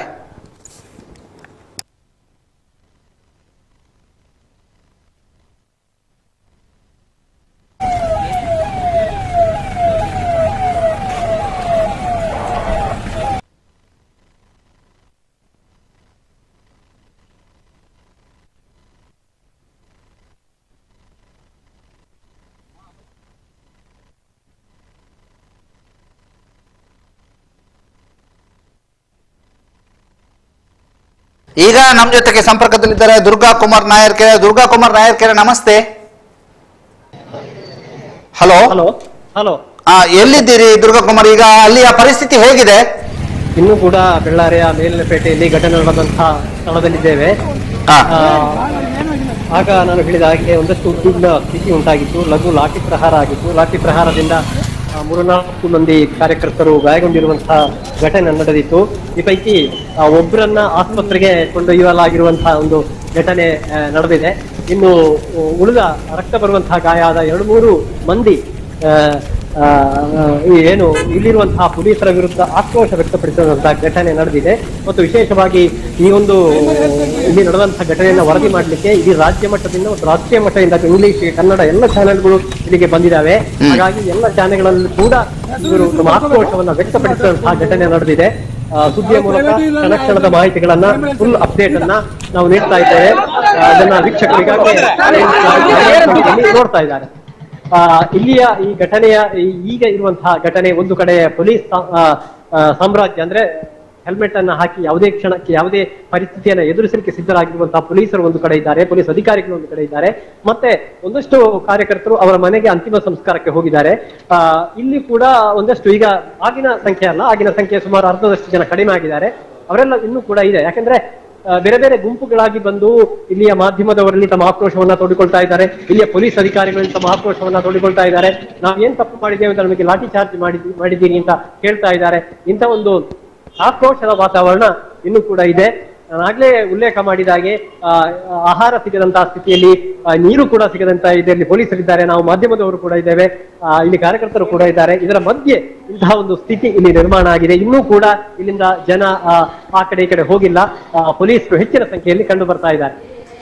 ಓಕೆ, ಈಗ ನಾವು ಆ ದೃಶ್ಯಗಳನ್ನು ನೋಡ್ತಾ ಇದೀವಿ. ದುರ್ಗಾ ಕುಮಾರ್ ಅವರು ಒಬ್ಬರಿಗೆ ತಲೆಗೆ ಗಾಯ ಆಗಿರುವಂತಹ ದೃಶ್ಯಗಳನ್ನು ಕೂಡ ನಾವು ನಿಮಗೆ ತೋರಿಸ್ತಾ ಇದೀವಿ. ಜೊತೆಗೆ ಲಾಠಿ ಹಿಡ್ಕೊಂಡು ಪೊಲೀಸ್ನವರು ಸಾಕ್ತಾ ಇರುವಂತಹ ದೃಶ್ಯಗಳನ್ನು ಕೂಡ ನಾವು ನಿಮಗೆ ತೋರಿಸ್ತಾ ಇದ್ದೀವಿ, ನೋಡ್ತಾ ಇದ್ದೀವಿ. ಅದರ ಜೊತೆಗೆ ನೆಟ್ಟಾರಿನತ್ತ ಯಾವ ಸಂಖ್ಯೆಯಲ್ಲಿ ಕಾರ್ಯಕರ್ತರು, ಹಿತೈಷಿಗಳು, ಅಭಿಮಾನಿಗಳು ಸಾಕ್ತಾ ಇದ್ದಾರೆ? ಇಲ್ಲ, ನೆಟ್ಟಾರ್ ಅಂದ್ರೆ ಅದು ಕಿರಿದಾದ ಪ್ರದೇಶ ಆಗಿರೋದ್ರಿಂದ, ಅಲ್ಲಿ ರಸ್ತೆ ಕೂಡ ಕಿರಿದಾದ ಆಗಿರೋದ್ರಿಂದ ಅದನ್ನ ಗಮನಿಸಿ ಅಷ್ಟ ಸಂಖ್ಯೆಯಲ್ಲಿ ಕಾರ್ಯಕರ್ತರು ಹೋಗ್ತಾ ಇಲ್ಲ. ಆದ್ರೆ ಇನ್ನೂ ಕೂಡ ಹೋಗ್ತಾ ಇದ್ದಾರೆ. ಒಂದಷ್ಟು ಇಲ್ಲಿ ಅಂತಿಮ ದರ್ಶನ ಪಡೆಯಲಿಕ್ಕೆ ಆಗದಂತವರು ಒಂದಷ್ಟು ಜನ ಹೋಗ್ತಾ ಇದ್ದಾರೆ. ಆದ್ರೆ ತುಂಬಾ ದೊಡ್ಡ ಸಂಖ್ಯೆಯಲ್ಲಿ ಹೋಗ್ತಾ ಇಲ್ಲ. ಓಕೆ, ಅಲ್ಲಿಯ ಪ್ರತಿ ಕ್ಷಣದ ಅಪ್ಡೇಟ್ ಅನ್ನ ನೀವು ನಮಗೆ ನೀಡ್ತಾ ಇರಿ. ನಿಮ್ಮ ಈಗಿನ ಅಪ್ಡೇಟ್ಗೆ ಧನ್ಯವಾದ. Okay, thank you. ಇದು ಅಲ್ಲಿ ಕಾರ್ಯಕರ್ತರು ಪೊಲೀಸರ ಜೊತೆಗೆ ಮಾತಿನ ಚಕಮಕಿ ನಡೆಸ್ತಾ ಇರುವಂತದ್ದು. ಒಬ್ಬ ಕಾರ್ಯಕರ್ತನಿಗೆ ಲಾಠಿ ಏಟಿನ ಮೂಲಕ ಗಾಯಗೊಂಡಿರುವಂತಹ ಸ್ಥಿತಿ. ಆ ಗಾಯಗೊಂಡಂತಹ ಲಾಠಿ ಏಟಿನ ಕಾರ್ಯಕರ್ತನಿಗೆ ಪೊಲೀಸ್ ಸಿಬ್ಬಂದಿಯೇ ಒಂದು ಟವಲ್ ಅನ್ನ ಕಟ್ಟುವ ಮೂಲಕ ನೆರವಾಗ್ತಾ ಇರುವಂತದ್ದು. PSI ಒಬ್ರು ನೆರವಾಗ್ತಾ ಇರುವಂತದ್ದು ನಾವು ನಿಮಗೆ ತೋರಿಸ್ತಾ ಇದ್ದೀವಿ. ಆ ಪೊಲೀಸರೇ ಅವರಿಗೆ ಒಂದು ರಕ್ತ ಸ್ರಾವ ಆಗದೇ ಇರುವಂತಹ ರೀತಿಯಲ್ಲಿ ಟವಲ್ ಅನ್ನ ಕಟ್ಟುವಂತಹ ದೃಶ್ಯವನ್ನ ನಾವು ನಿಮಗೆ ತೋರಿಸ್ತಾ ಇದ್ದೀವಿ. ಪೊಲೀಸರು ಟವಲ್ ಅನ್ನ ಕಟ್ಟಿಕೊಂಡು ಅವರನ್ನ ಕರ್ಕೊಂಡು ಹೋಗ್ತಾ ಇದ್ದಾರೆ. ಆ ದೃಶ್ಯವನ್ನು ಕೂಡ ನಾವು ನಿಮಗೆ ತೋರಿಸ್ತಾ ಇದ್ದೀವಿ. ಅವರನ್ನ ಆಸ್ಪತ್ರೆಗೆ ಕರೆದುಕೊಂಡು ಹೋಗುವಂತಹ ಒಂದು ಸನ್ನಿವೇಶ ನಿರ್ಮಾಣ ಆಗಿದೆ. ಆ ಒಂದು ಸನ್ನಿವೇಶದಲ್ಲಿ ಅವರನ್ನ ಹಾಸ್ಪಿಟ್ಲಿಗೆ ಕರ್ಕೊಂಡು ಹೋಗ್ತಾ ಇದ್ದಾರೆ. ಆ ಪೊಲೀಸರೇ ಅವರನ್ನ ಹಾಸ್ಪಿಟ್ಲಿಗೆ ಕರ್ಕೊಂಡು ಹೋಗ್ತಾ ಇದ್ದಾರೆ. ಜೊತೆಗೆ ಪೊಲೀಸರು ಆ ಒಂದು ವ್ಯಕ್ತಿಯ ತಲೆಗೆ ಆ ಪೊಲೀಸರೇ ಬಟ್ಟೆಯನ್ನ ಕಟ್ಟಿ ಅವರನ್ನ ಕರೆದುಕೊಂಡು ಹೋಗ್ತಾ ಇರುವಂತಹ ದೃಶ್ಯಗಳನ್ನು ನಾವು ನಿಮಗೆ ತೋರಿಸ್ತಾ ಇದ್ದೀವಿ.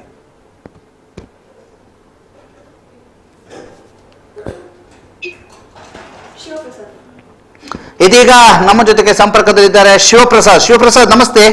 ನಮಸ್ತೆ ಸರ್.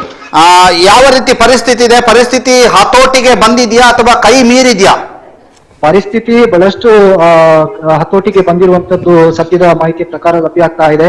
ಇಲ್ಲಿ ಒಂದಷ್ಟು ಪೊಲೀಸರು ಹೆಚ್ಚುವರಿಯಾಗಿ ಆಗಮಿಸಿರುವಂತದ್ದು ಮತ್ತು ಇಲ್ಲಿನ ಏನು ಮಸೀದಿ ಮತ್ತು ಪುತ್ತೂರು ಬೆಳ್ಳಾರಿಯ ಬಸ್ ಸ್ಟ್ಯಾಂಡ್ ನ ಭಾಗದಲ್ಲಿ ಪೊಲೀಸರು ಸುತ್ತುವರಿದು ಏನು ಪ್ರತಿಭಟನಾಕಾರರನ್ನ ಕಳಿಸುವಂತ ವ್ಯವಸ್ಥೆಯನ್ನ ಮಾಡಲಾಗ್ತಾ ಇದೆ. ಒಂದಷ್ಟು ಜನರು ಖಾಲಿ ಆಗ್ತಾ ಇದ್ದಾರೆ. ಆದ್ರೆ ಇಲ್ಲಿ ವಜ್ರ ರ್ಯಾಪಿಡ್ ಆಕ್ಷನ್ ಫೋರ್ಸ್ ಕೂಡ ಇಲ್ಲಿ ಸನ್ನದ್ಧವಾಗಿ ನಿಂತಿರುವಂತದ್ದು ಮುಂದಿನ ಆಕ್ಷನ್ ಗಾಗಿ ಇಲ್ಲಿ ಕಂಡು ಬರ್ತಾ ಇದೆ. ಮತ್ತು ವಿಶೇಷವಾಗಿ ಇಲ್ಲಿ ಮಾಧ್ಯಮಗಳು ಬಹಳಷ್ಟು ಸೇರಿರುವಂತದ್ದು ಕೂಡ ಇಲ್ಲಿ ಸದ್ಯದ ಪರಿಸ್ಥಿತಿಯಲ್ಲಿ ನಡೀತಾ ಇದೆ. ದಾಮೋದರ್ ಸರ್, ಧನ್ಯವಾದ ಶಿವಪ್ರಸಾದ್ ನಿಮ್ಮ ಮಾಹಿತಿಗಾಗಿ.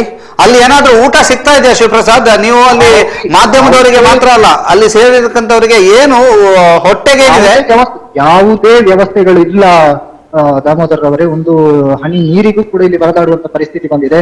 ಮಾಧ್ಯಮದವರನ್ನು ಸೇರಿಸಿ ಪೊಲೀಸರು ಹಾಗೂ ಪ್ರತಿಭಟನಾಕಾರರು ಎಲ್ಲರೂ, ಪ್ರತಿಭಟನಾಕಾರರಂತೂ ರೊಚ್ಚಿಗೆದ್ದಿರುವ ಕಾರಣ ಅವರಿಗೆ ಆಯಾಸದ ಅರಿವೇ ಇಲ್ಲದೆ ಅವರು ಒಂದಷ್ಟು ಹೋರಾಟಗಳನ್ನ ಮಾಡ್ತಾ ಇದ್ದಾರೆ. ಆದರೆ ವಿಶೇಷವಾಗಿ ಇಲ್ಲಿ ಮಾಧ್ಯಮ, ಪೊಲೀಸರು ಮತ್ತೆ ರಕ್ಷಣೆಗೆ ಬಂದಿರುವಂತವರಿಗೆ ಎಲ್ಲರಿಗೂ ಕೂಡ ಇದೊಂದು ಈ ಬಂಧನ ಬಿಸಿ ತಟ್ತಾ ಇರುವಂತದ್ದು. ಇಲ್ಲಿ ಎಲ್ಲಾ ಅಂಗಡಿಗಳು ಸಂಪೂರ್ಣವಾಗಿ ಬಂದಾಗಿದೆ. ಬೆಳ್ಳಾರಿ ಸಂಪೂರ್ಣವಾಗಿ ಬಂದಾಗಿದೆ. ಅದರ ಜೊತೆಗೆ ಪುತ್ತೂರು ಮತ್ತು ಸುಳ್ಯ ಭಾಗದಲ್ಲೂ ಕೂಡ ಯಾವುದೇ ಅಂಗಡಿಗಳು ಊಟಕ್ಕೆ ಅಥವಾ ನಿಮಗೆ ಈ ರೀತಿಯ ನೀರು ಇನ್ನಿತರ ವಿಚಾರಗಳು ಕೂಡ ಸಿಗದಂತ ಪರಿಸ್ಥಿತಿ ಎದುರಾಗಿದೆ. ಓಕೆ, ಧನ್ಯವಾದ ಶಿವಪ್ರಸಾದ್. ನೆಟ್ಟರ್ ಕಡೆಗೆ ಜನ ಸಾಕ್ತಾ ಇದ್ದಾರಾ?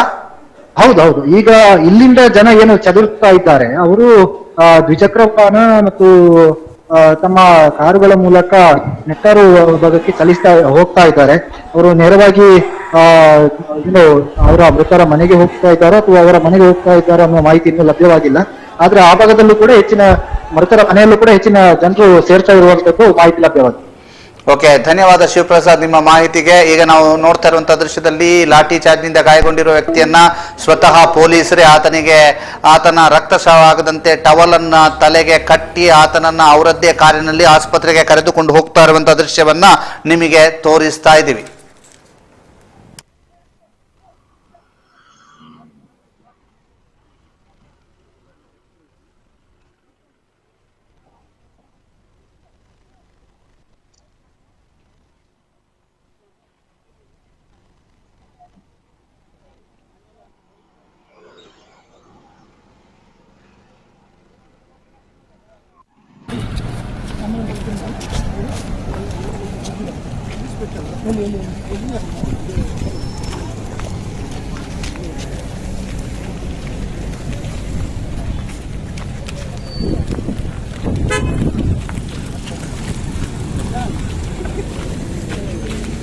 ಪ್ರೈಮರಿ ಹೆಲ್ತ್ ಸೆಂಟರ್ಗೆ ಡ್ರೆಸ್ಸಿಂಗ್ ಮಾಡ್ಬೇಕು.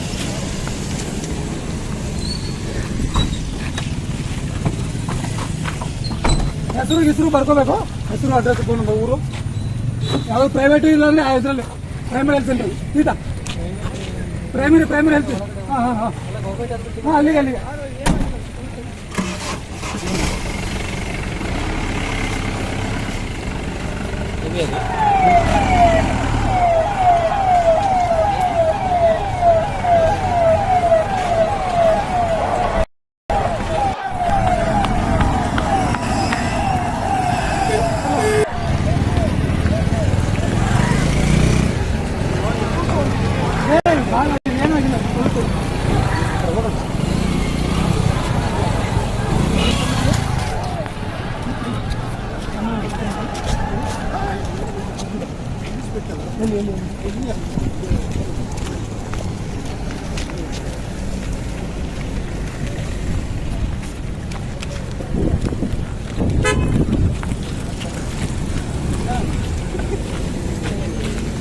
ಪ್ರೈಮರಿ ಹೆಲ್ತ್ ಸೆಂಟರ್ಗೆ ಡ್ರೆಸ್ಸಿಂಗ್ ಮಾಡ್ಬೇಕು.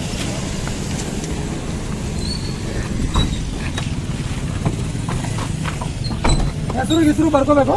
ಹೆಸರು, ಅಡ್ರೆಸ್, ಫೋನ್ ನಂಬರ್, ಊರು, ಯಾವ್ದು ಪ್ರೈವೇಟು ಇಲ್ಲ ಅಂದ್ರೆ ಇದರಲ್ಲಿ ಪ್ರೈಮರಿ ಹೆಲ್ತ್ ಸೆಂಟರ್ ಸೀದಾ ಪ್ರೈಮರಿ ಹೆಲ್ತ್. ಅಲ್ಲಿಗೆ ಏನಾಗಿಲ್ಲ.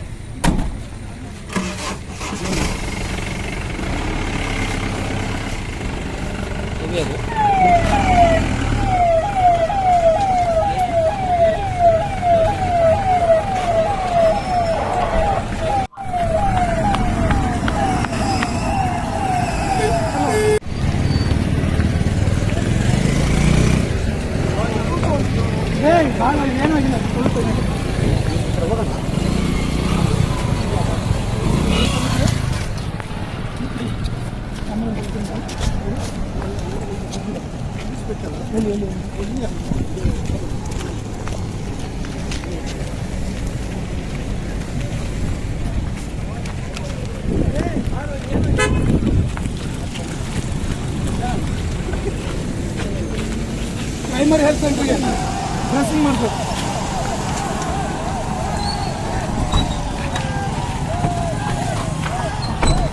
ಹೆಸರು ಬರ್ಕೋಬೇಕು.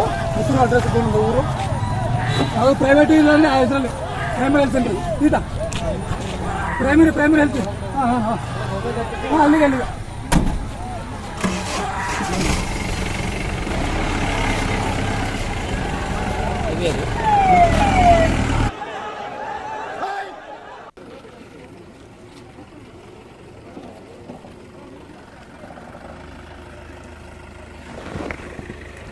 ಬಿಜೆಪಿ ಮುಖಂಡ ಪ್ರದೀಪ್ ನೆಟ್ಟಾರು ಹತ್ಯೆಗೆ ಸಂಬಂಧಪಟ್ಟ ಹಾಗೆ ಇವತ್ತು ಅವರ ಪಾರ್ಥಿವ ಶರೀರದ ಒಂದು ಮೆರವಣಿಗೆ ನಡೆದು ಅವರ ಅಂತ್ಯಕ್ರಿಯೆಯನ್ನ ಮಾಡೋದಿಕ್ಕೆ ವ್ಯವಸ್ಥೆಗಳನ್ನ ಮಾಡಲಾಗಿತ್ತು. ಆದ್ರೆ ಅಲ್ಲಿ ಬೆಳ್ಳಾರಿಯಲ್ಲಿ ಅಂತಿಮ ದರ್ಶನಕ್ಕೆ ಅವರ ಮೃತದೇಹವನ್ನ ಇರಿಸಿದಂತಹ ಸಂದರ್ಭದಲ್ಲಿ ಸಾಕಷ್ಟು ಹೈಡ್ರಾಮಾಗಳು ಇಲ್ಲಿ ಆಗಿರುವಂತದ್ದನ್ನ ನಾವು ನೋಡಬಹುದು.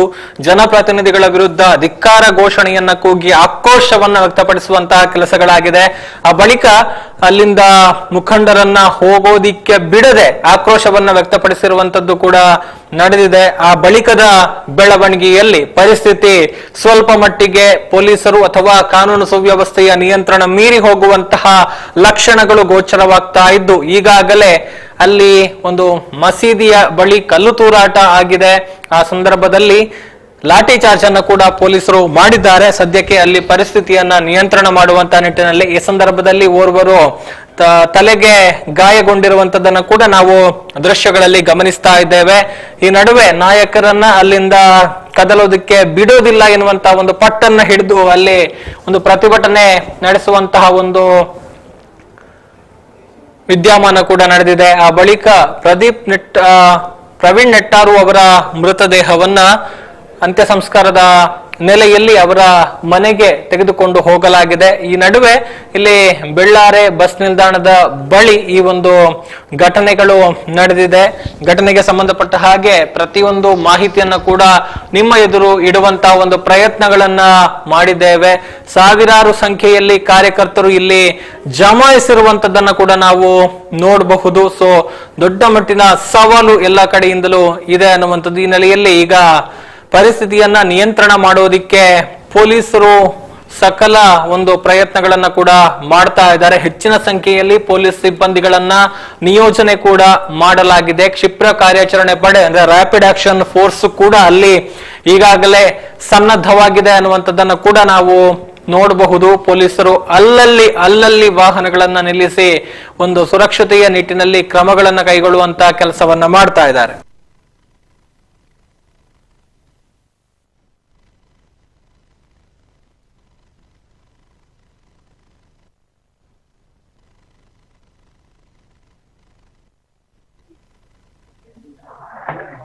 ಈಗ ನಮ್ ಜೊತೆಗೆ ಇನ್ನಷ್ಟು ಮಾಹಿತಿಯನ್ನ ಕೊಡೋದಿಕ್ಕೆ ಪ್ರವೀಣ್ ನೆಟ್ಟಾರು ಅವರ ಮನೆಯಿಂದ ಅಲ್ಲಿ ಏನೇನಾಗ್ತಾ ಇದೆ ಅಲ್ಲಿಂದ ಒಂದು ಮಾಹಿತಿಯನ್ನ ಕೊಡ್ತಾರೆ ನಮ್ಮ ಸುಳ್ಯ ಪ್ರತಿನಿಧಿ ಗಣೇಶ್ ಕುಕ್ಕುದಡಿ ಅವರು ಈಗ ನೇರ ಸಂಪರ್ಕದಲ್ಲಿದ್ದಾರೆ. ಗಣೇಶ್ ಅವರೇ ನಮಸ್ತೆ. ನಮಸ್ತೆ. ಎಸ್, ಈಗ ಮನೆಯಲ್ಲಿ ಯಾವ ರೀತಿಯ ಒಂದು ಚಿತ್ರಣ ಇದೆ ಅಲ್ಲಿ? ಒಂದು ಅಂತಿಮ ಸಂಸ್ಕಾರಕ್ಕೆ ಅಥವಾ ಅಂತ್ಯ ಸಂಸ್ಕಾರಕ್ಕೆ ಸಂಬಂಧಪಟ್ಟ ಹಾಗೆ ಸಿದ್ಧತೆಗಳು ಪೂರ್ಣಗೊಂಡಿದ್ಯಾ ಅಥವಾ ಅಲ್ಲಿನ ಈಗ ಸದ್ಯದ ಅಪ್ಡೇಟ್ ಏನು ಅನ್ನುವಂಥದ್ದು?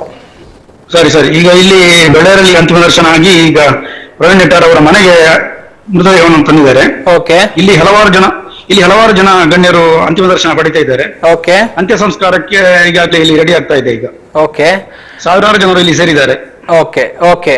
ಅಂದ್ರೆ ಎಲ್ಲರೂ ಕೂಡ ಈ ಬೆಳ್ಳಾರೆಯಲ್ಲಿ ಏನು ಅಂತಿಮ ದರ್ಶನವನ್ನ ಪಡೆಯೋದಿಕ್ಕೆ ಸೇರಿದ್ರು ಅವರೆಲ್ಲರೂ ಕೂಡ ಆ ನೆಟ್ಟಾರಿನ ಮನೆಯಲ್ಲಿ ಅಥವಾ ಮನೆಗೆ ತೆರಳೋದಿಕ್ಕೆ ಸಾಧ್ಯ ಇಲ್ಲ ಎನ್ನುವಂತ ಒಂದು ಮಾಹಿತಿ ಇತ್ತು. ಅಂದ್ರೆ ರಸ್ತೆ ಸ್ವಲ್ಪ ಇಕ್ಕಟ್ಟಾಗಿದೆ, ಮತ್ತೆ ಅಷ್ಟು ದೊಡ್ಡ ಒಂದು ಜನಸಂದಣಿಯನ್ನ ಅಥವಾ ಒಂದು ಜನಸಂದಣಿಗೆ ಬೇಕಾದಂತ ಸ್ಥಳಾವಕಾಶದ ಸಮಸ್ಯೆ ಕೂಡ ಇದೆ ಅನ್ನುವಂತ ಮಾತುಗಳನ್ನ ಹೇಳ್ತಾ ಇದ್ರು.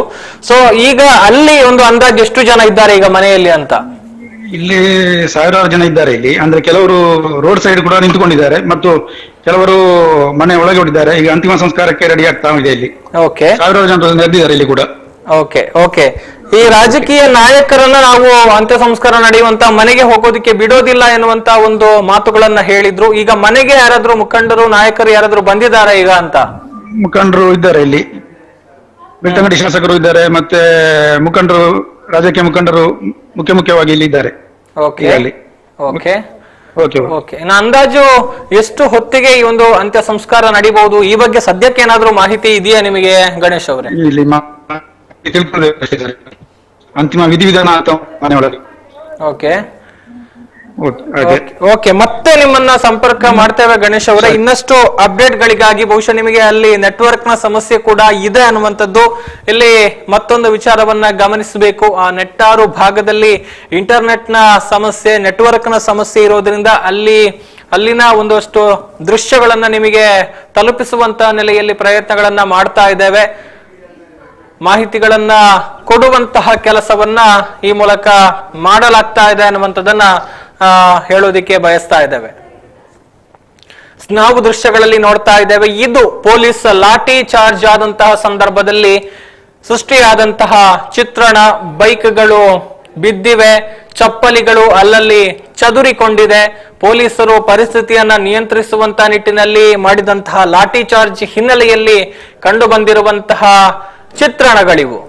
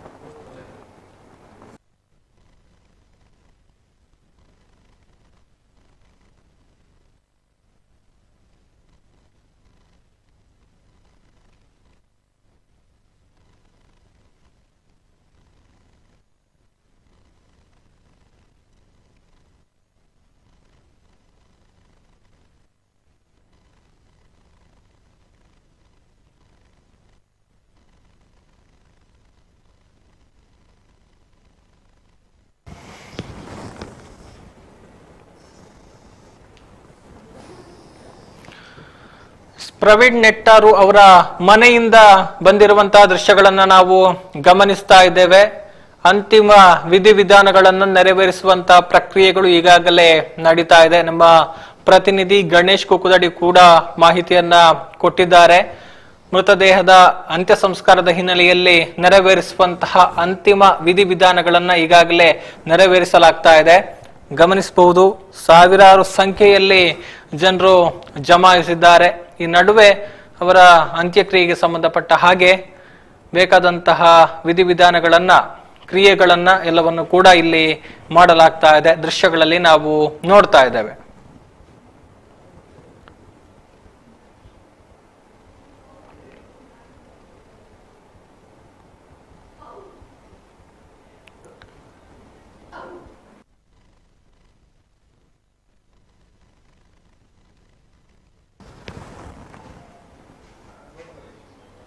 ಸ್ಥಳಾವಕಾಶ ಇರುವಲ್ಲೆಲ್ಲ ಸ್ಥಳೀಯರು, ಜನರು ಸೇರಿಕೊಂಡು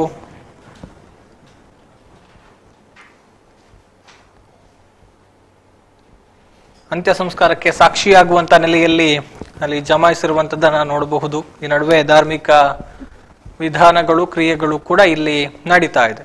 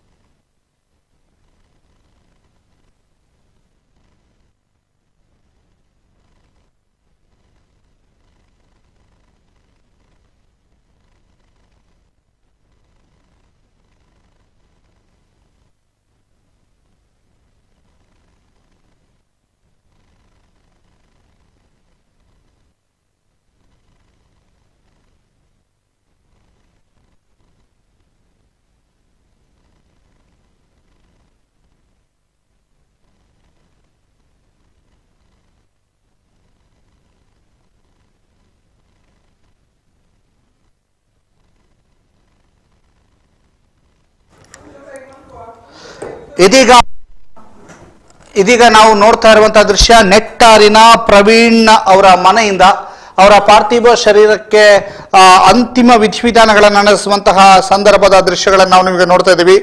ಮನೆ ಹತ್ರವೂ ಕೂಡ ಬಹಳ ಹೆಚ್ಚಿನ ಸಂಖ್ಯೆಯಲ್ಲಿ ಜನರು ಸೇರಿರುವಂತದ್ದು. ಅಲ್ಲಿಯ ದೃಶ್ಯಗಳನ್ನ ನಾವು ನಿಮಗೆ ತೋರಿಸ್ತಿದ್ವಿ. ಅವರ ಮನೆಯ ಕೆಳ ದೂರದಲ್ಲೇ ಅಂತಿಮ ಸಂಸ್ಕಾರಕ್ಕೆ ವ್ಯವಸ್ಥೆಯನ್ನ ಕಲ್ಪಿಸಿರುವಂತದ್ದು. ಅವರ ಮನೆ ಇರುವಂತದ್ದು ಕೆಳಭಾಗದಲ್ಲಿ, ಮೇಲ್ಭಾಗದ ಗುಡ್ಡದ ಆಕಾರದಲ್ಲಿ ಇರುವಂತಹ ಪ್ರದೇಶದಲ್ಲೂ ಕೂಡ ಜನರು ಹೆಚ್ಚಿನ ಸಂಖ್ಯೆಯಲ್ಲಿ ಸೇರಿರುವಂತದ್ದು ನಾವು ನೋಡ್ತಾ ಇದ್ದೇವೆ. ಇದು ಪಾರ್ಥಿವ ಶರೀರದ ದೃಶ್ಯವನ್ನು ನಾವು ನಿಮಗೆ ತೋರಿಸ್ತಾ ಇದ್ದೀವಿ. ಆ ಪಾರ್ಥಿವ ಶರೀರದ ಸ್ನಾನ ಇತ್ಯಾದಿ ವಿಧಿವಿಧಾನಗಳನ್ನ ಮಾಡಿ ಆಯ್ತು ಅಂತ ಅನ್ಸುತ್ತೆ. ಅಲ್ಲಿಂದ ನಮ್ಮ ಪ್ರತಿನಿಧಿಯನ್ನು ಕೂಡ ನಾವು ಸಂಪರ್ಕ ಮಾಡ್ತೇವೆ. ನಮ್ಮ ಪ್ರತಿನಿಧಿ ಗಣೇಶ್ ಅವರು ಇನ್ನೇನು ಕೆಲವೇ ಕ್ಷಣಗಳಲ್ಲಿ ನಮ್ಮ ಸಂಪರ್ಕಕ್ಕೆ ಸಿಗ್ತಾರೆ, ಅವರನ್ನ ಸಂಪರ್ಕಿಸ್ತೇವೆ. ಅದರ ಜೊತೆಗೆ ಈಗ ಆ ಮನೆಯಲ್ಲಿ ನೆರೆದಿರುವಂತಹ ಎಲ್ಲರ ಮುಖದಲ್ಲೂ ಕೂಡ ಒಂದು ಮುಗಿಲು ಮುಟ್ಟಿದಂತಹ ದುಃಖ ಮಡುಗಟ್ಟಿದೆ. ಜೊತೆಗೆ ಎಲ್ಲರೂ ಅಲ್ಲಿ ಒಂದು ಸ್ಮಶಾನ ಮೌನ ಇದೆ. ಎಲ್ಲರೂ ಕೂಡ ಆ ಹುಡುಗನ ಪಾರ್ಥಿವ ಶರೀರವನ್ನ ನೋಡಿಕೊಂಡು ಅಳ್ತಾ ಇದ್ದಾರೆ. ಜೊತೆಗೆ ಪ್ರತಿ ಹಂತದಲ್ಲಿಯೂ ಕೂಡ ನಮಗೆ ನೆರವಾಗಿದ್ದ ಈತ ನಮ್ಮ ಒಂದು ಬಲವಾಗಿದ್ದ, ನಾವು ಬಲವನ್ನ ಕಳ್ಕೊಂಡಿದ್ದೇವೆ, ನಮ್ಮ ಶಕ್ತಿಯನ್ನ ಕಳ್ಕೊಂಡಿದ್ದೇವೆ, ನಮ್ಮ ಮನೆಯ ಆಧಾರ ಸ್ತಂಭವನ್ನ ಕಳ್ಕೊಂಡಿದ್ದೇವೆ ಅನ್ನುವಂತಹ ಒಂದು ನೋವಿನಲ್ಲಿ ಅಲ್ಲಿಯ ಜನ ಇದ್ದಾರೆ. ಜೊತೆಗೆ ಆ ಮನೆ ಸಂಪೂರ್ಣವಾಗಿ ಆಧಾರ ಸ್ತಂಭವನ್ನ ಕಳೆದುಕೊಂಡಂತಹ ಪರಿಸ್ಥಿತಿಗೆ ಹೋಗಿರುವಂಥದ್ದು. ಈಗ ನಾವು ಅಲ್ಲಿಯ ದೃಶ್ಯಾವಳಿಗಳನ್ನು ನಿಮಗೆ ತೋರಿಸ್ತಾ ಇದ್ದೀವಿ. ಅಲ್ಲಿ ಯಾವ ರೀತಿಯಾಗಿ ಜನ ಸೇರಿದ್ದಾರೆ, ಎಷ್ಟರ ಮಟ್ಟಿಗೆ ಜನ ಸೇರಿದ್ದಾರೆ ಅನ್ನುವಂಥದ್ದನ್ನು ಕೂಡ ತೋರಿಸ್ತಾ ಇದ್ದೀವಿ. ಈ ಒಂದು ಹತ್ಯಾ ಪ್ರಕರಣ ನಿಜಕ್ಕೂ ಬೆಚ್ಚಿ ಬೀಳಿಸುವಂಥದ್ದು, ದಕ್ಷಿಣ ಕನ್ನಡದಲ್ಲಿ ಹೀಗೊಂದು ಘಟನೆ ಆಗಿದೆ ಅನ್ನುವಂಥದ್ದು, ಅದು ಕೂಡ ನಮ್ಮ ಸುಳ್ಯದ ಬೆಳ್ಳಾರಿಯಲ್ಲಿ ಹೀಗೊಂದು ಘಟನೆ ಆಗಿದೆ ಅನ್ನುವಂಥದ್ದು ಬಹಳ ದೊಡ್ಡಿನ ಒಂದು ಅಚ್ಚರಿಗೂ ಕೂಡ ಕಾರಣ. ಹೀಗೆ ಒಬ್ಬರನ್ನೊಬ್ಬರು ಸಾಯಿಸ್ತಾ ಹೋದರೆ ಎತ್ತ ಸಾಕ್ತಾ ಇದೆ ನಮ್ಮ ಸಮಾಜ, ಯಾವ ಹಂತಕ್ಕೆ ನಾವು ಹೋಗಿ ನಿಲ್ತೇವೆ? ಈ ಕೊಲೆ ಪ್ರತೀಕಾರ ಅನ್ನೋದೇ ಆದರೆ ಯಾವ ಹಂತಕ್ಕೆ ಹೋಗಿ ಈ ಒಂದು ಪ್ರತೀಕಾರದ ಜ್ವಾಲೆ ನಿಲ್ತದೆ ಅನ್ನುವಂಥದ್ದು ಕೂಡ ಪ್ರಶ್ನಾರ್ಥಕ ಚಿಹ್ನೆಯಾಗಿ ಕಾಣ್ತಾ ಇದೆ. ಬಹಳ ದೊಡ್ಡ ಪ್ರಶ್ನಾರ್ಥಕ ಚಿಹ್ನೆ ನಮ್ಮ ಮುಂದಿದೆ.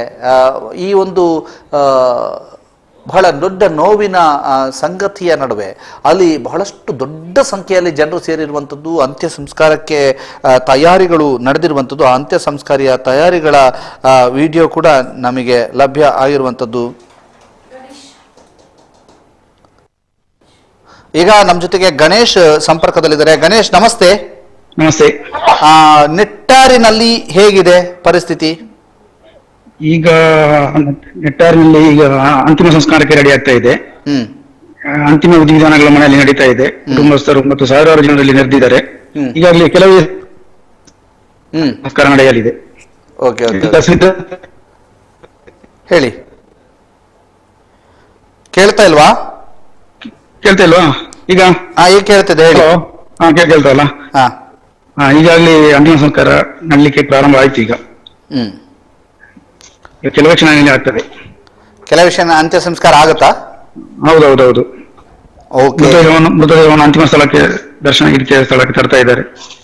ಓಕೆ, ಅವರ ಫ್ಯಾಮಿಲಿ ಅವರೆಲ್ಲ ಇದಾರಲ್ಲ? ಇದ್ದಾರೆ, ಫ್ಯಾಮಿಲಿ ಅವರೆಲ್ಲ ಇದ್ದಾರೆ. ಓಕೆ ಓಕೆ, ಧನ್ಯವಾದಗಳು ಗಣೇಶ್. ಯಾವುದೇ ಮಾಹಿತಿಗಳಿದ್ರು ಆದಷ್ಟು ಬೇಗ ಕೊಡ್ತಾ ಇರುವಂತ ನಮ್ಮ ರಿಪೋರ್ಟರ್ ಗಣೇಶ್ ನೆಟ್ಟಾರ್ನಿಂದ. ಧನ್ಯವಾದ ಗಣೇಶ್ ಹೆಚ್ಚಿನ ಮಾಹಿತಿಗಾಗಿ. ಈಗ ಲಾಠಿ ಚಾರ್ಜ್ನಿಂದ ಗಾಯಗೊಂಡಿರುವಂತಹ ವ್ಯಕ್ತಿಯನ್ನ ನಮ್ಮ ಪ್ರತಿನಿಧಿ ಮಾತನಾಡಿದ್ದಾರೆ. ಲಾಠಿ ಚಾರ್ಜ್ನಿಂದ ಗಾಯಗೊಂಡಿರುವಂತಹ ವ್ಯಕ್ತಿಯ ಜೊತೆಗೆ ನಮ್ಮ ಪ್ರತಿನಿಧಿ ಮಾತನಾಡಿದ್ದಾರೆ. ಆ ದೃಶ್ಯ ಲಭಿಸಿದೆ. ಲಾಠಿ ಚಾರ್ಜ್ನಿಂದ ಗಾಯಗೊಂಡಿರುವ ವ್ಯಕ್ತಿಯನ್ನ ನಮ್ಮ ಪ್ರತಿನಿಧಿ ಮಾತನಾಡಿದ್ದು, ಆ ದೃಶ್ಯ ಲಭಿಸಿದ್ದು. ಇನ್ನೇನು ಕೆಲವೇ ಕ್ಷಣಗಳಲ್ಲಿ ಅದನ್ನು ಕೂಡ ಪ್ಲೇ ಮಾಡ್ತೀವಿ. ಆ ಗಾಯಗೊಂಡ ವ್ಯಕ್ತಿ ಏನ್ ಹೇಳಿದ್ದಾರೆ ಅನ್ನುವಂಥದ್ದನ್ನು ಕೂಡ ನೋಡುವ. ಯಾಕೆಂತಂದ್ರೆ ಆ ವ್ಯಕ್ತಿಗೆ ತಲೆಗೆ ಬ್ಯಾಂಡೇಜ್ ಹಾಕಲಾಗಿದೆ, ವಾಪಸ್ ಕರೆದುಕೊಂಡು ಬರಲಾಗಿದೆ. ಆ ವಾಪಸ್ ಕರೆದುಕೊಂಡು ಬರುವ ವೇಳೆ ಆತನನ್ನ ನಮ್ಮ ಪ್ರತಿನಿಧಿ ದುರ್ಗಕುಮಾರ್ ನಾಯರ್ಕೆರೆ ಮಾತನಾಡಿಸಿದ್ದಾರೆ. ಆ ದೃಶ್ಯವು ಕೂಡ ಇನ್ನೇನು ಕೆಲವೇ ಕ್ಷಣಗಳಲ್ಲಿ ನಮಗೆ ಲಭಿಸಲಿದೆ.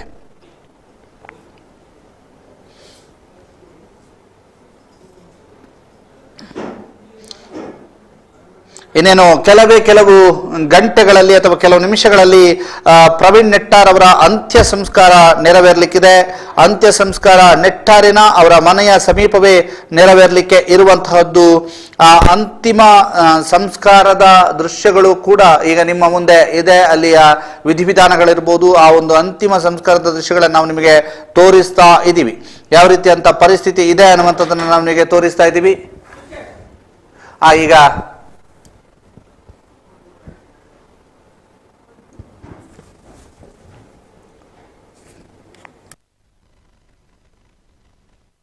ಅಲ್ಲಿ ಪಳ್ಳಿ ಹತ್ರ ಈಚೆ ನಿಂತುಕೊಂಡಿರುವಾಗ ಅಲ್ಲಿಂದ ಜನಗಳು ಪೊಲೀಸ್ನವರು ಲಾಠಿ ಬೀಸಿದ್ರು. ನಾನು ಸ್ವಲ್ಪ ಬಗ್ಗುವಾಗ ನನ್ನ ತಲೆಗೆ ಸ್ವಲ್ಪ ಗಾಯ ಆಯಿತು. ಇಲ್ಲಿ ಸ್ವಲ್ಪ ಬ್ಲಡ್ ಬಂತು. ಬಟ್ಟೆ ಇದೆಲ್ಲ ಅದನ್ನು ಸ್ವಲ್ಪ ಇದು ಮಾಡಿದೆ, ಫುಲ್ ಬ್ಲಡ್ ಆಗಿದೆ. ಮತ್ತೆ ಈಗ ಆಸ್ಪತ್ರೆಗೆ ಎಲ್ಲಿಗೆಲ್ಲ ತಾಗಿದೆ? ಇಲ್ಲಿಗೆ ಮತ್ತೆ ಕಬ್ಬ ಕಾಲಿಗೆ. ನಿಮ್ಮ ಒಟ್ಟಿಗಿದ್ದವರಿಗೆ ಗೊತ್ತಾಗಿದೆ? ಒಟ್ಟಿಗಿದ್ದವರಿಗೆ ಒಬ್ಬರಿಗೆ ತಾಗಿದೆ, ಅವರು ಆಚೆ ತೊಡಿಕನದವರು. ನಿಮ್ಮವರು? ನಮ್ಮವರು ಕುಕ್ಕುಜಡ್ಕ ಜನಾರ್ದನ ಅಮರಗುಂಡೂರು ಗ್ರಾಮ ಪಂಚಾಯತ್.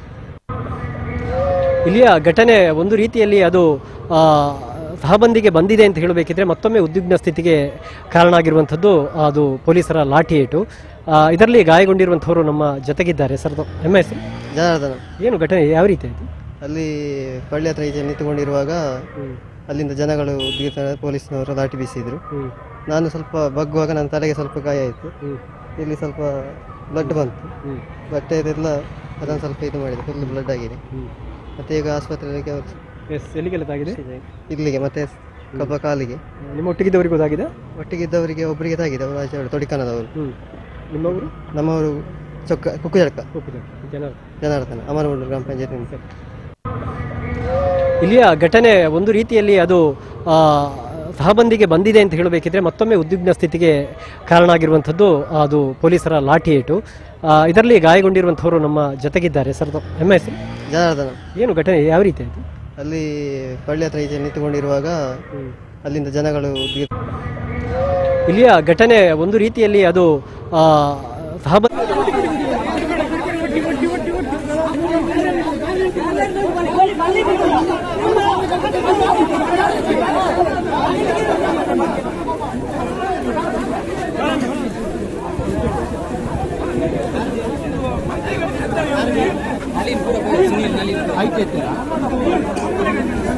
ಹಲೋ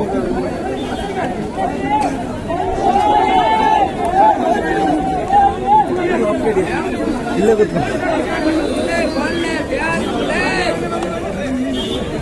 ಬನ್ನಿ ಅಲ್ಲೇ ಬೇಡ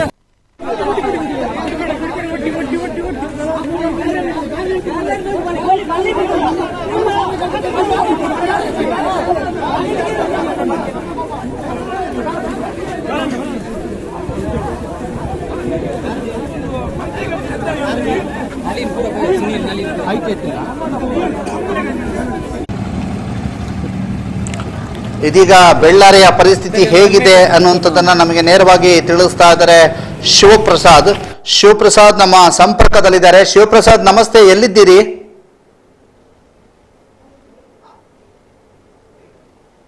ಬೆಳ್ಳಾರಿಯ ಪರಿಸ್ಥಿತಿ ಹೇಗಿದೆ? ಬೆಳ್ಳಾರಿಯ ವಿಡಿಯೋವನ್ನ ನಿಮಗೆ ತೋರಿಸ್ತಾ ಇದ್ದೀವಿ.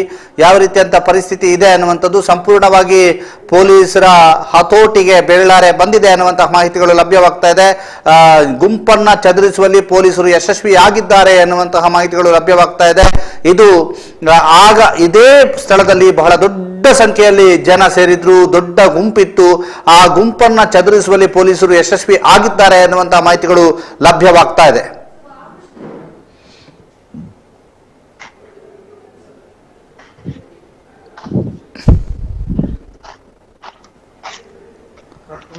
ಇದೀಗ ನಾವು ನಿಮಗೆ ತೋರಿಸ್ತಾ ಇರುವಂತಹ ದೃಶ್ಯ ಬೆಳ್ಳಾರೆಯದ್ದು. ಬೆಳ್ಳಾರೆ ಸಂಪೂರ್ಣವಾಗಿ ಹತೋಟಿಗೆ ಬಂದಿದೆ. ಬೆಳ್ಳಾರೆಯಲ್ಲಿ ಇದ್ದಂತಹ ಗುಂಪನ್ನ ಚದುರಿಸುವಲ್ಲಿ ಪೊಲೀಸರು ಯಶಸ್ವಿ ಆಗಿದ್ದಾರೆ ಅನ್ನುವಂತಹ ಮಾಹಿತಿಗಳು ಲಭ್ಯವಾಗ್ತಾ ಇರುವಂತದ್ದು. ಯಾವ ರೀತಿಯಾಗಿ ಪೊಲೀಸರು ಯಶಸ್ವಿ ಆಗಿದ್ದಾರೆ ಅನ್ನುವಂಥದ್ದನ್ನು ಕೂಡ ನಿಮಗೆ ತೋರಿಸ್ತಾ ಇದ್ದೀವಿ. ಹಲೋ ನಮಸ್ತೆ ಶಿವಪ್ರಸಾದ್. ನಮಸ್ತೆ. ಹೇಗಿದೆ ಈಗ ಬೆಳ್ಳಾರೆಯ ಪರಿಸ್ಥಿತಿ? ಬೆಳ್ಳಾರಿಯ ಏನು ಉದ್ವಿಗ್ನ ಪರಿಸ್ಥಿತಿ. ಸಾಧಾರಣ ಒಂದು 3/4 ಗಂಟೆಯ ಹಿಂದೆ ಇದ್ದಂತಹ ಉಗ್ರ ನರ್ತನ ಈಗ ಸ್ವಲ್ಪ ಕಡಿಮೆ ಆಗಿದೆ. ಇಲ್ಲಿ ಪೊಲೀಸ್ ವಾಹನದ ಮೂಲಕ ಯಾವುದೇ ಗುಂಪು ಸೇರದಂತೆ ಅಥವಾ ಯಾರು ಕೂಡ ಪೇಟೆಗಳಲ್ಲಿ ನಿಲ್ಲದಂತೆ ಒಂದು ಅನೌನ್ಸ್ ಅನ್ನ ಮಾಡಲಾಯಿತು. ಆ ಬಳಿಕ ಎಲ್ಲರೂ ಕೂಡ ಅವರವರ ಮನೆಗಳಿಗೆ ಮತ್ತು ಪ್ರವೀಣ್ ರವರ ಮನೆಯ ಕಡೆಗೆ ಸಾಗಿದ್ದು ಇದೀಗ ಪೇಟೆ ಸ್ತಬ್ಧವಾಗಿದೆ. ಪೊಲೀಸರು ತಮ್ಮ ಹತೋಟಿಗೆ ಪೇಟೆಯನ್ನ ಪಡೆದುಕೊಂಡಿದ್ದಾರೆ. ಬೆಳ್ಳಾರಿ ಈಗ ಸದ್ಯದ ಮಟ್ಟಿಗೆ ಒಂದಷ್ಟು ಬಹಳ ಸಮಯದ ಬಳಿಕ ಶಾಂತಿಯ ಕಡೆಗೆ ಸಾಗ್ತಾ ಇದೆ.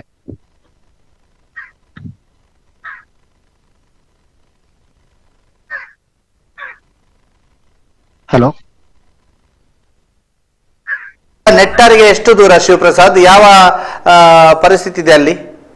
ನೆಟ್ಟಾರಿನಲ್ಲಿ ಈಗ ಅಲ್ಲಿ ಇಲ್ಲಿಂದ ಒಂದು 2-3 ಕಿಲೋಮೀಟರ್ನ ಒಳಗಡೆ ಅಲ್ಲಿ ನೆಟ್ಟಾರು ಸಿಗತ್ತೆ. ಅಲ್ಲಿಂದ ಒಂದ್ ಸ್ವಲ್ಪ ಒಳಗಡೆ ಪ್ರವೀಣ್ ರವರ ಮನೆ ಇರುವಂತದ್ದು.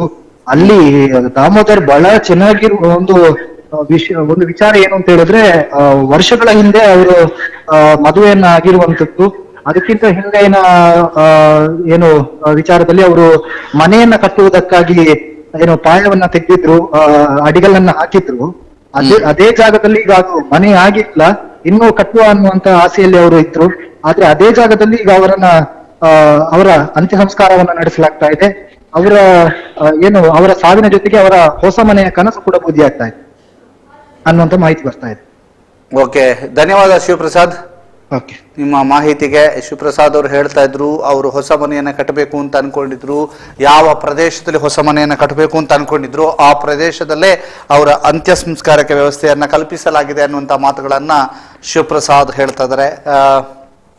ಪ್ರವೀಣ್ ನೆಟ್ಟಾರು ಹತ್ಯೆ ಪ್ರಕರಣ ಕ್ಷಣದಿಂದ ಕ್ಷಣಕ್ಕೆ ಬೇರೆ ಬೇರೆ ತಿರುವುಗಳನ್ನ ಪಡೆದುಕೊಳ್ಳುತ್ತಾ ಇರುವಂತದ್ದು. ಜೊತೆಗೆ ನಿನ್ನೆ ರಾತ್ರಿ ಹತ್ಯೆ ಆದ ನಂತರ ನಡೆದಿರುವಂಥ ಘಟನೆಗಳನ್ನು ನಾವು ಮೆಲುಕು ಹಾಕೋದಾದ್ರೆ, ಜಿಲ್ಲಾಧಿಕಾರಿ ಬರುವಂತೆ ಆಗ್ರಹಿಸಿರುವಂಥದ್ದು. ರಾತ್ರಿ ಸುಮಾರು 1:20 ಜಿಲ್ಲಾಧಿಕಾರಿ ಆಗಮಿಸಿ ಒಂದು ಉದ್ರಿಕ್ತ ಜನರನ್ನ ಸಮಾಧಾನ ಪಡಿಸುವಲ್ಲಿ ಯಶಸ್ವಿಯಾಗಿರುವಂಥದ್ದು, ಪ್ರತಿಭಟನೆಯನ್ನ ಹಿಂಪಡೆದುಕೊಳ್ಳುವಂತೆ ಮಾಡುವಲ್ಲಿ ಯಶಸ್ವಿಯಾಗಿರುವಂಥದ್ದು.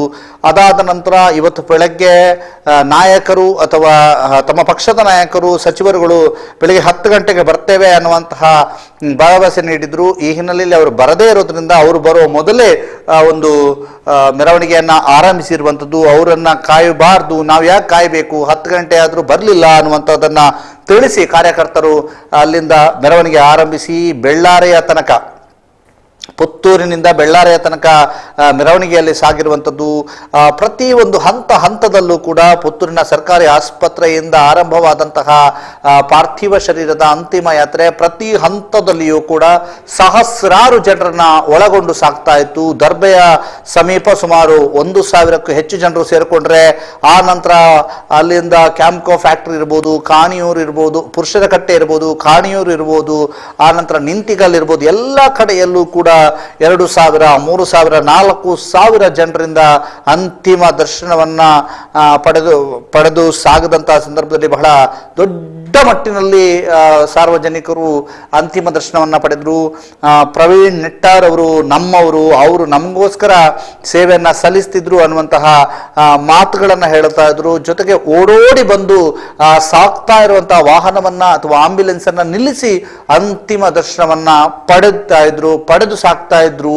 ಹೀಗೆ ಸಾಗಿ ಬೆಳ್ಳಾರೆಗೆ ತಲುಪುವಷ್ಟರ ಮಟ್ಟಿಗೆ ಬೆಳ್ಳಾರೆ ಹತ್ರ ಬಹುದೊಡ್ಡ ಸಂಖ್ಯೆಯಲ್ಲಿ ಜನರು ಸೇರಿರುವಂಥದ್ದು. ಆ ಜನರನ್ನ ಚದುರಿಸಲಿಕ್ಕೆ ಸಾಧ್ಯವೇ ಇಲ್ವೋ ಅನ್ನುವಂತಹ ರೀತಿಯಲ್ಲಿ ಒಂದು ಪರಿಸ್ಥಿತಿ ನಿರ್ಮಾಣ ಆಗಿತ್ತು. ಇಂತಹ ಸಂದರ್ಭದಲ್ಲಿ ರಾಜ್ಯದ ಬಿಜೆಪಿಯ ರಾಜ್ಯಾಧ್ಯಕ್ಷ ನಳಿನ್ ಕುಮಾರ್ ಕಟೀಲ್, ಸಚಿವರಾದಂತಹ ಸುನೀಲ್ ಕುಮಾರ್ ಮತ್ತು ಅಂಗಾರ ಅವರು ಏರ್ಪೋರ್ಟ್ಗೆ ಆಗಮಿಸಿ ಏರ್ಪೋರ್ಟ್ ಮೂಲಕ ಸುಳ್ಯಕ್ಕೆ ಆಗಮಿಸಿದ್ರು. ಈ ಸಂದರ್ಭದಲ್ಲಿ ಅವರನ್ನ ತಡೆದು ನಿಲ್ಲಿಸುವಂಥದ್ದು, ಅವರ ಅಂತಿಮ ದರ್ಶನ ಪಡೆದು ಹೊರಬರುವಂತಹ ಸಂದರ್ಭದಲ್ಲಿ ಅವರಿಗೆ ಗೆರಾವನ್ನು ಹಾಕಿರುವಂಥದ್ದು, ಅವರಿಗೆ ಧಿಕ್ಕಾರವನ್ನ ಕೂಗಿರುವಂಥದ್ದು, ಅವರನ್ನ ಹೋಗ್ಲಿಕ್ಕೆ ಬಿಡದೆ ತಡೆದಿರುವಂಥದ್ದು, ಹಿಂದೂ ಮುಖಂಡರನ್ನ ಹೋಗ್ಲಿಕ್ಕೆ ಬಿಡದೆ ತಡೆದಿರುವಂಥದ್ದು. ಇವೆಲ್ಲ ಘಟನೆಗಳ ನಂತರ ಪೊಲೀಸರು ಹರಸಾಹಸ ಮಾಡಿ ರಾಜ್ಯಾಧ್ಯಕ್ಷರಂತ ನಳಿನ್ ಕುಮಾರ್ ಕಟೀಲ್ ಮತ್ತು ಮಂತ್ರಿ ದ್ವಯರನ್ನು ಮತ್ತು ಬಿಜೆಪಿ ನಾಯಕರನ್ನು, ಸ್ಥಳೀಯ ಮುಖಂಡರನ್ನು ಅಥವಾ ಜಿಲ್ಲಾ ಮಟ್ಟದ ರಾಜ್ಯ ಮಟ್ಟದ ಮುಖಂಡರನ್ನು ಅಲ್ಲಿಂದ ಕಳುಹಿಸಿಕೊಡುವಲ್ಲಿ ಯಶಸ್ವಿಯಾದರು. ಅಲ್ಲಿ ಅವರನ್ನು ಕಳುಹಿಸಿಕೊಡುವಾಗ ಬಹುದೊಡ್ಡ ಉದ್ವಿಗ್ನ ಪರಿಸ್ಥಿತಿ ನಿರ್ಮಾಣ ಆಗಿತ್ತು. ಅದಾದ ನಂತರ ಕಳುಹಿಸಿಕೊಟ್ಟ ನಂತರ ಗುಂಪನ್ನು ಚದುರಿಸುವುದಕ್ಕೆ ಪೊಲೀಸರು ಲಘು ಲಾಠಿ ಪ್ರಹಾರ ಮಾಡಿದರೆ, ಲಾಠಿ ಪ್ರಹಾರಕ್ಕಿಂತ ಮೊದಲೇ ಪಾರ್ಥಿವ ಶರೀರವನ್ನ ಪ್ರವೀಣ್ ಅವರ ಊರು ನೆಟ್ಟಾರಿಗೆ ತೆಗೆದುಕೊಂಡು ಹೋಗಲಾಗಿದೆ. ನೆಟ್ಟಾರಿನಲ್ಲಿ ಈಗ ಅಂತಿಮ ವಿಧಿವಿಧಾನಗಳು ನಡೀತಾ ಇದೆ. ಮನೆಯವರು ಪಾರ್ಥಿವ ಶರೀರದ ಅಂತಿಮ ದರ್ಶನವನ್ನ ಮಾಡ್ತಾ ಇದ್ದಾರೆ. ನೆಟ್ಟಾರಿನಲ್ಲಿ ಈಗ ಅಂತಿಮ ವಿಧಿವಿಧಾನಗಳು ನಡೀತಾ ಇದ್ದು ಅಲ್ಲಿ ಬಹಳಷ್ಟು ದೊಡ್ಡ ಸಂಖ್ಯೆಯಲ್ಲಿ ಜನರು ಕೂಡ ಸೇರಿದ್ದಾರೆ. ನೆಟ್ಟಾರಿನ ಒಂದು ಕೆಳಭಾಗದಲ್ಲಿ ಅವರ ಮನೆ ಇದೆ, ಅವರ ಮನೆಯ ಎದುರು ಭಾಗ ಒಂದು ಗುಡ್ಡದ ಆಕಾರದಲ್ಲಿದೆ. ಅಲ್ಲೆಲ್ಲ ಕಡೆಯೂ ಕೂಡ ಜನರು ಹೆಚ್ಚಿನ ಸಂಖ್ಯೆಯಲ್ಲಿ ಸೇರಿರುವಂಥದ್ದು ನಾವು ನಿಮಗೆ ದೃಶ್ಯದಲ್ಲಿ ತೋರಿಸ್ತಾ ಇದ್ದೇವೆ.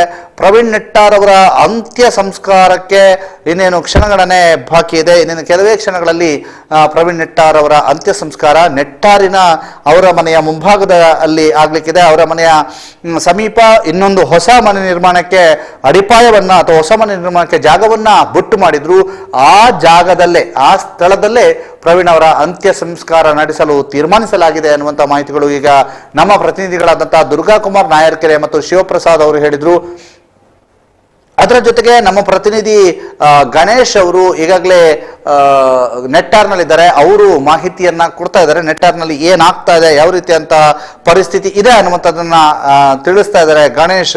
ಅಲ್ಲಿಯ ಪರಿಸ್ಥಿತಿ ಹೇಗಿದೆ ಮತ್ತು ಯಾವ ರೀತಿಯಾದಂತಹ ವಾತಾವರಣ ಇದೆ, ಅಲ್ಲಿ ಯಾವ ರೀತಿಯಾಗಿ ಒಂದು ಅಂತಿಮ ವಿಧಿವಿಧಾನಗಳು ನಡೀತಾ ಇದೆ ಅನ್ನುವಂಥದ್ದನ್ನ ನಮಗೆ ಗಣೇಶ್ ಅವರು ತಿಳಿಸ್ತಾ ಇದ್ದಾರೆ. ಅವರನ್ನು ಕೂಡ ನಾವು ಮಾತನಾಡಿಸುವಂತ ಪ್ರಯತ್ನವನ್ನ ಮಾಡ್ತೀವಿ. ಗಣೇಶ್ ಅವರು ಹೇಳ್ತಾ ಇರುವ ಪ್ರಕಾರ ಅಲ್ಲಿ ಸಕಲ ಸಿದ್ಧತೆಗಳು ಆಗಿದೆ ಅನ್ನುವಂಥದ್ದನ್ನ ಹೇಳ್ತಾ ಇದ್ದಾರೆ. ಗಣೇಶ್ ಅವರಿಗೆ ಅಲ್ಲಿ ಯಾವ ರೀತಿ ವಾತಾವರಣ ಇದೆ ಅನ್ನುವಂಥದ್ದನ್ನು ಕೂಡ ನಾವು ಕೇಳ್ತೀವಿ. ಈಗ ನೆಟ್ಟಾರ್ನಿಂದ ಗಣೇಶ್ ಅವರನ್ನ ಸಂಪರ್ಕಿಸುವಂತಹ ಒಂದು ಪ್ರಯತ್ನವನ್ನು ಕೂಡ ನಾವು ಮಾಡ್ತೀವಿ. ನೆಟ್ಟಾರಿನಲ್ಲಿ ಒಂದು ಏನು ಅಂತಂದ್ರೆ ನೆಟ್ವರ್ಕಿನ ಕೊರತೆ ಇರೋದ್ರಿಂದ ನೆಟ್ಟಾರ್ನಲ್ಲಿ ಸಹಸ್ರಾರು ಸಂಖ್ಯೆಯಲ್ಲಿ ಜನರು ಸೇರಿದ್ದಾರೆ.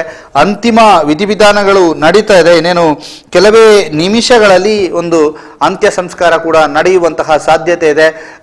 ಅಲ್ಲಿಯೂ ಕೂಡ ಪ್ರವೀಣ್ ನೆಟ್ಟಾರ್ ಅವರ ಬಹಳಷ್ಟು ಮಂದಿ ಕುಟುಂಬಸ್ಥರು, ಬಹಳಷ್ಟು ಮಂದಿ ಸ್ನೇಹಿತರು, ಹಿತೈಷಿಗಳು, ಜೊತೆಗೆ ಅವರ ಪಕ್ಷದ ಕಾರ್ಯಕರ್ತರು, ಅವರ ಪಕ್ಷದ ಮುಖಂಡರುಗಳು, ಅವರ ಪಕ್ಷದ ಇವರ ಬೆಂಬಲಿಗರು, ಜೊತೆಗೆ ಇವರ ನಾಯಕತ್ವದ ಅಡಿಯಲ್ಲಿ ಕೆಲಸ ಮಾಡಿದಂತಹ ಹುಡುಗರು ಎಲ್ಲರೂ ಕೂಡ ಅಲ್ಲಿ ಬಹಳ ದೊಡ್ಡ ಸಂಖ್ಯೆಯಲ್ಲಿ ಸೇರಿದ್ದಾರೆ. ಎಲ್ಲರ ಮುಖದಲ್ಲೂ ಕೂಡ ದುಃಖ ಮಡುಗಟ್ಟಿತ್ತು. ಎಲ್ಲರ ಮುಖದಲ್ಲೂ ಕೂಡ ದುಃಖ ಭಾವ ಇದೆ. ಅವರೆಲ್ಲರೂ ಕೂಡ ಹೇಳುತ್ತಾ ಇರುವಂಥದ್ದು, ಅದರ ಜೊತೆಗೆ ಅವರ ತಾಯಿ ಹೇಳಿರುವಂಥ ಒಂದು ಮಾತು, ನನ್ನನ್ನಾದರೂ ಕರೆದುಕೊಂಡು ಹೋಗ್ಬೋದಿತ್ತಲ್ಲ ದೇವರೇ, ನನ್ನ ಮಗನನ್ನ ಯಾಕೆ ಕರೆದುಕೊಂಡು ಹೋದೆ, ಅವನಿಂದ ದೊಡ್ಡ ಕೆಲಸಗಳು ಆಗಬೇಕಿತ್ತು ಅನ್ನುವಂಥದ್ದನ್ನ ಅವರ ತಾಯಿ ಹೇಳೋದನ್ನ ಕೇಳಿದಾಗ ನಿಜಕ್ಕೂ ಹೃದಯ ಭಾರವಾಗತ್ತೆ. ಜೊತೆಗೆ ಮನಸ್ಸು ಬಹಳ ದೊಡ್ಡ ಒಂದು ನೋವನ್ನ ಅನುಭವಿಸುತ್ತೆ. ಅಷ್ಟು ದೊಡ್ಡ ನೋವುಗಳಿಗೆ, ಅಷ್ಟು ದೊಡ್ಡ ಒಂದು ದುಃಖಕ್ಕೆ ನೆಟ್ಟಾರು ಈಗ ಒಳಗಾಗ್ತಾ ಇದೆ. ನೆಟ್ಟಾರ್ನಲ್ಲಿ ಸ್ಮಶಾನ ಮೌನ ಇದೆ, ಮುಗಿಲು ಮುಟ್ಟಿದ ಆಕ್ರಂದನ ಇದೆ. ಮನೆಯೊಳಗೆ ಒಂದು ರೀತಿಯಲ್ಲಿ ಆಕ್ರಂದನ ಮುಗಿಲು ಮಾಡಿದರೆ, ಮನೆ ಹೊರಗಡೆ ನಿಂತಿರುವಂತಹ ಗೆಳೆಯರೆಲ್ಲರೂ ಕೂಡ ಮೌನಕ್ಕೆ ಶರಣಾಗಿದ್ದಾರೆ. ತಮ್ಮ ಗೆಳೆಯನ ಅಂತಿಮ ದರ್ಶನವನ್ನು ಪಡೆದು ಅಂತ್ಯ ಸಂಸ್ಕಾರದಲ್ಲಿ ಭಾಗಿಯಾಗ್ತಾ ಇದ್ದಾರೆ. ಅವರೆಲ್ಲರೂ ಕೂಡ ಇದು ಅನ್ನಿಸಿರದ ಸಾವು, ಇದು ಯಾವುದೇ ರೀತಿಯಲ್ಲೂ ಎನಿಸಿರದ ಸಾವು ಅಥವಾ ಯಾವುದೇ ರೀತಿಯಲ್ಲಿ ಯೋಚನೆ ಮಾಡದೇ ಇರುವಂಥ ಸಾವು, ಏಕಾಏಕಿ ಬಂದೆರಗಿದಂಥ ಆಘಾತ. ಈ ಆಘಾತವನ್ನು ತಡೆಯೋದಕ್ಕೆ ಅವರಿಂದ ಕಷ್ಟವಾಗ್ತಾ ಇದೆ. ಬಹಳ ಆ ಒಂದು ಅಂತ್ಯ ಸಂಸ್ಕಾರ ಇನ್ನೇನು ಒಂದು 10-15 ನಿಮಿಷಗಳಲ್ಲಿ ಪೂರ್ಣ ಆಗತ್ತೆ ಅನ್ನುವಂತಹದ್ದು ಮಾಹಿತಿಗಳು ನಮಗೆ ಬರ್ತಾ ಇದ್ದಾವೆ. 10-15 ನಿಮಿಷಗಳಲ್ಲಿ ಅಂತ್ಯ ಸಂಸ್ಕಾರ ಪೂರ್ಣ ಆಗತ್ತೆ ಅನ್ನುವಂಥ ಮಾಹಿತಿಗಳು ಕೂಡ ನಮಗೆ ಬರ್ತಾ ಇರುವಂಥದ್ದು. ಆ ಮಾಹಿತಿಗಳನ್ನು ಕೂಡ ನಾವು ಈಗ ಪಡೆದುಕೊಳ್ಳುತ್ತೇವೆ. ಆ ಮಾಹಿತಿಗಳಲ್ಲಿ ಪಡೆದುಕೊಳ್ಳಕ್ಕೆ ನಮಗೆ ಗಣೇಶ್ ಅವರು ಸಂಪರ್ಕಕ್ಕೆ ಸಿಗ್ತಾರೆ. ಅವರನ್ನು ಕೂಡ ಮಾತನಾಡಿಸ್ತೇವೆ. ಅವರನ್ನು ಮಾತನಾಡಿಸಿ ಅವರ ಹತ್ರ ಕೂಡ ಮಾಹಿತಿಯನ್ನು ಪಡೆಯುವಂತಹ ಒಂದು ಪ್ರಯತ್ನವನ್ನು ಮಾಡ್ತೀವಿ. ಅಲ್ಲಿ ಏನಾಗ್ತದೆ, ಯಾವ ರೀತಿಯಾಗಿ ಅಲ್ಲಿ ಅಂತ್ಯ ಸಂಸ್ಕಾರಕ್ಕೆ ವ್ಯವಸ್ಥೆಗಳು ಆಗಿದೆ ಅನ್ನುವಂಥದ್ದನ್ನು ಕೂಡ ನಾವು ಪಡ್ಕೋಬೇಕು. ಅಲ್ಲಿಯ ವ್ಯವಸ್ಥೆಗಳನ್ನು ಯಾವ ರೀತಿಯಾಗಿ ಆಗತ್ತೆ, ಅಲ್ಲಿ ಯಾವ ರೀತಿಯಾದಂಥ ವ್ಯವಸ್ಥೆಗಳಿದ್ದಾವೆ ಅನ್ನುವಂಥದ್ದನ್ನು ಕೂಡ ತಿಳ್ಕೋಬೇಕಾಗಿದೆ. ಮತ್ತು ಅಂತಿಮ ವಿಧಿವಿಧಾನಗಳು ಏನು ನಡೀತಾ ಇದೆ ಅನ್ನುವಂಥದ್ದನ್ನು ಕೂಡ ನಾವು ತಿಳಿದುಕೊಳ್ಬೇಕಾಗಿದೆ. ಈಗ ನಾವು ನೆಟ್ಟಾರ್ನಿಂದ ನೋಡ್ತಾ ಇರುವಂಥ ದೃಶ್ಯ, ನಿಮಗೆ ನೆಟ್ಟಾರ್ನಿಂದ ಬಂದಿರುವಂಥ ದೃಶ್ಯವನ್ನು ನೀವು ನೋಡ್ತಾ ಇದ್ದೀರಿ. ಅದು ಆ ಒಂದು ಅಂತಿಮ ವಿಧಿವಿಧಾನದ ಆರಂಭದ ಹಂತದಲ್ಲಿರುವಂಥದ್ದು. ಅದನ್ನು ನಾವು ನಿಮಗೆ ತೋರಿಸ್ತಾ ಇದ್ದೀವಿ.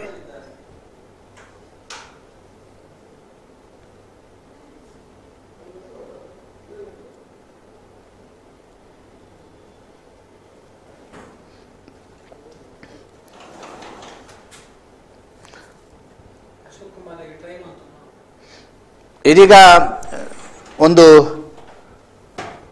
ಪ್ರವೀಣ್ ನೆಟ್ಟಾರ್ ಅವರಿಗೆ ಒಂದು ಅವರ ಕುಟುಂಬಕ್ಕೆ ಬಲ ತುಂಬುವಂತ ನಿಟ್ಟಿನಲ್ಲಿ ಒಂದಷ್ಟು ದಾನಿಗಳು ಮುಂದೆ ಬರ್ತಾ ಇದ್ದಾರೆ. ಜೊತೆಗೆ ಅದನ್ನ ಮಾಡಬೇಕೇ ಅನ್ನುವಂತಹದ್ದು ಕಾರ್ಯಕರ್ತರ ಒತ್ತಾಯ. ಅದನ್ನು ಮಾಡಬೇಕು, ನಾವು ಕುಟುಂಬದ ಜೊತೆಗಿರಬೇಕು ಅನ್ನುವಂತಹದ್ದು ಬಿಜೆಪಿ ಕಾರ್ಯಕರ್ತರ ಒತ್ತಾಯವೂ ಕೂಡ ಬರ್ತಾ ಇದೆ. ಜೊತೆಗೆ ಸೋಷಿಯಲ್ ಮೀಡಿಯಾದಲ್ಲೂ ಕೂಡ ಬಹುದೊಡ್ಡ ಸಂಖ್ಯೆಯಲ್ಲಿ ಒಂದು ಚರ್ಚೆಗಳು ಕೂಡ ನಡೀತಾ ಇದೆ. ಏನಾಗ್ತಾ ಇದೆ, ರಾಜಕೀಯಕ್ಕೋಸ್ಕರವಾಗಿ ಸಾವುಗಳು ಸಂಭವಿಸ್ತಾ ಇದೆಯೋ ಅಥವಾ ಈ ಸಾವುಗಳಿಂದ ರಾಜಕೀಯ ಬೇಳೆ ಬೇಯಿಸ್ಕೊಳ್ತಾರೋ ಅನ್ನುವಂತಹ ಎಲ್ಲ ಚರ್ಚೆಗಳು ನಡೀತಾ ಇದೆ. ಆ ಚರ್ಚೆಗಳು ಯಾವ ಹಂತಕ್ಕೆ ಹೋಗಿ ಮುಟ್ತಾ ಇದೆ ಅಂತ ಹೇಳಲಿಕ್ಕೆ ಆಗೋದಿಲ್ಲ. ಅಷ್ಟರ ಮಟ್ಟಿಗೆ ಚರ್ಚೆಗಳು ನಡೀತಾ ಇದೆ. ಅದನ್ನು ಕೂಡ ಆ ಚರ್ಚೆಗಳು ಕೂಡ ಬಹುದೊಡ್ಡ ಚರ್ಚೆಗಳಾಗಿವೆ. ಅದರ ಜೊತೆಗೆ ಈ ನಮ್ಮ ಪ್ರವೀಣ್ ನೆಟ್ಟಾರ್ ಅವರು ಒಂದು ಫೇಸ್ಬುಕ್ನಲ್ಲಿ ಮಾಡಿರುವಂಥ ಪೋಸ್ಟರ್ನ ಒಂದು ನಿಮಗೆ ಗಮನಿಸಬೇಕು. ಆ ಪೋಸ್ಟನ್ನು ಕೂಡ ನಾವು ನಿಮಗೆ ತಿಳಿಸ್ತೀವಿ, ಅದು ಯಾವ ಪೋಸ್ಟ್ ಅನ್ನುವಂಥದ್ದು.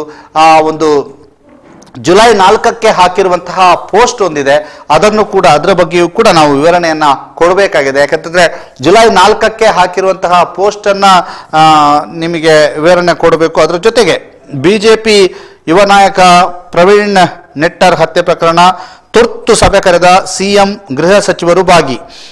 ಬೆಳ್ಳಾರಿಯಲ್ಲಿ ಜುಲೈ 26ರಂದು ರಾತ್ರಿ ನಡೆದ ಸುಳ್ಯ ತಾಲೂಕು ಯುವ ವಾಹಿನಿ ಘಟಕದ ಒಂದು ಗೃಹ ಸಚಿವ ಆರಗ ಜ್ಞಾನೇಂದ್ರ, ಬಿಜೆಪಿ ರಾಷ್ಟ್ರೀಯ ಪ್ರಧಾನ ಕಾರ್ಯದರ್ಶಿ ಸಿಟಿ ರವಿ, ಉನ್ನತ ಮಟ್ಟದ ಅಧಿಕಾರಿಗಳು ಸಭೆಯಲ್ಲಿ ಭಾಗಿಯಾಗಲಿದ್ದಾರೆ. ಮುಂದೆ ಕೈಗೊಳ್ಳಬೇಕಾದ ಕ್ರಮಗಳ ಕುರಿತು ತುರ್ತು ಸಭೆಯಲ್ಲಿ ಚರ್ಚೆ ನಡೀತಾ ಇದೆ.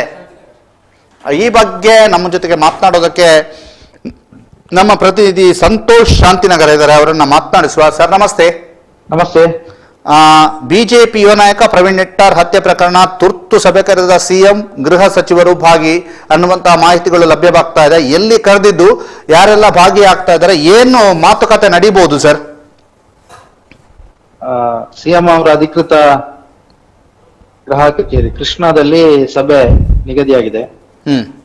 ಗೃಹ ಸಚಿವ ಆರಗ ಜ್ಞಾನೇಂದ್ರ, ಬಿಜೆಪಿಯ ರಾಷ್ಟ್ರೀಯ ಪ್ರಧಾನ ಕಾರ್ಯದರ್ಶಿ ಸಿಟಿ ರವಿ ಮತ್ತೆ ರಾಜ್ಯದ ಉನ್ನತ ಮಟ್ಟದ ಅಧಿಕಾರಿಗಳು ಸಭೆಯಲ್ಲಿ ಭಾಗವಹಿಸ್ತಾರೆ ಅಂತೇಳಿ ಮಾಹಿತಿ ಇದೆ.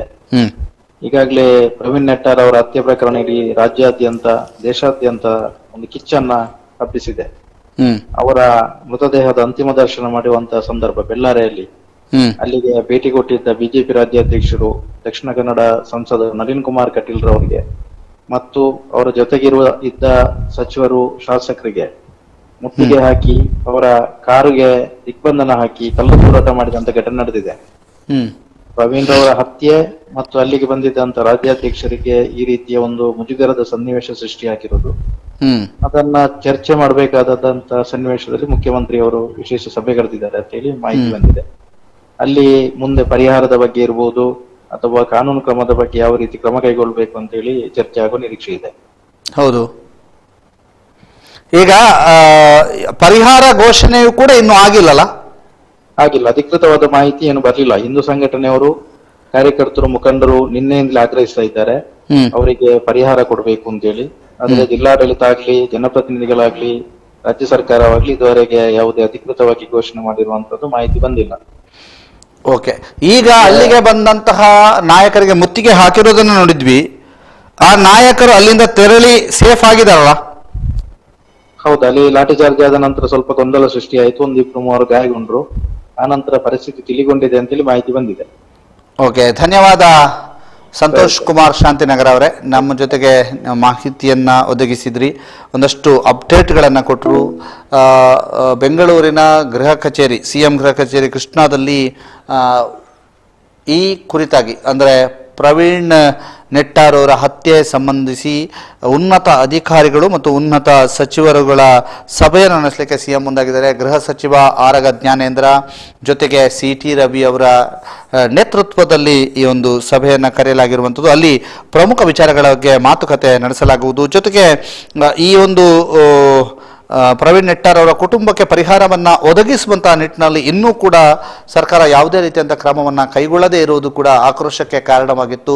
ಆ ಒಂದು ಪರಿಹಾರದ ಮೊತ್ತವನ್ನು ಕೂಡ ಘೋಷಣೆ ಮಾಡುವಂತಹ ಸಾಧ್ಯತೆ, ಇವತ್ತು ಸಂಜೆ ಘೋಷಣೆ ಮಾಡುವಂತಹ ಸಾಧ್ಯತೆ ಇದೆ. ಅದನ್ನು ಕೂಡ ಒಂದು ನಿರೀಕ್ಷೆ ಮಾಡಲಾಗಿದೆ. ಈ ಸಭೆಯಲ್ಲಿ ಯಾವೆಲ್ಲ ಅಂಶಗಳ ಕುರಿತು ಮಾತುಕತೆ ನಡೆಸಲಾಗುತ್ತೆ ಅನ್ನುವಂಥದ್ದು ಇನ್ನು ಕೆಲವು ನಿಮಿಷಗಳಲ್ಲಿ ಗೊತ್ತಾಗಲಿಕ್ಕಿದೆ. ಈ ಸಭೆಯ ನಂತರ ಪರಿಹಾರದ ಮೊತ್ತವೂ ಕೂಡ ಘೋಷಣೆಯಾಗುವಂತಹ ಸಾಧ್ಯತೆಗಳು ಇದೆ. ಇದೀಗ ನಾವು ನೋಡ್ತಾ ಇರುವಂತಹ ದೃಶ್ಯ ನೆಟ್ಟಾರಿನ ಪ್ರವೀಣ್ ಅವರ ಮನೆಯ ದೃಶ್ಯ. ಅಲ್ಲಿಯ ದೃಶ್ಯಗಳನ್ನು ನಾವು ನಿಮಗೆ ತೋರಿಸ್ತಾ ಇದ್ದೀವಿ, ಯಾವ ರೀತಿಯಾಗಿ ಪರಿಸ್ಥಿತಿಯಲ್ಲಿ ಇದೆ ಅನ್ನುವಂಥದ್ದು. ಅಲ್ಲಿ ಇನ್ನು ಎಷ್ಟು ಹೊತ್ತಿನಲ್ಲಿ ಒಂದು ಅಂತ್ಯ ಸಂಸ್ಕಾರ ನಡೀಬಹುದು ಅನ್ನುವಂಥದ್ದು ಕೂಡ ನಾವು ನೋಡಬೇಕು. ಯಾಕೆಂತಂದರೆ ಎಲ್ಲ ತಯಾರಿಗಳು ಮುಗಿದಿವೆ, ಅಂತ್ಯ ಸಂಸ್ಕಾರಕ್ಕೆ ಕ್ಷಣಗಣನೆ ಆರಂಭವಾಗಿದೆ ಅನ್ನುವಂತಹ ಮಾಹಿತಿಗಳು ಲಭ್ಯವಾಗ್ತಾ ಇದೆ. ಇನ್ನೇನು ಕೆಲವು ಕ್ಷಣಗಳಲ್ಲಿ ಕ್ಷಣಗಣನೆ ಆರಂಭವಾಗಿದ್ದು ಅಂತ್ಯ ಸಂಸ್ಕಾರಕ್ಕೆ ಕ್ಷಣಗಣನೆ ಆರಂಭವಾಗಿದೆ ಅನ್ನುವಂಥ ಮಾಹಿತಿಗಳು ಲಭ್ಯವಾಗ್ತಾ ಇದೆ. ಅದನ್ನು ಕೂಡ ನಾವು ನೋಡಬೇಕಾಗಿದೆ.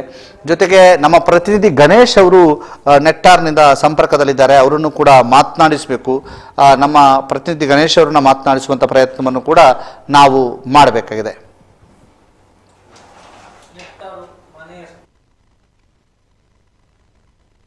ಮನೆಯ ಸುತ್ತಮುತ್ತಲಿನ ದೃಶ್ಯವನ್ನ ನಾವು ನಿಮಗೆ ತೋರಿಸ್ತಾ ಇದ್ದೀವಿ. ನಮ್ಮ ಪ್ರತಿನಿಧಿ ಶಿವಪ್ರಸಾದ್ ನಮಗೆ ಕೊಟ್ಟಿರುವಂತಹ ವಿಜುವಲ್ಸ್ ಇದು. ನೆಟ್ಟಾರು ಮನೆಯ ಸುತ್ತಮುತ್ತಲಿನ ಪರಿಸ್ಥಿತಿ ಹೇಗಿದೆ ಅನ್ನುವಂತಹದನ್ನ ನಾವು ನಿಮಗೆ ತೋರಿಸ್ತಿದ್ದೀವಿ. ಮತ್ತೆ ಹುಟ್ಟಿ ಬಾ ಗೆಳೆಯ ಅನ್ನುವಂತಹ ಒಂದು ಫ್ಲೆಕ್ಸ್ ಅನ್ನ ನಾವು ನೋಡಿದ್ವಿ. ಆ ನೆಟ್ಟಾರ್ ಮನೆಯ ಸುತ್ತಮುತ್ತ ಅವರ ಗೆಳೆಯರು, ಅವರ ಸ್ನೇಹಿತರು ಎಲ್ಲ ಸಾಕ್ತಾ ಇರುವಂತಹ ದೃಶ್ಯಗಳನ್ನ ನಾವು ನಿಮಗೆ ತೋರಿಸ್ತಾ ಇದ್ದೀವಿ. ನೆಟ್ಟಾರ್ ಮನೆಗೆ ಹೋಗ್ತಾ ಇರುವಂತಹ ದೃಶ್ಯ, ನೆಟ್ಟಾರ್ ಮನೆಯ ಸುತ್ತಮುತ್ತ, ನೆಟ್ಟಾರ್ ಮನೆಯ ಸುತ್ತಮುತ್ತಲ ಪರಿಸರದ ದೃಶ್ಯಗಳನ್ನ ನಾವು ನಿಮಗೆ ತೋರಿಸ್ತಾ ಇದ್ವಿ. ಇದು ನೋಡಿ ಆ ನೆಟ್ಟಾರಿಗೆ ಹೋಗುವಂತಹ ರಸ್ತೆ ಉದ್ದಕ್ಕೂ ಕೂಡ ವಾಹನವನ್ನ ಪಾರ್ಕ್ ಮಾಡಿ ಆ ಮನೆಗೆ ತೆರಳಿರುವಂಥದ್ದು ಜನ ತೆರಳಿದ್ದಾರೆ. ಜೊತೆಗೆ ಬಹುದೊಡ್ಡ ಸಂಖ್ಯೆಯಲ್ಲಿ ಇಲ್ಲೂ ಕೂಡ ಜನ ಸೇರಿದ್ದಾರೆ ಅನ್ನುವಂತಹ ಮಾಹಿತಿಗಳು ನಮಗೆ ಲಭ್ಯವಾಗ್ತಾ ಇದೆ. ಈ ಬಗ್ಗೆ ನಮ್ಮ ಜೊತೆಗೆ ಮಾತನಾಡೋದಕ್ಕೆ ಶಿವಪ್ರಸಾದ್ ಅವರನ್ನು ಸಂಪರ್ಕಿಸ್ತೇವೆ. ಅವರು ಈಗ ಆ ಒಂದು ಪ್ರದೇಶದಲ್ಲಿ ನೆಟ್ವರ್ಕಿನ ಸಮಸ್ಯೆ ಇರೋದ್ರಿಂದ ಅವರನ್ನು ಸಂಪರ್ಕಿಸ್ತೇವೆ. ಶಿವಪ್ರಸಾದ್ ಮತ್ತು ಗಣೇಶ್ ಇಬ್ಬರನ್ನು ಕೂಡ ಸಂಪರ್ಕಿಸ್ತೇವೆ. ಶಿವಪ್ರಸಾದ್ ಅವರೀಗ ನಮ್ಮ ಜೊತೆಗೆ ಸಂಪರ್ಕದಲ್ಲಿದ್ದಾರೆ. ಶಿವಪ್ರಸಾದ್ ನಮಸ್ತೆ. ನಮಸ್ತೆ ದಾಮೋದರ್. ನೀವೀಗ ನೆಟ್ಟಾರಿನಲ್ಲಿದ್ದೀರಾ? ನೆಟ್ಟಾರು ಭಾಗದಲ್ಲಿ ನಾವು ಇರುವಂತದ್ದು. ಇಲ್ಲಿಂದ ಕೆಲವೇ ಫರ್ಲಾಂಗ್ ದೂರದಲ್ಲಿ ಏನು ಪ್ರವೀಣ್ ಹತ್ಯೆಗೀಡಾದಂತ ಪ್ರವೀಣ್ ರವರ ಮನೆ ಇರುವಂತದ್ದು. ಇಲ್ಲಿ ಬಹಳಷ್ಟು ಸಂಖ್ಯೆಯಲ್ಲಿ ತಾವು ವಿಜುವಲ್ ಗಳಲ್ಲಿ ನೋಡ್ತಿರೋಂತೆ ಬಹಳಷ್ಟು ವಾಹನ ದಟ್ಟಣೆ ನಡೆದಿದ್ದು. ಇಲ್ಲಿ ನೆಟ್ಟಾರು ಶಾಲೆ ಏನು ಇವರು ನಮ್ಮ ಪ್ರವೀಣ್ ರವರು ಅಧ್ಯಕ್ಷರೂ ಆಗಿದ್ದಂತ ಅಕ್ಷಯ ಯುವಕ ಮಂಡಲ ಕಾರ್ಯನಿರ್ವಹಿಸ್ತಾ ಇರುವಂತಹ ಒಂದು ಶಾಲೆ. ಅಲ್ಲಿ ಈ ವಾಹನಗಳನ್ನ ಪಾರ್ಕಿಂಗ್ ವ್ಯವಸ್ಥೆಯನ್ನ ಮಾಡಲಾಗಿದೆ. ಬಹಳಷ್ಟು ಸಂಖ್ಯೆಯಲ್ಲಿ ಅವರ ಅಭಿಮಾನಿಗಳು, ಸ್ನೇಹಿತರು ಮತ್ತು ಹಿಂದೂ ಕಾರ್ಯಕರ್ತರು ಅಲ್ಲಿ ಸೇರಿದ್ದಾರೆ ದಾಮೋದರ್. ಓಕೆ, ಈಗ ಅಲ್ಲಿ ಏನಾದ್ರು ಪರಿಸ್ಥಿತಿ ಹೇಗಿದೆ ಮತ್ತು ಶಾಂತಿ ಸುವ್ಯವಸ್ಥೆಯನ್ನ ಕಾಪಾಡಿಕೊಳ್ಳುವ ನಿಟ್ಟಿನಲ್ಲಿ ಭದ್ರತಾ ವ್ಯವಸ್ಥೆ ಹೇಗೆ ಮಾಡಿದ್ದಾರೆ? ಅಲ್ಲಿ ಏನು ನೆಟ್ಟಾರಿನ ಜಂಕ್ಷನ್ ನಲ್ಲಿ ಬಹಳಷ್ಟು ಪೊಲೀಸರನ್ನ ನಿಯೋಜಿಸಲಾಗಿದೆ ಮತ್ತು ಯಾವುದೇ ರೀತಿಯ ಅಲ್ಲಿ ಅಹಿತಕರ ಘಟನೆಗಳು ನಡೆಯುವಂತೆ ಸದ್ಯಕ್ಕೆ ಭಾಸವಾಗ್ತಾ ಇಲ್ಲ. ಯಾಕಂತ ಹೇಳಿದ್ರೆ ಅಲ್ಲಿ ಒಂದು ರೀತಿ ದುಃಖದ ಛಾಯೆ ಮಾತ್ರ ಅಲ್ಲಿ ಕಾಣಿಸ್ತಾ ಇದೆ. ತಾವು ಈಗಾಗಲೇ ಅದನ್ನ ಮೆನ್ಷನ್ ಮಾಡಿದ್ರಿ. ಮತ್ತೆ ಹುಟ್ಟಿ ಬಾ ಗೆಳೆಯ ಅನ್ನುವಂತ ಬೋರ್ಡ್ ಒಂದನ್ನ ಅಲ್ಲಿ ಹಾಕಿರುವಂತದ್ದು, ಫ್ಲೆಕ್ಸ್ ಅನ್ನ ಹಾಕಿರುವಂತದ್ದು. ಆ ಫ್ಲೆಕ್ಸಿನಲ್ಲಿರುವಂತಹ ವಿಚಾರಗಳೇ ಅವರ ಮನಸ್ಸಿನಲ್ಲೂ ಇರುವಂತದ್ದು ಅನ್ನುವುದು ಇಲ್ಲಿ ಕಾಣಸಿಗ್ತಾ ಇದೆ. ಯಾರೂ ಕೂಡ ಅಲ್ಲಿ ಜಗಳ ಮಾಡೋದಕ್ಕೆ ಬಂದಿರೋದಕ್ಕಿಂತ ಹೆಚ್ಚಾಗಿ ಏನು ಪ್ರತಿಭಟನೆ ಅನ್ನುವಂತ ಉದ್ದೇಶ ಅಲ್ಲಿ ಇಲ್ಲದೆ ಇರೋದ್ರಿಂದ ಒಂದಷ್ಟು ಅಂತೂ ಅಲ್ಲಿ ವ್ಯವಸ್ಥೆಗೆ ಎಷ್ಟು ಬೇಕೋ ಅಷ್ಟೇ ಪೊಲೀಸರ ನಿಯೋಜನೆ ಆಗಿದೆ. ಹೆಚ್ಚುವರಿ ಪೊಲೀಸರನ್ನ ಬೆಳ್ಳಾರೆಗೆ ಅಲ್ಲಿ ನಿಯೋಜಿಸಲಾಗಿದೆ ದಾಮೋದರ್. ಓಕೆ, ಧನ್ಯವಾದ ಶಿವಪ್ರಸಾದ್ ನಮ್ಮ ಜೊತೆಗೆ ಮಾಹಿತಿಯನ್ನು ಒದಗಿಸಿದ್ದಕ್ಕೆ. ನೀವೀಗ ನೆಟ್ಟಾರಿಗೆ ಹೋಗ್ತಾ ಇದ್ದೀರಲ್ಲ? ಧನ್ಯವಾದ. ಅವರು ನೆಟ್ಟರಿಗೆ ಹೋಗ್ತಾ ಇದ್ದಾರೆ. ನೆಟ್ಟಾರಿನಿಂದ ನಮ್ಮ ಜೊತೆಗೆ ಸಂಪರ್ಕಕ್ಕೆ ಸಿಗ್ತಾರೆ ಗಣೇಶ್ ಅವರನ್ನು ಸಂಪರ್ಕಿಸುವಂತ ಪ್ರಯತ್ನವನ್ನ ನೆಟ್ಟಾರಿನಿಂದ ಮಾಡ್ತಾರೆ. ಈಗ ನೀವು ನೋಡ್ತಾ ಇರುವಂತದ್ದು ನೆಟ್ಟಾರಿನ ಸುತ್ತಮುತ್ತಲಿನ ಪ್ರದೇಶಗಳ ದೃಶ್ಯ.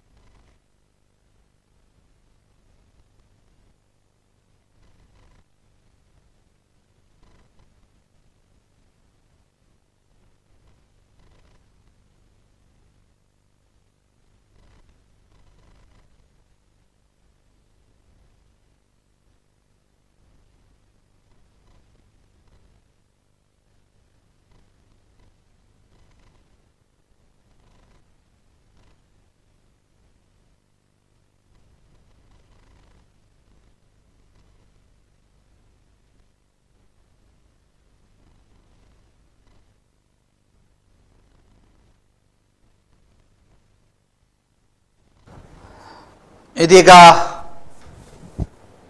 ನಾವು ದೃಶ್ಯದಲ್ಲಿ ನೋಡ್ತಾ ಇದ್ದೇವೆ, ಒಂದು ಕಡೆಯಿಂದ ಪ್ರವೀಣ್ ನೆಟ್ಟಾರ್ ಅವರ ಫೋಟೋಗಳನ್ನು ನೋಡ್ತಾ ಇದ್ದೇವೆ, ಮತ್ತೊಂದು ಕಡೆಯಿಂದ ಅಂತಿಮ ಸಂಸ್ಕಾರಕ್ಕೆ ಸಜ್ಜಾಗಿರುವ ನೆಟ್ಟಾರಿನ ಅವರ ಮನೆಯನ್ನು ನೋಡ್ತಾ ಇದ್ದೇವೆ, ಮತ್ತೊಂದು ಫೋಟೋದಲ್ಲಿ 2 ನಾಯಿಗಳನ್ನು ಅಥವಾ ನಾಯಿ ಮರಿಗಳ ಚಿತ್ರವನ್ನು ನೋಡ್ತಾ ಇದ್ದೇವೆ.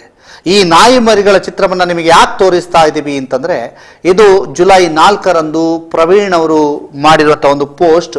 ಆ ಪೋಸ್ಟಿನ ಸಾರಾಂಶ ಏನು ಅಂತಲೂ ಕೂಡ ನಿಮಗೆ ತಿಳಿಸ್ತೇವೆ. ಯಾಕಂತಂದರೆ ಆ ಪೋಸ್ಟಿನ ಮೂಲಕ ಪ್ರವೀಣ್ ಅವರು ಒಂದಷ್ಟು ತಮ್ಮ ಮನದಲ್ಲಿದ್ದಂತಹ ಮಾತುಗಳನ್ನು ಹೇಳಿದರು. ಇದನ್ನು ಯಾರು ಬಿಟ್ಟು ಹೋಗಿದ್ದಾರೆ ಗೊತ್ತಿಲ್ಲ. ಬಿಡುವವರು ದಯವಿಟ್ಟು ತಾಯಿಯನ್ನು ಕೂಡ ಬಿಟ್ಟು ಹೋಗಿ, ಯಾಕೆಂತಂದ್ರೆ ಸಮಸ್ಯೆಗಳಾಗ್ತಾ ಇದ್ದಾವೆ. ತಾಯಿಯನ್ನ ಬಿಟ್ಟು ಹೋಗುವಂಥದ್ದು ಮಾಡಿ, ಆಗ ನಾಯಿಗಳು ಹೇಗೋ ಬದುಕೊಳ್ಳುತ್ತವೆ ಅಂತ. ಆ 2 ನಾಯಿಗಳು ಇವರು ಬೈಕಿನಲ್ಲಿ ಹೋಗ್ತಾ ಇರುವಂತಹ ಸಂದರ್ಭದಲ್ಲಿ ಜೋರಾದ ಮಳೆಗೆ ಒಂದು ಬಿಟ್ಟು ಹೋದಂತಹ ಪ್ರದೇಶದಲ್ಲಿ ನಡುಗ್ತಾ ಕೂತಿದ್ವು. ಅದನ್ನು ನೋಡಿದಂತಹ ಪ್ರವೀಣ್ ನೆಟ್ಟಾರ್ ಅವರು ಅದನ್ನು ಗಮನಿಸ್ತಾರೆ, ಅದರ ಫೋಟೋ ತೆಗಿತಾರೆ, ಜೊತೆಗೆ ಅದನ್ನು ರಕ್ಷಿಸುವಂಥ ಕೆಲಸವನ್ನು ಮಾಡ್ತಾರೆ. ಆ 2 ನಾಯಿಗಳನ್ನು ಕೂಡ ತಮ್ಮ ಸ್ನೇಹಿತನ ಮನೆಯಲ್ಲಿ ಇರಿಸಿ ರಕ್ಷಿಸುವಂಥ ಕೆಲಸವನ್ನು ಮಾಡ್ತಾರೆ. ಅದನ್ನು ಅವರು ಪೋಸ್ಟ್ ಮಾಡಿದರು. ಆ ಪೋಸ್ಟ್ ಬಹಳ ವೈರಲ್ ಆಗಿತ್ತು. ಮತ್ತೊಂದು, ಆ ಪೋಸ್ಟ್ನಲ್ಲಿ ಅವರೊಂದು ಮನವಿಯನ್ನು ಮಾಡಿದರು, ಯಾವುದೇ ಕಾರಣಕ್ಕೂ ನೀವು ನಾಯಿಗಳನ್ನು ಬಿಟ್ಟು ಹೋಗುವವರು ದಯವಿಟ್ಟು ತಾಯಿ ಮರಿ ಏನಿದೆ ಅದನ್ನು ಕೂಡ, ತಾಯಿ ನಾಯಿ ಏನಿದೆ ಅದನ್ನು ಕೂಡ ಬಿಟ್ಟು ಹೋಗಿ.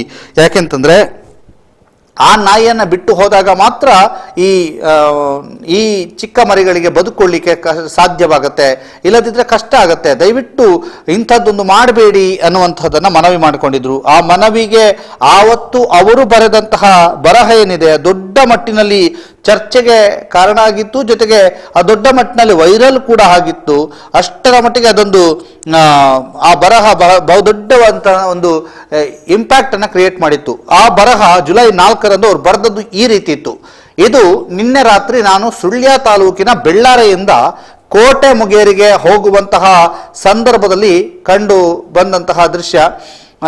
ನಿನ್ನೆ ರಾತ್ರಿ ಸುಳ್ಯ ತಾಲೂಕಿನ ಬೆಳ್ಳಾರಿಯಿಂದ ಕೋಟೆ ಮುಂಡುಗಾರಿಗೆ ಹೋಗುತ್ತಿದ್ದ ಸಂದರ್ಭ ಜೋರು ಗಾಳಿ ಮಳೆಗೆ ಕಳಂಜ ಕ್ರಾಸ್ ರಸ್ತೆ ಬದಿಯಲ್ಲಿ ಕಂಡು ಬಂದಂತಹ ದೃಶ್ಯ.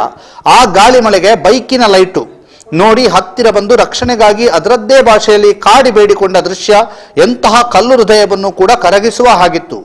ಈ ಮೂಕ ಮುಗ್ಧ ಪ್ರಾಣಿಯನ್ನ ಇಂತಹ ಜೋರು ಗಾಳಿ ಮಳೆಯ ಸಂದರ್ಭ ಜನರಹಿತವಾದ ರಸ್ತೆಯಲ್ಲಿ ಬಿಟ್ಟು ಹೋಗುವಂತಹ ದಯೆ, ಕಣಿಕರ ಇಲ್ಲದ ಹೀನಾಯ ಮನಸ್ಥಿತಿಯ ಆ ಕೊಳಕು ಹೊಲಸು ಜೀವಿಗಳು ಮುಂದೊಂದು ದಿನ ಖಂಡಿತವಾಗಿಯೂ ನರಕಯಾತನೆ ಅನುಭವಿಸುವುದರಲ್ಲಿ ಯಾವುದೇ ಸಂಶಯ ಇಲ್ಲ ಅಂತ ಬರ್ಕೊಂಡಿದ್ರು. ಒಂದು ವೇಳೆ ಯಾರಾದರೂ ಈ ರೀತಿಯಾಗಿ ಬಿಡಲೇಬೇಕಿತ್ತು, ಆ ಪುಟ್ಟ ಮರಿಗಳ ಜೊತೆ ಅದರ ತಾಯಿಯನ್ನು ಕೂಡ ರಸ್ತೆ ಬದಿಯಲ್ಲಿ ಬಿಟ್ಟು ಹೋಗಿ ಹೇಗಾದ್ರೂ ಬದುಕಲು ಬಿಡಿ. ಆ ಪುಟ್ಟಗರುಗಳನ್ನು ಬದುಕಿಸಿದ್ದೇವೆ ಎಂಬಂತ ಜಂಬ ಇದೆ, ಜೊತೆಗೆ ಹೆಮ್ಮೆ ಕೂಡ ನನ್ನದಿದೆ ಅನ್ನುವಂಥದ್ದನ್ನ ಪ್ರವೀಣ್ ಹೇಳಿದ್ರು. ಪ್ರವೀಣ್ ಅವರ ಅಂತ್ಯ ಸಂಸ್ಕಾರ ನಡೀತಾ ಇದೆ ಅನ್ನುವಂಥ ಮಾಹಿತಿಗಳು ಲಭ್ಯವಾಗ್ತಾ ಇದೆ. ಅಲ್ಲಿಂದ ನಮಗೆ ದೃಶ್ಯಗಳು ಬರ್ತಾ ಇಲ್ಲ, ಕಾರಣ ಅಲ್ಲಿ ನೆಟ್ವರ್ಕ್ ಸಮಸ್ಯೆ ಇದೆ. ಅವರ ಚಿತೆಗೆ ಅಗ್ನಿ ಸ್ಪರ್ಶ ಆಗಿದೆ ಅನ್ನುವಂತಹದ್ದು ನಮಗೆ ಗೊತ್ತಾಗ್ತಾ ಇದೆ. ನಮ್ಮ ಜೊತೆಗೆ ನೇರ ಸಂಪರ್ಕದಲ್ಲಿದ್ದಾರೆ ಗಣೇಶ್ ಅಲ್ಲಿಂದ ನೇರ ಸಂಪರ್ಕದಲ್ಲಿದ್ದಾರೆ. ಗಣೇಶ್ ನಮಸ್ತೆ. ನಮಸ್ತೆ. ಏನಾಗ್ತಾ ಇದೆ ನೆಟ್ಟಾರಿನಲ್ಲಿ? ಈಗ ದುಷ್ಕರ್ಮಿನಲ್ಲಿ ಹತ್ಯೆಯಾದಂತ ಪ್ರವೀಣ್ ನೆಟ್ಟಾರ್ ಅವರ ಅಂತಿಮ ಸಂಸ್ಕಾರ ನಡೀತಾ ಇದೆ. ಓಕೆ. ಅವರ ಮನೆಯಲ್ಲಿ ಅವರ ಅಂತಿಮ ವಿಧಿವಿಧಾನಗಳನ್ನು ನೆರವೇರಿಸಿದ ಬಳಿಕ ಅವರ ಮೃತದೇಹವನ್ನು ಚಿತೆಗೆ ತಂದಿಡಲಾಗಿದ್ದು ಅಲ್ಲಿ ಅಗ್ನಿಸ್ಪರ್ಶ ಆಯ್ತು. ಈಗ ಹಲವಾರು ಜನ ಅಗ್ನಿಸ್ಪರ್ಶ ಆಯ್ತು. ಸಾವಿರಾರು ಜನ ಈ ಕಾರ್ಯಕ್ರಮದಲ್ಲಿ ಪಾಲ್ಗೊಂಡಿದ್ರು. ಅದೇ ರೀತಿ ಬೆಳ್ತಂಗಡಿ ಶಾಸಕ ಹರೀಶ್ ಪೂಂಜಾ ಸೇರಿದಂತೆ ಜಗದೀಶ್ ಕಾರಂತ್ ಹಾಗೂ ವಿವಿಧ ಪಕ್ಷದ ಪದಾಧಿಕಾರಿಗಳು ಪಾಲ್ಗೊಂಡಿದ್ರು. ಹಲವಾರು ಜನ ಸೇರಿದ್ರು. ಇಲ್ಲಿ ಸಚಿವರು ಅಥವಾ ರಾಜ್ಯಾಧ್ಯಕ್ಷರು ಏನಾದ್ರು ಮನೆಗೆ ಬಂದಿದ್ರಾ? ಇಲ್ಲ, ಅವರು ಯಾರು ಬರಲಿಲ್ಲ ಇಲ್ಲಿಗೆ. ಓಕೆ, ಅವರು ಬೆಳ್ಳಾರಿಯಿಂದ ಹೋಗಿದ್ದಾರೆ. ಓಕೆ, ಧನ್ಯವಾದಗಳು ಗಣೇಶ್ ಅವರೇ.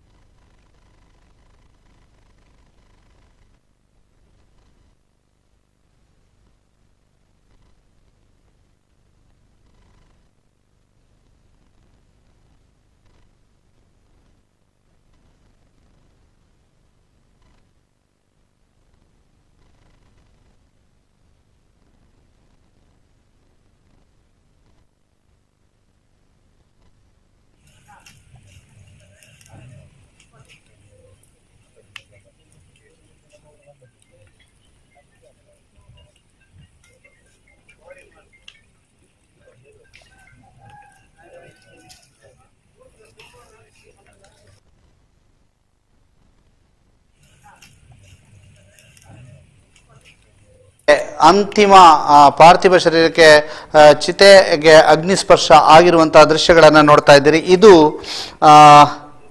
ಪ್ರವೀಣ್ ನೆಟ್ಟಾರ್ ಅವರ ಅಂತಿಮ ಅಂತ್ಯ ಸಂಸ್ಕಾರದ ದೃಶ್ಯಗಳು, ಅಗ್ನಿಸ್ಪರ್ಶ ಆಗಿರುವಂತಹ ದೃಶ್ಯಗಳನ್ನು ನಾವು ನಿಮಗೆ ತೋರಿಸ್ತಾ ಇರುವಂಥದ್ದು. ಈಗ ಅಂತಿಮವಾಗಿ ಅಗ್ನಿಸ್ಪರ್ಶ ಆಗಿದೆ. ಅಲ್ಲಿ ಎಲ್ಲ ಅಂತಿಮ ವಿಧಿವಿಧಾನಗಳನ್ನು ನೆರವೇರಿಸಿ ನೆಟ್ಟಾರಿನ ತನ್ನ ಮನೆಯಲ್ಲಿ ಅವರು ಮನೆ ನಿರ್ಮಾಣ ಮಾಡುವುದಕ್ಕೆಂದು ನಿಗದಿಪಡಿಸಲಾಗಿದ್ದಂತಹ ಸ್ಥಳದಲ್ಲಿ ಅಂತ್ಯ ಸಂಸ್ಕಾರವು ಕೂಡ ನೆರವೇರ್ತಾ ಇರುವಂಥದ್ದು. ಪಾರ್ಥಿವ ಶರೀರಕ್ಕೆ ಅಗ್ನಿ ಸ್ಪರ್ಶ ಆಗಿರುವಂಥದ್ದು, ಚಿತೆಗೆ ಅಗ್ನಿಸ್ಪರ್ಶ ಆಗಿರುವಂತಹ ದೃಶ್ಯಗಳನ್ನು ನೀವೀಗ ನೋಡ್ತಾ ಇದ್ದೀರಿ. ನಾವು ನೆಟ್ಟಾರ್ನಿಂದ ನಿಮಗೆ ನೇರ ಪ್ರಸಾರದ ಮೂಲಕ ನೀಡ್ತಾ ಇದ್ದೇವೆ ಈ ವಿಜುವಲ್ಸ್. ಈಗ ಅಂತ್ಯ ಸಂಸ್ಕಾರ ಆಗಿದೆ, ಚಿತೆಗೆ ಅಗ್ನಿಸ್ಪರ್ಶ ಆಗಿದೆ ಅನ್ನುವಂತಹ ಮಾಹಿತಿಗಳು ನಮಗೆ ಲಭ್ಯವಾಗ್ತಾ ಇದೆ. ಆ ದೃಶ್ಯಗಳನ್ನು ನೀವು ನೋಡ್ತಾ ಇದ್ದೀರಿ.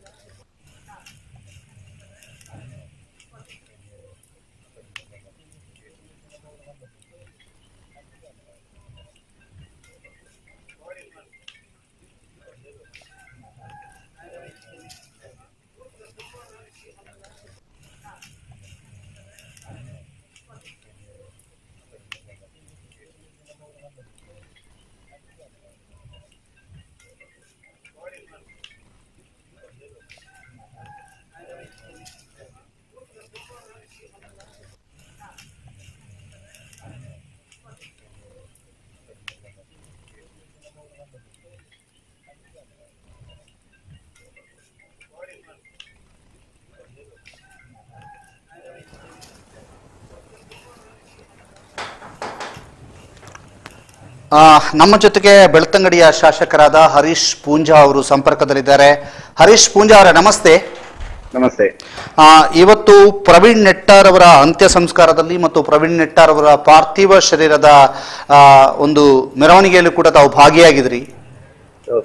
ಈ ಒಂದು ಹತ್ಯಾ ಪ್ರಕರಣದ ಬಗ್ಗೆ ಏನ್ ಹೇಳಕ್ ಇಚ್ಛೆ ಪಡ್ತೀರಿ ಮತ್ತು ಅಲ್ಲಿ ಸೇರ್ತಕ್ಕಂತ ಒಂದು ಕಾರ್ಯಕರ್ತರ ಆಕ್ರೋಶದ ಬಗ್ಗೆ ಏನ್ ಮಾತಾಡ್ತೀರಿ?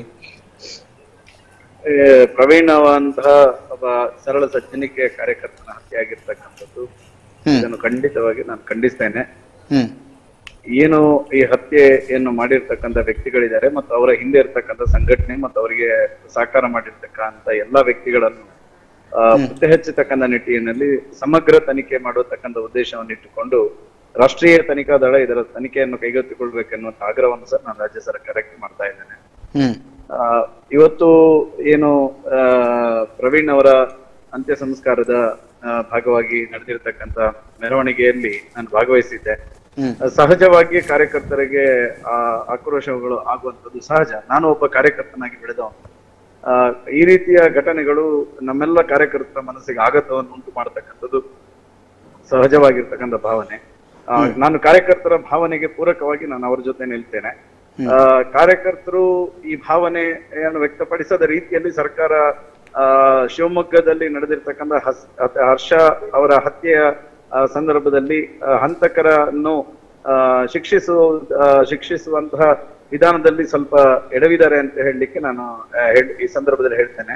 ನಾವೇನು ಯೋಗಿಜಿಯವರ ಮಾದರಿ ಇದೆ ಅಥವಾ ಮಧ್ಯಪ್ರದೇಶದ ಮಾದರಿಯ ರೀತಿಯಲ್ಲಿ, ಕರ್ನಾಟಕದ ಮಾದರಿ ರೀತಿಯಲ್ಲಿ ಈ ರೀತಿಯ ಸಮಾಜಘಾತುಕ ಶಕ್ತಿಗಳನ್ನು ಹುಟ್ಟಡಗಿಸ್ತಕ್ಕಂಥ ಪ್ರಕ್ರಿಯೆಯನ್ನು ರಾಜ್ಯ ಸರ್ಕಾರ ನಿರ್ದಾಕ್ಷಿಣ್ಯವಾಗಿ ಇದರ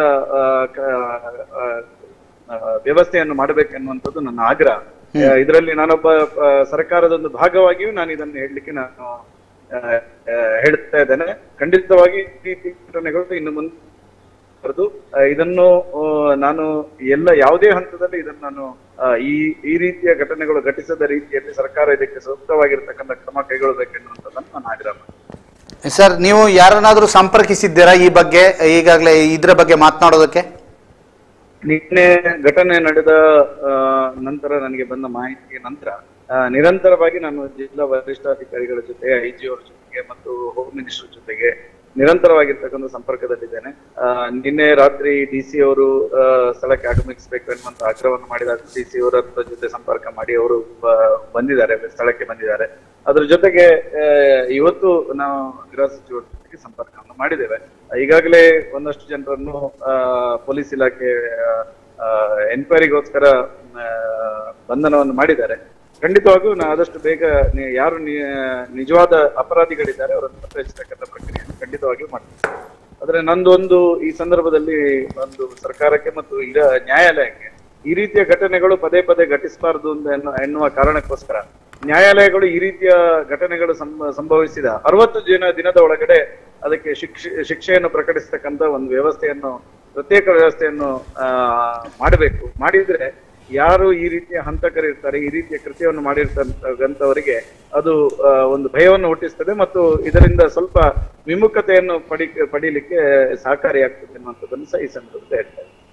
ಸರ್, ನೀವು ಪ್ರವೀಣ್ ನೆಟ್ಟಾರ್ ಅವ್ರನ್ನ ಯಾವತ್ತಾದ್ರೂ ಭೇಟಿ ಆಗಿದ್ರೆ ಅಥವಾ ನಿಮಗೆ ಪರಸ್ಪರ ಪರಿಚಯ ಇತ್ತಾ?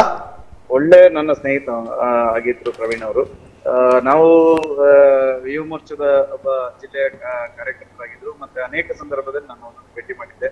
ನಮ್ಮ ಬೆಳ್ತಂಗಡಿಯಲ್ಲಿ ನಡೆದಂತಹ ದೋಸೆ ಹಬ್ಬದ ಒಂದು ಕಾರ್ಯಕ್ರಮದಲ್ಲೂ ಅವರು ಬಂದು ಭಾಗವಹಿಸಿರುವ ನೆನಪಿದೆ ಮತ್ತು ನಮ್ಮೊಟ್ಟಿಗೆ ನಿರಂತರ ಸಂಪರ್ಕದಲ್ಲಿ ಇದ್ರು ಪ್ರವೀಣ್.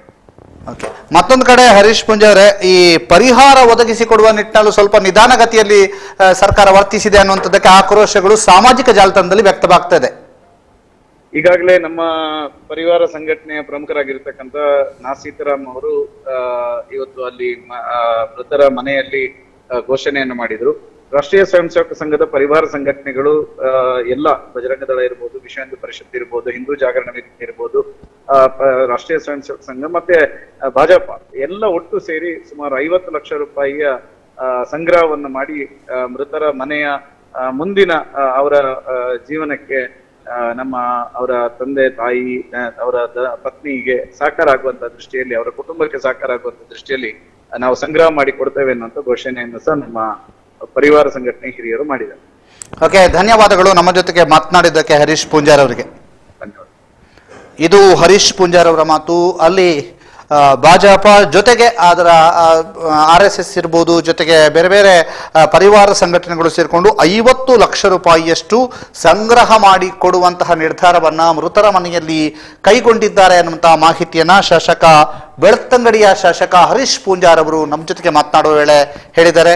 ಜೊತೆಗೆ ಈ ಒಂದು ಘಟನೆಯ ಬಗ್ಗೆ ಪ್ರವೀಣ್ ನೆಟ್ಟಾರ್ ಅವರು ಏನಿದ್ದಾರೆ, ಅವರ ಒಂದು ವ್ಯಕ್ತಿತ್ವದ ಬಗ್ಗೆ, ಅವರ ಒಡನಾಟದ ಬಗ್ಗೆ ನಮ್ಮ ಜೊತೆಗೆ ಹರೀಶ್ ಪೂಂಜಾ ಅವರು ಅಭಿಪ್ರಾಯವನ್ನು ವ್ಯಕ್ತಪಡಿಸಿದ್ರು. ಜೊತೆಗೆ ಉತ್ತಮವಾದಂತಹ ರೀತಿಯಲ್ಲಿ ಅವರು ಇದ್ರು, ನಮ್ಮ ಜೊತೆಗೆ ಎಲ್ಲ ಕಾರ್ಯಕ್ರಮದಲ್ಲಿ ಅವರು ಭಾಗಿಯಾಗ್ತಾ ಇದ್ರು, ನಿರಂತರವಾಗಿ ನಮ್ಮ ಸಂಪರ್ಕದಲ್ಲಿ ಇದ್ರು ಅನ್ನುವಂತಹ ಮಾತುಗಳನ್ನ ಹರೀಶ್ ಪೂಂಜಾರ್ ಅವರು ಹೇಳಿದ್ರು. ಜೊತೆಗೆ ಪ್ರತಿ ಹಂತದಲ್ಲಿಯೂ ಕೂಡ ನಮ್ಮ ಒಂದು ಆತ್ಮೀಯನಂತೆ ಇದ್ರು. ಪ್ರತಿ ಹಂತದಲ್ಲಿಯೂ ನಮ್ಮ ದೋಸೆ ಹಬ್ಬ ಅಂತ ನಾವೊಂದು ಕಾರ್ಯಕ್ರಮ ಮಾಡಿದ್ವಿ ಬೆಳ್ತಂಗಡಿಯಲ್ಲಿ, ಆ ಕಾರ್ಯಕ್ರಮದಲ್ಲೂ ಕೂಡ ಅವರು ಭಾಗಿಯಾಗಿದ್ರು ಅನ್ನುವಂತಹ ಮಾತುಗಳನ್ನ ಹರೀಶ್ ಪೂಂಜಾ ಹೇಳಿದ್ರು. ಬಿಜೆಪಿಯ ಶಾಸಕರುಗಳು ಅಥವಾ ಸಚಿವರು, ರಾಜ್ಯಾಧ್ಯಕ್ಷ ಎಲ್ಲರೂ ಕೂಡ ಆಗಮಿಸಿದ್ರು ಕೂಡ ಬಿಜೆಪಿಯ ಶಾಸಕ ಹರೀಶ್ ಪೂಂಜಾ, ಬೆಳ್ತಂಗಡಿಯ ಶಾಸಕ ಹರೀಶ್ ಪೂಂಜಾ ಅವರ ಮನೆಗೆ ತೆರಳಿ ಅಲ್ಲಿ ಅಂತಿಮ ದರ್ಶನವನ್ನ ಮಾಡಿಕೊಂಡು ಬಂದಿದ್ದಾರೆ. ಅವರು ನಮ್ಮ ಜೊತೆಗೆ ಮಾತನಾಡುವಂಥ ಸಂದರ್ಭದಲ್ಲಿ ಪರಿವಾರ ಸಂಘಟನೆಗಳು ಒಟ್ಟು ಸೇರಿ 50 ಲಕ್ಷ ರೂಪಾಯಿ ಸಂಗ್ರಹ ಮಾಡಿ ಕೊಡುವಂತಹ ನಿರ್ಧಾರವನ್ನ ಮಾಡಿದ್ದಾರೆ ಅನ್ನುವಂತಹ ಮಾತುಗಳನ್ನ ಹೇಳಿದ್ದಾರೆ. ಈ ಮೂಲಕ ಒಂದು ನ್ಯೂಸ್ ಅಥವಾ ಒಂದು ಭರವಸೆ, 50 ಲಕ್ಷ ರೂಪಾಯಿಯನ್ನ ಸಂಗ್ರಹ ಮಾಡಿಕೊಡುವಂತಹ ಭರವಸೆ ಆ ಕುಟುಂಬಕ್ಕೆ ಸಿಕ್ಕಿದೆ ಅನ್ನುವಂತಹ ಮಾತುಗಳು ಈ ಮೂಲಕ ಗೊತ್ತಾಗಿದೆ. ಇದೀಗ ನಾವು ನಿಮಗೆ ತೋರಿಸ್ತಾ ಇರುವಂತಹದ್ದು ಪಾರ್ಥಿವ ಶರೀರ ಏನಿದೆ ಅವರ ಚಿತೆಗೆ ಅಗ್ನಿಸ್ಪರ್ಶ ಆಗಿದೆ. ಆ ಒಂದು ಪ್ರವೀಣ್ ನೆಟ್ಟಾರ್ ಅವರ ಅಂತ್ಯ ಸಂಸ್ಕಾರ ನಡೀತಾ ಇದೆ ಅನ್ನುವಂತಹದನ್ನ ನಿಮಗೆ ಈ ದೃಶ್ಯದ ಮೂಲಕ ನಾವು ತಿಳಿಸ್ತಾ ಇದ್ದೇವೆ. ಅಂತ್ಯ ಸಂಸ್ಕಾರ ನಡೀತಾ ಇದೆ. ಈ ಬಗ್ಗೆ ಅಲ್ಲಿಯ ನಮ್ಮ ಪ್ರತಿನಿಧಿ, ಅಂತ್ಯ ಸಂಸ್ಕಾರದ ಬಳಿಯಿಂದ ನಮ್ಮ ಪ್ರತಿನಿಧಿಯೊಬ್ಬರನ್ನ ಮಾತನಾಡಿಸುವಂತಹ ಪ್ರಯತ್ನವನ್ನ ನಾವು ಮಾಡ್ತೇವೆ. ಯಾವ ರೀತಿಯಾಗಿ ಅಲ್ಲಿಂದ ಜನ ಈಗ ತೆರಳಿದ್ದಾರೆ ಅನ್ನುವಂಥದ್ದು. ಮತ್ತೊಂದು ಕಡೆಯಿಂದ ಭಾರತೀಯ ಜನತಾ ಪಾರ್ಟಿಯ ಸಾಮಾಜಿಕ ಜಾಲತಾಣ ಪ್ರಕೋಷ್ಠ ಏನೀಗ ಈ ಒಂದು ರಾಜೀನಾಮೆಯ ಪರ್ವ ಆರಂಭ ಆಗಿದೆಯೋ ಅನ್ನುವಂತಹ ರೀತಿಯಲ್ಲಿ ಒಂದೊಂದು ಮಾಹಿತಿಗಳು ಬರ್ತಾ ಇರುವಂಥದ್ದು. ಚಿಕ್ಕಮಗಳೂರಿನ ಯುವ ಮೋರ್ಚಾದ 9 ಜನ ಸದಸ್ಯರು, ಅಧ್ಯಕ್ಷ ಸೇರಿದಂತೆ 9 ಜನ ಸದಸ್ಯರು ರಾಜೀನಾಮೆ ನೀಡಿದ ನಂತರ ಈಗ ಶಕುಂತಲಾ ನಟರಾಜ್ ಸಾಮಾಜಿಕ ಜಾಲತಾಣ ಪ್ರಕೋಷ್ಠ ತುಮಕೂರು ಜಿಲ್ಲೆಯ ಭಾರತೀಯ ಜನತಾ ಪಾರ್ಟಿ ಇವರು ಕೂಡ ರಾಜೀನಾಮೆ ನೀಡಿರುವಂಥದ್ದು. ಅದರ ಜೊತೆಗೆ ಅಲ್ಲಿಯ ನಗರ ಘಟಕದ ಅಧ್ಯಕ್ಷನು ಕೂಡ ರಾಜೀನಾಮೆಯನ್ನ ನೀಡಿರುವಂತಹ ಮಾಹಿತಿಗಳು ತುಮಕೂರಿನಿಂದ ಲಭ್ಯವಾಗ್ತಾ ಇದೆ.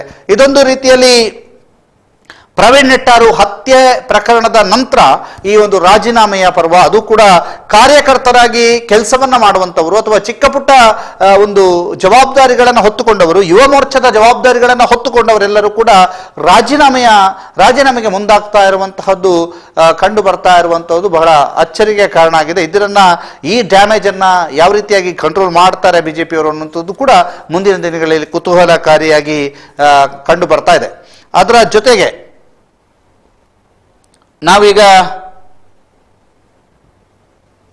ನೋಡ್ತಾ ಇರುವಂಥದ್ದು ಚಿತೆಗೆ ಅಗ್ನಿಸ್ಪರ್ಶ ಮಾಡಿರುವಂತಹ ದೃಶ್ಯಗಳನ್ನ. ಅಲ್ಲಿ ನೆಟ್ಟಾರಿನಲ್ಲಿ ಪ್ರವೀಣ್ ನೆಟ್ಟಾರ್ ಅವರ ಮನೆಯ ಸಮೀಪ ಸಂಪೂರ್ಣವಾಗಿ ಒಂದು ಎಲ್ಲರೂ ಕೂಡ ಗೌರವವನ್ನ ಸೂಚಿಸಿರುವಂತಹ ದೃಶ್ಯವನ್ನು ಕೂಡ ನಾವೀಗ ನಿಮಗೆ ತೋರಿಸಿದ್ವಿ. ಅಲ್ಲಿ ಯಾವ ರೀತಿಯಾಗಿ ಅವರ ಪಾರ್ಥಿವ ಶರೀರಕ್ಕೆ ಗೌರವವನ್ನು ತೋರಿಸಲಾಯಿತು, ಅವರಿಗೆ ಗೌರವವನ್ನು ತೋರಿಸಲಾಯಿತು ಅನ್ನೋದು ಅಲ್ಲಿ ನಾವು ನೋಡಿದ್ವಿ. ಅದು ಯಾವ ರೀತಿಯಾಗಿ ಆ ಗೌರವವನ್ನು ಅವರಿಗೆ ಅರ್ಪಿಸಲಾಯಿತು ಅನ್ನುವಂಥದ್ದನ್ನು ಕೂಡ ನಾವು ನಿಮಗೆ ತೋರಿಸಿದ್ದೇವೆ.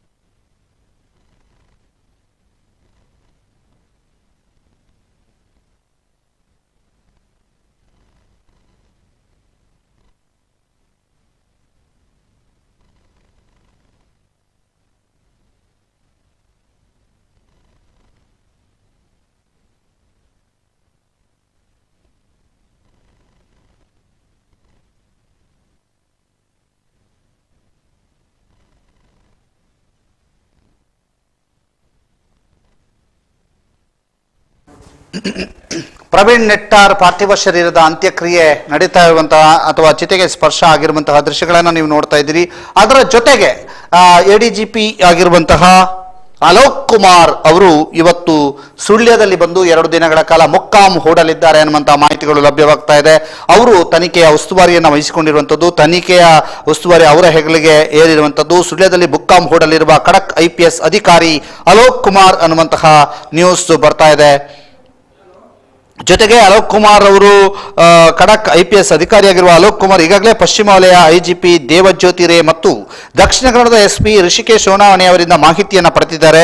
ಅಹಿತಕರ ಘಟನೆ ನಡೆದು ಉದ್ವಿಗ್ನ ಸ್ಥಿತಿ ನಿರ್ಮಾಣವಾಗಿರುವ ಹಿನ್ನೆಲೆಯಲ್ಲಿ ಕಾನೂನು ಮತ್ತು ಸುವ್ಯವಸ್ಥೆ ವಿಭಾಗದ ADGP ಅಲೋಕ್ ಕುಮಾರ್ ಬೆಂಗಳೂರಿನಿಂದ ಮಂಗಳೂರಿಗೆ ಆಗಮಿಸಲಿದ್ದು ನಂತರ ಸುಳ್ಯಕ್ಕೆ ಭೇಟಿ ನೀಡಲಿದ್ದಾರೆ ಅನ್ನುವಂಥ ಮಾಹಿತಿಗಳು ಈಗ ಲಭ್ಯವಾಗಿದೆ.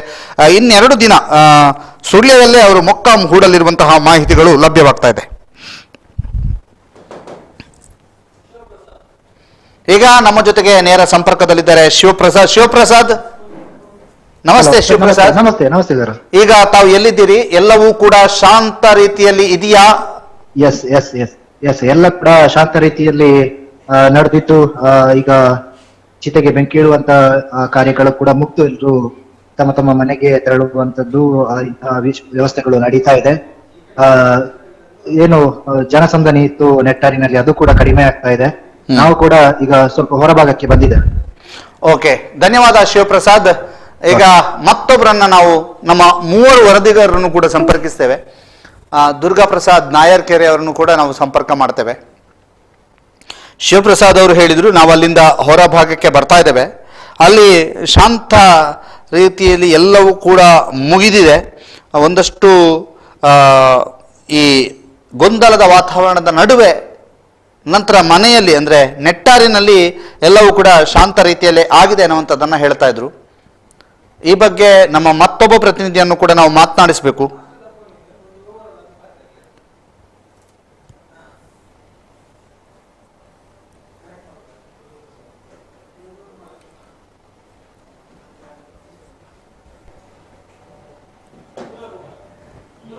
ದುರ್ಗಾ ಕುಮಾರ್ ನಾಯರ್ಕೆರೆ ನಮ್ಮ ಸಂಪರ್ಕದಲ್ಲಿದ್ದಾರೆ. ದುರ್ಗಾ ಕುಮಾರ್ ನಾಯರ್ಕೆರೆ, ಹೇಳಿ ಸರ್, ಎಲ್ಲಿದ್ದೀರಿ? ಮತ್ತು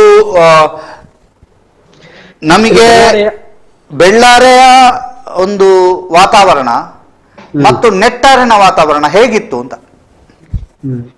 ಇಲ್ಲ, ಈಗ ಎಲ್ಲವೂ ಕೂಡ ಶಾಂತ ಸ್ಥಿತಿಗೆ ಬಂದಿದೆ. ಇಂದು ಬೆಳಗ್ಗಿನಿಂದ ಸುಮಾರು ಅಪರಾಹ್ನ 3 ಗಂಟೆಯವರೆಗೆ ಇಲ್ಲಿದ್ದ ಒಂದು ಉದ್ವಿಗ್ನ ಸ್ಥಿತಿ ಎಲ್ಲವೂ ಕೂಡ ಶಾಂತವಾಗಿದೆ. ಊರು ಕೂಡ ಶಾಂತವಾಗಿದೆ ಈಗ. ಆಗ ನಮ್ಮ ನೇರ ಪ್ರಸಾದದಲ್ಲಿ ಉಲ್ಲೇಖಿಸಿದ ಹಾಗೆ ಒಂದಷ್ಟು ಕೊನೆಯ ಹೊತ್ತಿನವರೆಗೂ ಈ ನಾಯಕರಿಗೆ ದಿಗ್ಬಂಧನ ಹಾಕುವಂತ, ಆಕ್ರೋಶ ವ್ಯಕ್ತಪಡಿಸುವಂತ ಘಟನೆಗಳು ನಡೆಯಿತು. ಆ ಬಳಿಕ ಅವರೇನು ಹೋದ ನಂತರ ಮತ್ತೊಂದು ಘಟನೆ ನಡೆಯಿತು. ಅಂದ್ರೆ ಮಸೀದಿಯ ಎದುರು ಮೆರವಣಿಗೆ ಅವರ ಕಾರ್ಯಕರ್ತರು ಜಮಾಯಿಸಿದ ಸಂದರ್ಭ ಆ ಕಡೆ ಕಲ್ಲು ತೂರುವ ಯತ್ನ ನಡೆಸಿದ್ರು ಅಂತ ಒಂದು ಮಾಹಿತಿ ಲಭ್ಯ ಆಯಿತು. ಕೂಡ್ಲೆ ಪೊಲೀಸರು ಲಾಠಿ ಪ್ರಹಾರವನ್ನ ಮಾಡಿದ್ರು. ಈ ಲಾಠಿ ಪ್ರಹಾರ ಮಾಡಿದ ನಂತರ ಕಾರ್ಯಕರ್ತರು ಓಡಿದ್ರು. ಆದ್ರೆ ಓಡಿದ ಕೆಲವೇ ಹೊತ್ತಿನಲ್ಲಿ ಕೆಲವರಿಗೆ ಗಾಯ ಆಯಿತು ಲಾಠಿ ಪ್ರಹಾರದಿಂದ. ಅದಕ್ಕಾಗಿ ಅವರು ಆಕ್ರೋಶವನ್ನು ಮತ್ತೆ ಪ್ರತಿರೋಧದತ್ತ, ಪೊಲೀಸರತ್ತ ಮತ್ತು ಮಾಧ್ಯಮದವರತ್ತ ಬಂದು ಅವರ ಆಕ್ರೋಶವನ್ನು ತೋಡಿಕೊಂಡ ಘಟನೆ ನಡೆಯಿತು.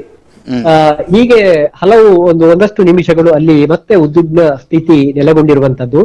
ಕೆಲವು ಹೊತ್ತಿನಲ್ಲಿ ಅಲ್ಲಿದ್ದಂತಹ ಪೊಲೀಸ್ ಅಧಿಕಾರಿಗಳು ತಮ್ಮ ಕೆಳಗಿನ ಅಧಿಕಾರಿ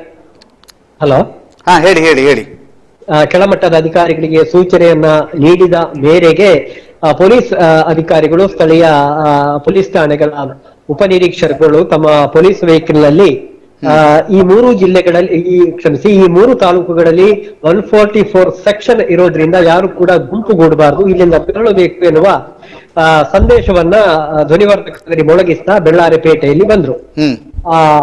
ಅದಾಗಲೇ ಅನೇಕ ಕಾರ್ಯಕರ್ತರು ಅಲ್ಲಿಂದ ಹೋಗಿದ್ರು. ಜನಸಂಖ್ಯೆ ವಿರಳ ಆಗಿತ್ತು. ಈ ಪೊಲೀಸರ ಈ ವಿನಂತಿಯನ್ನ ಕೇಳಿದಂತಹ ಉಳಿದ ಕಾರ್ಯಕರ್ತರು ಕೂಡ ಅಲ್ಲಿಂದ ತೆರಳಿಕೆ ಆರಂಭ ಆಗಿದ್ರು. ಹಾಗಾಗಿ ಈಗ ನಾವು ಬೆಳ್ಳಾರಿಯಿಂದ ಸುಳ್ಯಕ್ಕೆ ಬಂದಿದ್ದೇವೆ. ಈಗ ನಾವು ಬರುವಂತಹ ಸಂದರ್ಭದಲ್ಲಿ ಬೆಳ್ಳಾರಿಯಲ್ಲಿ ಪೊಲೀಸರು ಮಾತ್ರ ಕಾಣ್ತಾ ಇದ್ದಾರೆ. ಒಂದಷ್ಟು ದೂರದಿಂದ ಬಂದಿರುವಂತಹ ಮಾಧ್ಯಮದವರು ಮಾತ್ರ ಕಾಣಿಸ್ತಾ ಇದ್ದಾರೆ. ಉಳಿದಂತೆ ಕಾರ್ಯಕರ್ತರು ಅತಿ ವಿರಳ ಆಗಿದ್ದಾರೆ. ಅವರೆಲ್ಲ ಅಲ್ಲಿಂದ ನಿರ್ಗಮಿಸಿದ್ದಾರೆ, ನಿರ್ಗಮಿಸಿದ್ದಾರೆ. ಆದ್ರೆ ಅವರು ಮನೆಗಳಿಗೆ ಹೋಗಿದ್ದಾರೆ ಎನ್ನುವಂತ ಮಾಹಿತಿ ಇಲ್ಲ.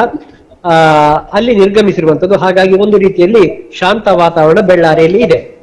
ಇನ್ನು ಮತ್ತೊಂದು ಇಲ್ಲಿ ಅಂತಿಮ ಸಂಸ್ಕಾರ ನಡೆದಿರುವಂತದ್ದು, ಅದು ನೆಟ್ಟಾರಿನಲ್ಲಿ ಈ ಒಂದು ಅಂತಿಮ ಯಾತ್ರೆಯ ಒಂದು ಆಕ್ರೋಶದ ಮಧ್ಯೆ ಅರ್ಧದ ವೇಳೆಗೆ ಇಲ್ಲಿಂದ ಮೃತದೇಹದ ಹೊತ್ತ ಆಂಬ್ಯುಲೆನ್ಸ್, ಪಾರ್ಥಿವ ಶರೀರವನ್ನ ಹೊತ್ತ ಆಂಬ್ಯುಲೆನ್ಸ್ ಮನೆಗೆ ಹೋಗಿತ್ತು. ಒಂದಷ್ಟು ಕಾರ್ಯಕರ್ತರು, ನಾಯಕರು ಅಲ್ಲಿಗೆ ಹೋಗಿದ್ರು. ವಿಶೇಷವಾಗಿ ಬೆಳ್ತಂಗಡಿಯ ಶಾಸಕ ಹರೀಶ್ ಪೂಂಜಾ ಅವರಿದ್ರು, ರಾಷ್ಟ್ರೀಯ ಸ್ವಯಂ ಸೇವಕ ಸಂಘ ಪ್ರಮುಖರಾದ ಸೀತಾರಾಮ ಅವರಿದ್ರು, ಮತ್ತು ಪ್ರವೀಣ್ ನೆಟ್ಟಾರ್ ಅವರ ಹಿತೈಷಿಗಳಿರ್ಬೋದು, ಬಂಧುಗಳಿರ್ಬೋದು, ಅವರೆಲ್ಲ ನೆಟ್ಟಾರಿನ ಮನೆಗೆ ಹೋಗಿದ್ರು. ನೆಟ್ಟಾರಿನಲ್ಲಿ ಅಂತಿಮ ವಿಧಿವಿಧಾನಗಳು ನಡೆದ ಬಳಿಕ ಅಂತಿಮ ಸಂಸ್ಕಾರ ಕೂಡ ಈಗ ನಡೆದಿದೆ ಎನ್ನುವಂತಹ ಮಾಹಿತಿ ನಮಗೆ ಲಭ್ಯ ಆಗ್ತಾ ಇದೆ. ಬಹಳ ಮುಖ್ಯವಾಗಿ ಸಾಧಾರಣ ಕಳೆದ ಅನೇಕ ದಿನಗಳಿಂದ ಈ ಭಾಗದಲ್ಲಿ ತುಂಬಾ ಮಳೆಯ ಸ್ಥಿತಿ ಇತ್ತು, 2-3 ದಿನಗಳಿಂದ ಕಡಿಮೆ ಆಗಿತ್ತು. ಆದ್ರೆ ಇಂದು ಬೆಳಗ್ಗಿಂದ ಇದುವರೆಗೂ ಕೂಡ ಯಾವುದೇ ಮಳೆ ಇಲ್ಲದ ಕಾರಣ ಎಲ್ಲ ಅಂತಿಮ ಯಾತ್ರೆ ಇರ್ಬೋದು, ಅಂತಿಮ ಸಂಸ್ಕಾರ ಇರ್ಬೋದು, ಎಲ್ಲ ಕಾರ್ಯಗಳು ಕೂಡ ಅದು ನಿರ್ವಿಘ್ನವಾಗಿ ಮತ್ತು ಶಾಂತವಾಗಿ ಅಂತಿಮ ಸಂಸ್ಕಾರ ನಡೆಯಿತು ಎನ್ನುವಂತ ಮಾಹಿತಿ. ಧನ್ಯವಾದ ದುರ್ಗಾ ಕುಮಾರ್ ನಾಯರ್ಕೆರೆ ನಿಮ್ಮ ಮಾಹಿತಿಗಾಗಿ. ಈಗ ತನಿಖೆ ಯಾವ ಹಂತಕ್ಕೆ ಹೋಗಬಹುದು, ಯಾವ ರೀತಿಯಾದಂತಹ ಕ್ರಮಗಳನ್ನ ಕೈಗೊಂಡಿದೆ ಅನ್ನೋದರ ಕುರಿತಾಗಿ ಸಂತೋಷ್ ಕುಮಾರ್ ಶಾಂತಿನಗರ ಇವರನ್ನ, ಅದಾದ ನಂತರ ಗೌತಮ್ ಶೆಟ್ಟಿ ಈ ಇಬ್ರು ವರದಿಗಾರರನ್ನ ಈಗ ಮಾತನಾಡಿಸಬೇಕು. ಈಗ ಸಂತೋಷ್ ಕುಮಾರ್ ಶಾಂತಿನಗರ ಅವರನ್ನು ಕೂಡ ಮಾತನಾಡಿಸಬೇಕು. ಯಾಕೆಂತಂದ್ರೆ ತನಿಖೆ ಯಾವ ಹಂತಕ್ಕೆ ಹೋಗಿದೆ ಅಥವಾ ಯಾವ ಹಂತಕ್ಕೆ ಹೋಗಬಹುದು, ಯಾವ ರೀತಿಯಾಗಿ ತನಿಖೆ ಕಾರ್ಯಗಳನ್ನ ಕೈಗೆತ್ತಿಕೊಂಡಿದ್ದಾರೆ, ಇವತ್ತಿನ ಈ ಒಂದು ಡೆವಲಪ್ಮೆಂಟ್ ಸಾಮಾಜಿಕ ಜಾಲತಾಣದಲ್ಲಿ ಯಾವ ರೀತಿಯಾಗಿ ಚರ್ಚೆ ಆಗ್ತಾ ಇದೆ, ಇದು ಯಾವ ರೀತಿಯಾಗಿ ಪರಿಣಾಮ ಬೀರ್ತಾ ಇದೆ ರಾಜಕೀಯವಾಗಿ ಅನ್ನೋದನ್ನ ಕೂಡ ನಾವು ಚರ್ಚೆ ಮಾಡಬೇಕಾಗಿದೆ. ಇದನ್ನ ಮಾತನಾಡೋದಕ್ಕೆ ನಮ್ಮ ಜೊತೆಗೆ ನಾವು ಸಂಪರ್ಕಿಸ್ತೇವೆ ಸಂತೋಷ್ ಕುಮಾರ್ ಶಾಂತಿನಗರ ಅವರನ್ನ, ಅದಾದ ನಂತರ ಗೌತಮ್ ಶೆಟ್ಟಿ ಅವರನ್ನು ಕೂಡ ನಾವು ಮಾತನಾಡಿಸ್ತೇವೆ. ಇದೀಗ ನೀವು ದೃಶ್ಯಗಳಲ್ಲಿ ನೋಡ್ತಾ ಇದ್ರಿ, ಚಿತೆ ಅಗ್ನಿ ಸ್ಪರ್ಶ ಮಾಡಿರುವಂಥದ್ದು ಚಿತೆಗೆ ಪ್ರವೀಣ್ ನೆಟ್ಟಾರ್ ಇವರ ಪಾರ್ಥಿವ ಶರೀರದ ಅಂತ್ಯ ಸಂಸ್ಕಾರದ ಅಂತಿಮ ಕ್ಷಣಗಳನ್ನ ನೀವು ನೋಡ್ತಾ ಇದ್ದೀರಿ.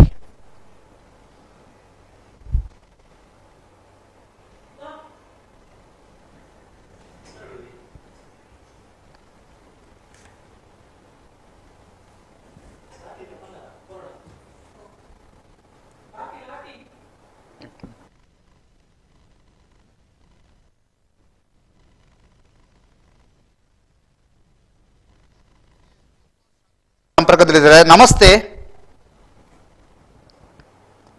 ಸಂತೋಷ್ ಶಾಂತಿನಗರ, ನಮಸ್ತೆ. ನಮಸ್ತೆ ಸರ್, ಹೇಳಿ. ಓವರಾಲ್ ಆಗಿ ಇವತ್ತಿನ ಪ್ರವೀಣ್ ನೆಟ್ಟಾರು ಹತ್ಯೆ ಆದ ನಂತರ ಇಲ್ಲಿಯ ತನಕದ ಘಟನೆಗಳನ್ನ ನಾವು ಗಮನಿಸಿದಾಗ ಈಗ ತನಿಖೆ ಮತ್ತು ಸ್ಥಳದಲ್ಲಿ ಮೊಕ್ಕಾಂ ಹೂಡುವಂತಹ ಒಂದು ಸಾಧ್ಯತೆ, ಅಲೋಕ್ ಕುಮಾರ್ ಅವರು ಸುಳ್ಯಕ್ಕೆ ಬರ್ತಾರೆ ಅನ್ನುವಂತಹ ಮಾಹಿತಿಗಳೆಲ್ಲ ಲಭ್ಯವಾಗ್ತದೆ. ಏನ್ ಹೇಳ್ತೀರಿ ಸಂತೋಷ್? ಹೌದು, ಒಟ್ಟು ಪ್ರಕರಣದ ಬಗ್ಗೆ ಇಡೀ ರಾಜ್ಯ ಪೊಲೀಸ್ ಇಲಾಖೆ ತನಿಖೆಯನ್ನ ಕೈಗೆತ್ತಿಕೊಂಡಿದೆ. ಕಾನೂನು ಮತ್ತು ಸುವ್ಯವಸ್ಥೆ ವಿಭಾಗದ ಎಡಿಜಿಪಿ ಆಗಿರುವಂತಹ ಅಲೋಕ್ ಕುಮಾರ್ ಅವರು ಬೆಂಗಳೂರಿಂದ ಆಗಮಿಸಿ ಮಂಗಳೂರಿಗೆ ಬಂದು ಅವರು ಸುಳ್ಯಕ್ಕೆ ಬರ್ಲಿಕ್ಕಿದ್ದಾರೆ. ಸುಳ್ಯದಲ್ಲಿ 2 ದಿನ ಮೊಕ್ಕಾಂ ಹೂಡುವಂತ ಅವರು ಪ್ರಕರಣದ ಸಂಪೂರ್ಣ ಮಾಹಿತಿಯನ್ನು ಈಗಾಗಲೇ ಪಡ್ಕೊಂಡಿದ್ದಾರೆ. ಓಕೆ. ಪಶ್ಚಿಮ ವಲಯ ಐಜಿಪಿ ದೇವಜ್ಯೋತಿ ರೇ ಮತ್ತು ದಕ್ಷಿಣ ಕನ್ನಡ ಜಿಲ್ಲಾ ಎಸ್ಪಿ ಋಷಿಕೇಶ್ ಸೋನಾವನೆ ಅವರೊಟ್ಟಿಗೆ ಈಗಾಗಲೇ ಅವರು ಚರ್ಚಿಸಿದ್ದಾರೆ. ಮತ್ತೆ ಖುದ್ದಾಗಿ ಸುಳ್ಯಕ್ಕೆ ಬಂದು ಅದರ ಬಗ್ಗೆ ಮಾಹಿತಿಯನ್ನ ಕಲೆ ಹಾಕ್ಲಿಕ್ಕಿದ್ದಾರೆ ಅಂತ ಹೇಳಿ ಮಾಹಿತಿ ಸಿಕ್ಕಿದೆ. ಮತ್ತೊಂದು ಕಡೆ ಇಡೀ ದಕ್ಷಿಣ ಕನ್ನಡ ಜಿಲ್ಲೆಯಲ್ಲಿ ಬೂದಿ ಮುಚ್ಚಿದ ಕೆಂಡದ ವಾತಾವರಣ ಇರುವುದರಿಂದ ಬಿಗಿ ಬಂದೋಬಸ್ತ್ನಲ್ಲಿರುವಂತಹ ಪೊಲೀಸರು ಒಂದು ಕಡೆ ಆದ್ರೆ, ಕೊಲೆ ಪ್ರಕರಣದ ಬಗ್ಗೆ ತನಿಖೆಯನ್ನ ಮಾಡ್ಲಿಕ್ಕೆ ಈಗಾಗಲೇ ನಿಗದಿಯಾಗಿರುವಂತಹ 5 ತಂಡದ ಪೈಕಿ ಒಂದು ತಂಡ ಬಹುತೇಕವಾಗಿ ಹಂತಕರ ಜಾಡನ್ನ ಕಂಡುಹಿಡಿಯುವಲ್ಲಿ ಯಶಸ್ವಿಯಾಗಿದೆ ಅಂತ ಕೂಡ ಹೇಳಲಾಗ್ತಾ ಇದೆ. ಯಾವ ಕಾರಣಕ್ಕಾಗಿ ಕೊಲೆ ಆಯಿತು, ಅದು ಪ್ರತಿಕಾರದ ಕೊಲೆಯ, ವೈಯಕ್ತಿಕ ನೆಲೆಯಲ್ಲಿಯ, ಬೇರೆ ಬೇರೆ ಆಯಾಮಗಳಲ್ಲಿ ತನಿಖೆಯನ್ನ ಪೂರ್ಣ ಮಾಡಿರುವಂತ ಪೊಲೀಸರಿಗೆ ಒಂದಷ್ಟು ಕ್ಲೂಗಳು ಸಿಕ್ಕಿದೆ. ಆದ್ರೆ ತನಿಖೆಯ ದೃಷ್ಟಿಯಿಂದ ಮತ್ತೆ ನ್ಯಾಯಾಲಯದ ಪ್ರಕ್ರಿಯೆಯ ದೃಷ್ಟಿಯಿಂದ ಅವರು ಅದನ್ನ ಈಗಾಗಲೇ ಪ್ರಕಟ ಮಾಡ್ಲಿಕ್ಕೆ ಸಾಧ್ಯ ಆಗದೇ ಇರೋದ್ರಿಂದ ಅದನ್ನ ಮಾಹಿತಿಯನ್ನ ಬಹಿರಂಗವಾಗಿ ಕೊಡ್ಲಿಕ್ಕೆ ಅವರು ಬಯಸುವುದಿಲ್ಲ. ಆದ್ರೆ ಯಾರಿದ್ದಾರೆ, ಅದರಲ್ಲಿ ಯಾರು ಇನ್ವಾಲ್ವ್ ಆಗಿದ್ದಾರೆ ಅಂತ ಹೇಳುವಂತ ಒಂದಷ್ಟು ಮಾಹಿತಿಗಳು ಪೊಲೀಸ್ ಕೈಗೆ ಸೇರಿದೆ. ಹಾಗಾಗಿ ಅತಿ ಶೀಘ್ರದಲ್ಲಿ ನೇರವಾಗಿ ಭಾಗಿಯಾಗಿರುವಂತ 3 ಮತ್ತು ಅದರ ಹಿಂದೆ ಇರುವಂತ ಕೆಲವರನ್ನ ಪೊಲೀಸರು ಬಲೆಗೆ ಕೆಡಯುವಂತ ಸಾಧ್ಯತೆ ಇದೆ ಅಂತೇಳಿ ಮಾಹಿತಿ ಗೊತ್ತಾಗಿದೆ. ಧನ್ಯವಾದ ಸಂತೋಷ್ ಕುಮಾರ್, ನಮ್ಮ ಜೊತೆಗೆ ನೀವು ಮಾಹಿತಿಯನ್ನ ನೀಡಿರುವುದಕ್ಕಾಗಿ.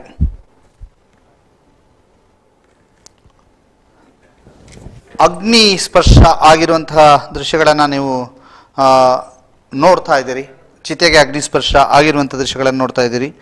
ಅದರ ಜೊತೆಗೆ ಈಗ ನಮ್ಮ ಜೊತೆಗೆ ಸಂಪರ್ಕಕ್ಕೆ ಬರ್ಲಿಕ್ಕಿದ್ದಾರೆ ಗೌತಮ್ ಶೆಟ್ಟಿ.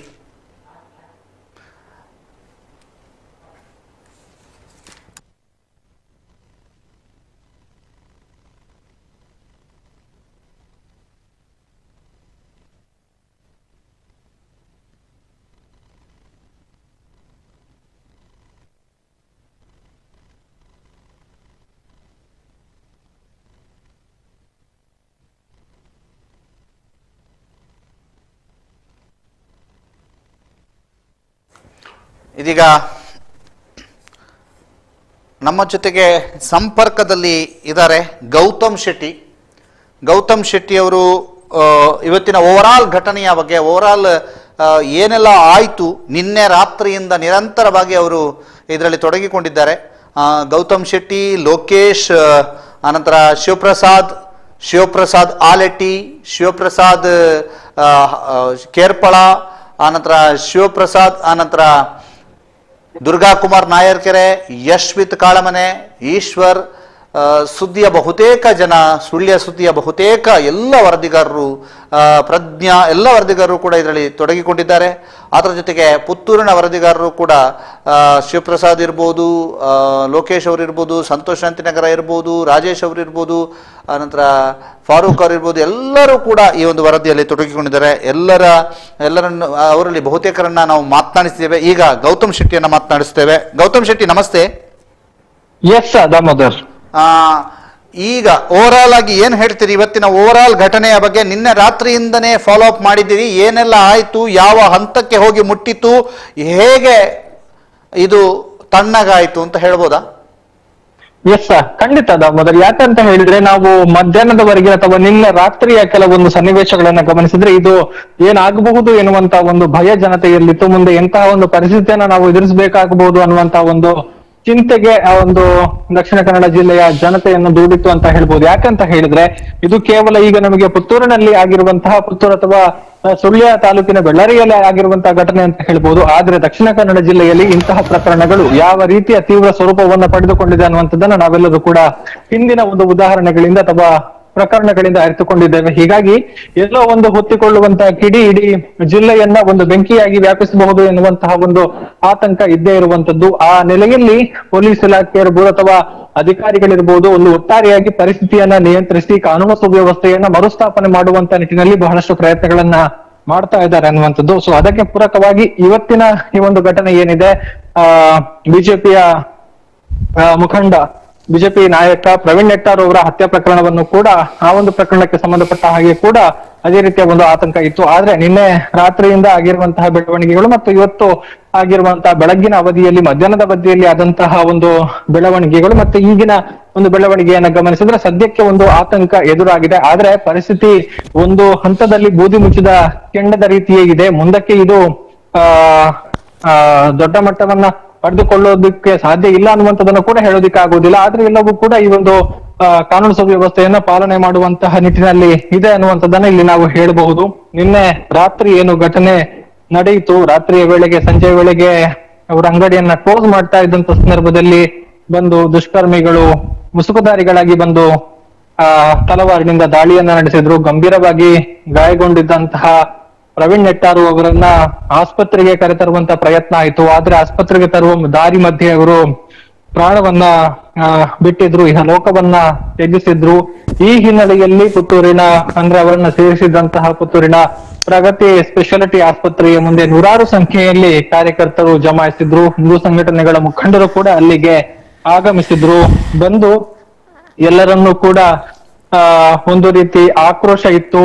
ಈ ರೀತಿಯ ಘಟನೆಗಳಿಗೆ ಸೂಕ್ತವಾದ ಕ್ರಮವನ್ನ ಕೈಗೊಳ್ಳಬೇಕು, ತಪ್ಪಿತಸ್ಥರ ವಿರುದ್ಧ ಒಂದು ಕ್ರಮವನ್ನ ಕೈಗೊಳ್ಳಬೇಕು, ಜೊತೆಗೆ ಮೃತಪಟ್ಟಂತಹ ಪ್ರವೀಣ್ ಕುಟುಂಬಕ್ಕೆ 1 ಕೋಟಿ ರೂಪಾಯಿ ಪರಿಹಾರವನ್ನ ಕೊಡಬೇಕು ಎನ್ನುವಂತಹ ನೆಲೆಯಲ್ಲಿ ಆಗ್ರಹವನ್ನ ಕಾರ್ಯಕರ್ತರು ಮಾಡಿದ್ರು. ಮಾತ್ರ ಅಲ್ಲ, ಅಲ್ಲಿ ಸಾವಿರಾರು ಸಂಖ್ಯೆಯಲ್ಲಿ ಜಮಾಯಿಸಿ ಸ್ಥಳಕ್ಕೆ ಜಿಲ್ಲಾಧಿಕಾರಿಗಳು ಬರಲೇಬೇಕು ಎನ್ನುವಂತ ಒಂದು ಪಟ್ಟನ್ನ ಕೂಡ ಹಿಡಿದಿದ್ರು. ಆ ಸಂದರ್ಭದಲ್ಲಿ ಆರಂಭದಲ್ಲಿ ಪೊಲೀಸ್ ಅಧಿಕಾರಿಗಳು ಅಲ್ಲಿನ ಪ್ರತಿಭಟನಾ ನಿರತರ ಮನವೊಲಿಕೆಗೆ ಪ್ರಯತ್ನವನ್ನ ಮಾಡಿದ್ರು.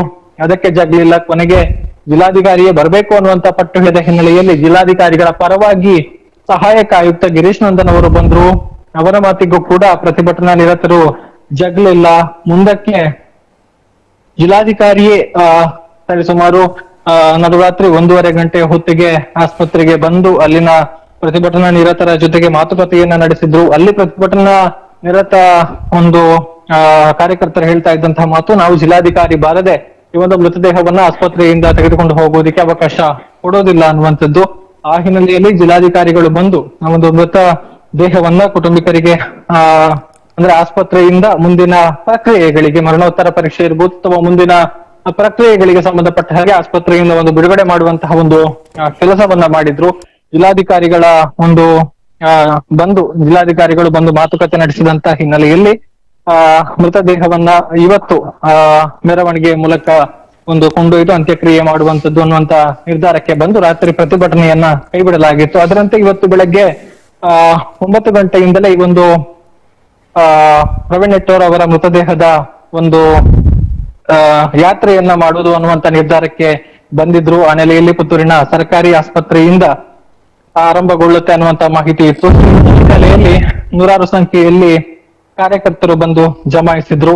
ಆ ಸಂದರ್ಭದಲ್ಲಿ ಏನು ಜನಪ್ರತಿನಿಧಿಗಳು ಬಂದು ಸೇರಿಕೊಳ್ತಾರೆ ಎನ್ನುವಂತ ಮಾಹಿತಿಯನ್ನ ಹಿಂದೂ ಸಂಘಟನೆಗಳ ಮುಖಂಡರು ಕೊಟ್ಟಿದ್ರು. ಆದ್ರೆ ಅದು ಪ್ರವೀಣ್ ನೆಟ್ಟೂರ್ ಅವರ ಕುಟುಂಬಿಕರ ಸಂಬಂಧಿಕರ ಆಕ್ರೋಶಕ್ಕೆ ಕಾರಣ ಆಯ್ತು.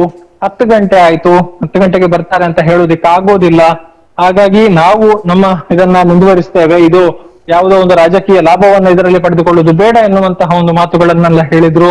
ಹಾಗಾಗಿ ಮುಂದಕ್ಕೆ ಒಂದು ತೀರ್ಮಾನಕ್ಕೆ ಬರಲಾಯಿತು. ಅಂದ್ರೆ ಜನಪ್ರತಿನಿಧಿಗಳು ಯಾರೆಲ್ಲ ಬರ್ತಾರೋ ಅಂದ್ರೆ ಯಾರು ಕೂಡ ಈ ಭಾಗದಲ್ಲಿ ಇರ್ಲಿಲ್ಲ. ದೆಹಲಿಯಲ್ಲಿ, ಬೆಂಗಳೂರಿನಲ್ಲಿ ಪಕ್ಷದ ಸಭೆ ಇರಬಹುದು ಅಥವಾ ಇನ್ನಿತರ ಕಾರ್ಯಕ್ರಮಗಳಲ್ಲಿ ಭಾಗಿಯಾಗಿದ್ದ ಹಿನ್ನೆಲೆಯಲ್ಲಿ ಇಲ್ಲಿ ಯಾರು ಕೂಡ ಇರ್ಲಿಲ್ಲ. ಹಾಗಾಗಿ ಅವರು ಬರುವಾಗ ತಡವಾಗುವಂತದ್ದು ಸಾಮಾನ್ಯ. ಹಾಗಾಗಿ ಅವರು ನೇರವಾಗಿ ಪ್ರದೀಪ್ ನೆಟ್ಟೂರ್ ಅವರ ಮನೆಗೆ ಬರ್ತಾರೆ ಅಥವಾ ಮುಂದಿನ ಹಂತದಲ್ಲಿ ಅವರನ್ನ ಸೇರಿಕೊಳ್ತಾರೆ ಎನ್ನುವಂತ ಒಂದು ತೀರ್ಮಾನಕ್ಕೆ ಬಂದು ಈ ಒಂದು ಮೆರವಣಿಗೆಯನ್ನ ಆರಂಭ ಮಾಡಲಾಯಿತು. ಆರಂಭದಲ್ಲಿ ತುಂಬಾ ಕಾರ್ಯಕರ್ತರು ಸೇರಿದ್ರು. ಈ ಒಂದು ಇದನ್ನ ಮುಂದುವರಿಸುವಂತ ಒಂದು ಪ್ರಯತ್ನಗಳಾಯಿತು. ಈ ನಡುವೆ ದರ್ಬೆ ವೃತ್ತದ ಬಳಿ ತಲುಪ್ತಾ ಇದ್ದ ವೇಳೆ ಈಗಾಗಲೇ ಒಂದು ಮೃತದೇಹವನ್ನ ಹೊತ್ತಿದ್ದಂತಹ ಆಂಬ್ಯುಲೆನ್ಸ್ ಏನಿದೆ, ಬಜರಂಗ ದಳಕ್ಕೆ ಸೇರಿದಂತಹ ಆಂಬ್ಯುಲೆನ್ಸ್ ತಾಂತ್ರಿಕ ದೋಷದಿಂದ ಮುಂದಕ್ಕೆ ಚಲಿಸೋದಕ್ಕೆ ಸಾಧ್ಯ ಆಗದ ಹಿನ್ನೆಲೆಯಲ್ಲಿ ಸ್ವಲ್ಪ ದೂರ ಅದನ್ನ ತಳ್ಳಿಕೊಂಡು ಹೋಗಿ ಮತ್ತೆ ವಿಶ್ವ ಹಿಂದೂ ಪರಿಷತ್ನ ಒಂದು ಆಂಬ್ಯುಲೆನ್ಸ್ ಗೆ ಮೃತದೇಹವನ್ನ ಶಿಫ್ಟ್ ಮಾಡಿ ಆ ಮೂಲಕ ಮೆರವಣಿಗೆಯಲ್ಲಿ ಪ್ರವೀಣ್ ನೆಟ್ಟೂರ್ ಅವರ ಮನೆಗೆ ತೆಗೆದುಕೊಂಡು ಹೋಗುವಂತ ಒಂದು ಪ್ರಕ್ರಿಯೆ ನಡೆಯಿತು. ಹೋಗ್ತಾ ಇದ್ದಂತಹ ದಾರಿ ಉದ್ದಕ್ಕೂ ಕೂಡ ಅಲ್ಲಲ್ಲಿ ಸಾರ್ವಜನಿಕರು ಅಥವಾ ಕಾರ್ಯಕರ್ತರು ರಸ್ತೆ ಬದಿಯಲ್ಲಿ ನಿಂತು ಈ ಒಂದು ಪಾರ್ಥಿವ ಶರೀರದ ಅಂತಿಮ ದರ್ಶನವನ್ನ ಕೂಡ ಪಡೆದುಕೊಂಡ್ರು. ಆ ಬಳಿಕ ದೊಡ್ಡ ಮಟ್ಟದ ಒಂದು ಪ್ರಕರಣ ನಡೆದಿದ್ದು ಬೆಳ್ಳಾರಿಯಲ್ಲಿ ಪ್ರವೀಣ್ ನೆಟ್ಟೂರ್ ಅವರ ಪಾರ್ಥಿವ ಶರೀರದ ಅಂತಿಮ ದರ್ಶನಕ್ಕೆ ವ್ಯವಸ್ಥೆಯನ್ನ ಮಾಡಲಾಗಿತ್ತು. ಇಲ್ಲಿ ಸಾವಿರಾರು ಸಂಖ್ಯೆಯಲ್ಲಿ ಕಾರ್ಯಕರ್ತರು ಜಮಾಯಿಸಿದ್ರು. ಎಲ್ಲರೂ ಕೂಡ ಆಕ್ರೋಶಿತರಾಗಿದ್ರು. ಈ ಸಂದರ್ಭದಲ್ಲಿ ಜನಪ್ರತಿನಿಧಿಗಳು ಅಂದ್ರೆ ಸಂಸದರಾಗಿರಬಹುದು, ಶಾಸಕರಾಗಿರಬಹುದು, ಎಲ್ಲರೂ ಕೂಡ ಬಂದಂತಹ ಸಂದರ್ಭದಲ್ಲಿ ಅವರಿಗೆ ಧಿಕ್ಕಾರವನ್ನ ಕೂಗಿ, ಜೊತೆಗೆ RSS ಮುಖಂಡ ಕಲ್ಲಡ್ಕ ಪ್ರಭಾಕರ್ ಭಟ್ ಅವರು ಕೂಡ ಇದ್ರು. ಅವರೆಲ್ಲರಿಗೂ ಕೂಡ ಒಂದು ರೀತಿ ಘೇರವನ್ನ ಹಾಕಿ ಅವರು ಮುಂದಕ್ಕೆ ಚಲಿಸೋದಕ್ಕೆ ಅವಕಾಶವನ್ನ ಕೊಡದೆ ಅವರು ವಾಹನಕ್ಕೆ ತೆರಳಲು ಬಿಡದೆ ಒಂದು ರೀತಿ ಅವರಿಗೆ ದಿಗ್ಬಂಧನವನ್ನ ವಿಧಿಸಿದಂತಹ ಪ್ರಕರಣ ಕೂಡ ನಡೆಯಿತು. ಆ ಬಳಿಕ ಅಲ್ಲಿಂದ ಪ್ರವೀಣ್ ನೆಟ್ಟೂರ್ ಅವರ ಮೃತದೇಹವನ್ನ ಅವರ ಮನೆಗೆ ಅಂದ್ರೆ ಮುಂದಿನ ಕಾರ್ಯಕ್ಕಾಗಿ ಕಳುಹಿಸಿಕೊಡಲಾಯಿತು. ಆದ್ರೆ ನಾಯಕರು ಯಾವುದೇ ಕಾರಣಕ್ಕೂ ಅವರ ಮನೆಗಳಿಗೆ ಹೋಗಬಾರದು ಎನ್ನುವಂತಹ ಒಂದು ಆಕ್ರೋಶವನ್ನ ವ್ಯಕ್ತಪಡಿಸಿದ್ರು. ಈ ಸಂದರ್ಭದಲ್ಲಿ ಪರಿಸ್ಥಿತಿ ಒಂದು ಹಂತದಲ್ಲಿ ಕೈ ಮೀರಿ ಪೊಲೀಸರು ಲಾಠಿ ಚಾರ್ಜ್ ಅನ್ನ ಕೂಡ ನಡೆಸಿದ್ರು. ಇದರಲ್ಲಿ ಕೆಲವೊಂದಷ್ಟು ಮಂದಿ ಗಾಯಗೊಂಡು ಅದನ್ನು ಕೂಡ ನಾವು ಗಮನಿಸಿದ್ದೇವೆ. ಆದ್ರೆ ಆ ಬಳಿಕ ಒಂದು ರೀತಿಯ ಒಂದು ಅಚ್ಚರಿಯ ಬೆಳವಣಿಗೆ ಎನ್ನುವ ಹಾಗೆ ಕೂಡಲೇ ಈ ಒಂದು ಪರಿಸ್ಥಿತಿ ಸಂಪೂರ್ಣವಾಗಿ ನಿಯಂತ್ರಣಕ್ಕೆ ಬಂದು ಬೆಳ್ಳಾರಿಯಲ್ಲಿ ಅಷ್ಟೂ ಸೇರಿದಂತಹ ಜನಸಂದಣಿ ಸಂಪೂರ್ಣವಾಗಿ ಕರಗಿ ಹೋಗಿತ್ತು ಅನ್ನುವಂಥದ್ದು ಕೂಡ ಇಲ್ಲಿ ಗಮನಿಸಬೇಕಾದಂತಹ ವಿಚಾರ. ಆ ಬಳಿಕ ಈಗ ಮೃತದೇಹವನ್ನ ಏನೋ ಇವರ ಮನೆಗೆ ತೆಗೆದುಕೊಂಡು ಹೋಗಲಾಗಿತ್ತು. ಅಲ್ಲಿ ಮೃತದೇಹದ ಒಂದು ಸಂಬಂಧಪಟ್ಟ ಹಾಗೆ ಅಂತಿಮ ವಿಧಿವಿಧಾನಗಳು ಏನಿದಾವೋ ಅಥವಾ ಕ್ರಿಯೆಗಳು ಏನಿದಾವೋ ಅದೆಲ್ಲವನ್ನು ಕೂಡ ಮಾಡಿ ಈಗಾಗಲೇ ಚಿತೆಗೆ ಅಗ್ನಿಸ್ಪರ್ಶ ಕೂಡ ಆಗಿದೆ. ಆ ಮೂಲಕ ಪ್ರವೀಣ್ ನೆಟ್ಟೂರ್ ಅವರ ಅಂತ್ಯಕ್ರಿಯೆ ಕೂಡ ಈಗ ನೆರವೇರಿದೆ ಅನ್ನುವಂಥದ್ದು. ಇದರ ಜೊತೆಗೆ ಇದಿಷ್ಟು ಒಂದು ಹಂತದಲ್ಲಿ ಆಗಿರುವಂತಹ ಬೆಳವಣಿಗೆ. ಆದ್ರೆ ಇದು ರಾಜಕೀಯವಾಗಿ ಒಂದಷ್ಟು ತಲ್ಲಣಗಳನ್ನ ಉಂಟು ಮಾಡುವಂತಹ ಸಾಧ್ಯತೆಗಳು ಕೂಡ ಇದೆ. ಯಾಕಂತ ಹೇಳಿದ್ರೆ ಇಲ್ಲಿ ಒಂದು ರೀತಿ ಆಕ್ರೋಶಿತಗೊಂಡ ಸ್ವಪಕ್ಷೀಯರೇ ಅಂದ್ರೆ ಬಿಜೆಪಿಯ ವಿವಿಧ ಹಂತದಲ್ಲಿದ್ದವರು ಅಥವಾ ವಿವಿಧ ಜವಾಬ್ದಾರಿಗಳಲ್ಲಿ ಇದ್ದವರು ರಾಜೀನಾಮೆಯನ್ನ ಕೊಡುವಂತ ನಿರ್ಧಾರಕ್ಕೆ ಬಂದಿದ್ದಾರೆ. ನಾವು ಪಕ್ಷದಲ್ಲೇ ಇದ್ದುಕೊಂಡು ಪಕ್ಷದಲ್ಲೇ ಆಗಿರುವಂತಹ ಬೆಳವಣಿಗೆಗಳನ್ನ ನೋಡಿದ್ದೇವೆ. ಈ ಹಿಂದೆ ಆಗಿರುವಂತಹ ಪ್ರಕರಣಗಳಿಗೆ ಎಷ್ಟು ನ್ಯಾಯ ಸಿಕ್ಕಿದೆ ಎಲ್ಲವನ್ನು ಕೂಡ ನೋಡಿದ್ದೇವೆ. ಹೀಗಾಗಿ ಇದರಿಂದ ನೊಂದು ಪಕ್ಷಕ್ಕೆ ರಾಜೀನಾಮೆಯನ್ನ ಕೊಡ್ತಾ ಇದ್ದೇವೆ ಅನ್ನುವಂತ ನೆಲೆಯಲ್ಲಿ ತುಮಕೂರಿನಲ್ಲಿ ರಾಜೀನಾಮೆ ಪರ್ವ ಯುವ ಮೋರ್ಚಾಕ್ಕೆ ಸಂಬಂಧಪಟ್ಟ ಹಾಗೆ ರಾಜೀನಾಮೆಯನ್ನ ಕೂಡ ಕೊಟ್ಟಿದ್ದಾರೆ.